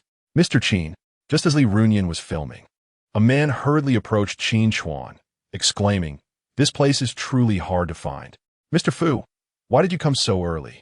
You could have waited a few days. Qin Chuan replied, that won't do. I must catch a flight shortly. I want to secure these bracelets directly, as I have several clients interested in them, Mr. Fu stated. Since we are old friends, I won't mince words. Here's my offer. What do you think? He pulled out his calculator and showed Qin Chuan a figure. Qin Chuan glanced at it. The amount was 70,000. Mr. Fu, those few strands of beads should be of the highest quality, right? 80,000, Qin Chuan said, applying the pricing strategy taught by Jiang Fiwen. Mr. Fu contemplated for a moment, mentally calculating. All right, that works. He assessed that he would still profit handsomely. The bracelets were all adorned with intricate patterns, each bead boasting abundant golden threads and an aesthetically pleasing uniformity. The design was remarkably consistent. It was indeed a rare find. There were 2 exceptional strands and several high-quality ones, making 80,000 a reasonable offer, primarily due to the value of the 2 premium strands. He promptly handed Qin Chuan a card, revealing the password. Qin Chuan nodded, accepting the payment. Mr. Fu, let us find an opportunity to collaborate in the future. Good? I must be off. Mr. Fu, eager to catch his flight, departed. Li Runyan, overhearing their conversation, was dumbfounded. In mere seconds, Qin Chuan had earned 80,000. The speed of his profit seemed astonishingly effortless. He had not initially realized who Mr. Fu was, but after filming, he posted the video. Just as he breathed a sigh of relief, Zhang Xiaoping reposted the video in the group. Chapter 96. The shareholders meeting. This video, intended to mock Qin Chuan's poverty, inadvertently revealed how effortlessly he made money. With Zhang Xiaoping's reposting, the situation became abundantly clear. Many early risers had seen the messages in the group and joined in the condemnation of Li Runyan. His actions were undeniably unjust. The overwhelming backlash forced Li Runyan to exit the group, feeling embarrassed. Initially aiming to ridicule Qin Chuan as a pauper, he realized that the true impoverished one was himself, a hidden wealthy individual. This shouldn't be happening. Li Runyan glared at Qin Chuan, filled with resentment. Qin Chuan pulled out his phone, pretending to activate the camera aimed at Li Runyan, saying, "Shall I share your appearance in the group as well?" "Humph." Li Runyan scoffed and turned to leave. At that moment, Zhang Xiaoping's call came through, inquiring, "He merely seeks attention. Do not mind him." "All right." After hanging up, Li Runyan finally managed to finish his breakfast in peace. "Father, take this money," Qin Chuan said, handing over the received amount to Qin Yuanling. "You all can use it. You should save it for yourself," Qin Yuanling replied. "You will need it for your future wife. We have enough money to manage without yours." "Father, please take it and spend it. I'm not in need of money right now. We should buy some essentials for the house," Qin Chuan insisted. "We lack many things. Let us purchase some furniture and renovate our home." While speaking, he forcefully placed the money into Qin Yuanling's hands. "All right, you focus on your matters," Qin Yuanling stated. A man should have his own career. He could not help but reflect on how much Qin Chuan had matured, capable of shouldering the family's responsibilities. After seeing Qin Yuanling off, Qin Chuan met up with Jiang Fiwen, and they headed toward Zhang's group. It must be said that as a second-tier family in Haicheng, Zhang's group possessed considerable stature. The foaming building they approached was entirely owned by their family, with Zhang's group occupying the entire structure. Upon entering, Qin Chuan marveled at the opulent decor. Something feels off. When they arrived at the conference room, they found it already filled with people, causing Jiang Fiwen to furrow her brow. The meeting was scheduled for 9 o'clock. They had arrived around 8:40. How could the shareholders' meeting commence without her? She was the main participant. Did they not intend to wait for her? Has the meeting already started? Qin Chuan frowned as well. Logically, if they were to announce the transfer of shares to Jiang Fiwen, they should have waited for her arrival to make the declaration. The two exchanged a glance, both perceiving confusion in each other's eyes. Nevertheless, they proceeded as previously agreed into the grand conference room. "What brings you here?" Jiang Fiwen heard the elder Jiang say in a nonchalant tone upon her entrance, his gaze unmistakably unsettling. Jiang Fiwen felt bewildered. She noticed there was no designated seat for her. After all, she was supposed to become the third largest shareholder of Jiang Corporation. Surely she should have a seat? Yet, Jiang Yiming, who was not a shareholder, sat comfortably at the elder Jiang's left hand. What do the elder's words mean? Wasn't it he who summoned her here? Today we discussed the allocation of shares for my father. What concern is it of yours? Jiang Yud coldly remarked, glaring at Jiang Fiwen. Upon hearing this, Qin Chuan furrowed his brow. The situation had taken an unexpected turn. The Jiang family truly lacked shame. Jiang Fiwen's expression turned serious as she addressed the elder Jiang, grandfather. What does he mean by that? It means nothing, the elder Jiang replied coldly, casting her a sidelong glance. The Jiang Corporation has decided to appoint a new shareholder. I have personally chosen to allocate 10% of the shares to Jiang Yiming. At this revelation, Jiang Fiwen realized the elder Jiang had indeed reneged on his earlier promise. Grandfather, that is not what you initially stated. Qin Chuan interjected, his tone icy. You had previously agreed to allocate 20% of shares to Jiang Fiwen during the shareholders' meeting. Are you truly willing to go back on your word? You must be fearless indeed. Do not frighten us, Jiang Yud chuckled. Your words were quite grand that day. Do you truly believe you can control life and death? We have heard your conversation with Jiang Fiwen. You have no backup plan. Our elder has already recovered. Do not think to intimidate us with this matter. After saying this, he displayed an air of immense pride. Qin Chuan regarded him as if he were a simpleton. While he indeed had no contingency plan, it was true that the elder Jiang's ailment had not been cured. Qin Chuan, do not think to use this matter to intimidate us Jiang family members. We are not easily swayed, Jiang Yiming stated. They had convened this meeting intentionally to provoke Qin Chuan. Jiang Fiwen felt a wave of embarrassment wash over her as the many eyes in the room bore down on her, rendering her acutely self-conscious. She had come to participate in her initiation into Jiang Corporation, yet it had devolved into Jiang Yiming's ceremony, with her merely serving as a backdrop. If they were unwilling to allow her entry, they could have communicated that in advance. Instead, they waited for her arrival to stage this farce of allocating shares to Jiang Yiming, intending to humiliate her. The Jiang family truly was ungrateful. Qin Chuan shook his head. Addressing the elder Jiang, it is not too late for you to retract your statement. If you do so now, we can adhere to the previous agreement. Should you remain obstinate, your next plea will come at a much greater cost. His eyes gleamed with lethal intent. The elder, undeterred by fear, felt emboldened. When you were in a coma, the hospital claimed you would not survive. If you do not believe my words, then bear the consequences, Qin Chuan remarked dismissively. Do not speak such nonsense, Qin Chuan. Jiang Yiming would not allow Qin Chuan to disrupt this ceremony. What is your intention in cursing my father? While we, the Jiang family, adhere to propriety, if you utter such words again, do not blame me for being unkind. This was all because the elder Jiang insisted on inviting Jiang Fiwen, wanting to vent his suppressed grievances. He merely wished to secure the shares. Only by holding them could he truly control Jiang Corporation. The Jiang family has propriety? Are you jesting? Qin Chuan nearly laughed, retorting coldly in my eyes. Your family is deceitful, lacking any moral foundation. Elder Jiang, bear the consequences of your own misdeeds. You will soon realize how egregiously wrong you are. Before long, you will lose consciousness. Even if you awaken, you shall not escape your fate. Qin Chuan had agreed to this shareholders' meeting, knowing the elder Jiang's condition would spiral out of control.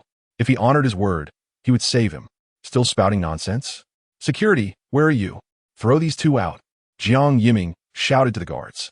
Qin Chuan waved dismissively. There is no need for us to be escorted out. We shall leave on our own accord. But before we do, you will come seeking my assistance. With that, he took Jiang Fiwen's hand and headed for the exit. What a nuisance, Jiang Yiming scoffed, watching their departing figures. Esteemed shareholders, let us continue our meeting. Jiang Fiwen was so eager to join Jiang Corporation that she had become somewhat deranged, even beginning to curse the elder, revealing her ill intentions. Observing their sulking departure, the elder Jiang felt inexplicable satisfaction. How dare they threaten him, truly mistaking themselves for something of significance. Let us proceed with the meeting, the elder Jiang instructed those present. Fortunately, his steward had been astute, overhearing the exchange between Qin Chuan and the two. Otherwise, he might have been manipulated. Just as the elder Jiang was about to continue speaking, darkness suddenly enveloped his vision, as if shrouded in a veil. At that moment, he recalled Qin Chuan's earlier words, a wave of panic rising within him. Hadn't the hospital declared him healthy? Why was he now experiencing such sensations? The pain was unbearable. Gradually, he found himself unable to control his body, akin to his previous state. Quickly, summon Qin Chuan. The elder Jiang called out as he began to collapse. Jiang Yiming had absolutely no desire to seek Qin Chuan's help, for that would mean admitting defeat after just having been rebuffed. However, with the elder's life hanging in the balance, Qin Chuan's words seemed to hold weight. If what Qin Chuan said were true, the elder Jiang might not survive this ordeal. The elder Jiang lay sprawled across the table, gasping for breath, glaring at Jiang Yiming. Hurry, what are you waiting for? If it weren't for the elder Jiang's urgent plea, he would not have considered seeking Qin Chuan's assistance. To expel him, and then promptly request his help would be to slap his own face. Moreover, if the elder Jiang did not awaken, the shares would inevitably be passed to the matriarch. Thus, he hesitated over whether to save the elder or not.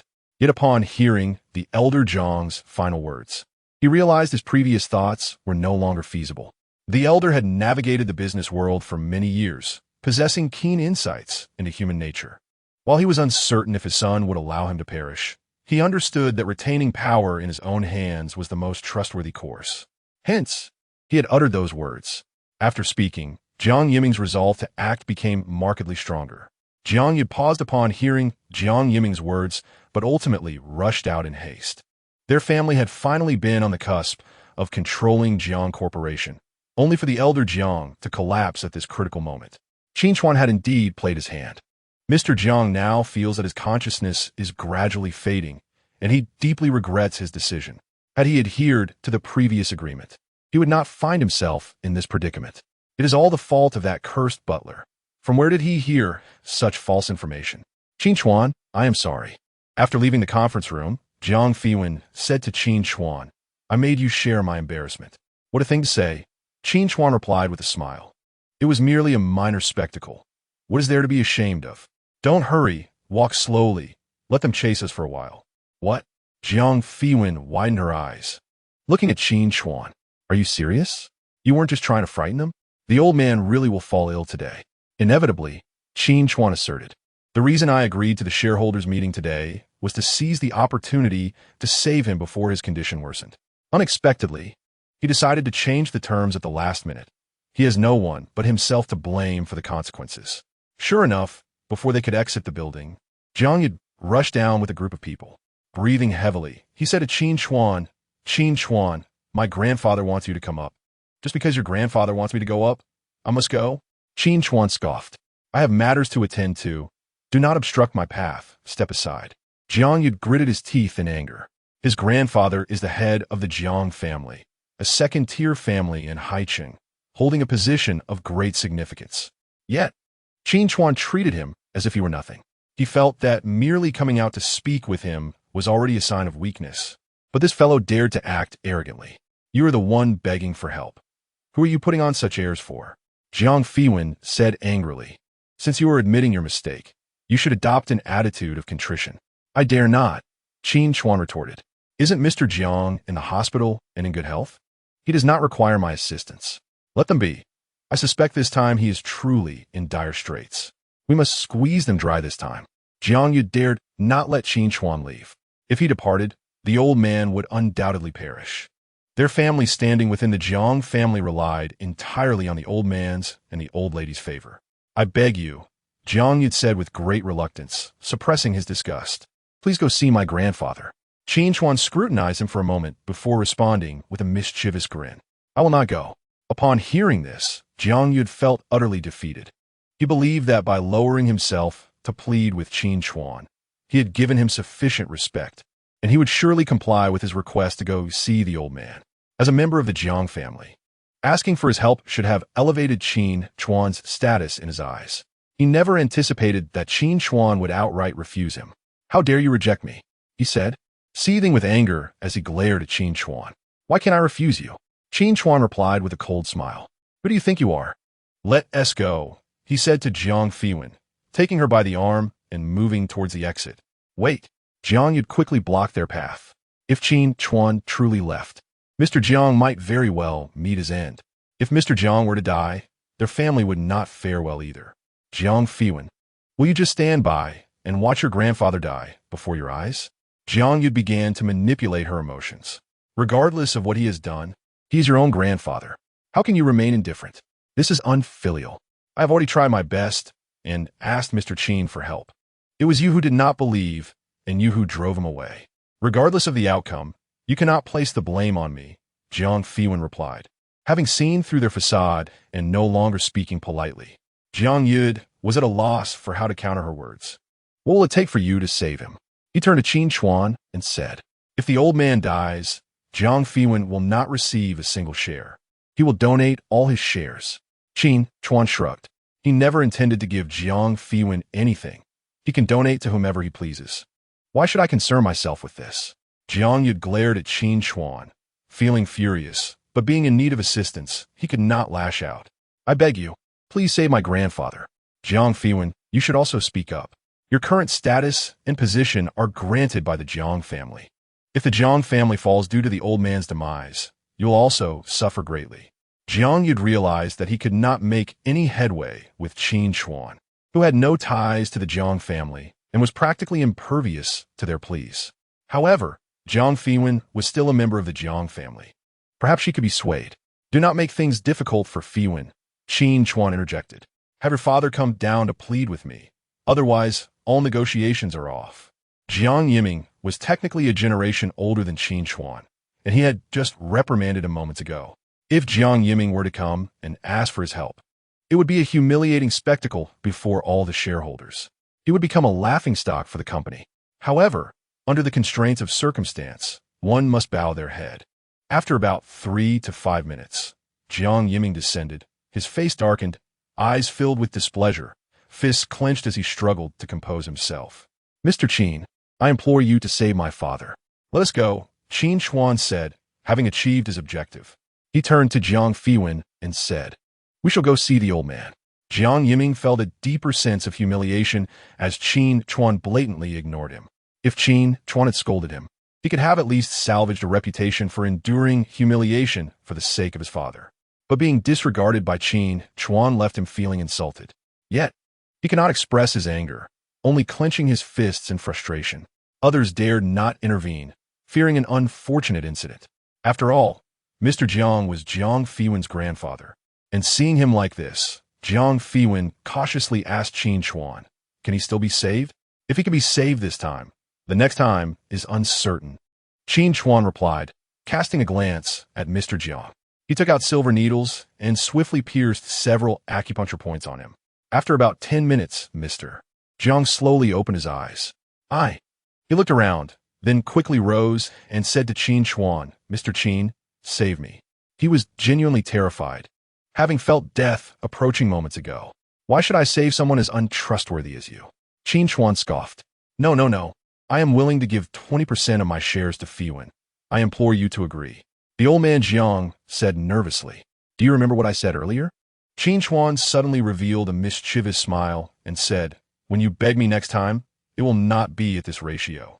Since you mentioned that losing your position as the largest shareholder would be detrimental to the company's operations, you shall transfer 25% of the shares to Jiang Fiwen. Additionally, that villa shall also be transferred to her name. Furthermore, Ruabazhai will be managed by Jiang Fiwen. He declared, if you dare to deceive yourself, do not blame me for being impolite. Upon hearing this, Mr. Jiang was taken aback. If he transferred 25% of his shares to Jiang Fiwen, he would only retain 35%. Although he would still be the largest shareholder, his control over the company would significantly diminish. While Ruabazhai had some renown in the antiques business, it paled in comparison to the vast Jiang family conglomerate. If you are unwilling, then so be it, Qin Chuan said. I shall take my leave. Do not send anyone to pester me. No. Mr. Jiang conceded. Faced with the prospect of losing his life, wealth became insignificant. I implore you, please save my life. Mr. Jiang said anxiously to Qin Chuan, I will give you all of this. At this moment, let the announcement be made. Qin Chuan addressed him, urging, it is best for you to announce early and sign the agreement promptly. I am merely sustaining your breath with a silver needle. Once this breath dissipates, your life may be forfeit. Quickly print the contract. The venerable Jiang instructed the legal advisor beside him. However, he had a template prepared for Jiang Yiming's shares, requiring only minor adjustments to the figures. Shortly thereafter, the contract was presented, without even glancing at its contents. He swiftly affixed his signature and handed it to Jiang Fiwen, stating, once you sign, it shall take effect. Jiang Fiwen cast a glance at Qin Chuan before finally signing her name at the bottom. After Jiang Fiwen's signature was inscribed, the old man Jiang breathed a sigh of relief and promptly addressed the shareholders present, declaring, from this day forth, Jiang Fiwen shall be the third largest shareholder of Jiang Group. Let's welcome her with applause. Although the process was somewhat convoluted, Jiang Fiwen ultimately secured her position within Jiang Group. The expressions of Jiang Yiming and his son at the entrance turned grim. Initially, they could have obtained 10% of the shares, but now that opportunity had vanished. Chapter 99. The destruction of crops with the shares in hand. Qin Chuan devoted himself to restoring the old man's health. Take this medication daily for a month. and you shall heal yourself," Qin Chuan conveyed as he handed the prescription to the venerable Jiang. The old man gazed at the prescription with tears of joy nearly spilling forth. At last, this affliction would be eradicated, and he would no longer be constrained. However, with Jiang Fiwen now possessing 25% of the shares, she had become a significant force within the company. Displacing her would not be an easy feat. Coughing, the old man Jiang addressed Jiang Fiwen. "Today, you should rest well and acclimate to the company. Tomorrow, I will convene a board meeting to redistribute responsibilities. Secretary Liang, please prepare an office for Fiwen." Once arrangements were made for Jiang Fiwen, Qin Chuan departed, for he had another matter to attend to, dealing with that scoundrel by Jiangbua. This fellow had the audacity to instigate trouble for him, and this issue would not be overlooked. After leaving, he proceeded directly to Bai Jiangbua's construction site. However, upon reaching his office, he discovered that the man was absent. "Who are you? Who allowed you in?"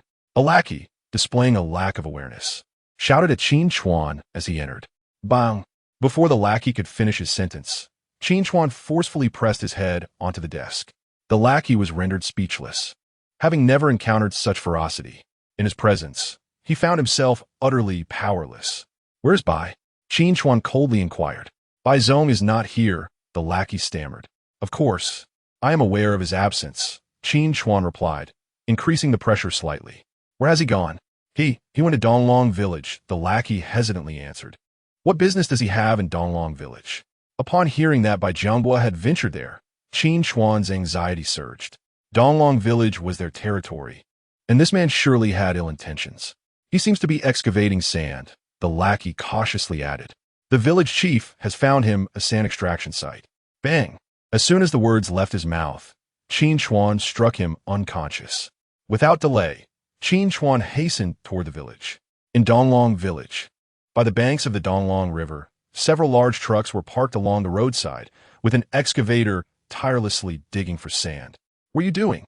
At that moment, a woman emerged, berating them. "Who permitted you to excavate sand here?" Lu Minmin, upon seeing the woman approach, Songge stepped forward and replied, "I did. This is collective property, and I am extracting collective sand. What business is it of yours?" Lu Minmin, witnessing the array of heavy machinery, felt her anger rising. "I do not care where you extract sand from, but look at how these trucks have trampled through my fields." Lu Minmin exclaimed anxiously. "All the crops I just planted have been destroyed." The land by the river was prime agricultural ground, serving as a vital source of her income. The vegetables she cultivated were to be supplied to restaurants in the city. She toiled in the fields to earn a little extra, but now, with the trucks trampling her crops, her livelihood was at stake. Bai Jiangbua, overhearing the exchange, approached with a furrowed brow. Lu Minmin, though slightly intimidated by his presence, mustered her courage and said, "Your vehicles have ravaged my land.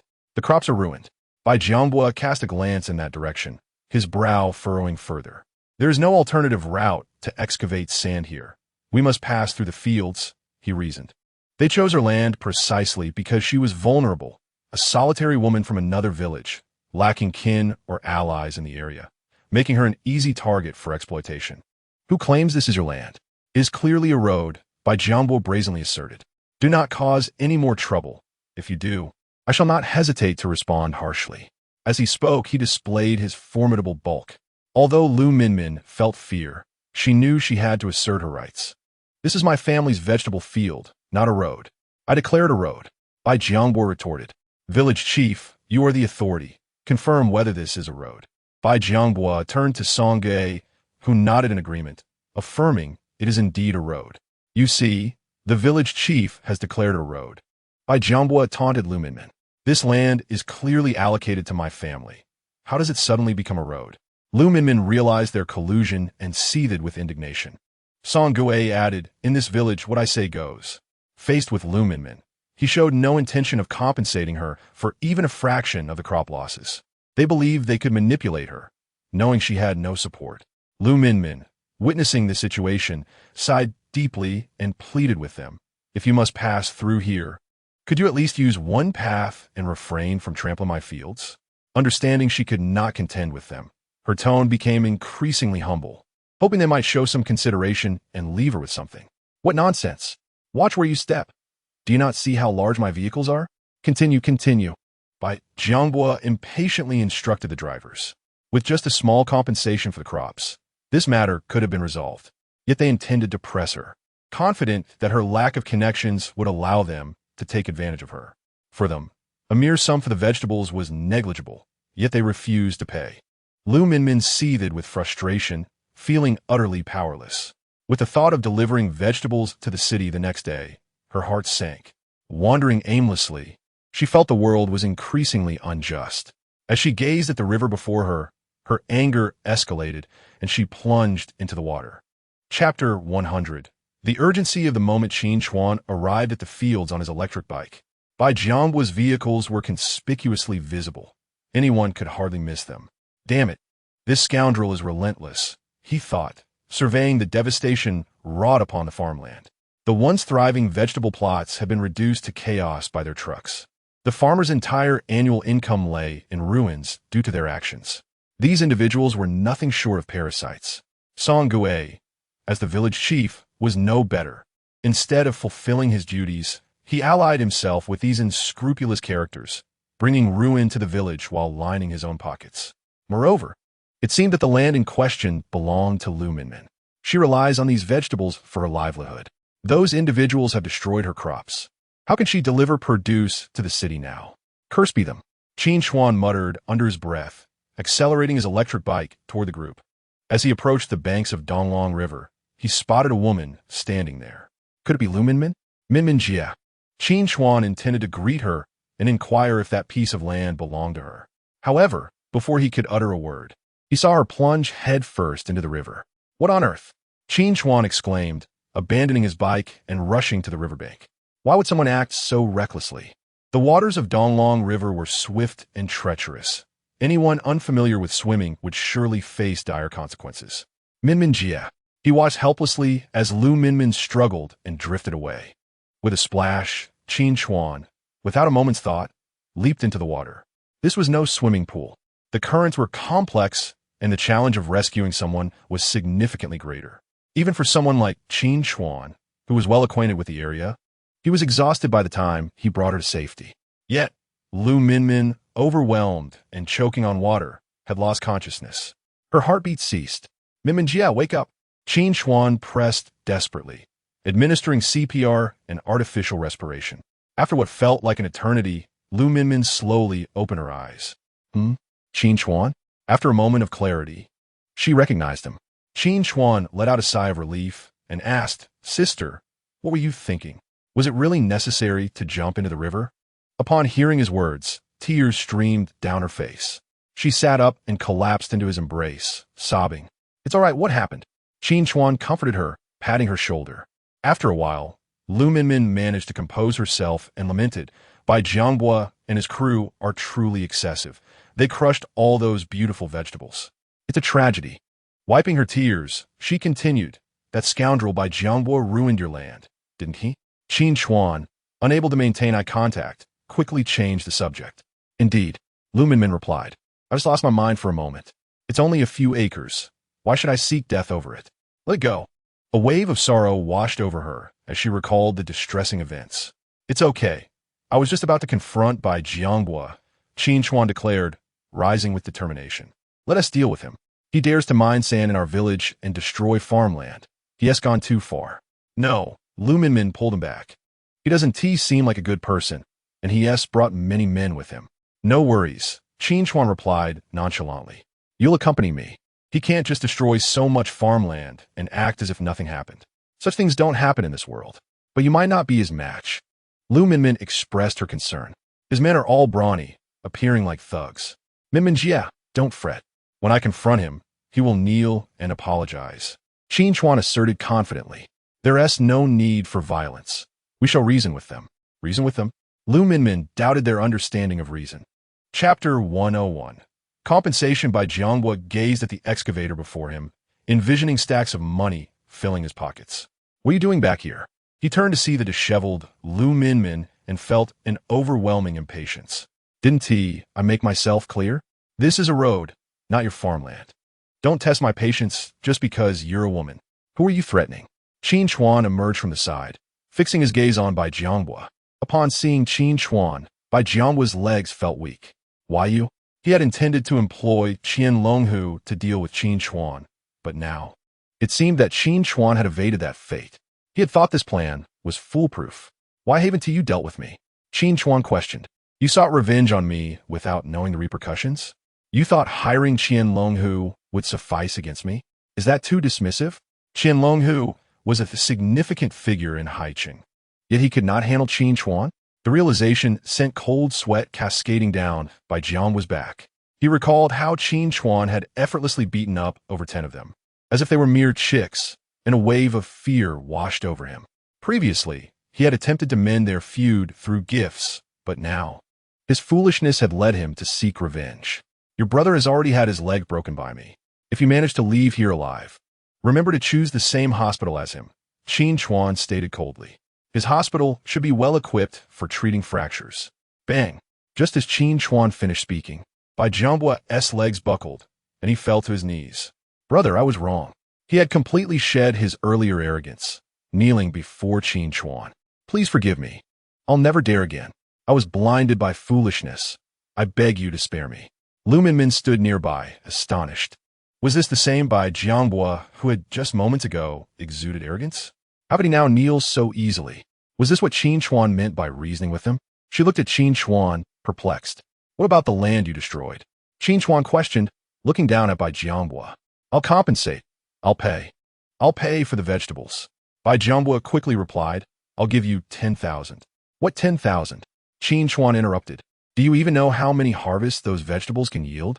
You think 10,000 is enough to buy them all? 20,000, 20,000. Bai Jianghua, fearing Qin Chuan's wrath, was desperate to appease him. Satisfied, Qin Chuan nodded. Just as Bai Jianghua thought the ordeal was over, Qin Chuan spoke again. What about the plowing costs? Huh? Bai Jianghua was bewildered. What plowing costs? You've ruined the land. Don't you need to plow it again? Doesn't that require payment? Qin Chuan inquired. I'll pay. 3,000. Is that acceptable? Bai Jianghua was on the verge of tears, but dared not refuse.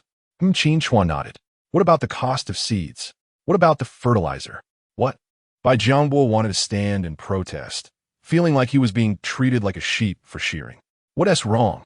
Your expression suggests you disagree. Qin Chuan furrowed his brow, scrutinizing him. You destroyed their crops. Don't they need to buy new seeds and replant? Shouldn't those costs be covered by you? Fine. Add up to 30,000 total, including everything. How about that?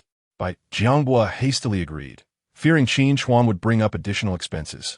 This 30,000 should have been for Song Gui, but he would likely never benefit from it now. Is that all right? Qin Chuan turned to Lu Minmin and asked. Lu Minmin was utterly astounded. How could her modest vegetables possibly be worth 30,000 yuan? Even accounting for the costs of replanting, such an amount was excessive. Enough was enough. It was more than sufficient. Lu Minmin gazed at Qin Chuan, her heart swelling with gratitude. He had been remarkably kind to her. The feeling of having someone to rely on was exquisite. Her eyes, fixed on Qin Chuan, now held a deeper affection. Very well, I, Sister Minmin, am a benevolent person and shall not pursue claims for compensation any further. Qin Chuan addressed her, saying, let us settle it this way. Thank you.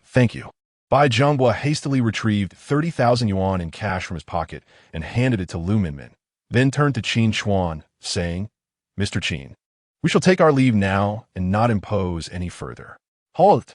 Qin Chuan snorted coldly, casting a sidelong glance at him, and remarked, while the matter of the damaged land has been resolved, the issue of your men attempting to harm me remains unresolved. Brother, I was wrong. Bai Jianghua knelt down again, this time with swifter urgency than before, declaring, I was truly foolish. I beg you to spare me. I shall never dare again. From now on, I will be your loyal subordinate, serving you faithfully. I have already given you one chance. Qin Chuan stepped closer, fixing him with a piercing gaze, and stated, Yet you forget lessons easily, thinking me easy to bully. Therefore, I believe a lesson is necessary. Otherwise, you will never learn. With that, Qin Chuan delivered a swift kick to Bai Jianghua's leg. Bai Jianghua clutched his leg, rolling on the ground as beads of sweat cascaded from his forehead. With his nose still healing, now his leg was broken. The pain was excruciating, a visceral agony that pierced his very soul. You wish to cripple me? Then I shall first render you incapacitated. Qin Chuan's eyes gleamed with murderous intent as he leaned closer, saying, By Jianghua, consider this a warning. Should you dare to provoke me again, I will surely take your life. If you doubt my resolve, feel free to test it. As he spoke, he pointed 2 fingers at Bai Jianghua's body, releasing a white mist that could end his life at any moment. This fellow surrendered quickly, yet he was equally quick to reconsider. Thus, one could not trust him completely. I dare not, absolutely dare not. Bai Jianghua, suppressing his agony, stammered. Others halt. Qin Chuan commanded, eyeing the other subordinates who were attempting to flee. Did they think they could sneak away while he was engaged with Bai Jianghua? Did they believe they had no part in this? Chapter 102. Let's wash up at my home, though these subordinates were accomplices, they were still culpable. Big brother, we are merely subordinates, following orders. We do whatever we are told. We are not in control of our own actions. Yes, indeed, big brother. We're just trying to make a living. We did not bully this sister. Indeed, the sister is as lovely as a flower. None of us have shown her any disrespect. These subordinates presumed Lu Minmin was Qin Chuan's beloved, hence his willingness to assist. Their words dripped with flattery. Upon hearing this, Lu Minmin's cheeks flushed crimson. Although she appeared shy, internally, she felt a flicker of delight. How wonderful it would be if she truly were Qin Chuan's beloved. Alas, she felt unworthy of him. Qin Chuan reprimanded them. Do not speak nonsense. I am offering you an opportunity for redemption. A mischievous smile crept across Qin Chuan's lips as he addressed them. Big brother, whatever you say, we shall do. This fellow was an exceptional fighter. Facing them alone posed no challenge. They lacked the courage to resist. Big brother, whatever you command, we shall obey. You are now our leader. Indeed, we will follow your lead, willing to brave fire and water for you. Each of them pounded their chests in agreement. Though it was merely superficial bravado, these individuals were nothing more than ruffians, lacking any integrity. Their words could not be trusted. Qin Chuan merely intended to utilize them temporarily, render him incapacitated. Qin Chuan pointed towards Song Gui, instructing, break his right hand. Huh? Upon hearing Qin Chuan's words, Song Gui was taken aback and hurriedly approached, pleading, Nephew, you cannot do this. Our families have been neighbors for years. They say distant relatives are not as good as close neighbors. If you harm me, what will the villagers think of you? I am quite curious to know how the villagers perceive you. Qin Chuan glared at him, seething with fury. He found this man more detestable than Bai Jianghua. While Bai Jianghua committed wrongdoing for profit, Song Gui had colluded with outsiders to exploit his own villagers. As their elected leader, his duty was to safeguard their interests. Instead, he led the charge to exploit them, an unforgivable act. You conspired with Bai Jianghua for profit, seeking to seize my land. When that failed, you began to pilfer sand from the riverbed, destroying the villagers' land in the process. Qin Chuan fixed him with a steely gaze. If the villagers knew what kind of person you are, how would they regard you? You. Song Gui's face darkened with rage as he responded, do not speak such nonsense. Allowing him to extract sand is a means to increase collective income. With higher collective earnings, I can provide better welfare for the villagers and accomplish more, cannot I? Where's the contract? Qin Chuan found his argument laughable. If it were a collective project, there would undoubtedly be a contract. Where's your contract? Naturally, Song Gui had no contract. He merely sought to profit from this endeavor, regarding the collective as nothing more than a pretext. Bai Jianghua, enlighten us. Qin Chuan addressed the prostrate Bai Jianghua. Cease your wailing. If you continue, I shall break your other leg. Upon hearing this, even in pain, Bai Jianghua clenched his jaw and remained silent, replying in a trembling voice. He is not acting for the collective. He is merely seeking personal gain. For this matter, I gave him 30,000 yuan. After speaking, Bai Jianghua clenched his teeth tightly, fearing even the slightest sound. You are nothing but a parasite of Donglong village. Qin Chuan berated him fiercely. He then turned his gaze to the subordinates, commanding, what are you standing around for? Did you not hear what I just said? If you did not, I can repeat it. Big brother, no need, we understand. Brothers, charge forth and beat him. One among them shouted, rushing towards Song Gui. These ruffians were adept at such actions. In a matter of moments, they had broken Song Gui's right hand. Song Gue howled in agony on the ground. Qin Chuan did not even glance at him, instructing those subordinates, quickly dispose of him. If I see you return to Donglong village to extract sand, do not blame me for breaking your legs. His tone turned icy. No problem. We will absolutely not return. No, we will not come back. The subordinates hurriedly agreed. This man was terrifying. They regarded Qin Chuan as one would a living devil. Begone, Qin Chuan said coldly. As his words fell, the surrounding individuals seemed to receive a reprieve, swiftly vanishing from his sight. Qin Chuan, you are incredible. Once everyone had departed, Lu Minmin gazed at Qin Chuan in astonishment, exclaiming, they appear to be quite fearful of you. Qin Chuan smiled at her, saying, it is because I have beaten them before. Unfortunately, these individuals have short memories. They dare to come to Donglong village unrestrained once more. However, do you not think the amount you requested from him was somewhat excessive? Lu Minmin, visibly anxious, addressed him, saying, the vegetables I have aren't worth this much. It's all right. You needn't worry about it. Qin Chuan replied with a smile, explaining that this was compensation from him, as he believed the man should face some consequences for his actions. Oh, Lu Minmin said, glancing around. She then admitted, because of me, you ended up soaked. It's nothing. He assured her. Yes, she nodded, walking towards the field, adding, Qin Chuan, you've helped me once again. I truly don't know how to express my gratitude. Qin Chuan shook his head, saying, there's no need for such formality with me. As they conversed, they arrived at Lu Minmin's home. Feeling somewhat embarrassed, Qin Chuan suggested, you can wash up at my place. Lu Minmin's cheeks flushed suddenly, and she replied, in your current state, it wouldn't look good to go outside. You're covered in mud. I don't want others to know about this foolishness. She realized her excuse was rather lame, yet she wished to keep Qin Chuan around. After contemplating, Qin Chuan decided that since Lu Minmin wished to keep this a secret, he wouldn't refuse. All right, I'll just rinse off quickly and dry my clothes. Chapter 103. Please hand me a towel you can wash in the shower, Lu Minmin instructed Qin Chuan. He shook his head, replying, I can just rinse off with the hose. It's such a hot day, it's fine. He had removed his clothes before jumping into the water, so only a bit of mud remained on his skin. Okay, I'll wash up first.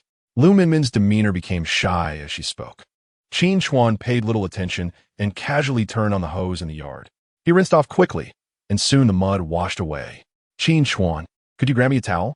It's hanging outside. Lu Minmin's voice suddenly echoed from the bathroom. Upon hearing her, Qin Chuan felt a rush of anxiety, as if he had been caught peeking. Oh, all right, he muttered, his mind blank as he awkwardly picked up a towel and approached the bathroom door. He hesitated before the small crack in the door, unsure if Lu Minmin had intentionally left it ajar. I'll place the towel on the doorknob, he announced, feeling the tension of a moment. After a while, a sound of disappointment came from the bathroom. Oh, suddenly, a woman's voice called out from outside. Minmin, could I borrow a shovel from your house? I'm short on tools. Recognizing the voice as Zheng Yan's, both Qin Chuan and Lu Minmin snapped to attention. Lu Minmin panicked. Their secret could not be exposed. You need to hide quickly, she urged, glancing around before pulling Qin Chuan into the bathroom with her and shutting the door tightly. Minmin, Zheng Yan's voice came again, now closer, indicating she had entered the house. Zheng Yan, Lu Minmin composed herself and called back. I'm in the shower. The shovel is by the door. Feel free to take it. Qin Chuan felt his face flush with embarrassment. Lu Minmin was equally mortified. If Zheng Yan discovered Qin Chuan was there while she was bathing, it would be a disaster. Thank goodness she had reacted quickly and pulled him in. Now, she just wanted Zheng Yan to leave promptly. All right, no rush. You can use it. Lu Minmin breathed a sigh of relief, hastily wrapping a towel around herself, her face as red as a ripe apple, as if ready to burst with juice. Okay, Zheng Yan replied cheerfully. I'll take my time. I won't disturb you. Bye. Be careful, Lu Minmin called after her. Once Zheng Yan left, an awkward silence enveloped the two. Lu Minmin felt utterly embarrassed and didn't know how to speak to Qin Chuan. This moment felt like social death. Chapter 104. The sinister white-haired woman Qin Chuan noticed the fear etched on Lu Minmin's face and hesitated in his steps. Lu Minmin was indeed a pitiable soul. Wasn't he taking advantage of her vulnerability? As he turned to leave, Lu Minmin sighed with relief. Her feelings for Qin Chuan were complex. On one hand, she felt genuine affection and hoped for something more. Yet on the other, she grappled with moral constraints. Hence, her earlier hesitation. Emerging from the bathroom, she watched Qin Chuan's retreating figure, her heart a tumult of emotions. She pondered whether she should take the initiative.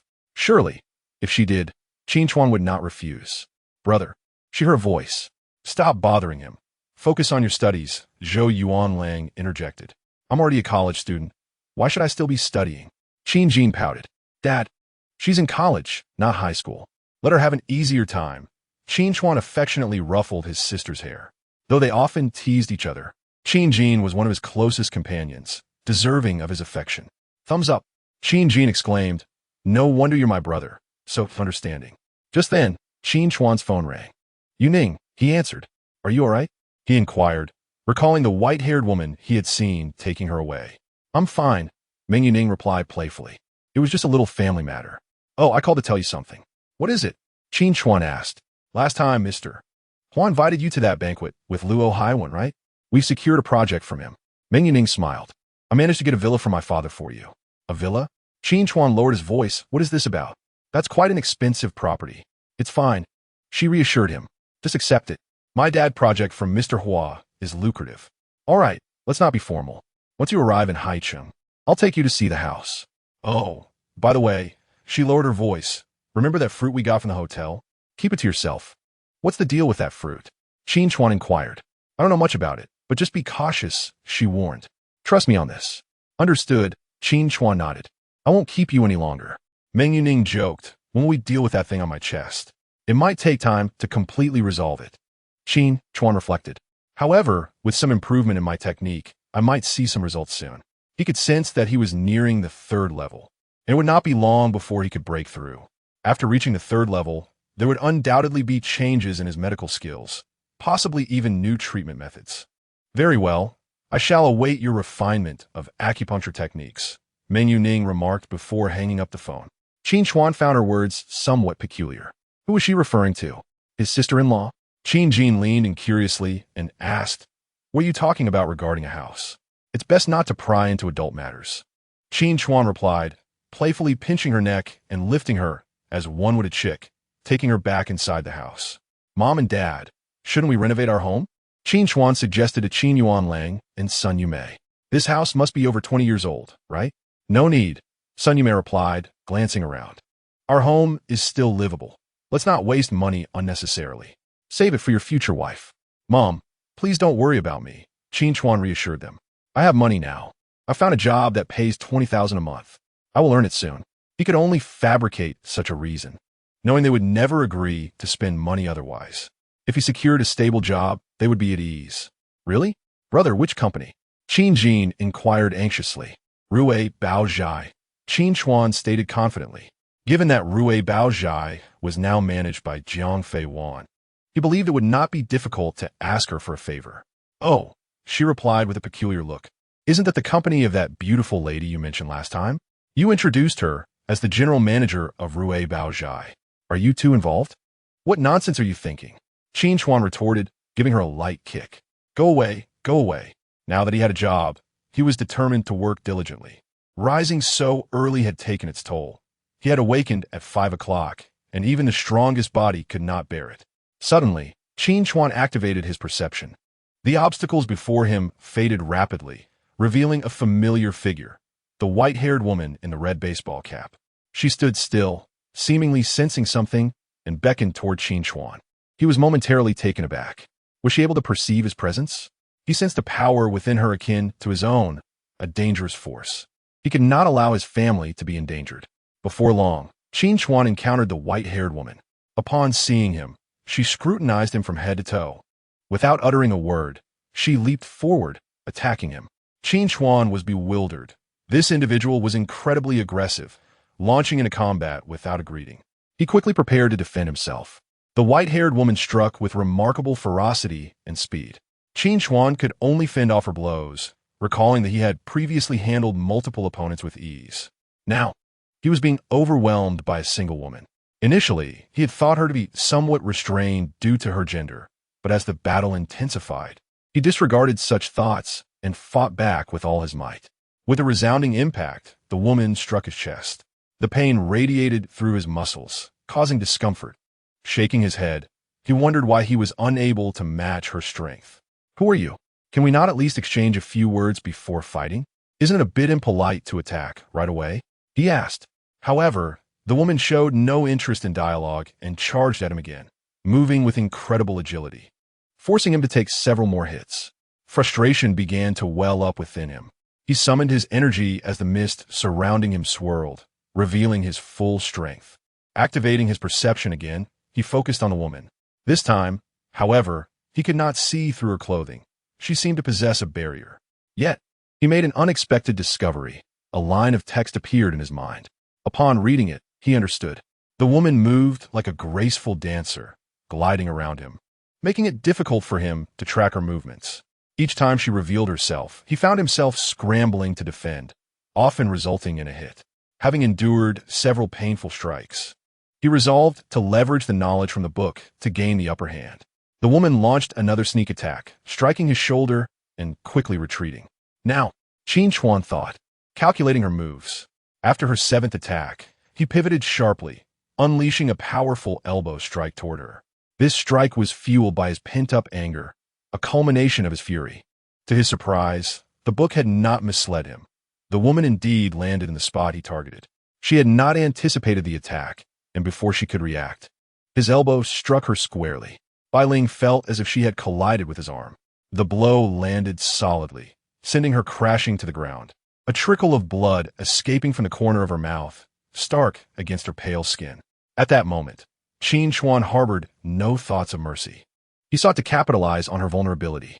As she was propelled backward, he surged forward, unleashing a barrage of strikes upon her.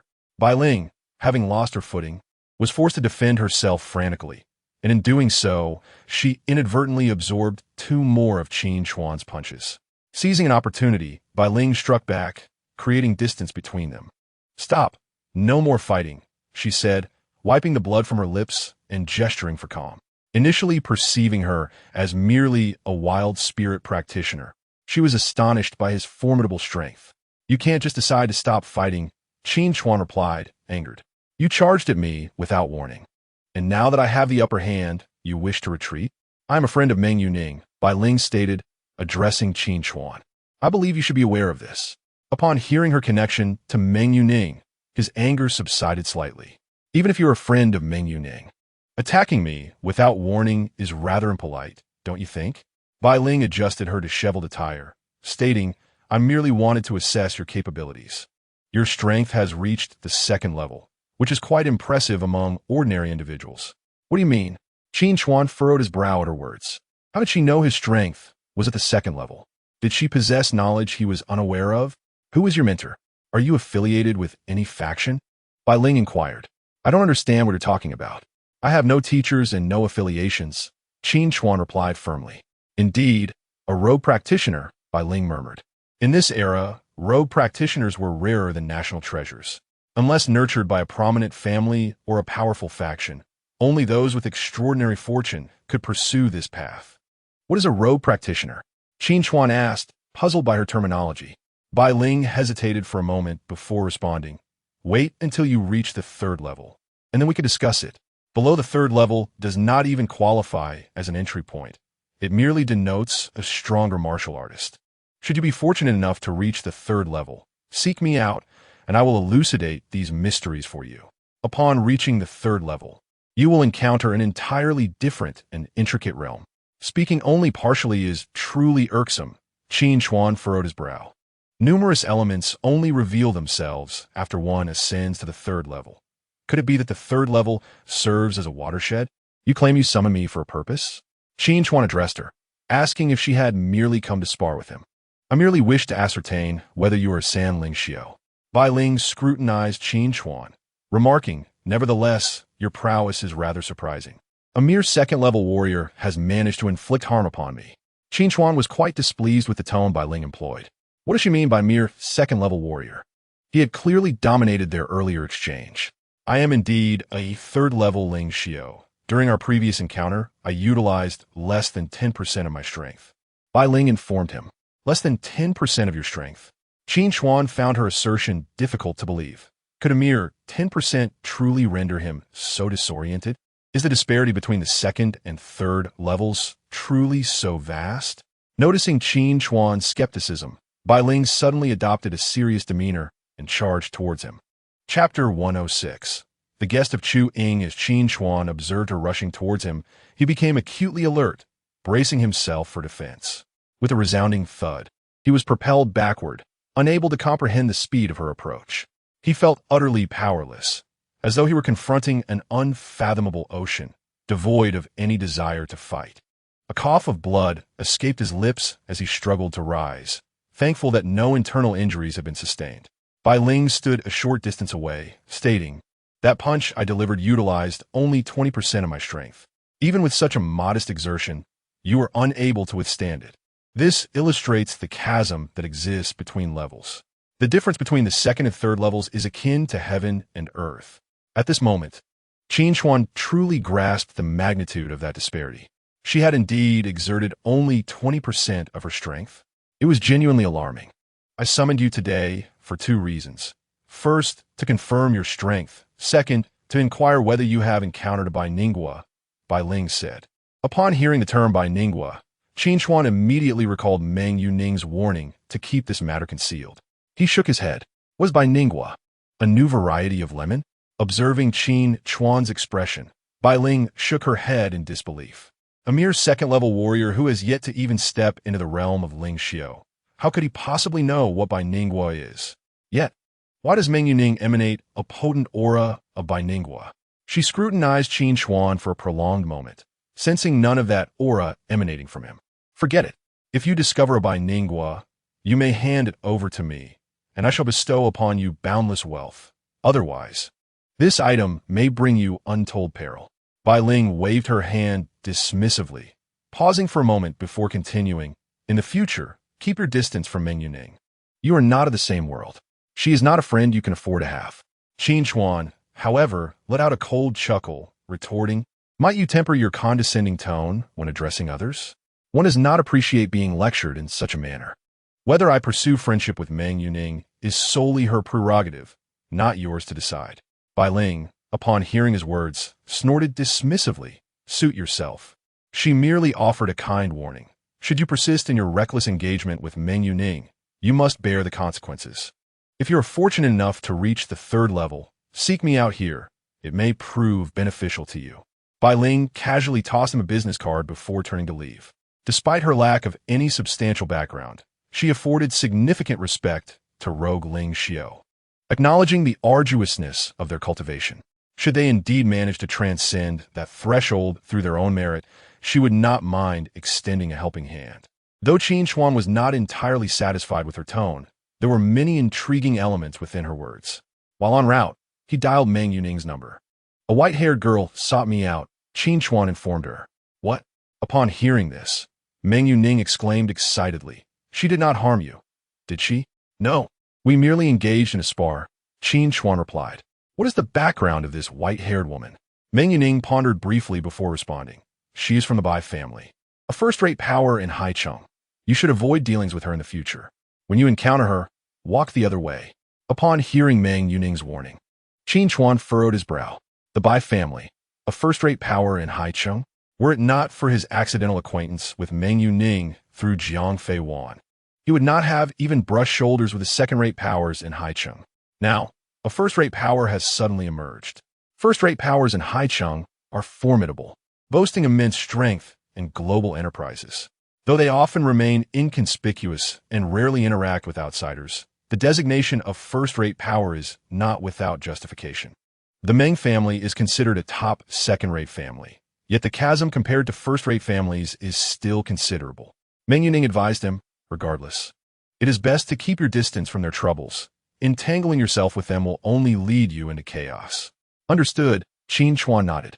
"The Bai family?" After ending the call, Qin Chuan began to speak to himself. "I have no real connection to them. And what precisely is a rogue Ling Xiao? Forget it. There is no point in overthinking it. It is futile to ponder now. I shall address it after reaching the third level. By then, I should be able to access that realm." "Very well." Qin Chuan glanced at the night sky and remarked, "I shall deliver it tomorrow." In truth, going to the sand pot is inconsequential, but he harbored a fear of Chu Ying. This woman was somewhat intimidating. He was no match for her and feared being completely overwhelmed. Visiting during the day would afford him a semblance of safety. The sky was rapidly darkening, and he grew increasingly concerned for his safety. Yet, having heard Sun Yume's insistence, he could not further postpone. Doing so might arouse their suspicion. Thus, he steeled himself to visit Chu Ying's residence. Chu Yingjia, upon entering. Qin Chuan found the clinic devoid of occupants and made his way to the yard through the back door. The door stood wide open. Where is everyone? Pushing the door open, he stepped inside. Just as he entered, a woman in her 30s bounded out from a room, exclaiming, "Give me your clothes. They are far too small for me to wear." Upon seeing the woman emerge, Qin Chuan was taken aback, for she was clad in an ill-fitting white shirt. "Who are you?" The woman, upon noticing Qin Chuan, remained unfazed and calmly approached the sofa, wrapping herself in a blanket she had taken from it. "I am looking for Chu Yingjia. Who are you?" Qin Chuan inquired curiously. Upon entering the bedroom, his face flushed crimson. "Oh dear, this is so embarrassing." Chapter 107. Assist me with acupuncture. Qin Chuan felt equally awkward. He had called out several times outside. Had she not heard him? In truth, upon first observing the woman, he sensed something was amiss with her health. As a healer at heart, he believed it necessary to offer a word of caution. Hearing the knock on the door, Du Wanping was startled. Could this man outside harbor any ill intentions towards her? She was but a weak woman, utterly incapable of resisting. "That," Qin Chuan called out from outside. "Your health appears to be somewhat compromised. If I'm not mistaken, you experience discomfort each night. I recommend you visit the hospital promptly." After speaking, he departed from the doorway. His intent was merely to offer a conscientious reminder, and whether the other party heeded it was of no concern to him. Upon hearing Qin Chuan's words, Du Wanping was rendered speechless, her eyes sparkling with a glimmer of hope. She momentarily disregarded her dignity, casually wrapping a coat around her waist as she stepped outside, gazing at Qin Chuan and asking, "Can you truly discern the nature of my illness?" Recently, she had not felt particularly well, having visited numerous hospitals without receiving any diagnosis. Yet each night, she succumbed to a low fever, awakening in a haze the following morning. Qin Chuan, hesitant to meet her gaze, discerned some signs. He addressed her. "This matter should not be overlooked. Have you not noticed your significant weight loss recently?" "Indeed," Du Wanping replied. "In less than a week, I have inexplicably lost 10 pounds. There was a palpable excitement in her eyes. "Do you have a remedy?" "The hospitals have conducted numerous tests, yet no one has uncovered the cause of my ailment." With a resigned sigh, she implored, "Could you assist me? I am willing to cover the medical expenses." Qin Chuan hesitated before responding, "I can indeed provide treatment, but please, I beg you," she pleaded, her voice tinged with desperation. "This illness is tormenting me. Each night, I feel as if I am ensnared in an endless abyss." She grasped Qin Chuan's arm, her demeanor one of utmost vulnerability, although she was unaware of his true identity. The urgency of her condition overshadowed any reservations about seeking help from a stranger. However, Qin Chuan cautioned, "If I treat you, it may require extensive needlework." With a slight blush, Du Wanping replied, "It's all right. I trust you are a doctor and one to entertain any inappropriate thoughts. Please assist me." After a moment's contemplation, Qin Chuan acquiesced, saying, "Very well. Let us proceed." Immediately, Du Wanping took hold of Qin Chuan, eager to initiate action. Was she not at all concerned that he might be deceitful? "You do not strike me as a malicious person," she remarked with a smile. "If you were truly ill-intentioned, you could have easily feigned ignorance regarding my condition." Moreover, she recalled hearing Chewing mention him. "If I am not mistaken, you must be Qin Chuan." Qin Chuan was taken aback. "Chewing spoke of him in casual conversations?" "Chewing has mentioned that you are a good person," Du Wanping continued with a smile. "Oh, and you appear to be a top student from the medical university. No wonder you can identify my ailment at a glance. Your training is indeed exceptional." Her words caused Qin Chuan to blush slightly. In truth, his medical knowledge derived largely from the medical texts in his mind. His own skills were but a pale shadow in comparison. "All right," he said, "let us go to the clinic." Du Wanping was solely focused on remedying her affliction, leaving no room for thought about anything else. Once at the clinic, Qin Chuan informed her, "I will need to administer needles to your upper body." "Oh," she responded, feeling a sudden surge of nervousness. Lying on the examination table, Qin Chuan took a deep breath and reassured her, "Do not be anxious." Du Wanping's face flushed crimson. She cautiously positioned herself beside the bed and lay down. Qin Chuan swiftly prepared the silver needles. At that moment, he too was feeling far from comfortable. Taking several deep breaths to quell his own turmoil, he focused on the task at hand. He deftly plunged the needles into her skin. "Will this hurt?" he inquired, pointing to a spot beneath her armpit. "Yes," Du Wanping nodded. "It feels akin to a needle prick."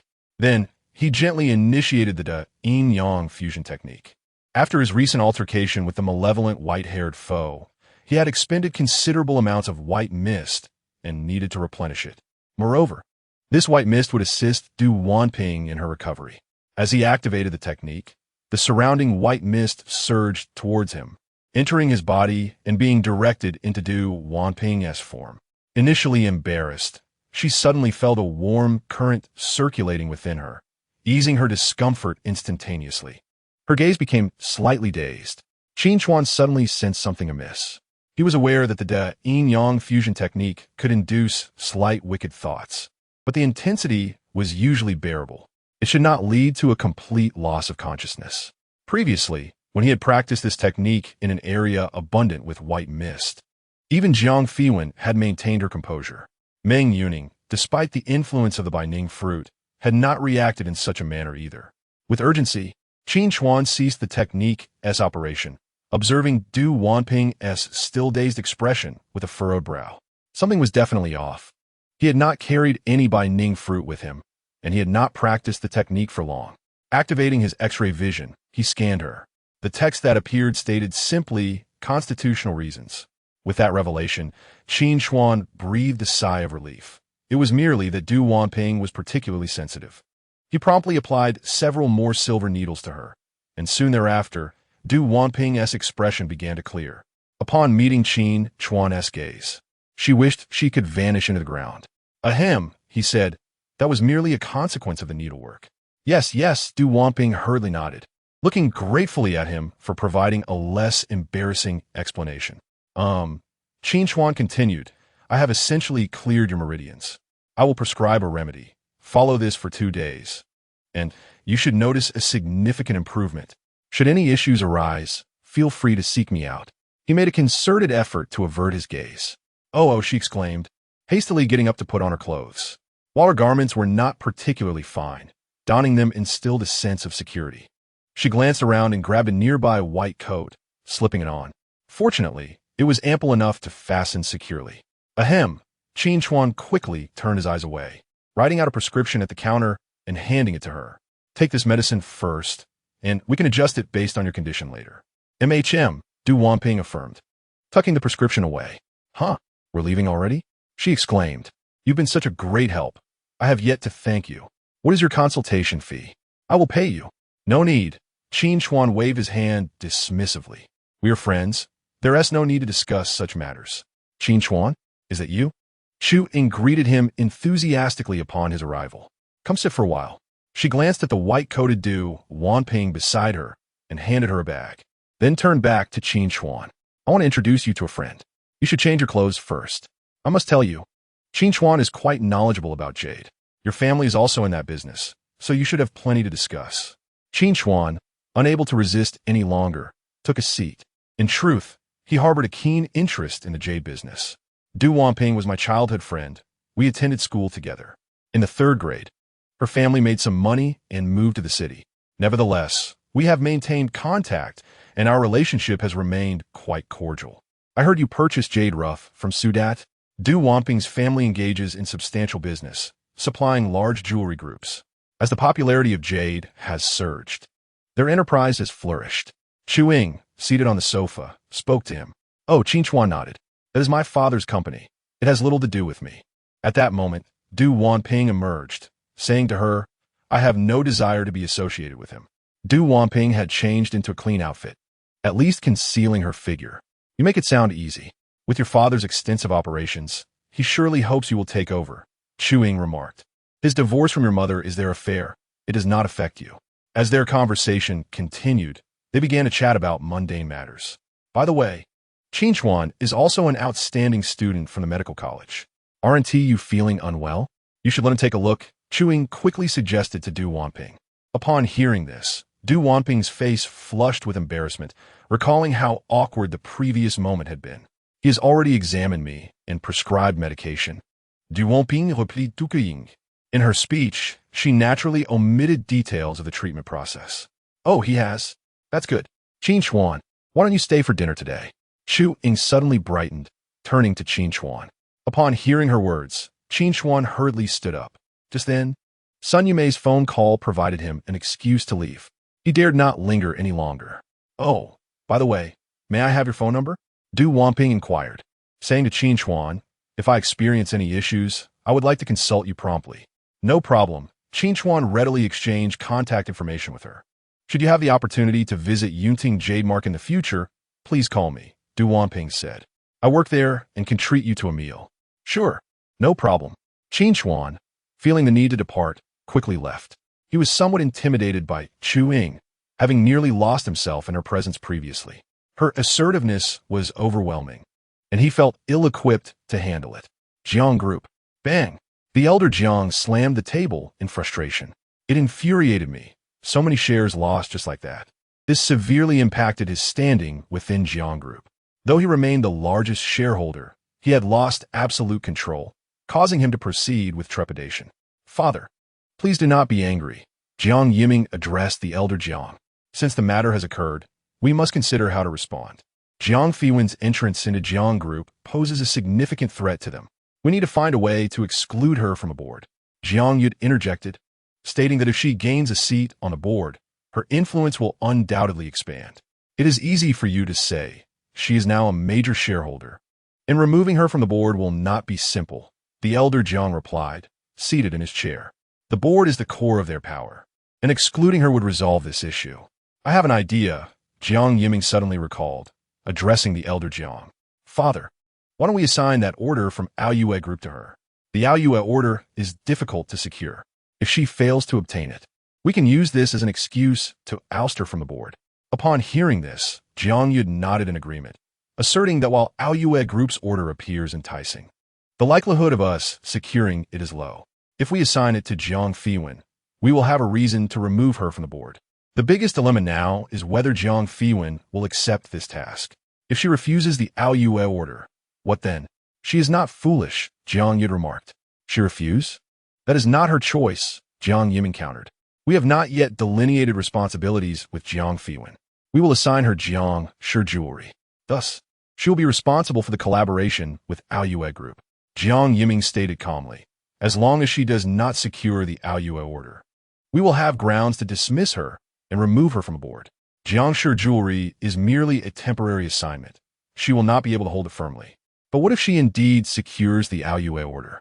Jiang questioned. If she does, she will have complete control over Jiang Shi jewelry, and her position on the board will be further solidified. Our attempts to undermine her will only lead to our own loss. Do you think that is feasible? Jiang Yiming asked Jiang Yud. Aoyue Group is a leading force in Haicheng. We have no connections with them. Why would they choose to collaborate with us? Furthermore, we can also compete for the Aoyue order.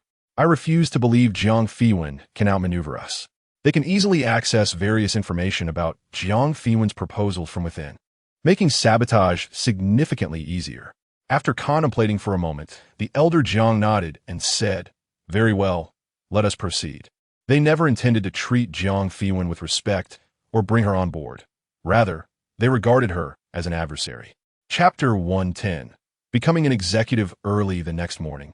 As Qin Chuan completed a set of martial arts exercises, he noticed a car pulling up at his doorstep. Master Qin Chuan, at that moment, a lady hopped out of the vehicle and bounded towards him. Benefactor, Qin Chuan teased the approaching lady. No, no, no. Zhang Nan, upon hearing Qin Chuan's words, hurriedly waved her hands, saying, if you keep calling me benefactor, I might as well throw myself against the wall. Have guests arrived? No need to be polite. It is too much trouble. Zhang Nan smiled at Qin Jin. Please come in and have a seat. I would like to ask you to examine something for me. Zhang Nan said mysteriously. I apologize. I truly am sorry. Things have been quite hectic lately, and I completely forgot about our previous arrangement to help you with your meridian flow. No worries at all. Zhang Nan reassured him. I did not come to remind you, but rather to see if this item is suitable for me. As she spoke, she pulled out a bound book from her bag. Qin Chuan took the book, examining its contents. Xian and Heart Method. Is this a set of martial arts? This item must be quite valuable. Are you certain you wish to show it to me? Qin Chuan stated after glancing at the first page. It is fine, Zhang Nin replied generously. If I cannot trust you, I have no one else to rely on. Please take a look. I am unsure if this is suitable for me. If you deem it inappropriate, I will have my third grandfather seek it out. As Qin Chuan suspected, the Zhao family holds considerable power in Haicheng. This type of martial arts was found within just a few days, which is indeed impressive. Since she is willing to let him examine it, he accepted without hesitation. He immediately opened the martial arts manual to study it.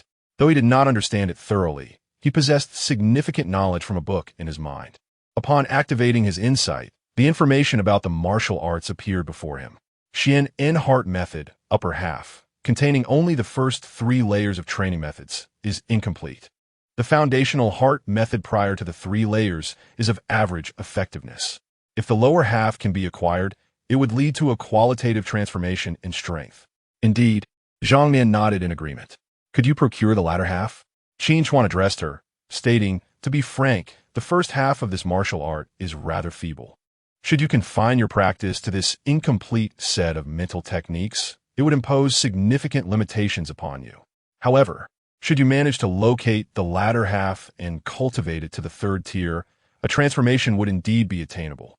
If Qin Chuan's assertions held any truth, she would certainly need to ponder this matter further. Let us go. Please take me to the city. Qin Chuan rose, speaking to her. I happen to be going to the city for work. Kindly take me to Widow Zhao. Once you've made a decision, give me a call, and I shall promptly rush over. He found himself in a predicament, having fabricated a story about working at Widow Zhao to his parents. He now had to feign a visit lest his deception be exposed. Coincidentally, he also had matters to attend to there. In his possession was a string of prayer beads, which served little purpose, and exchanging them for money would be most suitable. His financial situation was exceedingly tight, as he was in dire need of funds. Furthermore, he had left 2 tea canisters for Jiang Fiwen, and the payment had yet to be settled. Despite possessing considerable assets and being a shareholder of the Heijin Financial Group, the actual cash available to him was scant. All right, Zhang Nan said, finishing her tea in one gulp before leading Qin Chuan towards Haicheng. Upon arriving in Haicheng, Qin Chuan hastily reached out to Jiang Fiwen. Jiang Zong, I have a request. Upon meeting Jiang Fiwen, he spoke to her. What request do you have? Jiang Fiwen replied with a smile. If it is within my power, I shall certainly assist you. Could you help me with an employment arrangement at Widow Zhao? Qin Chuan continued. I deceived my parents into believing that I had a stable job there. All I need is a fabricated employment document and a photo of me posted on the employee wall. Is that all? Jiang Fiwen remarked, given your formidable skills, why not genuinely work at Widow Zhao? I am in urgent need of a trustworthy individual to manage it. How about you take on a role of general manager? General manager? That seems implausible. Qin Chuan waved his hand. I have no experience in such a position. I am confident you would excel, Jiang Fiwen replied assuredly. The primary requirement at Widow Zhao is discernment. As long as you avoid purchasing fakes, your responsibility would be to oversee valuable antiques while delegating other routine tasks. I believe in your capabilities. Would you assist me in this endeavor? Currently, I lack a reliable associate within the Jiang Group. Were it not for your relatively shallow tenure, I would have directly appointed you as an executive at Jiangshi Jewelry. Prove your worth at Widow Zhao, and I will seek an opportunity to bring you over. Jiangshi Jewelry? Upon hearing Jiang Fiwen's words, Qin Chuan was perplexed. You have taken over Jiangshi Jewelry? It is one of the most coveted assets within the Jiang Group. He suspected that the Jiang Group would be wary of Jiang Fiwen, and any assets they allocated to her would be mere scraps. The Jiang Group stands as one of the pillars of the enterprise. To hand over such a significant asset seemed dubious, raising questions about their true intentions. I find it peculiar as well, but this was the board's decision, and I cannot refuse it, Jiang Fiwen explained. Moreover, there is no reason for me to decline such a valuable asset. Indeed, Qin Chuan nodded. I cannot fathom what the Jiang family truly desires. Have they genuinely repented and wish to collaborate with Jiang Fiwen? What is the salary for this general manager position? Qin Chuan suddenly posed a serious question. I boasted to my mother that I could earn 20,000 a month. Haha, executives typically earn an annual salary, Jiang Fiwen laughed. The general manager of Widow Zhao generally receives a base salary of 300,000, plus performance bonuses, with total annual income exceeding 500,000, depending on one's capabilities. Today, you shall commence your duties, Jiang Fiwen remarked after glancing at the time. I have a bit of time left, so I will take you to familiarize yourself with the environment. Very well, Qin Chuan nodded.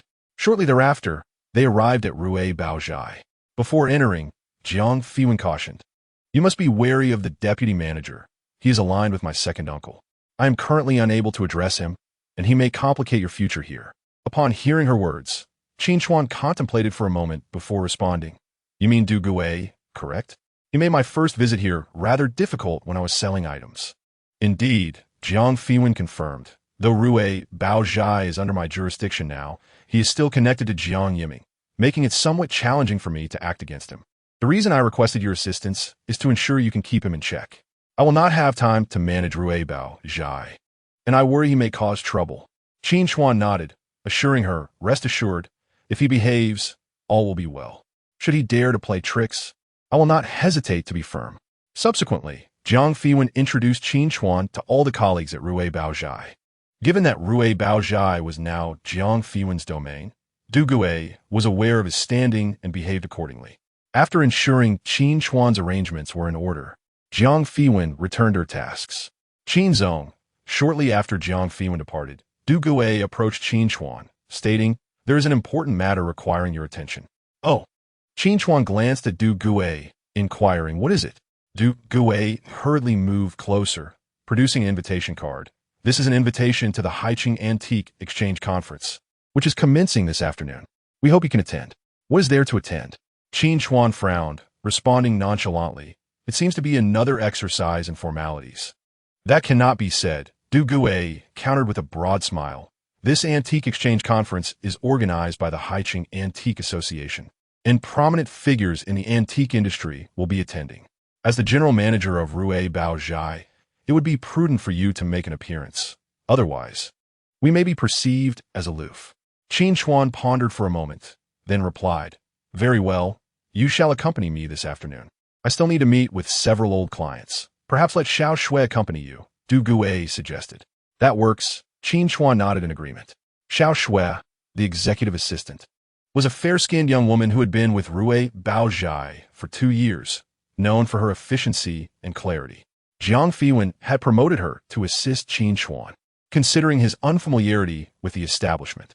In the afternoon, Qin Chuan and Xiao Shui attended the Antique Exchange Conference. The so-called opening ceremony was not elaborate. He merely sat as a guest for half an hour, listening to the speeches of the leaders before the event concluded.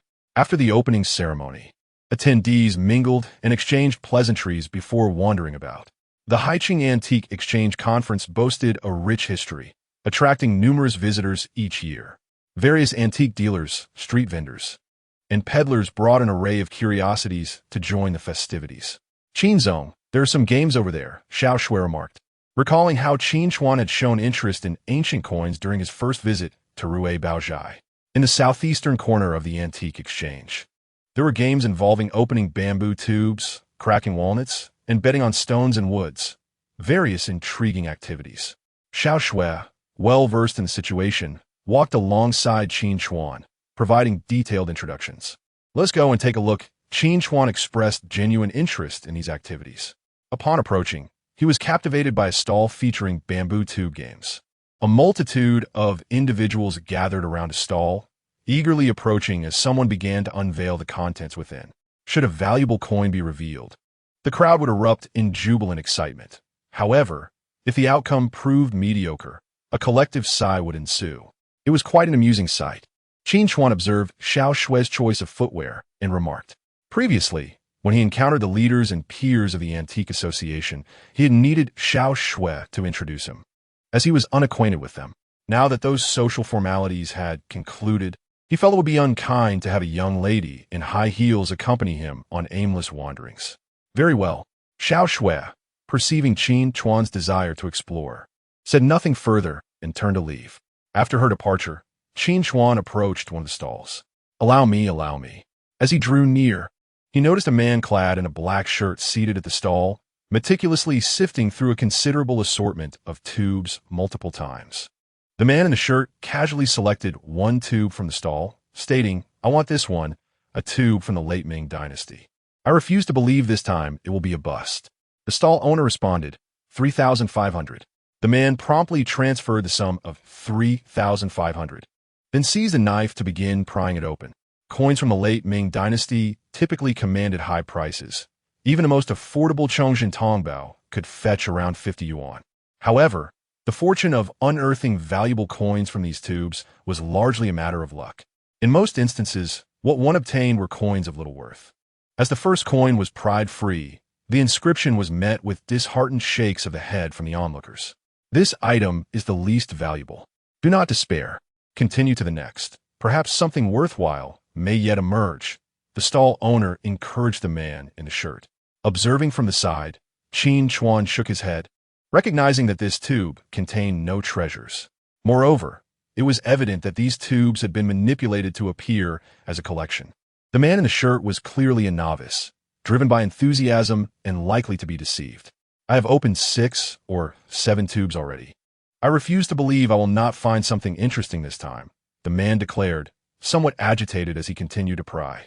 Yet, as the final coin was revealed, disappointment washed over him. All were Chongqing Tongbao.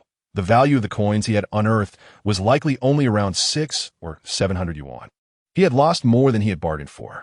Do you have any genuine items among these? He inquired, not lacking in discernment, as he scrutinized the stall owner. After opening so many, how is it that not a single valuable item has emerged?